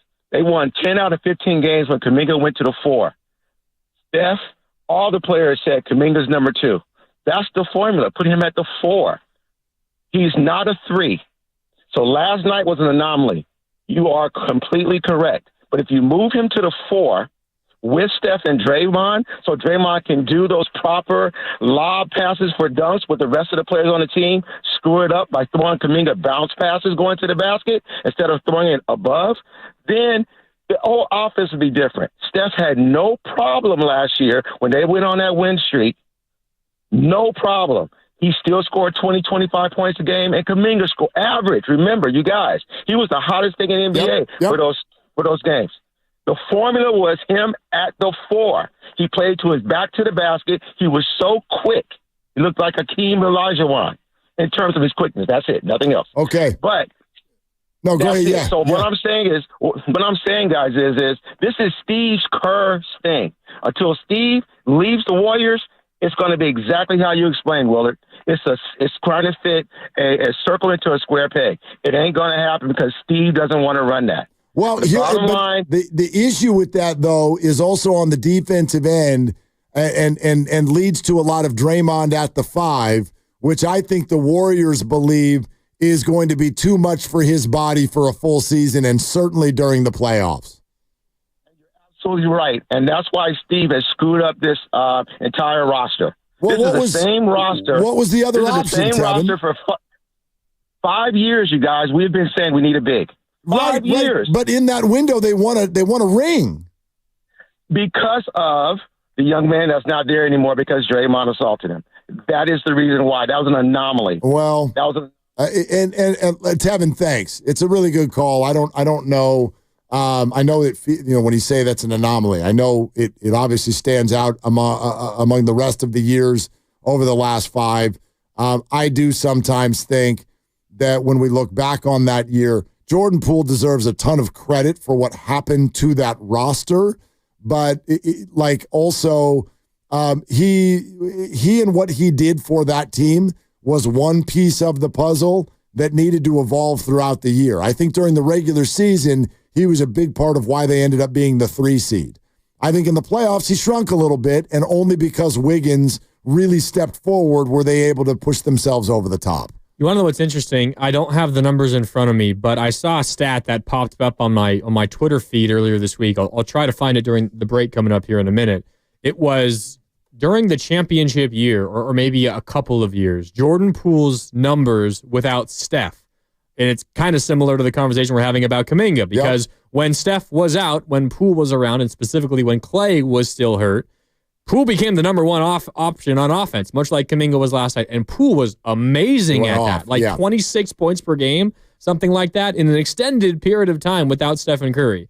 And I know it didn't always necessarily translate to wins and losses necessarily, but he was very good at that. And to his credit, I know there were times where he and Steph would bump heads a little bit. I think about the time when he took a 3 and in clutch time, and Steph threw his mouthpiece in frustration. Obviously, it was never perfect, but he also found a way to kind of, when Steph was playing, to kind of settle in behind him. Fit in. Behind him. Found a way to fit in. And that's where Kuminga hasn't really been able to figure it out just yet. Different skill set. Right. Completely different skill set as to whether or not it fits to within what the Warriors do. We're presented by Fremont Bank, celebrating 60 years of full-service banking with no compromises. We'll keep rolling on this, okay? 888-957-9570 is the number, is the answer, internal or external, as far as the consistent number 2 scorer. Last night, Jonathan did a great job of moonlighting as the number 1.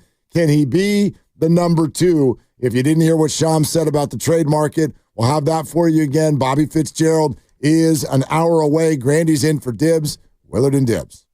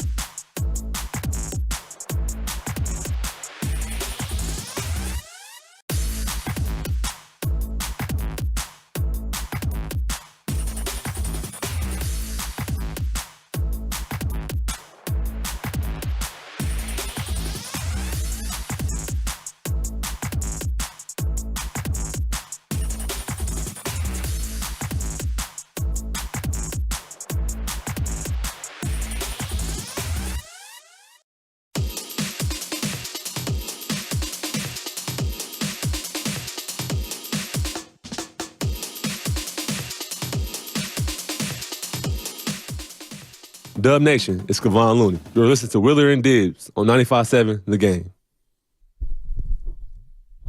So I better just put $3.1 million on the Eagles to beat the Panthers. $3.1 million? $3.1 million on the Eagles. I think just on the money line. How much would that pay out? $7. Approximately. But he's feeling good about it.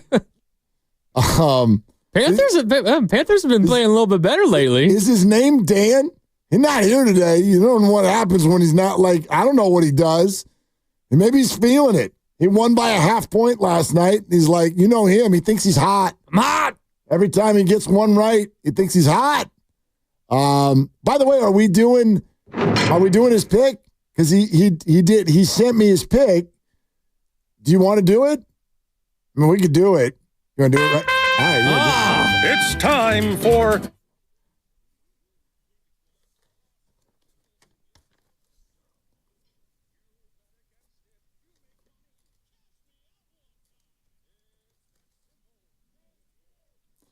Stay. Yeah.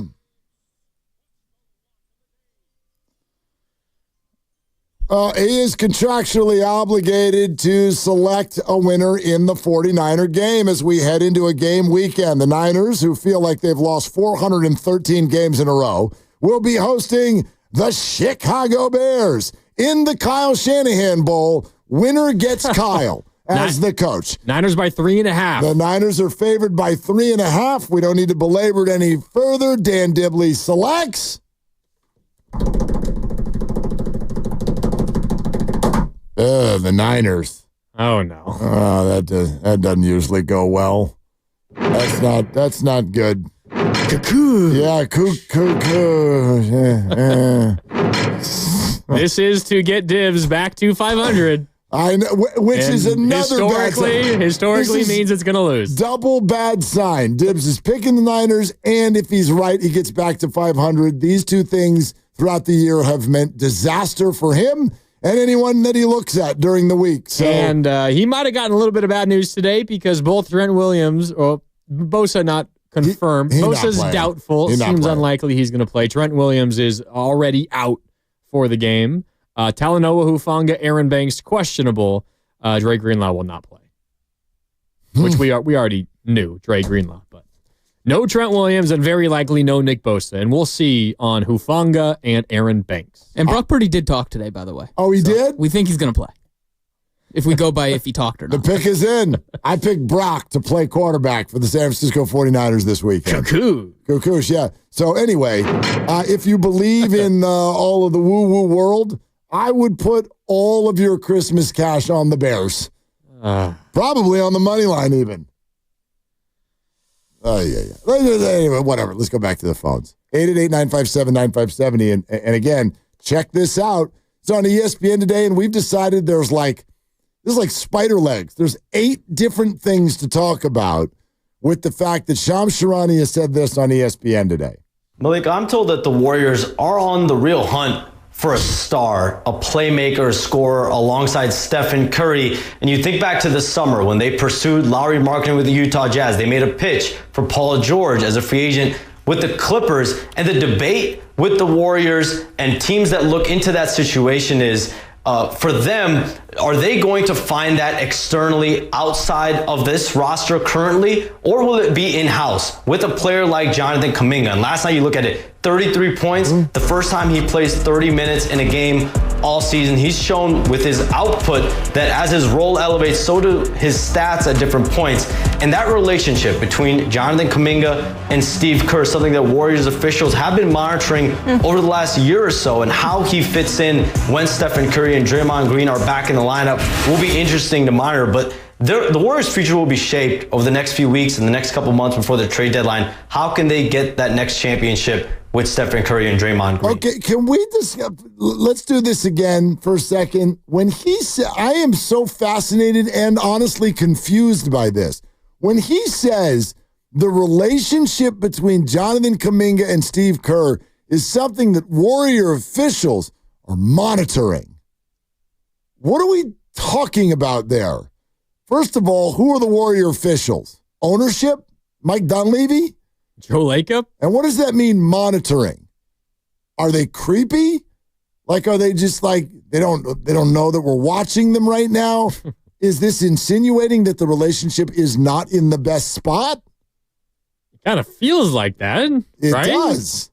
Is it just as simple as how Steve Kerr views Kuminga as a player, and if Kuminga is accepting of falling into whatever role Steve Kerr has set for him? If I were to guess, here's the timeline. I would argue that as of about 2 years ago, started the process of Jonathan Kuminga feeling like he wasn't getting a chance, right?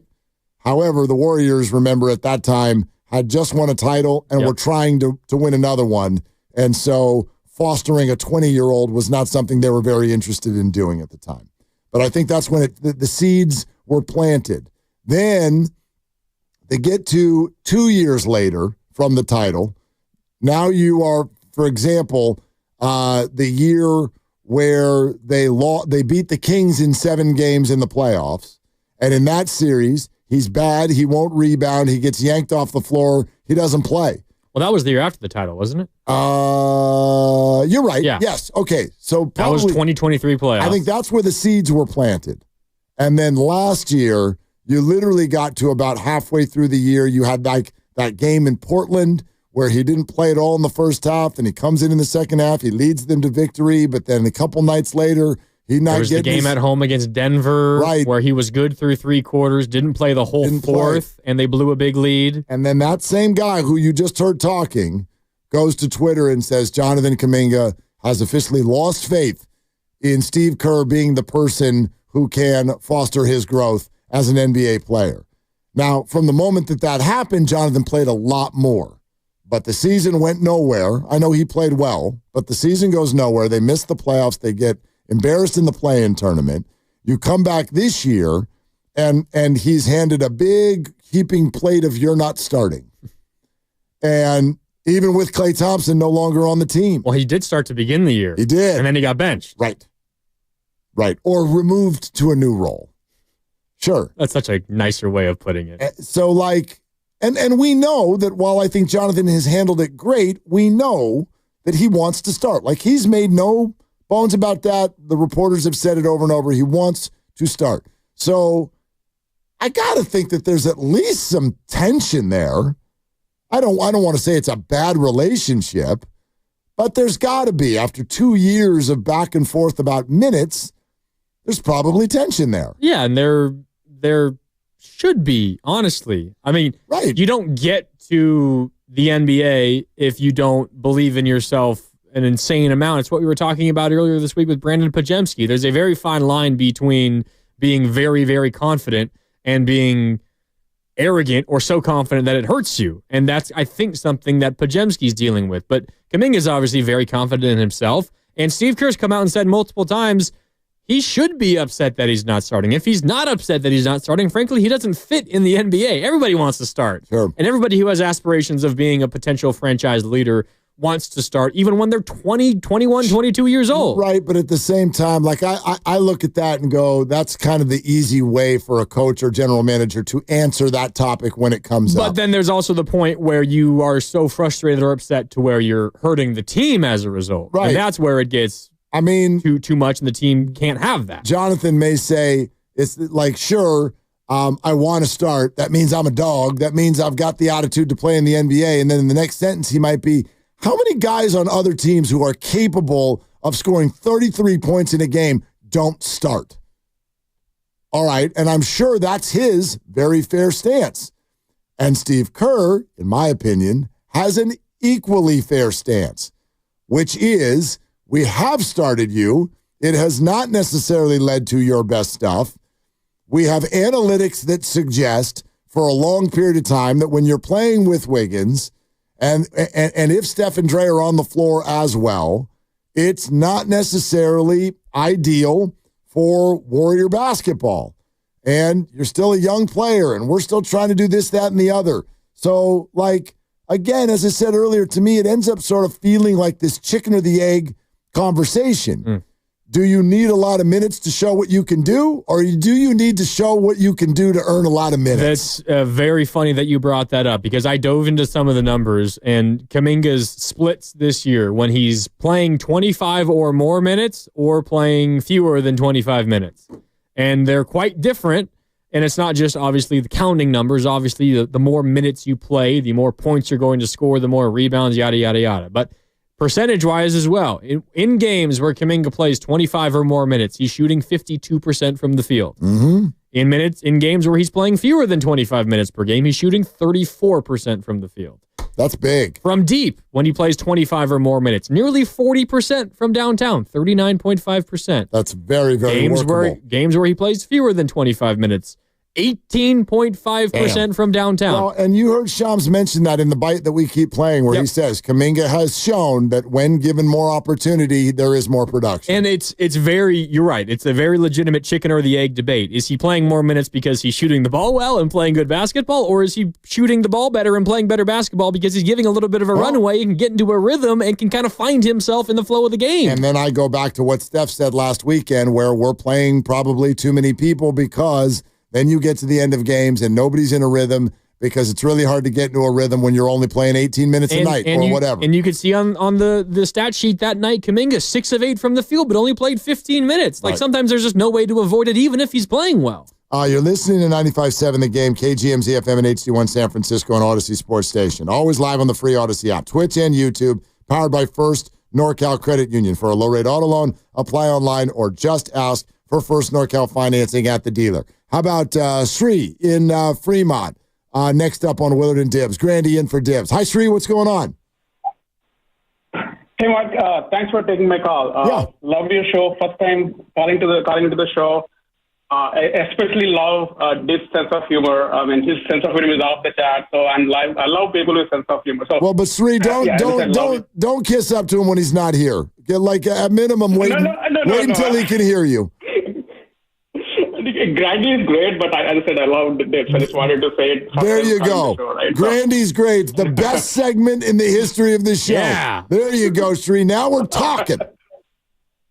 Yes. So I was at the game yesterday, and I actually went to many games, but this is the first time I got courtside seats thanks to Salesforce. So I was sitting right next to the hoop, and so I could see how JK was playing, and yesterday was his best game this season, and probably the second best game was against the same Rockets team earlier this season, and both games Curry did not play.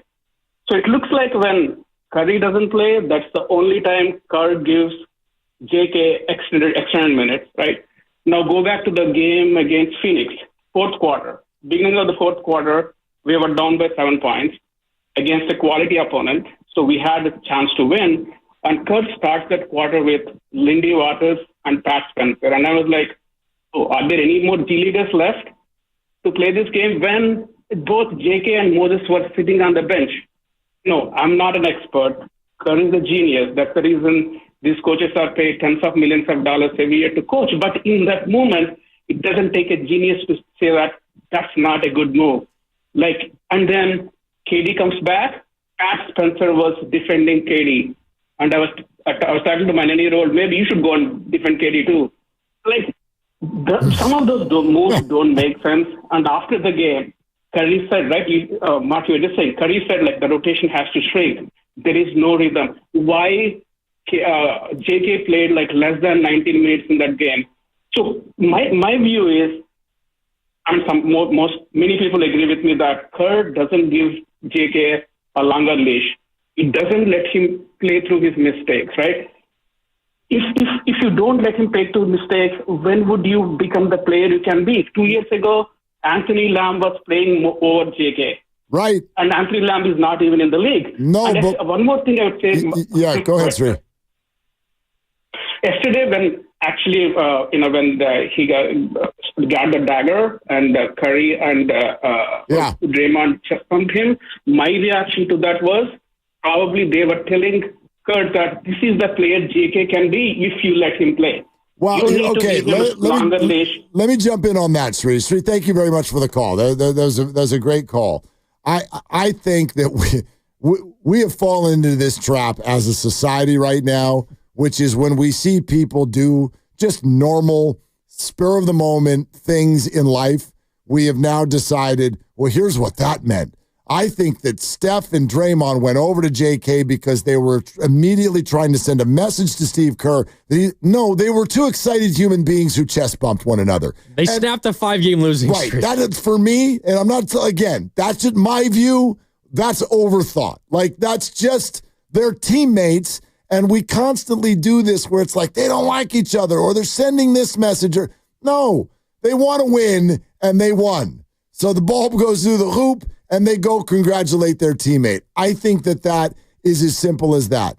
But of all the other things Shree said, again, I think that this is the core point of everything that has happened in Jonathan Kuminga's career. He still to this day remains a very young player, 22 years old. But he referenced 2 years ago as, you're playing Anthony Lamb over Kuminga. Kuminga's got more talent in his pinky than Anthony Lamb. However, he himself was a lamb. He was 20 years old, and the Warriors were defending champs. I just want you to give Steve Kerr this grace, because Steve's a good coach, and if you don't think he is, you're not coming from a fair place. He's a successful coach. He's an incredibly smart guy. It does not mean that all of his moves are correct. But I would ask and offer that you give him this grace.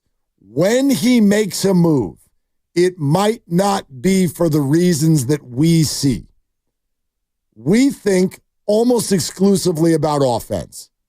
We think exclusively about offense. I can tell you this for sure. When he got yanked out of that Sacramento series 2 years ago, it was because he wouldn't rebound.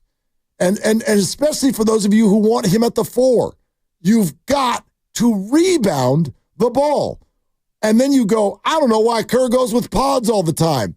Because he rebounds. Career high tying 11 rebounds last night. The ball. So there's so much going on that court that we have to keep in mind when those decisions are made. And sometimes it is because he's young. It's like we got to send a message to Jonathan, dude, you have to defend. The assistants came on our air just a couple of weeks ago and said that when Kuminga started to score, he stopped defending. You have to do all of those things. So, again, it's not right, wrong, or indifferent. I'd love at times for Kuminga to be on the floor more too. Pat Spencer, okay, I get it. That doesn't make sense to our brains.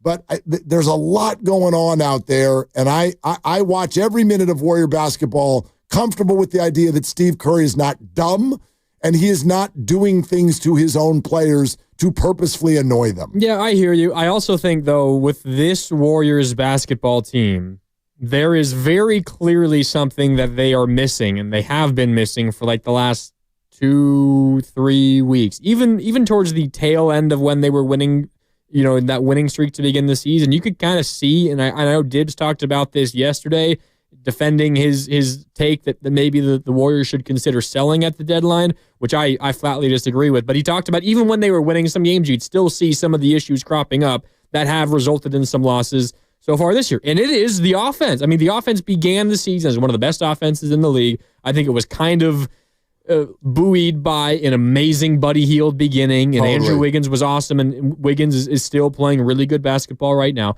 The offense is not as good as it was to begin the year, but for so long, the stat was they're the only team in the NBA, top 5 offensive rating, top 5 defensive rating. They're not a top 5 offense.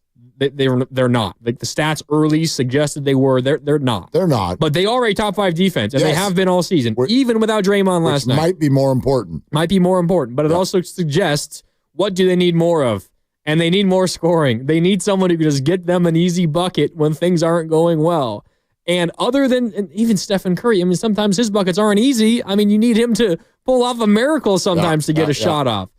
One of the only other guys on the roster that can just go out and say, we're putting the ball in your hands, go get us a bucket. We really need one right now. It doesn't have to be crunch time. It doesn't have to be final minute of the game up by 3, get us a bucket to win the game. It could be, you're right, middle of an 8-0 Houston run in the third quarter. Sure. JK, get us a bucket. Just get us going once again. He's one of the only guys that can do that. Yes. It's similar to why Pajemski's so valuable because Melton went down. They don't have a lot of other ball handlers.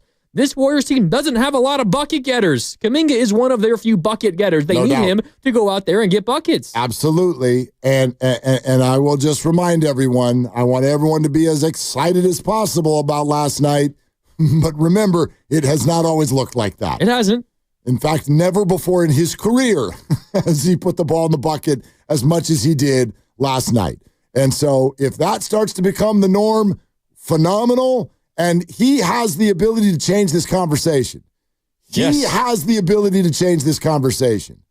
Because one other thing about sort of the minute distribution and if he plays more, does he score more? I won't dismiss that it's challenging to be in rhythm when you don't get to play as much. But I will also say, it's life in the big city. Like, there are a lot of people, Eminem's song is all about it. Like, dude, you got one chance. You got to go out there and do it. You can't be like, well, you got to play me 30 minutes for me to get going. There's so many players that barely get any chances. We rip Pat Spencer. What the hell's got, look at that guy. He might get a minute a week. And he's like, you better show somebody something or else you're going to sit back down. So Jonathan has got to be consistently good if he wants his argument to have water. So let's go to Fozzie in the East Bay. Fozzie, thank you for calling. What's up? Yeah, boys, thanks for calling or taking my call. I got to walk it back on Wednesday. I called you guys and was ready to trade the farm. I said trade Pods, trade JK. I'm gonna sing a different song today, guys. Okay. Let's keep these guys. You know what? Maybe these guys are more valuable than what I thought. Wait, Fozzie, you know what? Fozzie, one game? One game? Where's it, Lucas? Where's the Draymond? Stand on what you say. Hey, stand I don't on get what you paid say. for this, man. I just have my opinion. That was it. That was it. I was just, voicing my opinion. That was all. Well, no, and that's I love fine. the point that I love the points that you guys are making, man. Pods, he might not get a lot of buckets, but he's doing all the dirty work. And you know what? Those rebounds, they go a long way. And JK, man, give him his flowers. Fozzie. He did great yesterday. Fozzie, we got a problem, man. We got a problem. Stand on it. Yeah. Stand on what you say. Stand on what you do. Listen, we have a problem. And the problem is I knew you were going to give it to me. That's why I called in. No, it's okay. It's okay. We all ride the wave, so it's okay. But the problem is they play again tonight, and there's no show tomorrow, Fozzie. So what happens if Brandon Pajemski is breaking backboards again, and Jonathan Kuminga gets 22 minutes with Steph and Draymond on the floor and goes 3 for 12? Now, we won't be here for you to walk it back again tomorrow so you can trade him again. Well, you know what? That was going to be my next point is we got to figure out how they're going to be on the floor together and get some production with Steph and Draymond. But you know what? As far as the future goes, man, these guys, man, they could be pillars for the future, man. And I know we're all wrapped up about, timelines and stuff like that. But these guys can play, man. And you know what? If we're going to get like a Giannis or anything like that, which was my point on Wednesday, I'd have been down for that. But, man, I don't want to be looking at the Warriors 5-6 years from now, not making the playoffs and JK is somewhere else balling for like some East Coast team and getting 20 points a night. Well, fair enough. Thanks for taking my call again. I'll walk it back. No, it's all yeah. Well, you can trade Kuminga again next week, Fozzie. It's okay. He's just doing the guru, reacting to new information. And that's fine. That's the wave that we all ride. It's no one wants to trade JK today. Why would you? Well, the Warriors might want to. Maybe. I mean, the Warriors at minimum, a good day to dip our toe in the water, right? Hey, Danny Ainge, you want him now? And I know that ship has sailed. Anyway, we're sponsored by Bay Area Fast Track. On January 1st, tolls on the Benicia Martinez Bridge will go up $1. Don't wait for the invoice. Pay tolls automatically with Fast Track. It's the most convenient way to pay tolls. Get started at bayareafasttrack.org. Bobby Fitzgerald's in a half hour. Your calls continue to be welcome at 888-957-9570 is the answer at the number 2 position for the Warriors in the building or outside the building? Is it internal or external? We will continue to take your calls. We'll start getting you ready for Niners and Bears as well. Bobby Fitzgerald in a half hour. Grandy's in for Dibs. Willard and Dibs. Stand on it. Stand on what you say. Stand on what you do.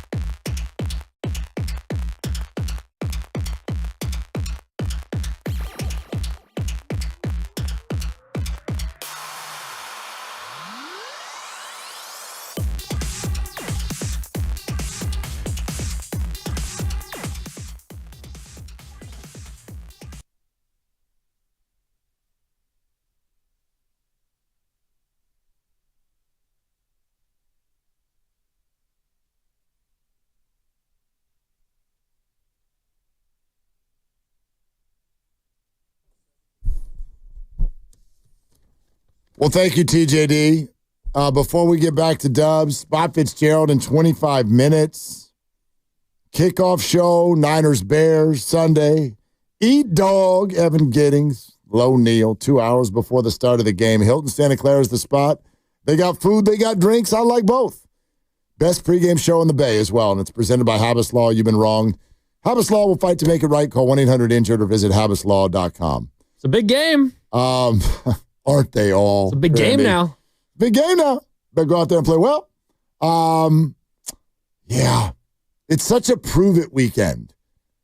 I mean, notice. It's a football Friday, and we've barely mentioned the 49ers. Feels like a Warriors Wednesday. Yeah, and we're tucked in between back-to-backs, and Jonathan Kuminga went for a career high, and Shams is talking about Warrior trades. I mean, I don't think we're in, the wrong spot, but here's what I think. The Niners have to go do something to tell their fans that this season is still on.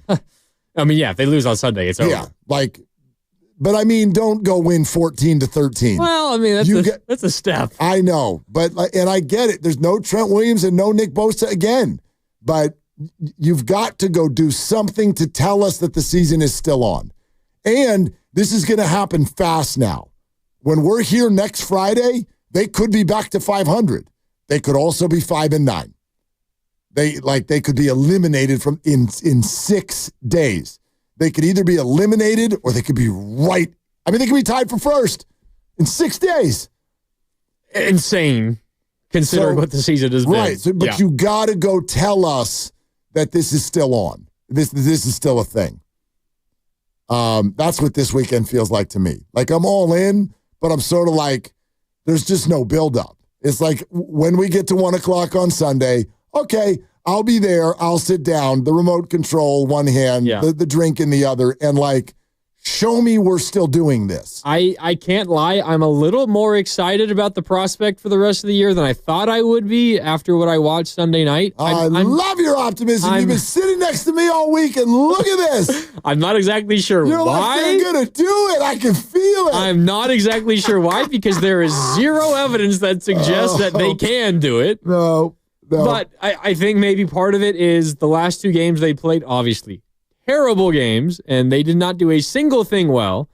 But it was also kind of circumstantial. Yeah, the Green Bay game, you don't have any players, including your quarterback. The Buffalo game, you're playing against maybe the best team in the NFL, maybe the best team in the AFC. It's snowing. It's snowing. McCaffrey gets knocked out. Okay, those 2 games are whatever. And maybe just the Seattle loss is too far ago that I don't really remember it, even though I know how terrible that game was. But I can't lie. I am more optimistic about not necessarily their chances to make the postseason, because that you need other things to work. But at the very least, win on Sunday, win on Thursday against the Rams, and give yourself a shot. Yeah, I mean, taller order than it sounds like, because they're still very, very injured, and I still think that morale is in not the greatest spot and all of those things. But yeah, show us.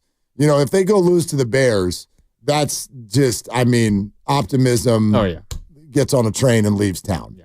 And that's the end of it. But I was ready after Sunday night to be all right, it's done. We're done here. Season's over. But that's a classic example of even the wave that we're riding right now with Jonathan Kuminga. In a perfect world, every game that happens, we get 2 days before we talk about it. Because I don't think your real thoughts about stuff come out until you've had at least 1 night's sleep, maybe 2, and you start to see other things that are going on. Look at how different you feel 5 days later, and nothing has happened. Nothing good has happened. The only thing that has happened is that Trent and Bosa are not playing. Out again. They're out again. And the only thing that's happened is that 5 days have gone by, and emotions chill and everything. And how will you feel tonight if Kuminga goes 3 for 12 and scores 11? Now what? Yeah, I don't know. You know what I mean? And that's very possible. And what's crazy about what happened last night inside of Chase Center, we're talking so much about Kuminga and what it means for the future. They beat a very good Rockets team without Steph and without Draymond. By the way, they just, how every team... second best team in the West. Well, how every team, this is any sport too, where you've got that team that just, quote, has your number. Oh, my God. the Warriors are the Rockets team. Like I saw it actually from some people in Houston. They're like, if we can't beat them tonight, remember they already lost. And didn't Steph miss that game too? In Houston, first game of that 5-game road trip. And they were getting blown out by 31 points. Yep. Came back, still lost. Forced overtime. And then Kuminga took over in overtime, if you remember. Yes, I do. Yep. And then they come all the way out here, and there's not just no Steph, there's no Draymond, and a 5-game losing streak, and everybody hates everybody. And they walk in here and lose again. And then to add insult to injury, we're not even spending any time talking about beating the Rockets today here on 95.7 The Game. We're only talking about what it means for Jonathan Kuminga and his future. No, you beat the Rockets? Second best team in the West? Who cares? They're irrelevant. They still feel No like big deal. Right. They still feel like the 11 seed they were last year. But they're not. You're right. They're 15-8. Right? Aren't they 15-8? I think that team is 15-8 now. They are 15-8. Yeah, with 2 losses coming against Stephless Warriors. So they're 15-6 against the rest of the NBA. Of the league. 0-2 against the Warriors without Stephen Curry. That's bizarre. Yeah, they're the 2 seed right now in the in the West. Then again, there are 3 teams that are 15-8. Oddly, one of them is also Memphis, who the Warriors had a look at, and I did not think that they looked very good. Ja was out. Yeah, a couple others. Ja was out. And that was that ugly one that got Steve so mad. That second half, you called it the worst half of basketball you've ever seen. Right in the middle of the worst post game to ever work because the second half was 2 hours long, it felt like. Oh, my God. Well, they were trying to let everybody see the Tyson-Paul fight and then get back to the Warrior game before it ended. Yeah, crazily enough, the Tyson-Paul fight was not the worst sporting event of the night that night. Just wild. But anyway, here we are. And now the Warriors get to do 2 games in a row against a very strange Minnesota Timberwolves team. They win my award for weirdest team of the year so far. I didn't really understand the trade that they were making when they made it, and it has looked even worse than I thought it would. When you already have someone who is an internal instigator, the way Rudy Gobert has proven that he is clearly not well liked by the people around him. Whether, go all the way back to when he was in Utah with the COVID stuff, and Donovan Mitchell was like, you're a bad person. Like, get out of here. They hated each other.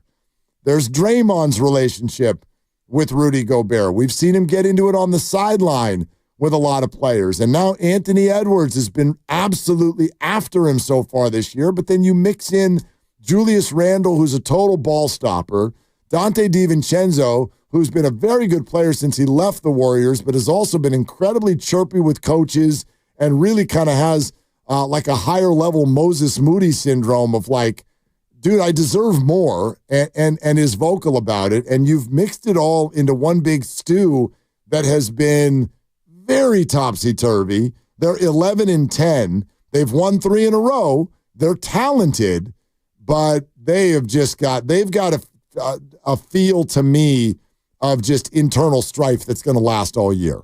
They lost both games of a back-to-back against Portland. The same Portland Trailblazers that are probably more interested in losing basketball games this year than winning. They lost a game to Toronto, and everyone has bad losses. But, I mean, this is the team that was on the doorstep of going to the NBA Finals last year. Yeah. Right. And, I mean, the Cat trade, Cat to the Knicks, Julius Randle and Dante DiVincenzo to the T-Wolves, yeah, you're right, kind of weird. I like the addition of Dante DiVincenzo. The issue is he's not shooting the ball like at all this year. He's shooting 33% from deep. He was a 40% shooter last year on insane numbers. Like only him and Steph were shooting. I think only Steph was shooting more threes per game than Dante DiVincenzo, and he shot it at a very, very high level. He's just not shooting the ball well. Anthony Edwards is still obviously amazing, and Randall's putting up a good number of points, but you're right, he's kind of a black hole on offense. And if he gets into a night where he's not shooting the ball well, he could single-handedly lose you a basketball game, and that has happened a couple of times. Yeah, and their 3-game win streak was all L.A. teams, which means they did something twice this week that the Warriors have not even done once this year, and that's beat the Clippers. But they also blew out the Lakers, and the Lakers look like a team that, I mean, they were fun for a week and a half, and now they might, quite frankly, be the worst defensive team I've ever seen in the NBA. So they sweep through L.A., win 3 games. They bring that here. They'll play them twice in the next, 48-plus hours here. So should be interesting. We'll keep getting you ready for it. Bob Fitzgerald in about 15 minutes and Morgan has called from Morgan Hill, which begs the obvious question, is the city named after you, Morgan? Thank you for calling. Thanks for taking my call. No, it's not named after me. In fact, I'm not even from Morgan Hill. I'm from San Jose, so not too far away, but live there now. And funny enough, I live on a street that's one street away from Morgan Lane, so I could have been Morgan on Morgan Lane in Morgan Hill. You need to move. You need to look for a place to open up over there, Morgan. Yeah. Well, hey, thanks for taking my call. I just one comment, really. You guys were just bringing up Julius Randle. A little sidebar. I've always felt Julius Randle is one of the handful of players that puts up good stats and gets some hype, but absolutely makes the team worse. I mean, not only is he a ball stopper, but if you just watch him when he doesn't have the ball, all he does is stand around on the perimeter and never crash the boards, despite being 6'10" or whatever.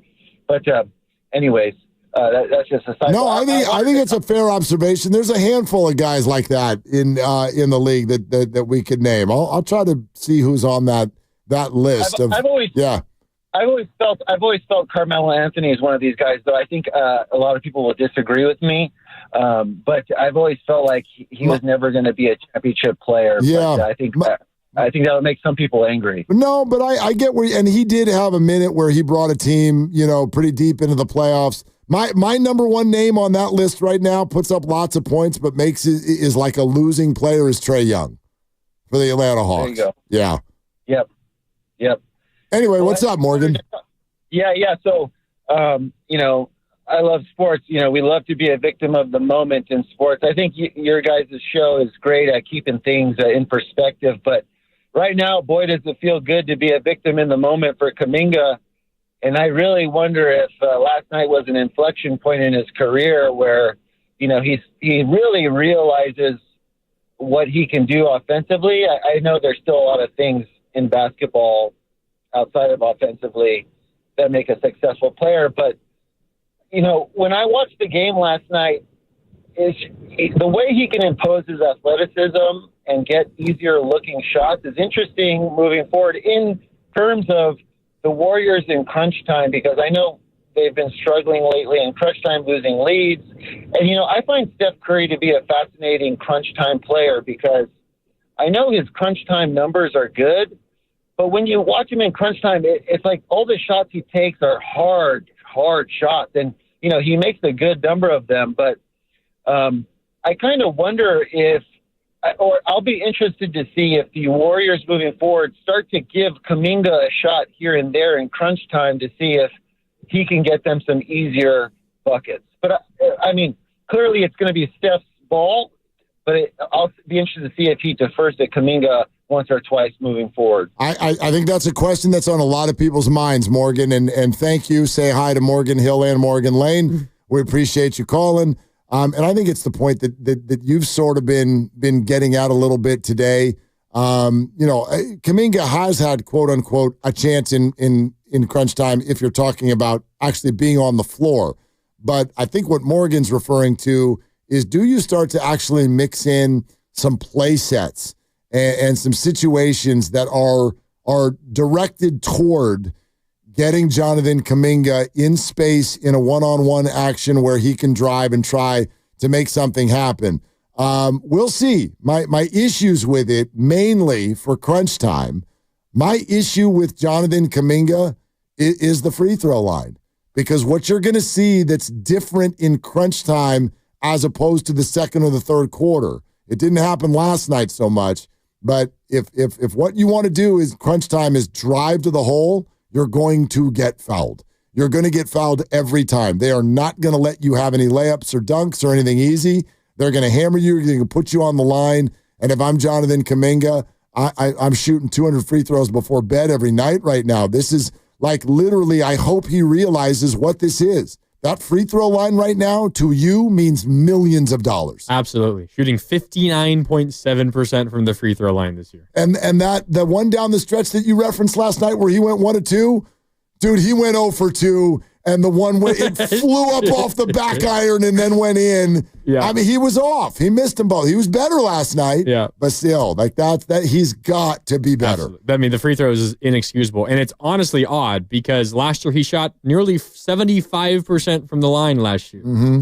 Even if he was just 70% instead of 60%. I would take 70 in a heartbeat. 75 last year. Yeah. And on his career, he's a tick under 70. If he's just his career average, then this is an entirely different conversation. And you're absolutely right. The free throwing is absolutely inexcusable.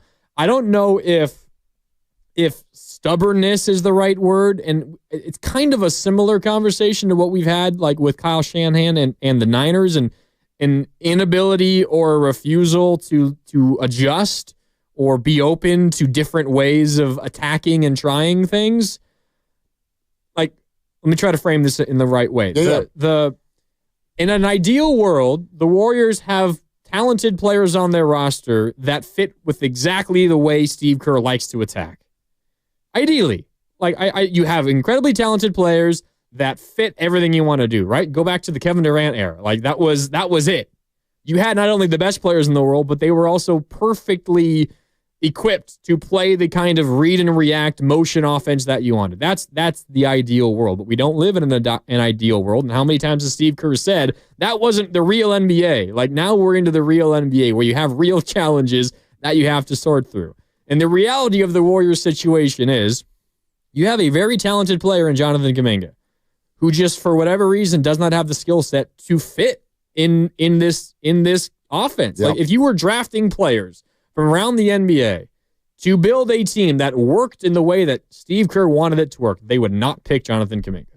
Oh, absolutely. Absolutely not. Absolutely. But you have him on your team. And I feel like as long as you keep trying to hope and pray and mold him into a player that fits, you're doing him a disservice because you're not allowing him to do what he does best, thereby not allowing him to help you as much as he could help you. Now that's an interesting way to phrase it at the end. I don't think it's on the team to try to mold a player in the way that's like the player. Like the team's job is to win games.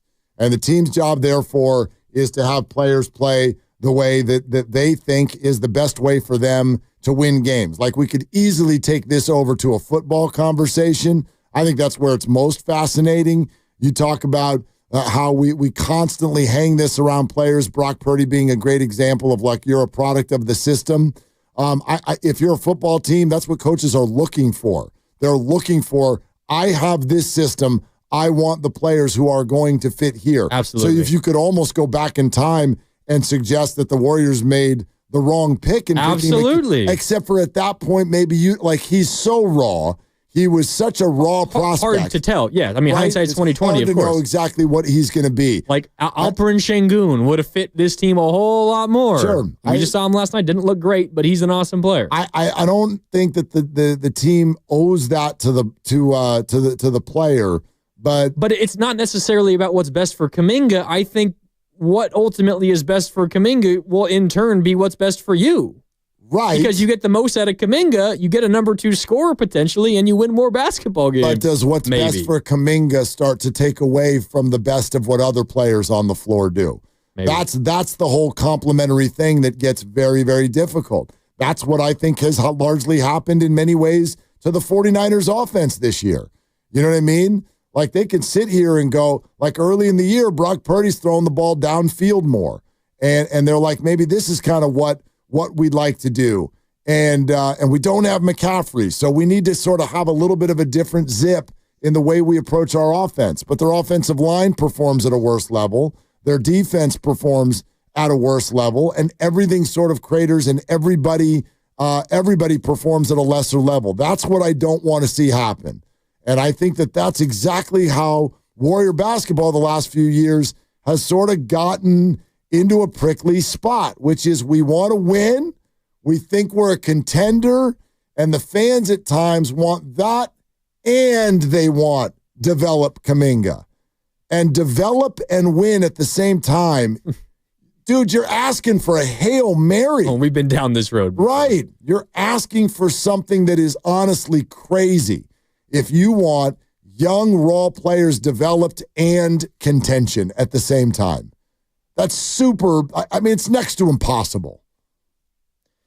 I get what you're saying, and that's not even. I don't even think that's necessarily what I'm talking about. But the other thing is, I feel like the structure of this Warriors season is such that it makes a lot of sense to try to adjust and figure out the Kuminga aspect of this, because you have Steph Curry, who's on the injury report for 3 straight weeks with knee tendonitis, Draymond Green with a calf strain.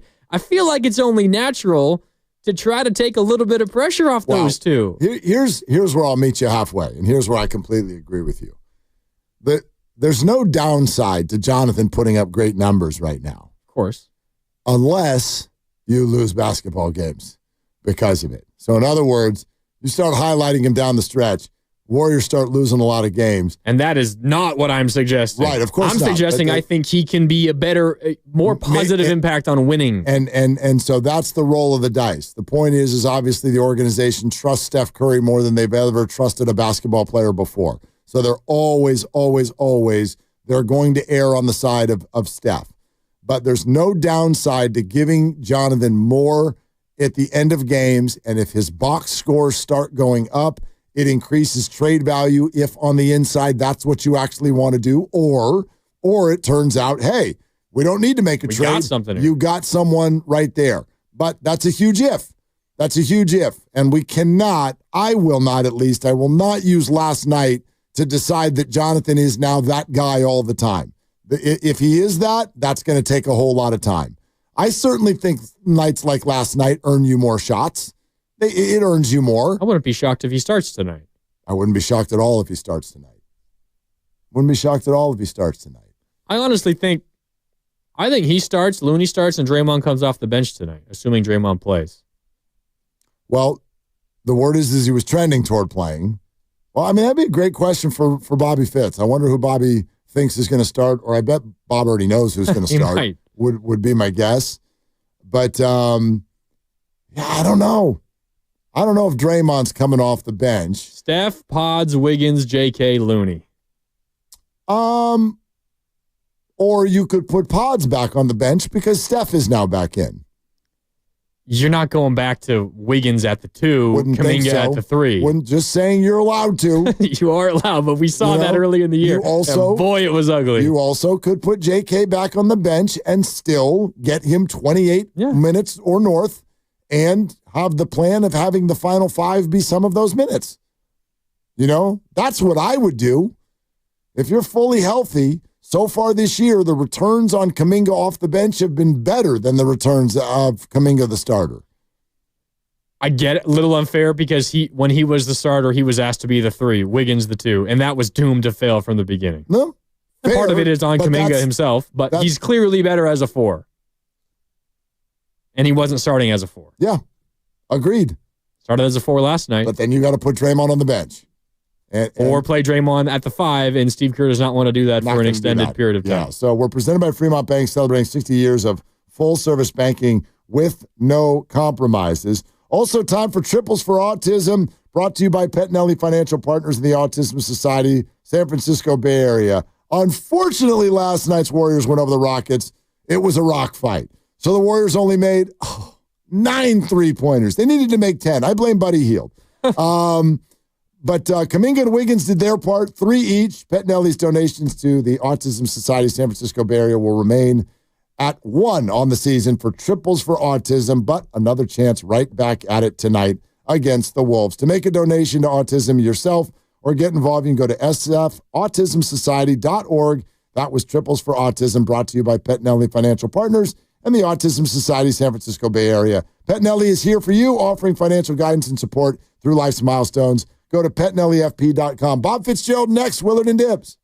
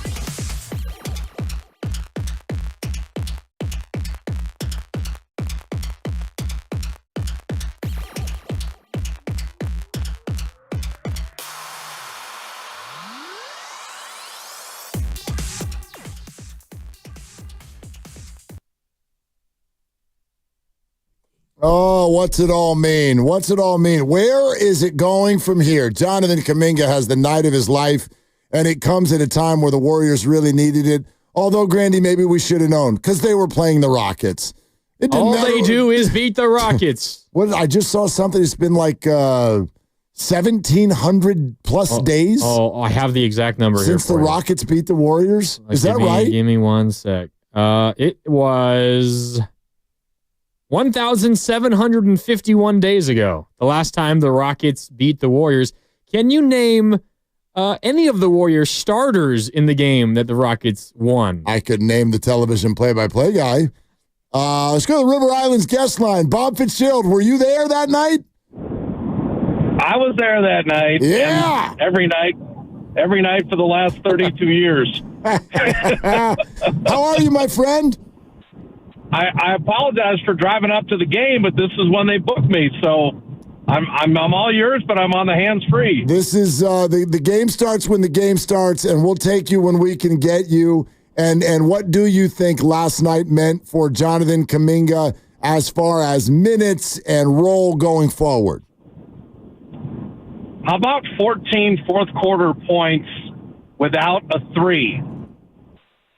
Like, to me, that's the thing for JK.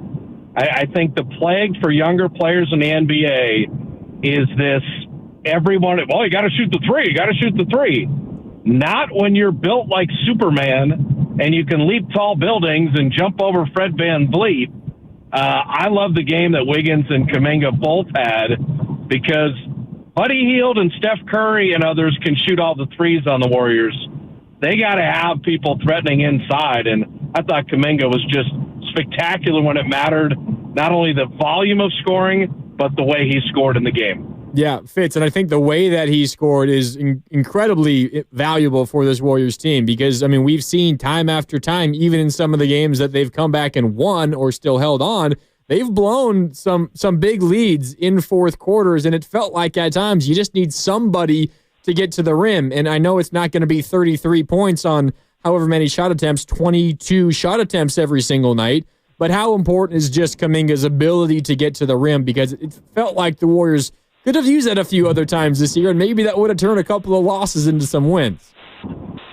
Yeah, I just think it's a mindset, though. You know, the other thing with JK is he can get at least one offensive rebound and a putback per quarter. There's very few human beings that could ever box him out on the glass. And so what I loved was Buddy Hield missed a shot. Kuminga went over VanVleet, caught it, tipped it in. Way GP2 plays a little bit. I think JK, the rebounding and the mindset to score inside, and then even on the block, there was a beautiful play earlier in the game where he was doubled, found a cutter, little tic-tac-toe to Trace Jackson Davis. That is there as well. He's different than any other player on the Warrior roster, but he's got to play differently. The Warriors have plenty of guys that can hang out at the three-point line and jack up threes. I don't want that to be Jonathan Kuminga. Bob Fitzgerald with us, Willard and Dibs. Grandy is in for Dibs. Bob, as you famously said on these airwaves once upon a time, these guys are your family. So you know them well, but because of that, really want your response to this. George Sedano, who covers the NBA for ESPN, was on our show earlier today. I want you to listen to what he said and let us know if you agree, because this is what he said with regard to the current roster and all, at least the potential trade talk that's buzzing. They know they're not good enough to win a championship with this roster. That's my opinion on it, okay? I've not talked to anybody about that, but they look at this roster. They know what a championship roster looks like. I mean, you've won 4 of them, right? So you know what it looks like. It's not this necessarily. They know this is not good enough. Do you buy that? Yeah, I think the DeAnthony Melton injury makes that so. You know, I think with DeAnthony Melton, I think the Warriors could have hung in a 7-game series with just about any team, and their 12-3 start kind of proved that. I think without DeAnthony Melton, they're missing a major piece, another guard to play off Steph, another guard to handle the ball, to take all the responsibility off Steph, a two-way player who can guard an elite guard or wing on the other team. I think the Melton loss leaves a gaping hole on this team. And until last night, they were 3-6 without him. So, to always try to upgrade the roster, sure. I think the Warriors are always looking to do that. I don't think anyone, by the way, since their over-under on wins was about 43, I don't think anybody had the Warriors as a title contender this year. I think they've overperformed compared to expectations, but I think they're a playoff team. And, these guys in the playoffs trying to beat Steph Curry and Draymond 4 times in a 7-game series. The good thing in the West is, other than OKC, I'm not sure there's another dominant team this year. Yeah, second best team right now by record is the Houston Rockets, and the Warriors have beat them twice without Steph and Curry. So, yeah, in a postseason series, the Warriors might like their chances there.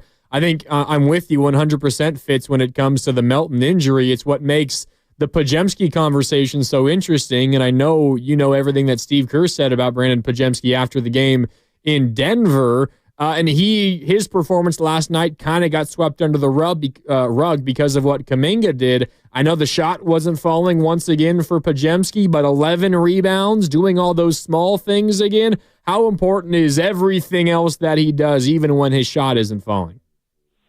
No, you just hit on it perfectly, is that people fall in love with scoring numbers and things along those lines, and that's fair.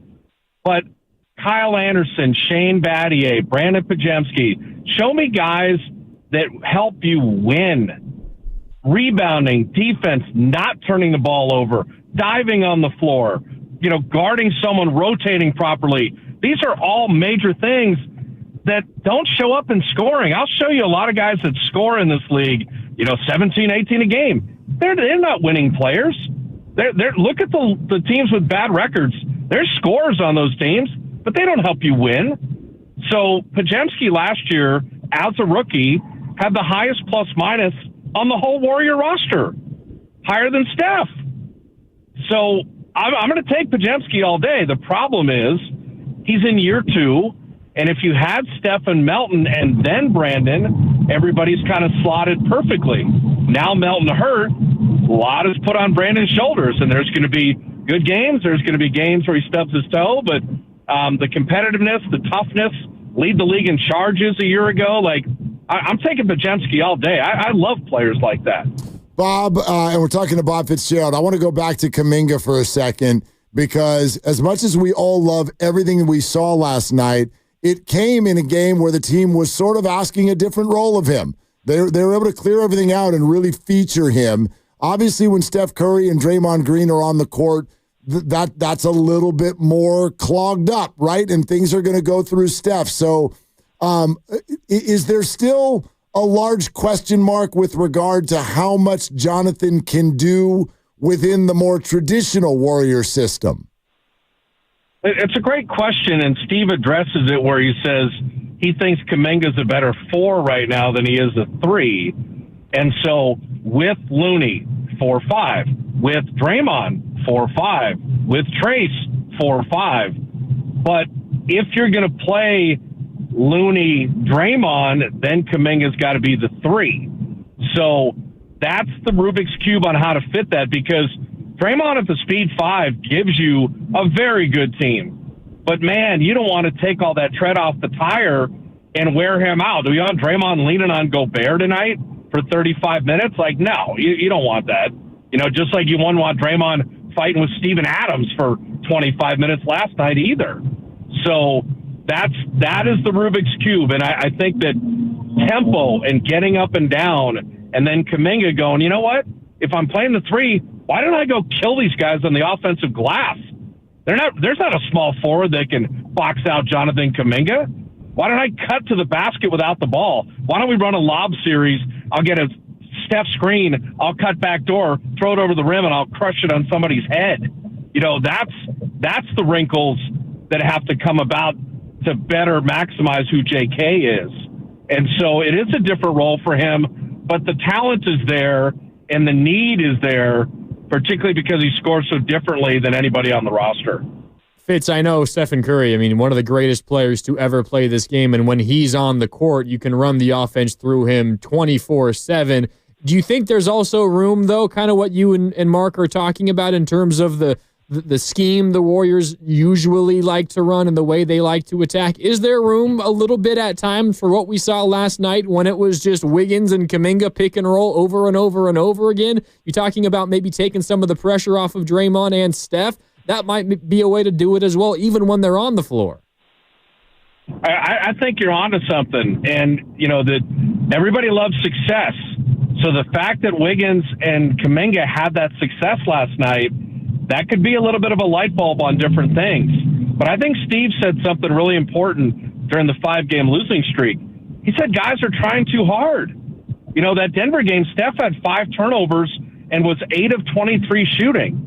It's not because he's some selfish, terrible player. It's because he's trying to put the whole team on his back and play against 4 defenders because he wanted to end that losing streak. So you had guys trying too hard, trying to do too much.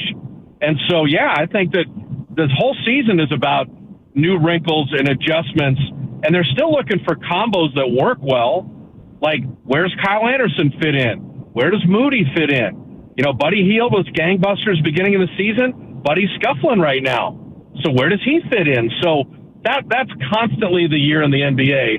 And the season is so long that what you want is to be clicking at the end. And look at Dallas last year. Midway through, man, they were a 500 team. And they get P.J. Washington and they get Gafford. And then they finish like a house of fire and ride it all the way into the postseason. So, you're going to have the first quarter poll, which we just passed, 12-8. That would be a 48-win season. I'd take that right now. But what's this next iteration where, okay, Melton's gone. What do you do? Then you get to February. That's the whole trade season for the Warriors and other teams around the league. Who changes their roster? Then you get to March and April. Who's hurt? Who's healthy? Who's ready to go? And then you get to the postseason. So you get all these little mini seasons all in that long 82-game deal. And that's why when you win an NBA championship, it isn't some fluke. It isn't luck. It isn't you got hot for one game. My God, you got to be something else to sustain for 6-7 months and be your best when it matters at the very end. Talking to Bob Fitzgerald right here on Willard and Dibbs, and you're listening to 95.7 The Game, KGMZ FM and HD1 San Francisco and Odyssey Sports Station. Always live on the free Odyssey app, Twitch, and YouTube. Powered by First NorCal Credit Union. For a low-rate auto loan, apply online or just ask for First NorCal financing at the dealer. With all of the JK excitement, I don't want the consistency of Andrew Wiggins to get lost in this conversation. And, Bob, we know a little bit about where the last 3 years have been. Without getting back into what was going on for him last year, what can you tell everyone with regard to just who he is and how he is different this year than he has been the last couple? Yeah, Mark, I'd give you an electronic hug, man. The consistency of Wiggins in 2022, other than Steph, he was their best player. In the playoffs, he was their second best player.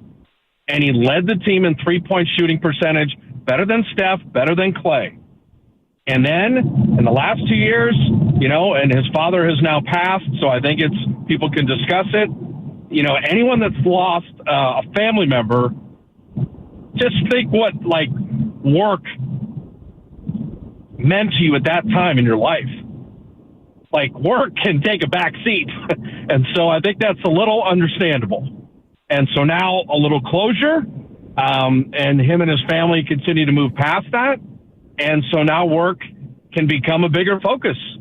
And I think Wiggins is back to being the two-way player that he really has been in an excellent role since he's become a Warrior. And we're seeing tonight the team that traded D'Angelo Russell for Andrew Wiggins and Jonathan Kuminga. And that's a trade I would do all day. Yes, the team that also passed on Steph Curry twice, too. We love them. We love Minnesota. So, I just think, honestly, these guys aren't machines and they're not automatons. And, sometimes there's stuff going on, in life that little grace, Little grace for people once in a while. Yeah, well said, Fitz. I think also another player, not necessarily like the forgotten guy, but a guy who's had a little bit of I'm not sure career renaissance is the right term, but I mean, Kevon Looney has been awesome so far this year. Talk about a rebounding machine. I mean, 11 more rebounds last night, Fitz. I know you love Kevon. What has he meant to this Warriors team this year? So Kevon Looney, I love how Steve brands different guys. And we have a thing coming up on the Warrior YouTube channel. They're doing these series like Get to Know These Guys where you sit down and interview them and you don't really talk about basketball. You just talk about who they are as a person. You know, Steph's the star. Draymond's the heartbeat. Looney is the conscience of the team. He's the conscience.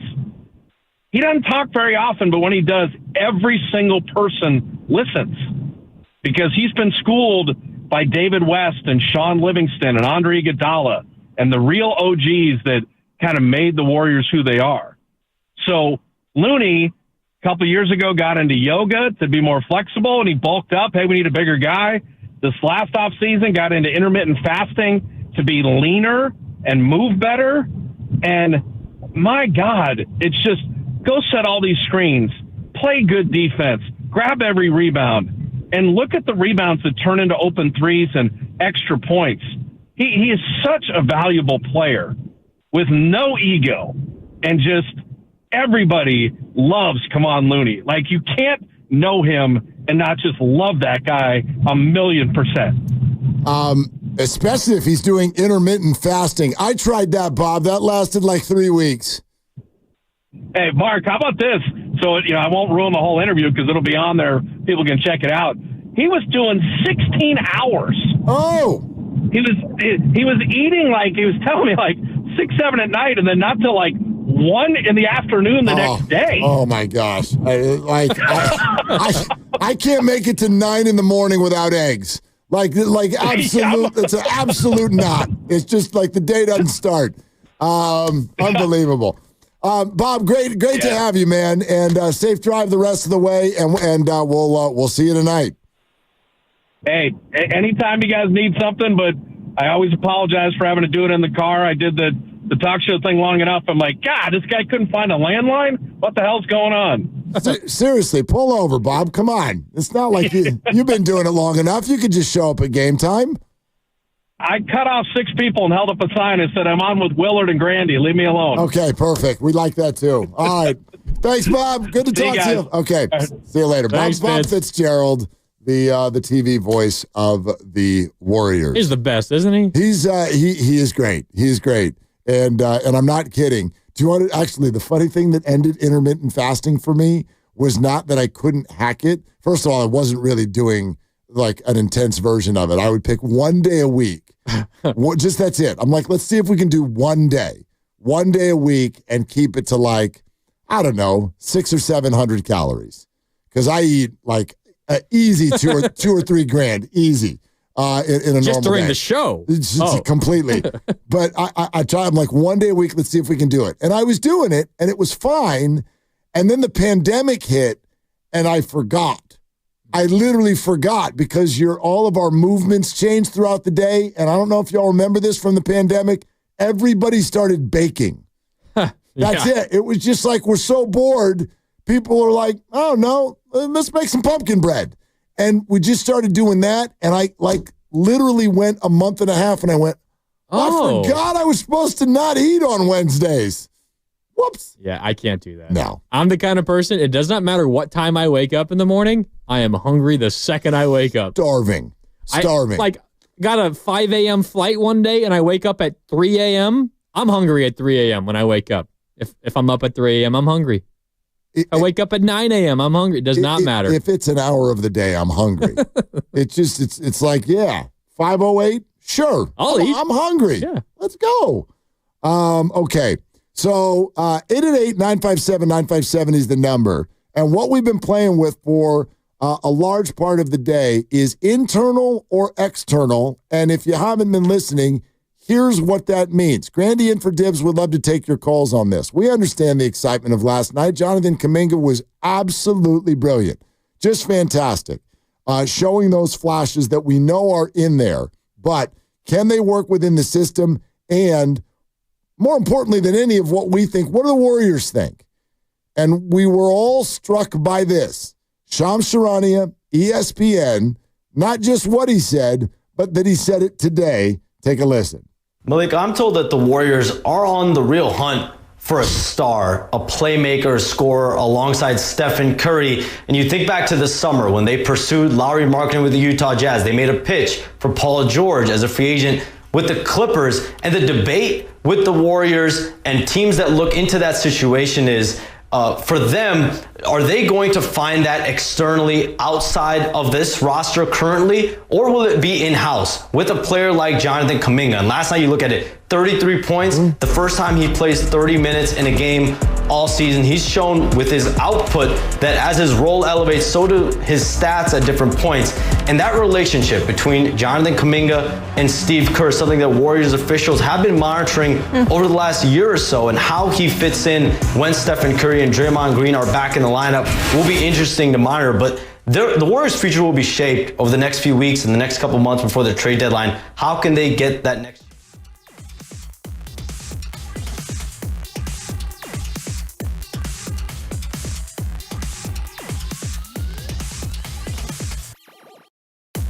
Monitored by Warriors officials. It's interesting that he says the future will be shaped over the next few weeks of Warrior basketball. It's interesting that he says Jonathan Kuminga has shown that the more minutes you give him, the more production you're going to get. The most interesting thing to me of all, though, Grandy, is the fact that on December 6th, the morning after Jonathan Kuminga's career-high game, Shams Charania decided to do a report on ESPN where he said, quote, "I'm told the Warriors are very active on the trade market looking for a star." I don't know who that star even is. The money is so complicated with the Warriors being hard capped. I don't necessarily know who's available. I think our minds think about them wanting a big, but when you hear Bob and others, they talk about the Warriors wanting a Melton replacement. And Shams used the word playmaker, which makes me think of somebody who's more in the backcourt. In a ball handler. As opposed to the front court. I don't know what the answer is. All I know is that the Warriors are definitely interested. Yeah, and when you ask the question, is the answer internal or external? And you can give us a call and give us your answer, 888-957-9570. Is the answer to the Warriors' issues internal or external? Do they need to make a move externally to be a championship team this year? I would answer it, yes, they have to. The answer is external. I don't think it is on the roster. If it is on the roster, there's no doubt that it's Jonathan Kuminga, but I am not extremely confident that it's going to happen in time for this year or even potentially for next year. So if you are dead set on trying to win now, as you should be, you're going to have to try to make something happen. Otherwise, you're going to kind of toil in this middle ground, 45 to 50 wins. And look, 50 wins would be a hell of a season, but, I mean, you're probably going to be the fifth seed at best in the West with 50 wins. Let's be real. I think the Warriors are a playoff team. I think whenever Steph and Draymond are present, you're a tough out. You're all of those things. But with that, a first-round out would not be like a major surprise either. Nope, not at all. And is that what this Warriors team is in for? It's not what Steph wants. No. It's not what Joe Lacob wants. No. I think it's external. Yeah, and Bob Fitzgerald flat out to me, I mean, he admitted it to us. I was a little surprised. Yeah, he agreed with George Sedano's take earlier today that the Warriors are very well aware that what they currently have is not good enough. The other thing he did, when I asked him about, take last night as it is, are there still questions as to whether or not Jonathan Kuminga can succeed at that level within the Warriors system, meaning when Steph and Dre are on the court with him? And he said, absolutely. We all know it works when Kuminga's the 4 and Draymond's the 5, but then he brought up tonight as an example. He goes, do you want Draymond getting leaned on by Rudy Gobert for 35 minutes and potentially getting suspended because it ticks him off? Do you know what I mean? Like, it's just not, at least not yet, not ideal. And what I have found to be difficult as someone who gets to talk about the Warriors is to have that opinion and not have it sound like you think Jonathan Kuminga is some sort of less than. He's a very good player. I just am not convinced he's the right player for this group. Yeah, it's an awkward fit because what you're talking about there with Draymond and the 5 spot, Steve Kerr has said numerous times that he wants to limit Draymond's minutes at the 5. Now, I think there's a very, very fair possibility that Draymond could play some closing minutes at 5. Like in the final 5 minutes of a game, you're in clutch time, Draymond, you're in at the 5, and we hope that you can make it through 5 minutes. Like, I think it's worth it there. But you want to minimize those minutes entirely. Okay? Draymond also, we know, makes Steph Curry better. So every time that Steph's out on the floor, you want Draymond out there with him. Jonathan Kuminga, though, is also best playing as the power forward. And there's just so many different, like, this is best when it's that way, right. That's best when it's that way, and that's best when it's that way, and they don't fit together like puzzle pieces. Right, and then on the back end, when it doesn't work, then we get mad at Steve Kerr, basically for not putting a rotation out there that, in my opinion, doesn't exist. Yeah, like if Draymond or if Kuminga's best at the 4, but Steve Kerr doesn't want to play Draymond at the 5, that means you can't play Draymond and Kuminga together. Can't play them both. And for a while, you couldn't play Kuminga and Wiggins together. And then all of a sudden last night, they looked great together. But that was when Steph and Draymond are not on the floor. So what does it look like when they are? And all of these things. Very, very complex roster that if you truly want to take a shot at this year, yeah, you probably need to make changes. Here's what I would say. This is how I'd answer it. The answer is external. But I don't know that person exists either. Yeah. Or is available. The person probably exists. But there's no way of getting him on this roster. I don't know how you get him. Yeah. I don't know how you get him. And have it be a trade that you feel good about. Anthony in San Jose. Hi, Anthony. Thanks for calling. What's up?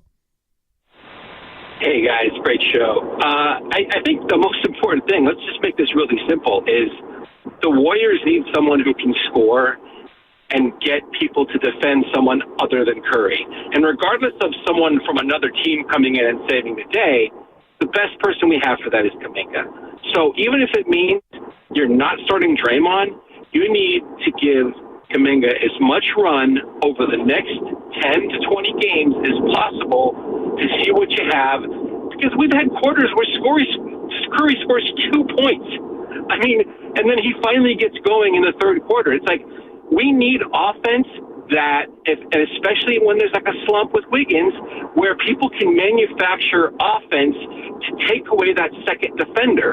And Kuminga has been passing a lot better, so why not give it a shot? Well, Anthony, what you're saying makes sense.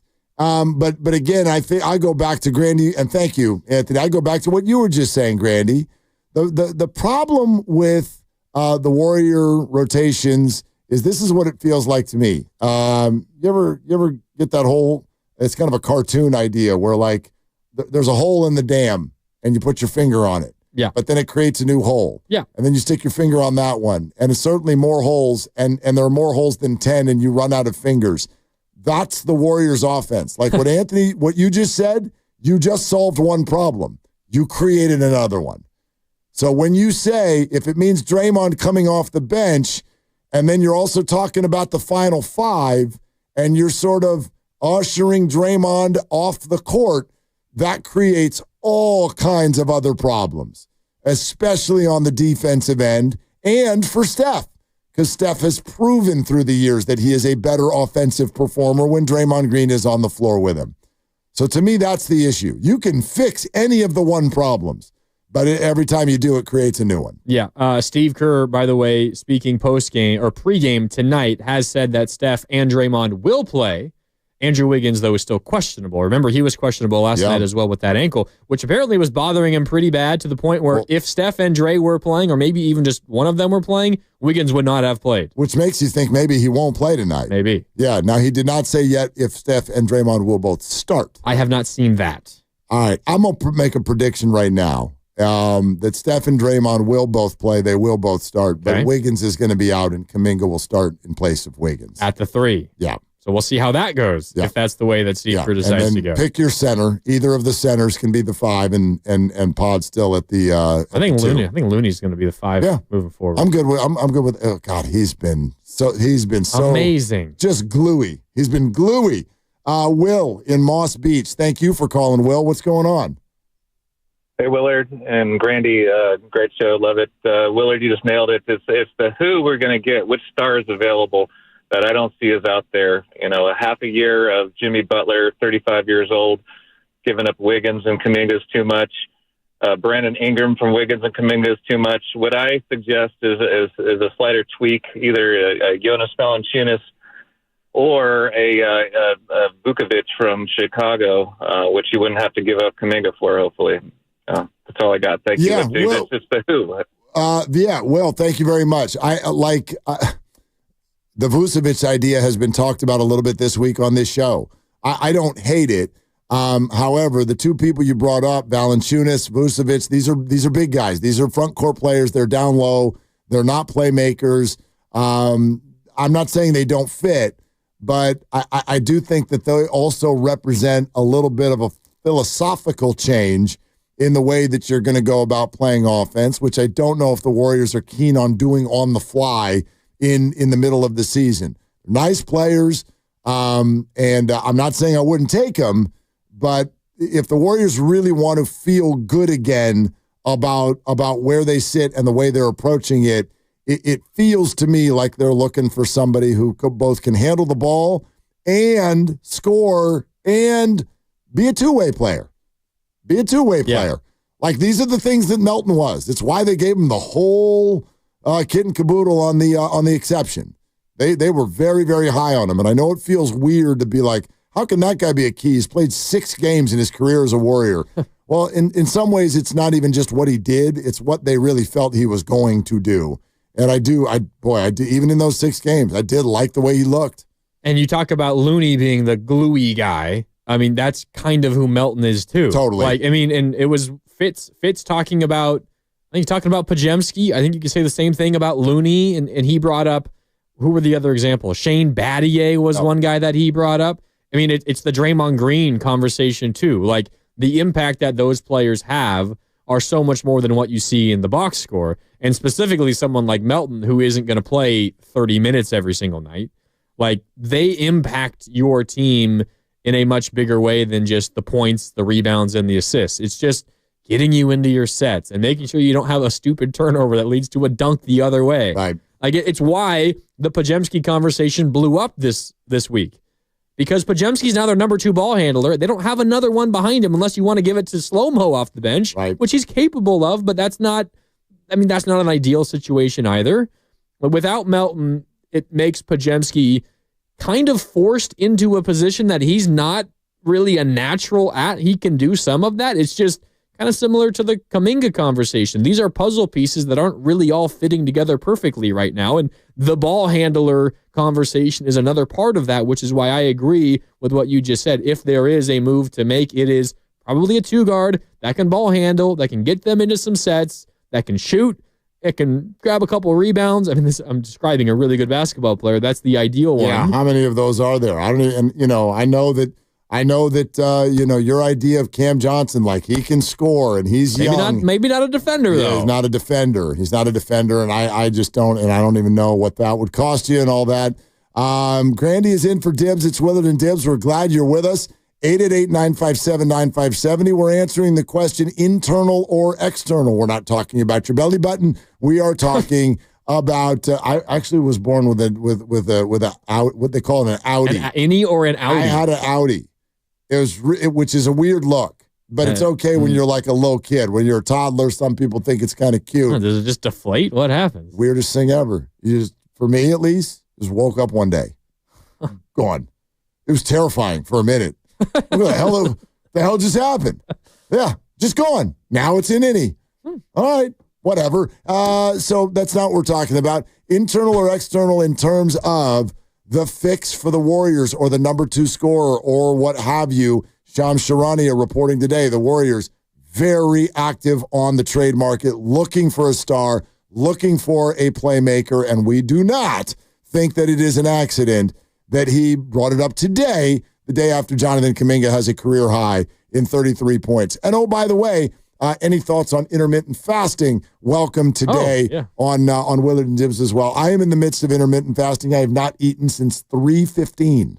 What are the time parameters Yeah, here? we are at 2 hours and 9 minutes, which strong. has been an absolutely hellacious experience right now. Yeah, you can't wait for 16 minutes from now when we go to break and you can take another bite. I don't know about you. What do you like when the show ends? What happens next?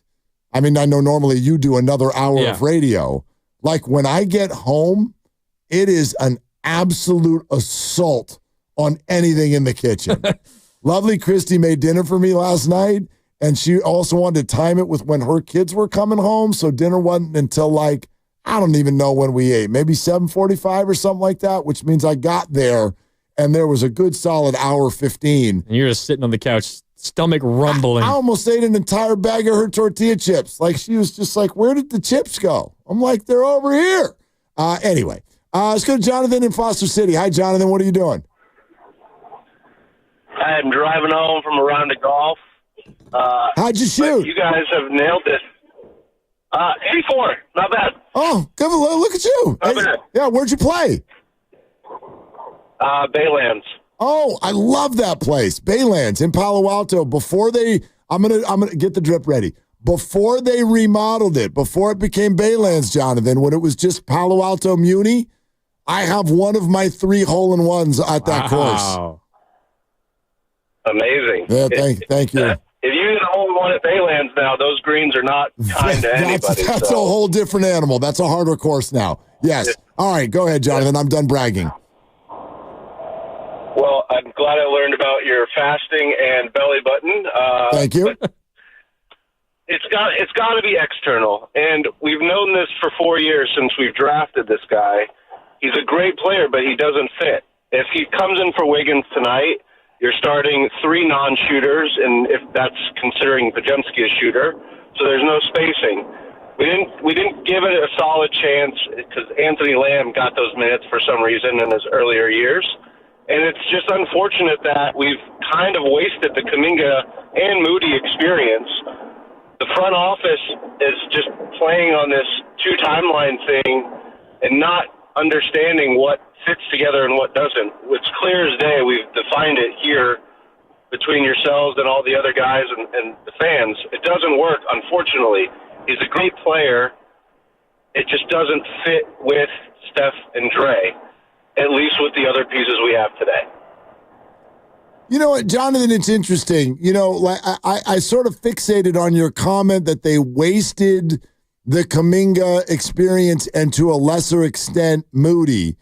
And I wonder what it is you would have liked to see them do 2 years ago, but keep in mind that at that time they were the defending champs and fully focused on trying to repeat. Lamb should not have been part of trying to repeat. I mean, he was getting Kuminga minutes. And so he's an 18-year-old kid. You got to give him a chance to get out there and make mistakes. And unfortunately, we're seeing that at the tail end of last year and end of this year. He's still developing. He could be a phenomenal player.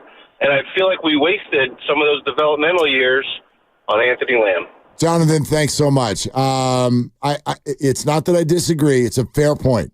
It's a fair point. But I give some grace for at that time, Jonathan Kuminga, maybe less so Moses Moody. He was more of a role player and destined to be one anyway. But Kuminga was 20, did not defend, did not rebound. He was a mistake maker. And Jonathan, you even said it. You need to let him make his mistakes. And I'm like, yes, you do. But I'm going to understand when a head coach and staff looks at a mistake maker and goes, we don't have time for that right now. We don't have time for that right now. We're trying to win a championship.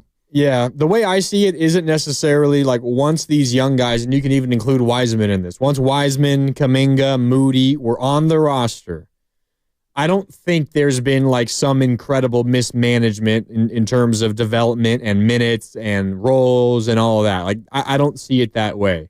Obviously, would those guys have benefited from more consistent minutes earlier in their career, and as a result, would they be better now? Yeah, probably.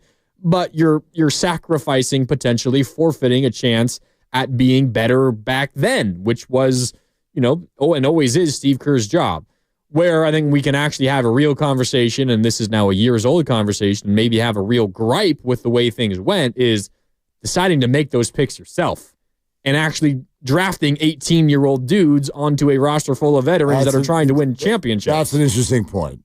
This is an interesting point. But once they're on the roster, like, what are you going to do? Right, and I also don't know what was available. Yeah. And then keep in mind that if what you want to do in that moment is grab proven commodities for early draft picks, there's a salary issue with that as well. I mean, you're sitting here. The Warriors at that time are sitting here with a massive top-heavy roster, especially if you go back all the way to the KD era. But if you're talking about Clay and Draymond and Steph and their salaries, and you're wanting to use early draft picks to go find more proven commodities, I'd sort of argue that if let's play that out now, if that had happened, would you have had one more year of contention? Maybe, but you would probably be in a much worse situation right now.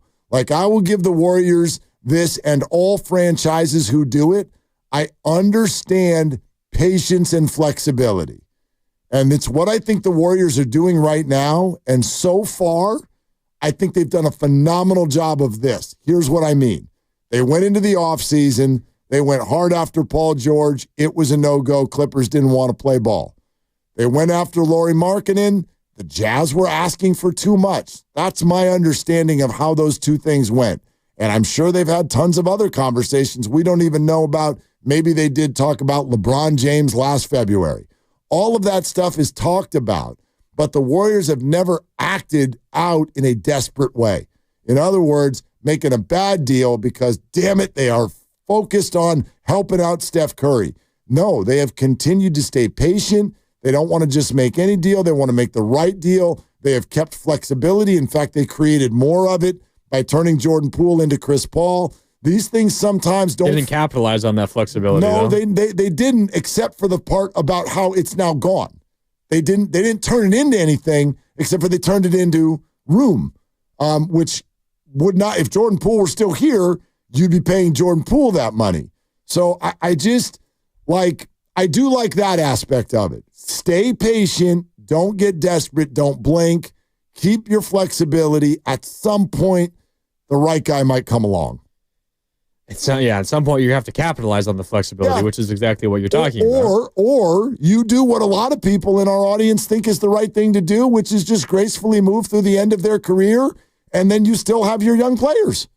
And see where that goes. Still have Jonathan Kuminga in 3 years. And then you're really going to find out if he can do 33 a night. That is the scenario that I am least a fan of. Doing nothing. Same. Like, pick a lane and go down it. But sometimes nothing is all that's available. You know what I mean? If you want to avoid a lopsided, crazy, desperate move. Well, yeah. Let me predict. Let me make a prediction for next late July. Okay. Next late July, we will have conversations about how stupid the Giants are for not trading fill in blank.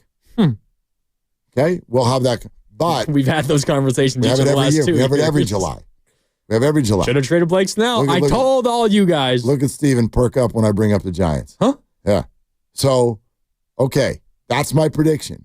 But what I always say to people is, and this isn't like a blanket excuse, you have no idea what the hell was offered. You don't even know if anything was offered. Well, you got nothing when Blake Snell signed with the Dodgers. Snell is one thing. Like, one that I'd love to bring back up is Bumgarner. Like, Madison Bumgarner, where there was actually an emotional component to it as well. There was not with Blake Snell. There was an emotional component to it. And I also think that in baseball, we have clearly seen teams move away from giving up big prospects for that 10-week rental, especially when it's a pitcher who throws once a week.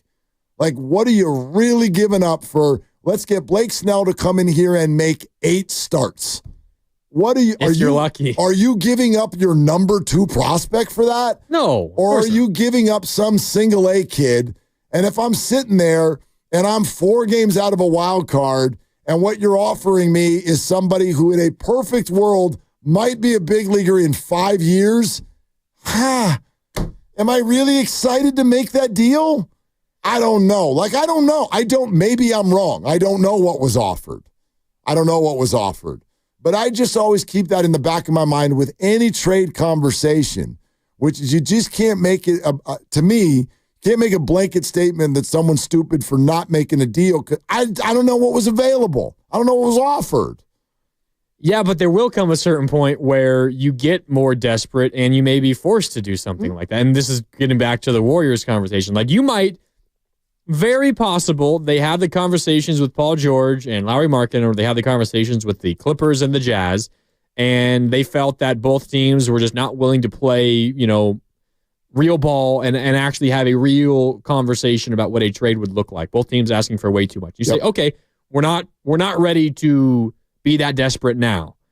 February comes around and you're hovering a little over 500 and you're kind of, hanging on the bubble between being a play-in team and not being a play-in team, being a playoff team and being a play-in team. You're kind of hanging around there much like last year. And you approach another team with a similar level star and it's the same kind of thing. Same kind of thing where you feel like if we make this trade, they're getting one over on us. But at a certain point, you're kind of forced to do it, given the situation the Warriors are in. Yeah, I don't mind that. I don't mind that if it works. I don't mind if it's for the right guy. I don't need the trade to be fair. I want it to work for the Warriors. Does that make sense? Yeah, I guess. You know what I mean? You can have the, quote, better end of the deal individually. Look at it on paper, and the other team gets the better end of the deal. But if it leads to better basketball for the Warriors, if it's a smaller player, not somebody. If it's Kuminga and GP2 and 3 first-round picks. And what if the guy that comes back doesn't even score as much as Kuminga, but he fits? Like the conversation we were just having, where a player like Melton, a player like Podziemski, a player like Draymond have a bigger impact than just what you see on the stat sheet. Yeah, I think that's possible. But they very well may have to overpay for something like that. Maybe. And here's the other thing I keep hearing, though. Whenever reporters talk about this, they don't talk about the Warriors trying to find a good player. They talk about the Warriors trying to find a great player. The way that Shams began that cut, they're looking for a star. Yeah, take a listen to it again. Malik, I'm told that the Warriors are on the real hunt for a star, a playmaker, scorer alongside Stephen Curry. And you think back to the summer when they pursued Lauri Markkanen with the Utah Jazz. They made a pitch for Paul George as a free agent with the Clippers. And the debate with the Warriors and teams that look into that situation is, for them, are they going to find that externally outside of this roster currently, or will it be in-house with a player like Jonathan Kuminga? And last night you look at it, 33 points, the first time he plays 30 minutes in a game all season. He's shown with his output that as his role elevates, so do his stats at different points. And that relationship between Jonathan Kuminga and Steve Kerr, something that Warriors officials have been monitoring over the last year or so, and how he fits in when Stephen Curry and Draymond Green are back in the lineup will be interesting to monitor. But the Warriors' future will be shaped over the next few weeks and the next couple months before the trade deadline. How can they get that next championship with Stephen Curry and Draymond Green? I mean, he even pauses before he says it. They're looking for a star. Yeah. That doesn't sound like a Vucevic. No. Or a Cam Johnson. This was texted to me last year by one of the NBA people who comes on our show a lot. Oh, I think I probably know who that is. And the text was big game hunting. Big game. So, even when you do Vucevic, think bigger. That's not big game. Think bigger. Solid player, not big game. Manly Man in San Francisco. We'll be the judge of that. Hi, Manly Man. What you doing? Hey, how you doing? Good. I'm doing well.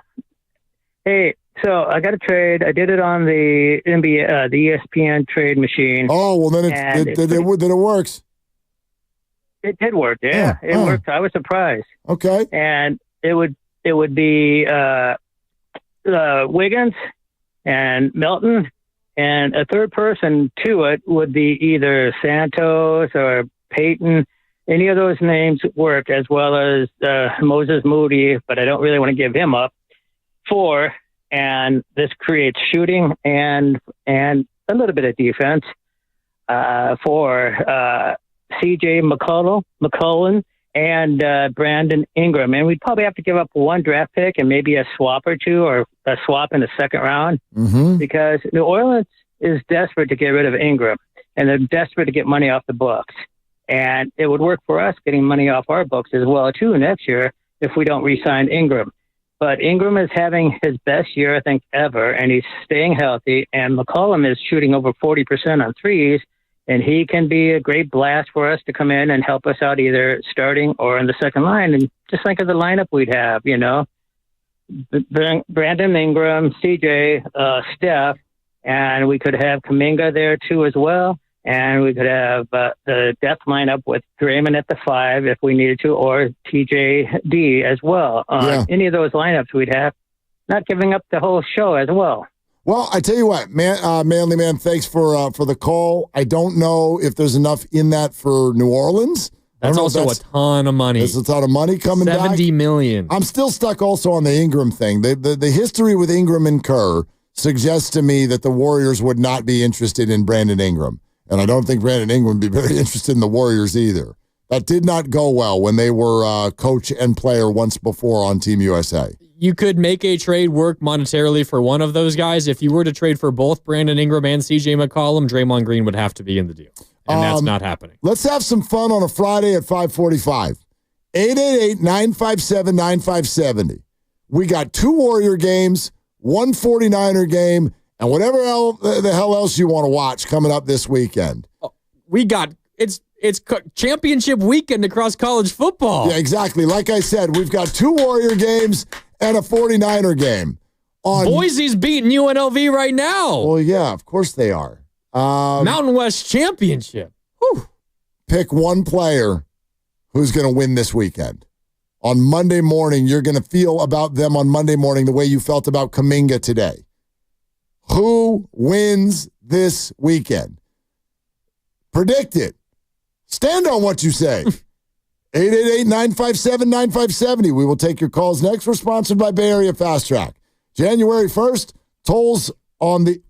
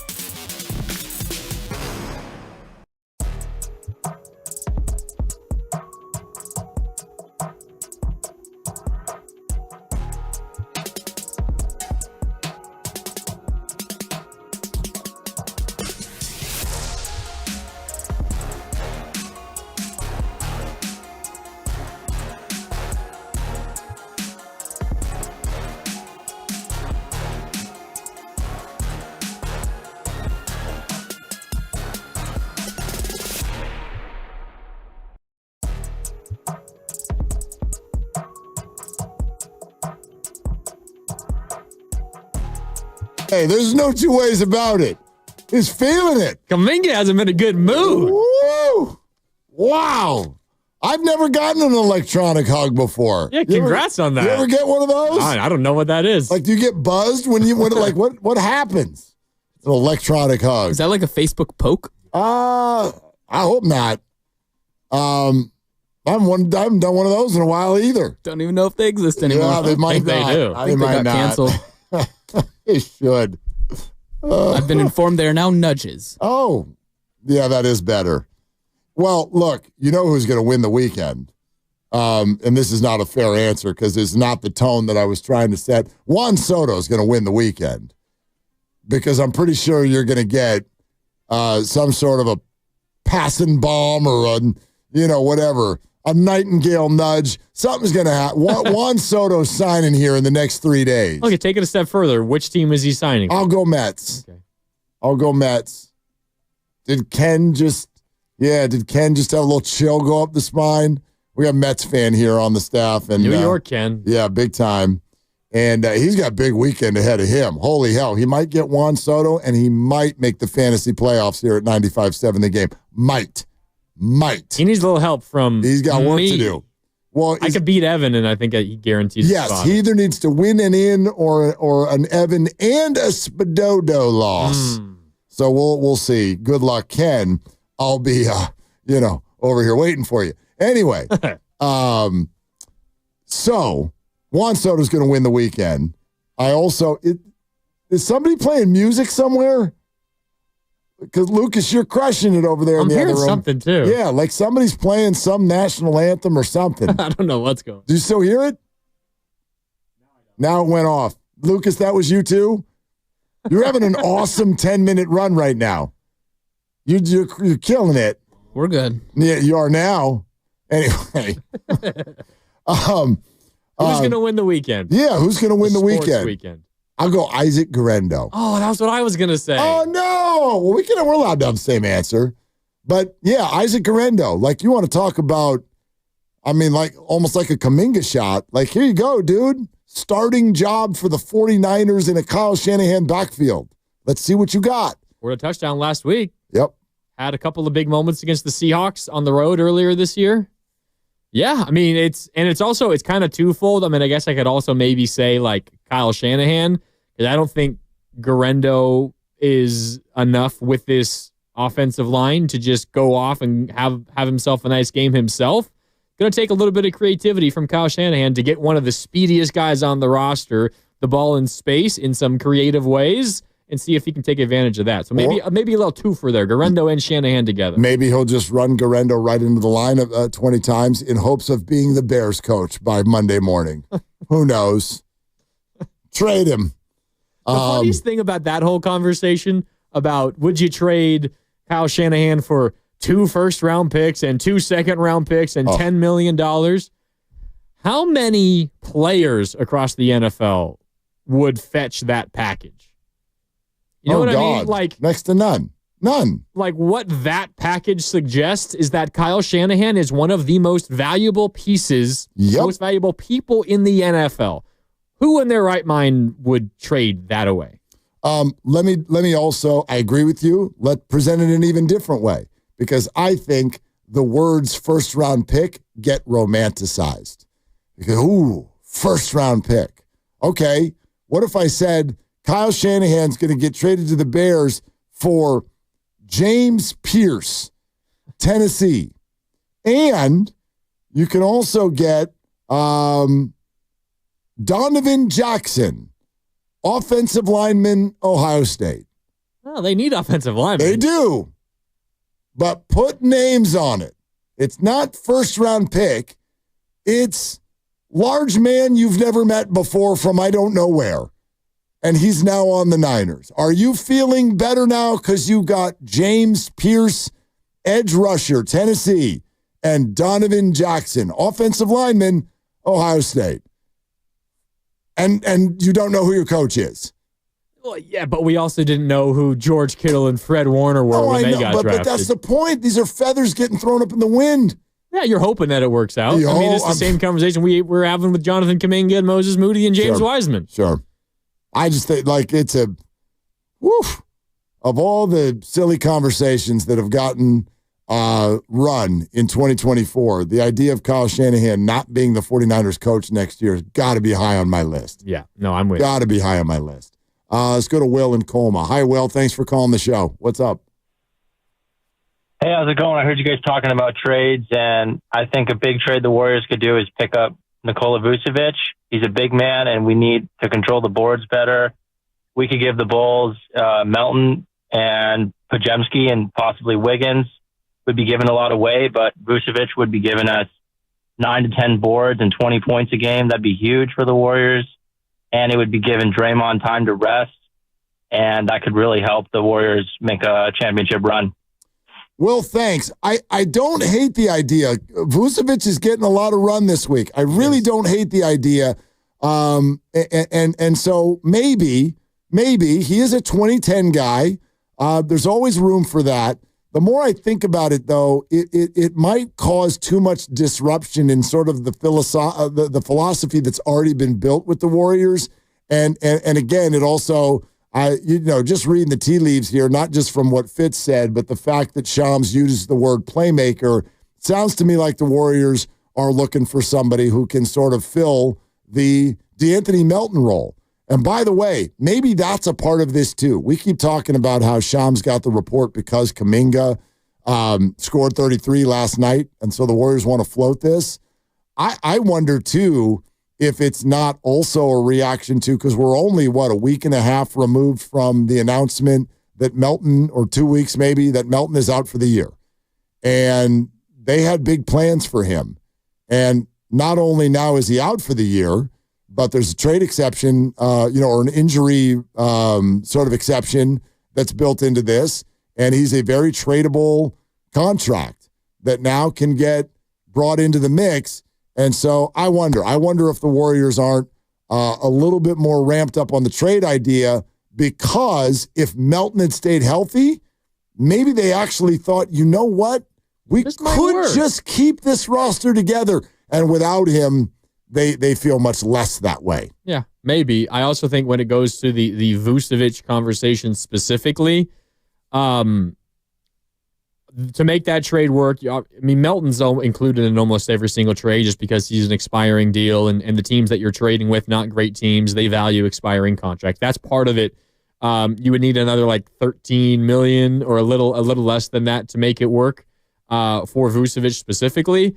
Kevon Looney, I don't think is going to be in that deal. I don't know if the Warriors want to trade away Trace Jackson Davis. Yeah. If you're acquiring Nikola Vucevic, there's 0 minutes for Trace Jackson Davis left. None. Correct. And I don't know if the Warriors, I don't think that, like, if you're going for a championship, I don't think that that's like disastrous. Another year next year for Vucevic under contract. Yep. But at only $21 million. Yeah. I'm just saying, depending on how the Warriors actually internally feel about Trace Jackson Davis, that's another thing to consider when it comes to acquiring a big man. No doubt. They got 2 big men that they play. They do. They do. They don't decent. score. They don't score. Nikola scores. He can shoot a 3. He would make their team better. Yes. I'm just saying there then would be no minutes for Trace Jackson Davis. And I do wonder if the idea of the Warriors going after a star might actually sort of develop into the Warriors go after 2 players who are good. Maybe. You know what I mean? Yeah. Do 2 good players equal 1 great player? That might be all that's available. Really quick before we get on out of here, congratulations to the Golden State Valkyries. Yes. Their expansion draft. The 13th team in the WNBA had their expansion draft today. You could take a player essentially from every team. Every other WNBA team gets to protect the 6 players that they want to protect. And then the Valkyries essentially have the pick of the litter of everybody else. So they got their initial roster set now. No, it looks great. I was bummed that Caitlin Clark got protected, so they didn't get her. But they, didn't get Sabrina Ionescu. No. Didn't get Angel Reese. No. They got Caitlin Clark's college teammate, though. Yeah. Okay. Kate Martin. There you go. And Draymond was rocking the Valkyries jersey on the bench last night. I love it. Speaking of Draymond, he's playing tonight. So are the Warriors. And Dan Devone is going to handle Warriors Live. Coming up next, it is time to boogie. And it's all brought to you by Fremont Bank, celebrating 60 years of full-service banking with no compromises. Great job, bud. It was a lot of fun. Yeah. Awesome having you here, or, in this chair as opposed to that chair. That's what's coming up next. Here we go. Dubs, Wolves, Everybody have a great weekend. For Grandy, for Lucas, for Steven, I'm Mark. Shoot your shot. It's all you got. Ladies and gentlemen,